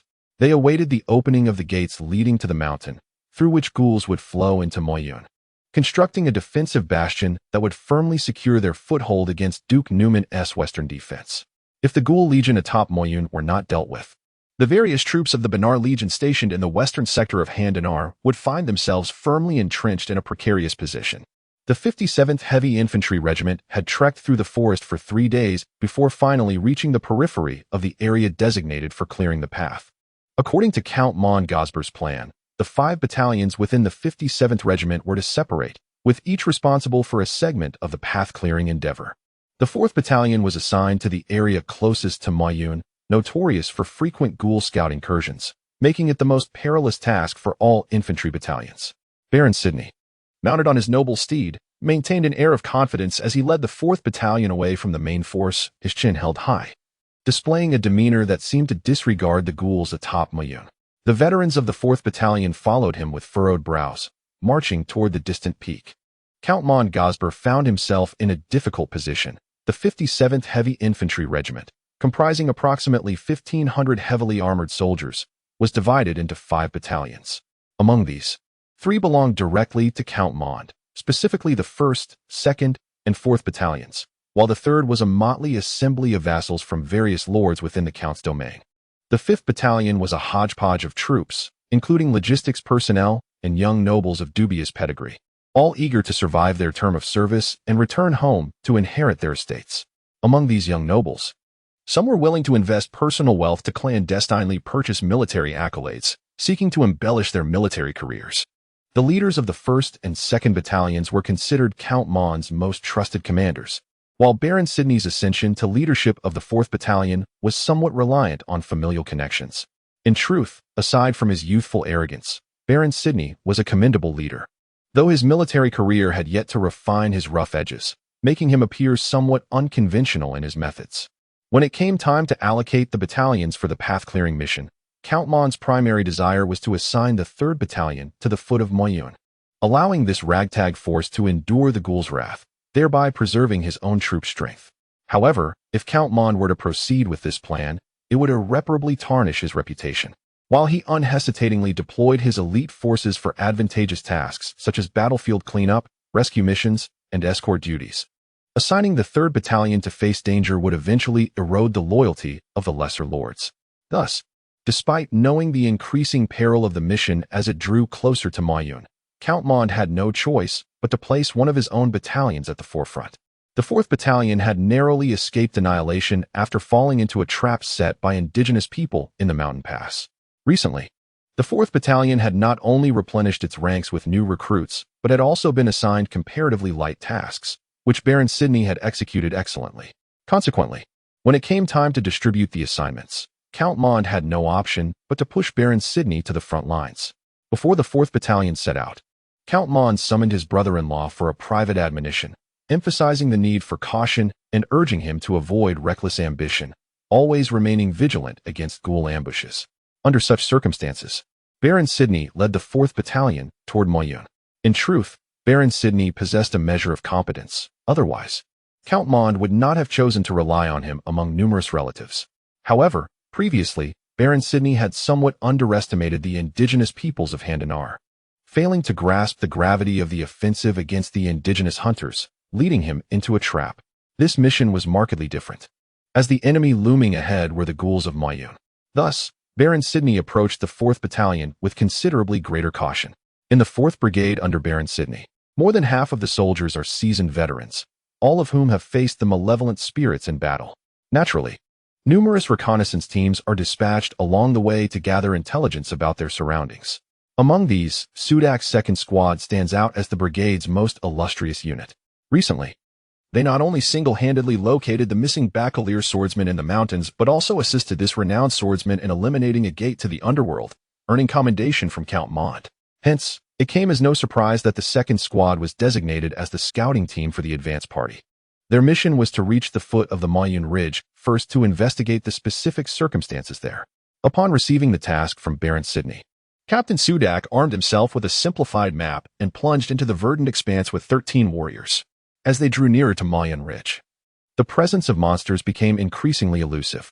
In the past, one could glimpse a few creatures from a distance, yet those beasts, not being foolish, would launch suicidal attacks against the throngs of human warriors, while some with rudimentary intelligence learned to evade danger.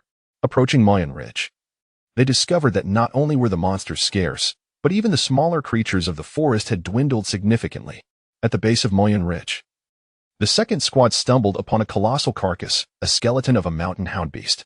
Its massive frame appeared only slightly smaller than that of a thunder rhinoceros, suggesting that this creature was likely the ruler of Moyun Ridge. It seemed to have advanced to a 3rd-tier monster, yet it succumbed to the fate of being slaughtered by the malevolent spirits. The beast's skull lay shattered into several pieces scattered across the forest floor, its body completely devoured, leaving a grim tableau of scattered white bones strewn across the hillside. The devastation of the forest was severe, resembling the aftermath of a rampaging herd of buffalo, with many trees uprooted or broken, and bloodstains marred the ground. Witnessing the devastation, Sudak raised his hand to signal the 2nd Squad to halt their advance. Venturing further would likely bring them into the line of sight of the malevolent spirits, whom the 2nd Squad was currently ill-equipped to confront. Upon detecting the presence of the spirits, the protocols were clear: retreat swiftly or find a hiding place.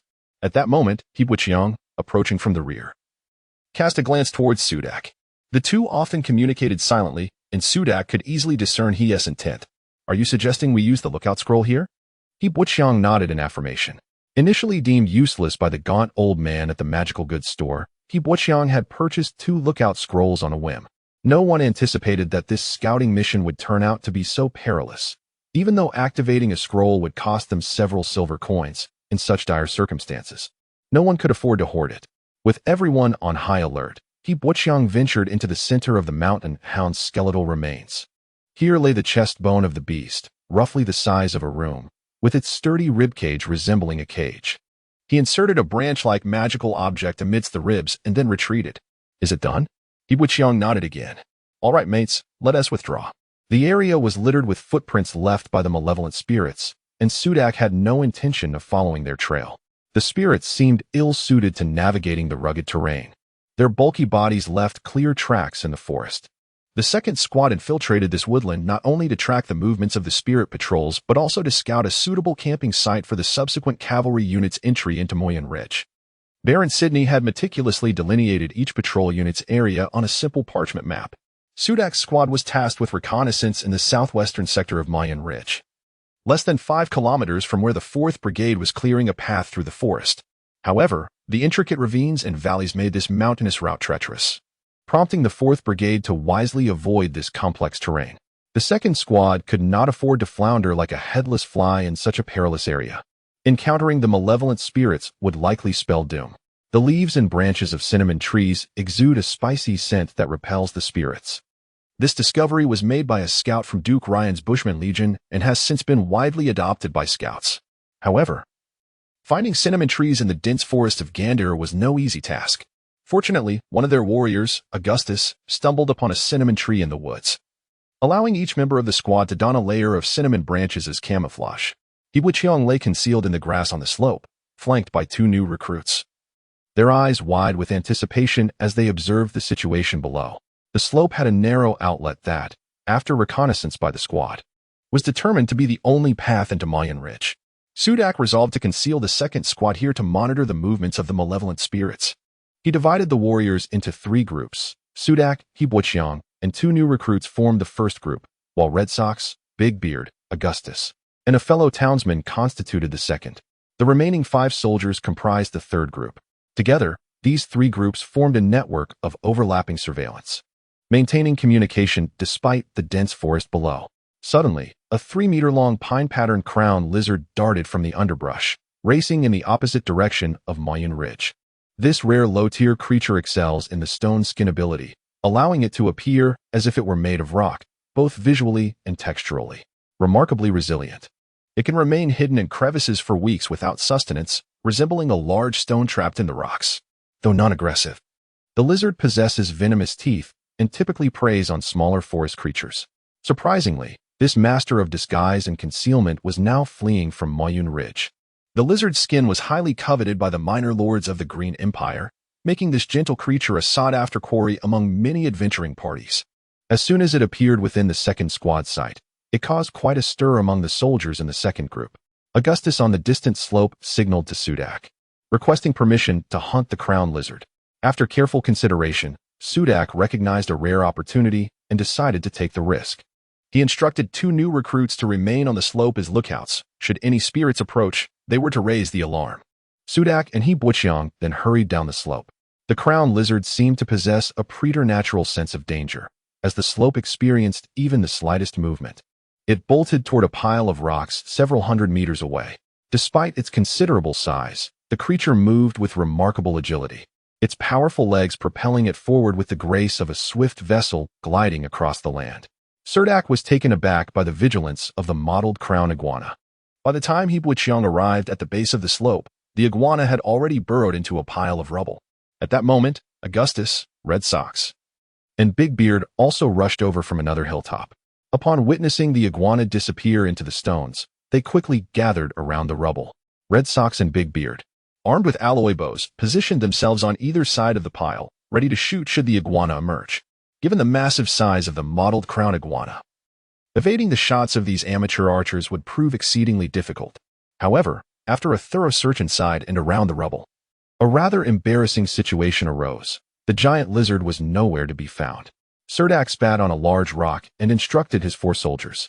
Augustus, wielding the Pagrius spear, was the first to leap onto the boulder, thrusting his spear towards another rock. The spearhead struck the cliffside, sending sparks flying, and a protruding rock crumbled away. But it was not the mottled crown iguana. Augustus shouted, "Red Sox, I need to mark this spot. It's not this one."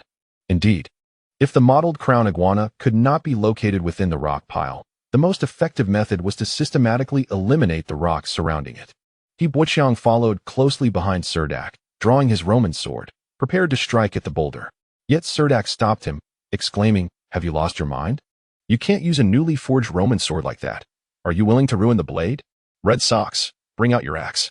"Captain, but this is—" Red Sox protested, standing like a bitter melon against the rock. "What else is there to say? If you break the blade, you can just return to the barracks and exchange it at logistics." Suldark glared at him. "Yes, Captain," Red Sox quickly replied, straightening his posture. The white granite of the rubble was not abundant. A single blow from an axe was enough to ascertain whether it concealed the iguana. Each shattered rock was marked, and within a quarter of an hour, nearly half of the stones bore black markings. Standing between two mottled rocks, where some moss had begun to grow in the crevices, He Buqiang rubbed his aching shoulders. The wooden handle of his axe was now riddled with cracks from the powerful recoil, and the blade was utterly ruined. He Buqiang, having just leveled up, had yet to fully adapt to the strength of his arms and had managed to completely destroy the axe head, rendering it more akin to a hammer. As the axe struck another massive rock, He Buqiang suddenly felt the ground tremble slightly beneath him. Upon closer inspection, a faint magical aura emanated from the stone, unmistakably revealing the mottled crown iguana. He was standing directly atop its head. At that moment, the iguana bore no trace of its pattern. Its body blended seamlessly with the surrounding rocks. Even the mottled markings on its skin were indistinguishable. Realizing this, He Buqiang refrained from startling the iguana. Instead, he gestured for the members of Team 2 to gather. Augustus, closest to him, approached with his Pagrius spear, asking, "Suldark, what's going on?" He Buqiang pointed downwards, and Augustus finally noticed the peculiar rock beneath his feet. Raising his spear high, Augustus summoned all his strength to thrust it down at the rock. The Pagrius spear sparked as it struck, shattering stones, yet within the rock layer lay flesh and blood. However, Augustus lacked the strength to inflict substantial damage. The spear merely pierced the iguana's back without causing any real harm. The massive rock beneath them suddenly rolled over, and He Buqiang lost his balance, falling backward as the iguana's maw, filled with venomous fangs, opened wide, lunging for his left foot. He Buqiang, feeling the iguana's sudden attack, wasted no time and hurled his axe at the creature. The axe struck the iguana's mouth, but the beast effortlessly bit off the axe head, shaking its massive head violently, snapping the handle in two, and reopening its jaws toward He Buqiang. Augustus stood at the back, momentarily stunned by the peril He Buqiang faced. Ignoring the fact that his Pagrius spear was lodged in the iguana's back, he lunged onto the creature, gripping the spear tightly in an attempt to subdue it. This leap allowed He Buqiang just enough time to evade the iguana's snapping jaws. Suldark arrived, brandishing his long sword, and struck the iguana's head with his shield, sending it reeling. Following this, he plunged his knightly sword into the exposed white underbelly of the iguana. Unlike slashing, which would have proven ineffective, the piercing thrust tore through the iguana's petrified skin, penetrating its chest and piercing its heart. Suldark dared not leave his sword embedded within the creature. As he evaded a claw swipe, he elegantly withdrew his sword from the iguana's body. A torrent of crimson blood gushed forth, and the mottled crown iguana attempted to retreat into the crevices of the rocks. Unfortunately, its massive size hindered its escape, and with two gaping wounds, it found itself unable to flee. The blood flowed profusely from the injury beneath its neck, causing its movements to slow, while the color of its petrified skin began to fade, eventually revealing ordinary lizard skin beneath. Suldark, sword in hand, hastily pursued and drove his blade into the iguana's skull, pinning it to the ground. At this moment, He Buqiang scrambled up from the rocks, helping Augustus to his feet. The ranger had fallen from the iguana's back onto the boulder, leaving him disoriented. As He Buqiang lifted him, Suldark extracted the Pagrius spear from the iguana's back and coldly tossed it to Augustus. Red Sox and Big Beard rushed over from either side of the rocks, surprised to find the battle had concluded in mere minutes. Red Sox, seeing the battered handle of his axe shattered into splinters, lamented that the axe head was now nothing more than a mangled piece of scrap metal lodged in the iguana's mouth, his expression one of utter despair. The broken handle could be left behind, but the ruined axe head had to be carried back to the barracks for accounting, surely inviting a reprimand from the logistics personnel. Without waiting for the mottled crown iguana to perish completely, Suldark drew a golden-handled skinning knife from his waist. This brand-new knife had cost him 1 gold and 50 silver coins, rumored to contain lapis lazuli to prevent wear. However, Such claims merely indicated the knife's durability. Every skinner knew that without a sharp knife, one could not obtain a quality hide. Yet He Wuqiang grasped Surdak's arm, signaling him to pause. "What's the matter, Shaudak?" Surdak inquired. "How about this, Captain? We should drag the mottled crown iguana into the woods. It may not be safe here. It would be difficult to lift such a large creature. Let us just dispatch it here." He Wuqiang offered no further explanation. With a swift motion, he drew a lumberjack's axe from his belt and approached the severed head of the spiny-tailed lizard, delivering a series of strikes until the gruesome head was finally cleaved from its body. It was surprising to see such brutality from the seemingly mild-mannered Dak. "Captain, what do you think has gotten into Dak?" Silence. At that moment, He Wuqiang extracted a magic core from the lizard's head and tossed it to the bearded man nearby. He then carried the bloodied lizard's head to a flat patch of grass. He produced 4 small clay bowls from his belongings, arranging them in a square formation. Adding a sprinkle of gray powder into each bowl, he placed the giant lizard's head at the center. Standing before it, he gestured for Surdak to come closer. Without hesitation, Surdak approached, but halted at the edge of the bowls. He Wuqiang stood in the center of the ritual, hands clasped in prayer, eyes closed, devoid of any other movements. Unlike the grand wizards who often performed elaborate dances, a towering 2-meter-high shadow of a dual-faced deity silently manifested before him, its smiling side facing He Wuqiang. Without a moment's hesitation, he offered the spiny-tailed lizard's head as a sacrifice to the deity, whose angelic visage glimmered slightly at the offering. In his heart, He Wuqiang whispered, "Eye of Truth." He then turned and pointed at Surdak, causing a beam of light to descend from the heavens, enveloping Surdak in an instant. This spectacle was only visible to the onlookers. For He Wuqiang, the magical effects were more immediate. He perceived countless particles of energy cascading down within the beam, entering Surdak's being. Golden magical runes encircled Surdak's eyes, forming a complex array that vanished into his vision. The others seemed oblivious to the extraordinary transformation occurring in Surdak. Yet, Surdak widened his eyes in disbelief, gazing at his hands, and then looked around in astonishment. At that moment, He Wuqiang was eager to inquire what peculiar sights Surdak beheld under the influence of the Eye of Truth. Upon activation, the Eye of Truth revealed the governing laws of this realm, allowing one to briefly grasp the rules of existence. The Grand Wizard Inoyatilo was known for dissecting beasts while under the Eye's influence, as it preserved the most precious natural magic patterns within their bodies. This was particularly crucial for beast hides, which often possessed excellent magical conductivity, making them ideal materials for crafting magical constructs. The integrity of the hide directly impacted the success rate of rune engravers. The more intact the leather, the higher the likelihood of successful crafting. Thus, He Wuqiang had bestowed the Eye of Truth upon Surdak during the skinning process, although the bestowal required a minor ritual. Surdak appeared to be adjusting to his newfound abilities, stepping toward the corpse of the spiny-tailed lizard without inquiring how to proceed. With a deft flick of his knife, he effortlessly peeled away the lizard's hide as if removing a garment, his fluid movements a visual delight for the onlookers. With a smooth and effortless execution, he stripped the lizard's skin, regretting only that he had not taken the head's hide as well. A nearly flawless lizard hide lay on the ground, and the bearded man hastily retrieved some salt from his pocket, eager to preserve the still moist leather to prevent it from hardening during the drying process. Surdak wiped the grease and blood from his skinning knife and sheathed it, glancing at He Wuqiang, who lay on the grass. "Is this what you learned from the Grand Wizard Inoyatilo in the native village?"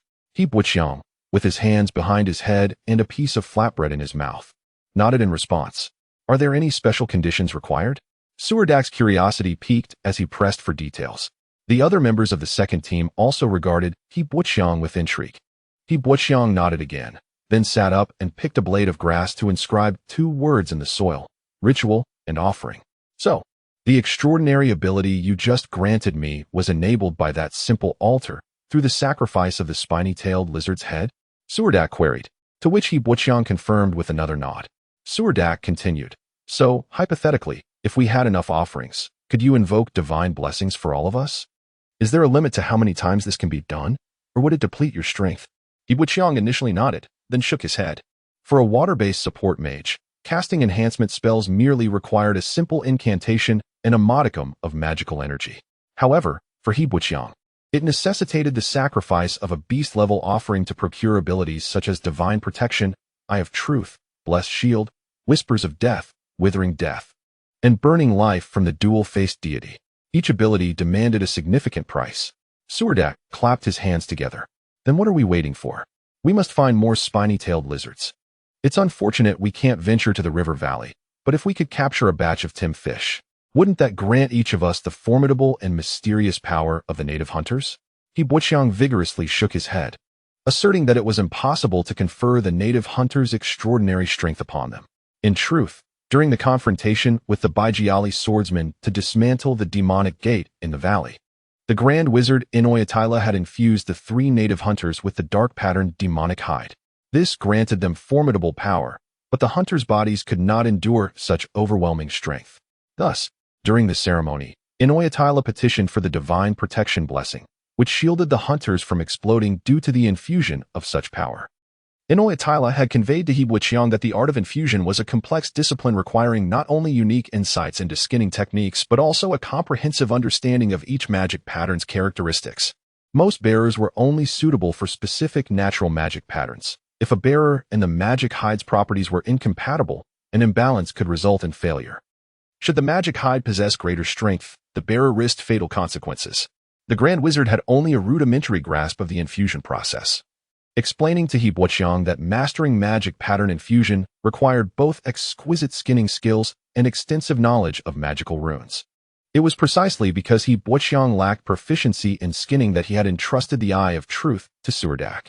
Even if he were to use the eye on himself, he might still be incapable of completely peeling the hide from the spiny-tailed lizard.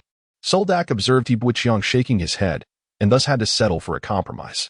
He remarked, "Even if we cannot obtain such formidable power, surely it is possible to procure some blessings for us?"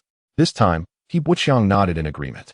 Suldark had participated in the Battle of Meisberg on the Warshaw Plain, where he officially transformed from a novice into a valiant infantry soldier. He possessed extensive combat experience against malevolent spirits and was well aware of their patterns of activity. Whenever a patrol team of these malevolent spirits appeared in the area, Suldark would deftly avoid them. As long as their patrol zones did not expand outward, they would remain oblivious to the forest path being cleared 2 kilometers away, making it unnecessary to disturb them. The second squad, in addition to patrolling the forest area, began to search for the low-tier magical beasts that had fled from the Moyun Ridge. To their surprise, within just over 2 days, they managed to collect several heads of low-level magical beasts suitable for use as sacrifices, amassing a total of 4 such trophies. However, as these creatures were of a lower tier, none of them yielded magical cores. Gazing at the several blood-stained, now dried heads of magical beasts, Augustus sighed. Had I known hunting magical beasts was this simple, I should have joined an adventurer's guild after my service, traveled the world, and saved enough money to return home quietly when I could no longer move. Augustus, having graduated from the Warrior Academy, had joined the Benai Legion to serve, embodying the idealistic aspirations of an academy-trained soldier. The bearded man bluntly interjected, "You don't actually believe that hunting magical beasts is as straightforward as you think, do you?" Augustus dismissively replied, "Aren't we hunting magical beasts? I believe as long as one has a clear understanding of their own strength and avoids recklessness. Even by joining an adventurer's guild, safety should not be a significant concern. Adventurer teams selectively hunt low-tier magical beasts. They cannot always challenge creatures far beyond their capabilities." The bearded man chuckled, "My friend, you are underestimating the complexities. The dangers adventurers face extend beyond just magical beasts." Hearing the dispute between the bearded man and Augustus, Suldark finally interjected, "Your discussion is somewhat premature. What you need to focus on now is closely monitoring the malevolent spirits of Moyun Ridge." "Understood, Captain." They both responded in unison. Every evening, a patrol team of malevolent spirits emerged from the depths of the forest.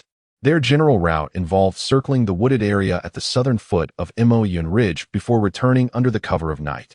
The second squad concealed themselves on a hillside, thick with thorny, oval-leaved trees, their members hidden among the grass at the crest, completely invisible to the malevolent scouts. As the 5-member malevolent spirit team passed once more, the soldiers of the squad sighed in relief, mentally calculating another day had passed peacefully.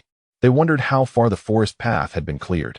The second squad prepared to assign personnel to follow the patrol team, intending to observe their movements as they exited the territory. Just then, a dazzling magical signal flare shot up from the western forest, illuminating the dusk sky with its red glow. The appearance of a red magical flare indicated that a nearby squad of soldiers was in grave danger, serving as a distress signal. However, this signal would not only be seen by other squads of soldiers but also by the nearby patrol teams of malevolent spirits, meaning both parties would converge on the source of the signal. Kegel, the bearded man, swiftly dashed to a large tree and climbed up to survey the direction of the flare, but all he could see in the distance was an expanse of dense forest, rendering the situation unclear. Augustus, momentarily stunned by the sight of the flare, erupted with curses. These mindless fools. What do they think they're doing? Firing a red signal flare here? Do they want us all to perish faster? Although Augustus's words were harsh, they held a kernel of truth. If the heavy infantry scouts encountered malevolent spirits, what good would a distress signal do? Would the other teams possess the strength to overcome them? One of the soldiers seated beside him grumbled, "They probably want to drag us scouts into the fray as well." Red Sox chimed in. Perhaps they spotted a large troop of malevolent spirits and were sending a warning to the 4th Brigade. Augustus retorted angrily. Then they should have fired a yellow flare. As the advance guard entering the Moyun Ridge area, the squads of the 4th Brigade carried 3 magical signal flares each, categorized by color: red for requesting aid in emergencies, yellow for indicating the sighting of large groups of malevolent spirits, and green for marking a safe campsite. The neighboring squad's red signal flare clearly indicated they were in peril and seeking assistance. Red Sox turned to Suldark, asking, "Captain, what should we do?" For Suldark, this was a challenging decision. If they chose not to assist and the neighboring squad perished, they would undoubtedly face scrutiny from military judges upon their return. Yet, if they rushed to aid them, their own squad could fall into peril. After a moment of contemplation, Suldark ultimately resolved, "We shall investigate while maintaining utmost concealment. If the situation exceeds our control, we can withdraw in time." Having decided to proceed with the rescue, time was of the essence. They needed to arrive before the malevolent spirit reinforcements. The soldiers of the 2nd Squad swiftly prepared their gear, leaving behind the tents they had set up in the dense forest. The 13 warriors streamlined their belongings and donned disguises of leaves as they stealthily made their way toward the location of the magical signal flare. Traversing through their designated territory and following the tracks left by the malevolent patrols, they eventually stumbled upon a battlefield marked by the aftermath of a fierce conflict. Several bodies of heavily armored soldiers lay scattered amidst the clearing, their wounds predominantly puncture and tear injuries. The bronze breastplates had been reduced to mere scraps under the force of the assault, the warriors' chests gaping open, their entrails spilled across the ground, and their hearts torn asunder. The forest floor was slick with blood. A pear tree, as thick as a bowl, lay broken in the chaos, and the muddy ground was marred by disordered footprints. Red Sox crouched beside a fallen soldier, retrieving the warrior's nameplate, clenching it tightly in his hand, seething with rage. These beasts Suldark examined the traces surrounding the battlefield and noticed scattered footprints extending toward the western forest. He commanded, "Proceed with caution. Do not fall into a trap set by the malevolent spirits. Augustus, take some men to search the vicinity." Augustus straightened his back, his usual brash demeanor replaced by a sense of reliability in critical moments. "Understood, Captain." He called 2 squad members to accompany him as they scouted the perimeter. "Everyone else, follow me," Suldark directed, leading the remaining members of the 2nd Squad along the trail left by the malevolent spirits.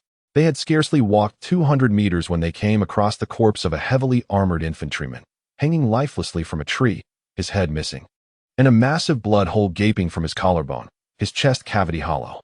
It appears that this warrior sought refuge within the embrace of a grand tree, only to be discovered by a malevolent spirit. His body was impaled upon a protruding branch, resulting in a gruesome tableau of blood cascading down the trunk. Witnessing the warrior's tragic demise, the bloodstains on the ground continued to stretch deeper into the dense forest, and Suldark, with eyes aflame, yearned to pursue further. At that moment, the sentry scroll embedded in He Boqiang ignited spontaneously. He hastily withdrew the scroll and cast it aside, and in mere moments, it was reduced to ashes. The sentry totem, lodged beside the remains of a mountain hound beast, appeared to have been trampled by the very demon that now threatened them. Creatures like the mountain hound are apex predators in the Moya Ridge, and even in death, their skeletal remains deter the feeblest of beasts. Only the dauntless demons dare approach.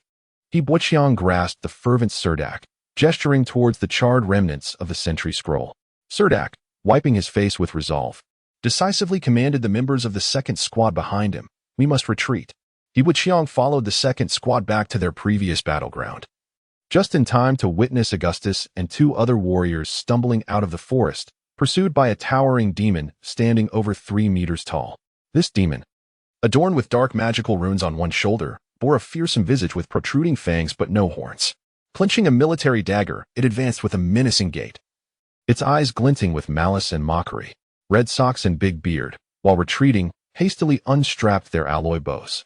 As they entered range, they simultaneously halted, kneeling to release 2 steel arrows. The arrows whistled through the air, striking the demon, one embedded in its arm, the other in its shoulder. The demon's tough skin rendered the arrows ineffective, merely piercing the surface and dangling limply. However, the arrows successfully drew the demon's attention, and its blood-red eyes locked onto the emerging squad of imperial warriors, charging directly towards Suldark. Suldark hesitated. Among the second squad, he and Augustus were the highest-ranked warriors, both at level 6. If he could not withstand the demon's assault, the rest of the warriors would surely falter. This time, he acted without hesitation, brandishing his shield in one hand and drawing his Roman sword with the other, stepping forward into a defensive stance as he shouted to his comrades, "Prepare for battle." The heavy infantry division had a strategic approach to dealing with demons, positioning their strongest warrior at the forefront to absorb the brunt of the attack while the other members sought opportunities to strike. In these dire moments, someone must stand against the demon's onslaught. Whether Suldark could endure the full force of the demon would determine his fate. The other warriors in the second squad assumed a determined posture. The demon, seeing Yibuqiang confront it, accelerated its charge, resembling a steam locomotive barreling down upon them. Suldark braced himself at the forefront, his heart pounding with fervor as he readied himself for death. Just as the demon raised its dagger to strike Suldark's shield, a dwarven chain shield unexpectedly extended from Suldark's side, firmly blocking the impending blow. The demon's weapon clashed against the shield, sending sparks flying. Yibuqiang and Suldark collided violently, both sent sprawling backward. "Get back, little Dak." Suldark's vision blurred as Yibuqiang's back loomed large before him, the impact causing him to spit blood as they tumbled together. Meanwhile, the warriors of the second squad, wielding Pagrius spears and Roman swords, began targeting the demon's formidable body. With their captain absorbing the demon's ferocious strike, the other warriors found the courage to retaliate. As they witnessed their captain and little Dak being flung aside by the demon's might, the remaining warriors remained composed. Augustus and Big Beard, brandishing their sharp Pagrius spears, maneuvered to either side of the demon, thrusting upward towards its heart. Red Socks and 2 new recruits attacked the demon's ankles from behind, while 2 other warriors struck at its wrists. The remaining 4 warriors quickly fashioned a rope, attempting to ensnare the demon, fully aware their strength alone could not match its power. Thus, they intertwined the rope with the surrounding trees. As the Pagrius spears pierced the demon's ribs, Augustus and Big Beard deftly evaded its grasp, launching their swords at its wrists. Despite the demon's tough exterior, the combined might of the second squad's warriors severed its wrists. The demon, attempting to retaliate, found itself ensnared by the ropes, which had bound it to a sturdy tree. In its futile struggle, it inadvertently tightened its own bonds, entangling itself further. The demon's attempts to break free were thwarted, and as the warriors continuously assaulted its limbs, the demon's arms and legs were systematically severed. Reminiscent of felling a tree, the dark magical runes upon its skin flared to life, but before the runes could fully activate, Augustus and Big Beard seized their spears once more, driving them forcefully into the demon's body, their battle cries echoing in the air. Augustus spat in his palm, then leaped onto a nearby tree, brandishing his Roman sword from a branch before diving down, using his momentum to drive the sword into the demon's neck, cleanly severing its head. As the demon's head rolled away, dark, viscous blood gushed from the severed neck, and its body convulsed violently against the tree. The warriors of the second squad, drained of their last reserves of strength, collapsed onto the forest floor. Red Socks, clutching his Roman sword, approached the fallen forms of Suldark and little Dak, sorrow etched upon his face. Before he could voice his grief, he was astounded to see Suldark, one hand pressed against his chest and the other braced on the ground, managing to rise after a fit of light coughs. Red Socks stared in disbelief at Suldark, wondering how the captain had withstood the demon's full force strike. Then he recalled little Dak, who had valiantly shielded Suldark from the impact. Turning his gaze to little Dak, he found Yibuqiang lying on the ground, his dwarven chain shield impaled by a broken spear tip, a trickle of blood at the corner of his mouth, eyes closed. Unconscious, Red Sox rushed to assist Suldark, lifting him into a sitting position, concern evident on his face as he asked, "Captain, how are you?" Suldark hunched over, seemingly enduring the agony coursing through his body. He shook his head to indicate that he was fine, gesturing for Red Sox to check on Little Dak's condition. Red Sox could only support Suldark against a tree trunk before rushing to assess Little Dak's injuries. Initially, it was presumed that Little Dak would be left severely injured, perhaps with broken bones after the full-force impact from the demon. However, Red Sox found no apparent wounds on Little Dak. His chest was not sunken, nor were his arms fractured. Crouching beside him, he gently patted He Buochiang's face, softly inquiring, "Little Dak, how are you?" He Buochiang appeared to awaken from a dream. Sitting up from the ground, rubbing his shield-bearing arm, and gazing around in confusion, realizing he was still lying in the dense forest, his body aching as if it were disassembled. Frowning, he examined the forest and spotted the demon bound to a tree, its hands, feet, and head severed, which brought him a sigh of relief. Red Sox was astonished that He Buochiang had managed to withstand the demon's powerful strike and still sat up, seemingly unscathed. Red Sox gazed at He Buochiang in amazement, asking, "Little Dak, are you all right?" He Buochiang glanced at his limbs, confirmed they were intact, touched his face, and looked at Red Sox with a puzzled expression. "My goodness, you actually blocked the demon's full-force strike," Red Sox exclaimed, somewhat frantically. Suldark, clutching a wounded arm, laboriously approached He Buochiang, offering a faint smile as he extended a hand. He Buochiang reciprocated with a high five and stood up with Suldark. Suldark, still hunched over, painfully made his way to the large tree beneath which the demon's head had been severed, instructing the second squad soldiers who were slumped on the ground. "Clean up the battlefield. The demon patrol will return soon, and we cannot afford to linger here." Hearing Suldark's urgent command, Augustus, with a pained expression, asked, "Captain, what about the demon's magical hide?" "There's no time. Abandon it," Suldark replied without hesitation. "Understood." Augustus agreed decisively, without further debate. Under Suldark's lead, the second squad quickly vacated the forested area, with trouble arising in the neighboring squad. It was imperative for the second squad to return to the location of the 4th Brigade to report to Baron Sidney. Baron Sidney would also need to make further arrangements, whether to dispatch another reconnaissance team or hastily conclude the task of clearing the forest paths in that area.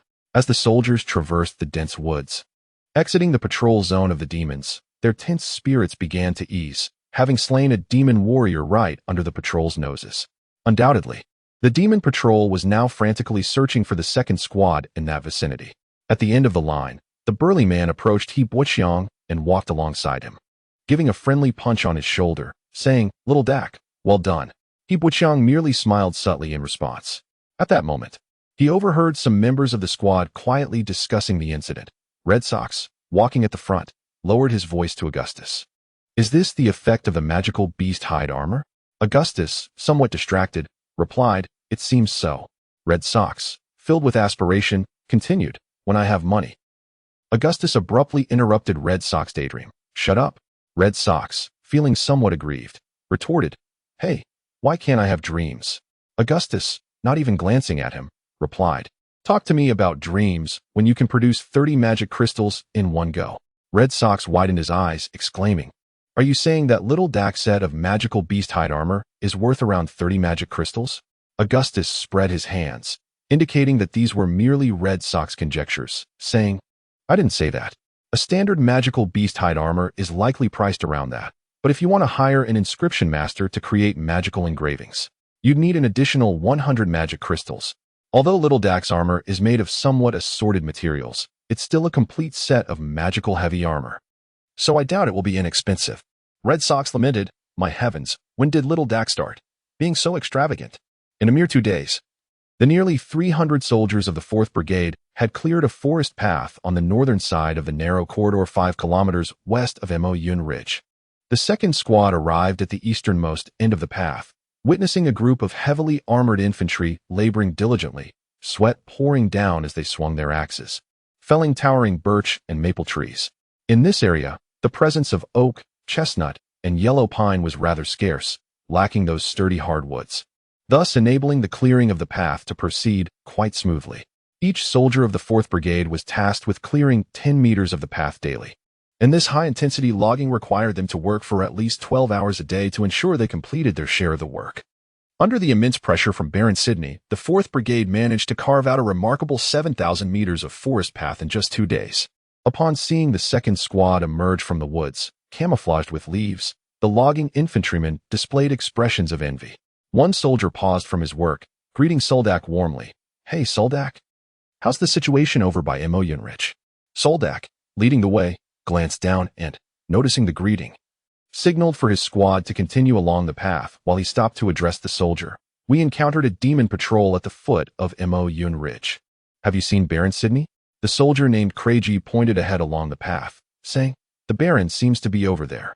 He Buqiang, following closely behind Suldark, noted Craigie's lackadaisical demeanor, recognizing him as a slacker from the infantry regiment. Suldark, not wishing to linger, told Craigie before departing, "Be careful even while logging. A demon might appear at any moment. I need to report the situation to Baron Sidney." Before he could finish, Craigie abruptly grabbed his arm. "Wait a moment. Suldark, for the sake of our hometown, could you ask the Baron whether the patrol team needs more hands?" Craigie wore a smile, appealing to Suldark. Suldark merely responded with a faint smile. Noticing Suldark's hesitance, Craigie hurriedly pulled him closer, lamenting, "I envy your squad's opportunity for outside assignments. Look at us. Our hands are covered in blisters. We wake up each day to chop trees until dark, while those lumberjacks have never experienced such hardship." Suldark halted. Turning to Craigie with a serious expression, "Craigie, do you genuinely wish to take on an outside duty?" Craigie, grinning with flattery, raised a hand, declaring, "Absolutely. I swear on the Statue of Liberty." At that moment, the burly man Kager, a follower of the Earth Goddess, passed by and, overhearing Craigie, paused with a puzzled look, asking, "Craigie, haven't you always worshipped the Earth Goddess?" Craigie's expression faltered, leaving him speechless in embarrassment. Suldark cast a discreet glance at Craig before saying, "I shall bring this matter to Lord Sidney's attention, and fortuitously, there exists an opportunity at hand. The 17th Squad, stationed in the neighboring area, has just been eliminated by the Demon Patrol.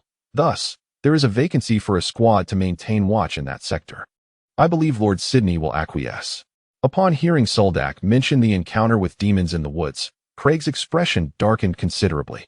He stepped forward, intending to engage Suldark in further conversation, but Suldark had already taken long strides ahead. "Hey, wait. Suldark, please pause. I believe we could discuss this further." Upon receiving Suldark's report, Baron Sidney swiftly summoned the 5 squad leaders, convening a brief meeting along the newly opened forest path. Suldark did not have the chance to overhear this impromptu assembly.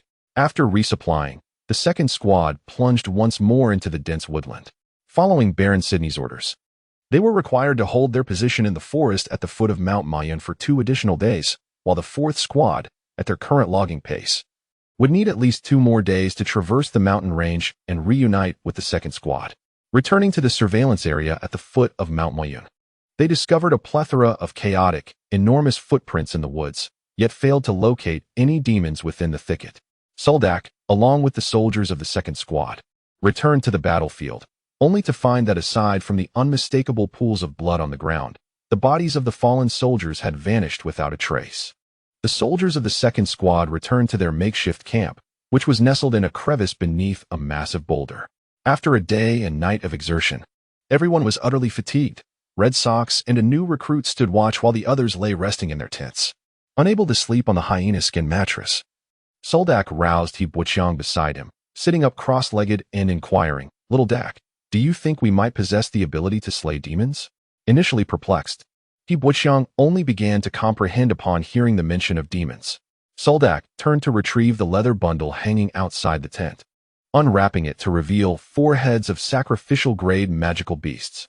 Unfortunately, due to the sweltering weather, these heads had only undergone rudimentary preservation, thus emanating a faint odor of decay. "Can you use these offerings to bestow us greater power?" He Buqiang nodded. "I wish to attempt this. I aim to hunt down solitary demons from the patrol." He Buqiang scrutinized Suldark, realizing he was not jesting. "Do you find this idea feasible?" Suldark whispered. He Buqiang nodded, then picked up 2 of the magical beast heads, dragging Suldark outside the tent, whereupon he immediately set up the necessary ritual array for the sacrifice. "Hey, little Dak, shouldn't we conduct the sacrifice before battle?" He Buqiang thought. Pondering the urgency of the matter, he gestured to Suldark, indicating that there was no need for such a delay. Once the ritual array was established, He Buqiang stood at its center, quietly reciting a prayer, as a phantom of a divine being materialized before him. This time, He Buqiang offered 2 heads of magical beasts as sacrifices, and as the offerings flared with sparks in the flames, a surge of power coursed into his being. He silently repeated in his mind, "Body of divine protection, shield of blessing." 2 golden beams descended from the heavens, enveloping the somewhat bewildered Suldark, with golden runes imprinting upon him, causing a faint hexagram array to rise beneath his feet. After bestowing Suldark with 2 enhancement effects, the divine power that surged into He Buqiang's hands did not dissipate entirely. Thus, he attempted to smear it across his chest, and a golden beam cloaked his entire form, allowing He Buqiang to once again feel the strength of the body of divine protection. Suldark seemed to sense this newfound power. He stretched his arms and excitedly asked He Buqiang, "How long will this effect last?" The effect of the Eye of Truth fades rather quickly. Drawing his Roman sword from his waist, he vigorously swung it twice, feeling the energy surging through him, creating a sharp sound of slicing air. Observing He Buqiang extend 3 fingers, Suldark eagerly remarked, "You mean the miraculous effect of the ritual lasts for 3 hours? Should we not hasten to find a solitary demon?" He Buqiang shook his head and raised 3 fingers once more. Suldark, half-jokingly, mused, "Did I guess wrong? If it's not 3 hours, could it possibly be 3 days? Before he could finish his thought, He Buqiang nodded in confirmation. Suldark stared blankly at He Buqiang, swallowing the remainder of his words. Note: the effect of Body of Divine Protection is to comprehensively enhance one's physical constitution, endowing formidable recovery and endurance, along with a slight increase in strength and agility. The Shield of Blessing serves to imbue a shield with magical power, capable of absorbing impact and enhancing defensive efficacy. The sky had barely begun to brighten when the slumbering soldiers of the 2nd Squad were roused by Suldark to commence a new day of reconnaissance. The demons on Mount Moyun seemed intent on conserving their strength. Upon detecting the presence of imperial soldiers at the foothills, they refrained from launching a large-scale search operation, even contracting their usual patrol zones to avoid encounters with the reconnaissance squads of the Green Empire. Clearly, the demons were preparing to establish a fortified stronghold in the Gander Mountains of Handanal County to restrain the imperial forces around the lumberyard. Demons entering the Warshaw Plain through the Demon Gate experience a period of vulnerability. Influenced by the laws of this realm, their physical strength is often suppressed upon arrival, and their skin is corroded by the toxic air that is lethal to them. Consequently, demons require an extended adaptation period in this realm, which likely accounts for their reluctance to engage in immediate conflict with the Imperial army. After expending 2 precious sacrificial offerings, Suldark acquired the effects of Body of Divine Protection and Shield of Blessing through a simple ritual.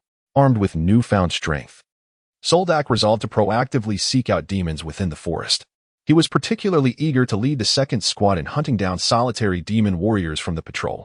With little patience to wait for dawn, he awakened the slumbering soldiers in the tent, and after a hasty breakfast, departed the temporary camp, camouflaged with branches of cinnamon trees, setting out to locate the demon patrol within their jurisdiction. The previous day's encounter with the demons had bolstered the confidence of the 2nd Squad soldiers. As they traversed the dew-laden grass, they paid no mind to the moisture soaking their trousers. Each soldier was invigorated, maintaining a hushed silence as they moved, the only sounds heard being their footsteps and the rustling of leaves. The 2nd Squad first arrived at the remains of a mountain hound beast, where they found the colossal chest bones of the creature, as large as a room, had been trampled into fragments by the demons. The sentry branches embedded in the skeletal remains were also destroyed, and they did not find any solitary demons lingering in the vicinity. 2 hours later, in a valley at the foot of Mount Moyun, 2 soldiers from the 2nd Squad concealed themselves in a stagnant pool, their heads adorned with water plants. Resembling a pair of swamp zombies as they lay submerged in the murky water, calmly observing a patrol of 7 demons pass by the edge of the pool. A faint sound echoed, reminiscent of a pebble dropping into a still pond. With a soft thud, the noise was not overly loud. Yet the last of the patrolling fiends caught wind of it. He paused, sensing something amiss.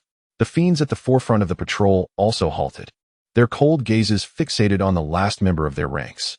Cautiously, he approached the water's edge but found nothing suspicious. Thus, the fiend patrol continued on their way. After taking a few more steps, another peculiar sound emerged, prompting the last fiend to stop once again. The leading fiends, filled with curiosity, retraced their steps to the still pond. Suddenly, a marsh frog leapt from the opposite bank, plunging into the unfathomable depths with a soft splash. Ignoring the last fiend trailing behind, the patrol marched onward with purpose. Although the straggler gazed skeptically at the water's surface and hesitated briefly, he soon quickened his pace to rejoin the patrol.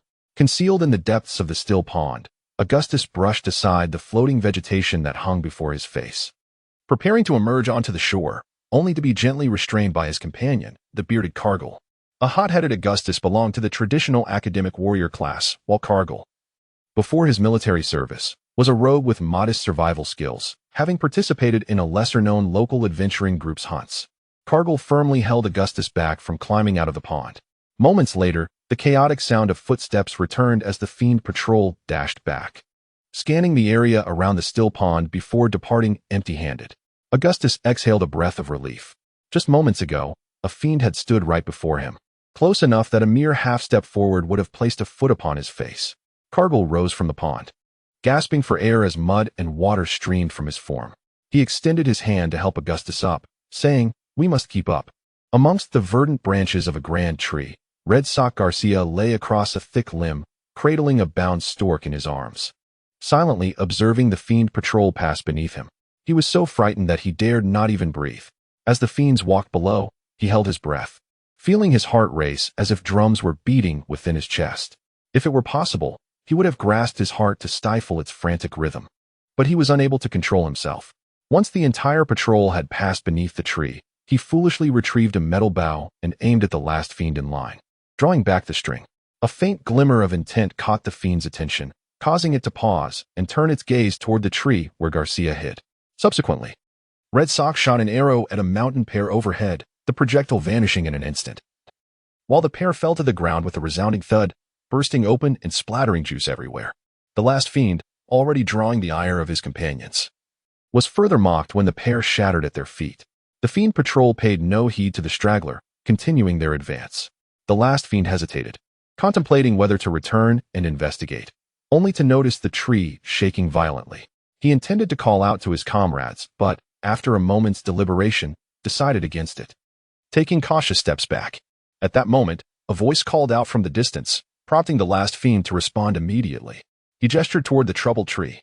A stork suddenly burst from the foliage, soaring into the azure sky, disappearing from view. The patrol, now devoid of patience, marched forward with purpose. The last fiend hurried to catch up, yet the tree continued to tremble. Doubtful, he paused, his blood-red eyes locked onto the treetop. Red Sock lay in wait on the branch, and at that moment, under the dead-eyed gaze of the fiend, he felt an overwhelming urge to relieve himself. Suldark and he Buochiang concealed themselves with the remaining warriors of the second squad in a secluded hollow. Here, a thicket provided an ideal hiding spot, though it required them to lay flat against the moist earth, which bore a faint odor of decay, mingled with the tart scent of blueberry bushes. Suldark's thoughts wandered to the forest behind Wool Village and the beautiful girl who delighted in picking blueberries, her sweet lips and eyes as clear and blue as the lake. "Suldark, I can't help but worry. Do you think they will accomplish their task?" Suldark inquired, shaking off his concerns. He Buochiang nodded resolutely. Seeing this affirmation from he Buochiang eased Suldark's unease, and he turned to ask, "Do you have such faith in them?" Before he Buochiang could respond, a figure swung through the air, grasping a vine, closely pursued by an enraged fiend. He Buochiang pointed toward the forest ahead, and Suldark, invigorated, whispered with fervor, "Hey, we've really drawn them in. Everyone, prepare for battle." The heavy armor of the heavy infantry regiment resembled a cumbersome shell, enveloping them in thick metal. Suldark emerged from the thicket, a square shield raised in his left hand and a knight's longsword gripped in his right, bits of foliage and blueberry branches still clinging to him. He assumed a defensive stance against the fiend in the dense woods and called out to the fleeing Red Sock, "Garcia, run this way." Afterward, fearing the fiend might not hear him, Suldark struck the iron surface of his shield with his sword, creating a series of resounding booms. Boom, boom, boom. A faint silver glow illuminated the surface of the shield, glistening in the sunlight. The fiend, witnessing Suldark's aggressive posture and taunting gestures, let out a furious roar. Muscles rippling, it launched itself forward with the speed of an arrow, each step gaining momentum. In its grasp was not the usual spear but a hefty single-edged axe, its blade gleaming with a chilling light.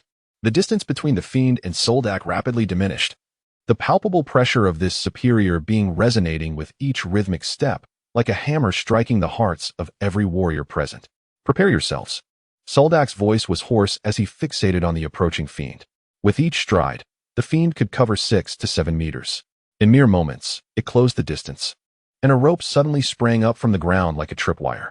The fiend reacted swiftly, leaping over the rope, axe raised high, crashing down toward Suldark. Taking a deep breath, Suldark lowered his center of gravity, refusing to cower. Instead, he charged directly at the fiend, shield raised to meet the descending axe. The single-bladed axe wielded by the malevolent spirit stirred a tempestuous wave of air as it swung through the atmosphere. Its wielder leapt into the air, arms outstretched, forming a bow-like arc with his body, before abruptly contracting his abdomen and legs, bringing the axe down with a force that seemed capable of rending the very fabric of the air. At that moment, He Buqiang emerged from the thicket, charging forward alongside Suldark. Together, they raised their shields in unison to meet the oncoming strike of the demon warrior's mighty axe. The impact of their shields collided with the descending axe, and in an instant, a spectral visage of a four-armed demon materialized behind He Buqiang. Silver runes began to shimmer on the surface of their shields, radiating a brilliant light. As the axe struck the dual shields, the magical runes were instantaneously shattered by the overwhelming force of the blow. The blessed shield seemed to be lifted by an invisible might, the axe head emitting a faint ringing sound before finally crashing down onto the shields. He Buqiang felt an immense weight descend upon his square shield, which was reinforced with iron, splitting it cleanly in two. Yet, the dwarven chain shield in He Buqiang's grasp held firm against the descending axe, embedding the front half of the blade deep within its structure. The portion of the blade that pierced through the shield just barely grazed the leather armor on He Buqiang's arm. Had it sunk half an inch deeper, his arm might have been severed. However, the axe remained lodged upon the massive shield. The demon attempted to lift its foot to kick Suldark away and extract its axe from the dwarven shield, but as it did so, Suldark's knightly sword pierced the sole of its foot, causing it to stumble backward. The second squad of warriors, lying in ambush within the brush, surged forth, weapons thrusting into the demon's flesh before it could react. Realizing it was encircled, the demon struggled to extract the embedded axe from the shield, yanking it desperately toward its chest. He Buqiang, lacking the strength of the demon, seized the moment to draw his Roman sword and thrust it toward the creature's abdomen. The demon, already wounded by several sword strikes, could not allow He Buqiang to close the distance. With its last ounce of strength, it swung the axe, flinging the surrounding warriors aside. He Buqiang was also cast away, and at that moment, the demon was riddled with weapons, its body drenched in dark, viscous blood. With a grotesque snarl, it discarded the axe still lodged in the dwarven shield and ignored the sword impaling its foot, unleashing a haunting wail as it lunged at He Buqiang. As He Buqiang was thrown aside, disoriented and gasping for breath, he saw the demon barreling toward him, hands gripping the Roman sword. In a desperate maneuver, he reversed his grip on the sword and aimed for the demon's abdomen. To his astonishment, the demon did not evade, enduring the wound that gaped across its midsection, seizing He Buqiang by the throat and pinning him to the ground. He Buqiang's head struck the exposed roots of a tree, rendering him momentarily unconscious. The demon, with its formidable grip, seemed intent on crushing He Buqiang's neck. Meanwhile, Suldark rose from the ground, swiftly retrieving a long sword and rushing to aid. Despite the demon's unyielding grip on He Buqiang's throat, Suldark seized one of its short horns and, with all his might, slashed the sword across the demon's neck. Striking the most vulnerable area, Suldark's effort was sufficient to sever the demon's head, sending a torrent of dark, purplish blood spraying over He Buqiang. With its strength finally waning, the demon collapsed heavily onto He Buqiang, who felt his vision fade to black. When He Buqiang regained consciousness, the second squad of warriors had departed the battlefield, returning to their concealed temporary camp. The headless corpse of the demon lay with its arms outstretched, nailed to a nearby tree. Its severed head rested beside a campfire, the dark crystal within already extracted, while a large iron pot simmered over the fire, filled with a rich meat broth. He Buqiang, catching the scent of the broth, felt an overwhelming wave of nausea. Little Dak has awakened. A startled exclamation from Red Sox drew the attention of the second squad's warriors. Suldark squatted beside He Buqiang, smiling as he remarked, "You know, the last time we rescued you, you were pinned beneath a headless demon, much like this. Perhaps this is a reflection of your combat style." Bearded Kager leaned in closer, glancing at He Buqiang before suggesting, "We should let him rest a bit longer." Feeling no unusual discomfort, He Buqiang sensed the warm currents of divine body gently healing him. He shook his slightly dazed head and sat up from the wolfskin blanket. Red Sox squeezed beside He Buqiang, a triumphant expression on his face as he declared, "Little Dak, I never dreamed of slaying a demon on the battlefield. It felt utterly exhilarating." He punctuated his statement with a triumphant fist pump. Then, the bearded warrior approached, a sheepish look on his face as he confessed to He Buqiang, "If I get another chance to hunt a demon, I believe I could do even better. Honestly, I felt a bit cowardly this time." Suldark placed a reassuring hand on He Buqiang's shoulder, smiling as he said, "You need to recover quickly. We must dispose of that demon's corpse post-haste."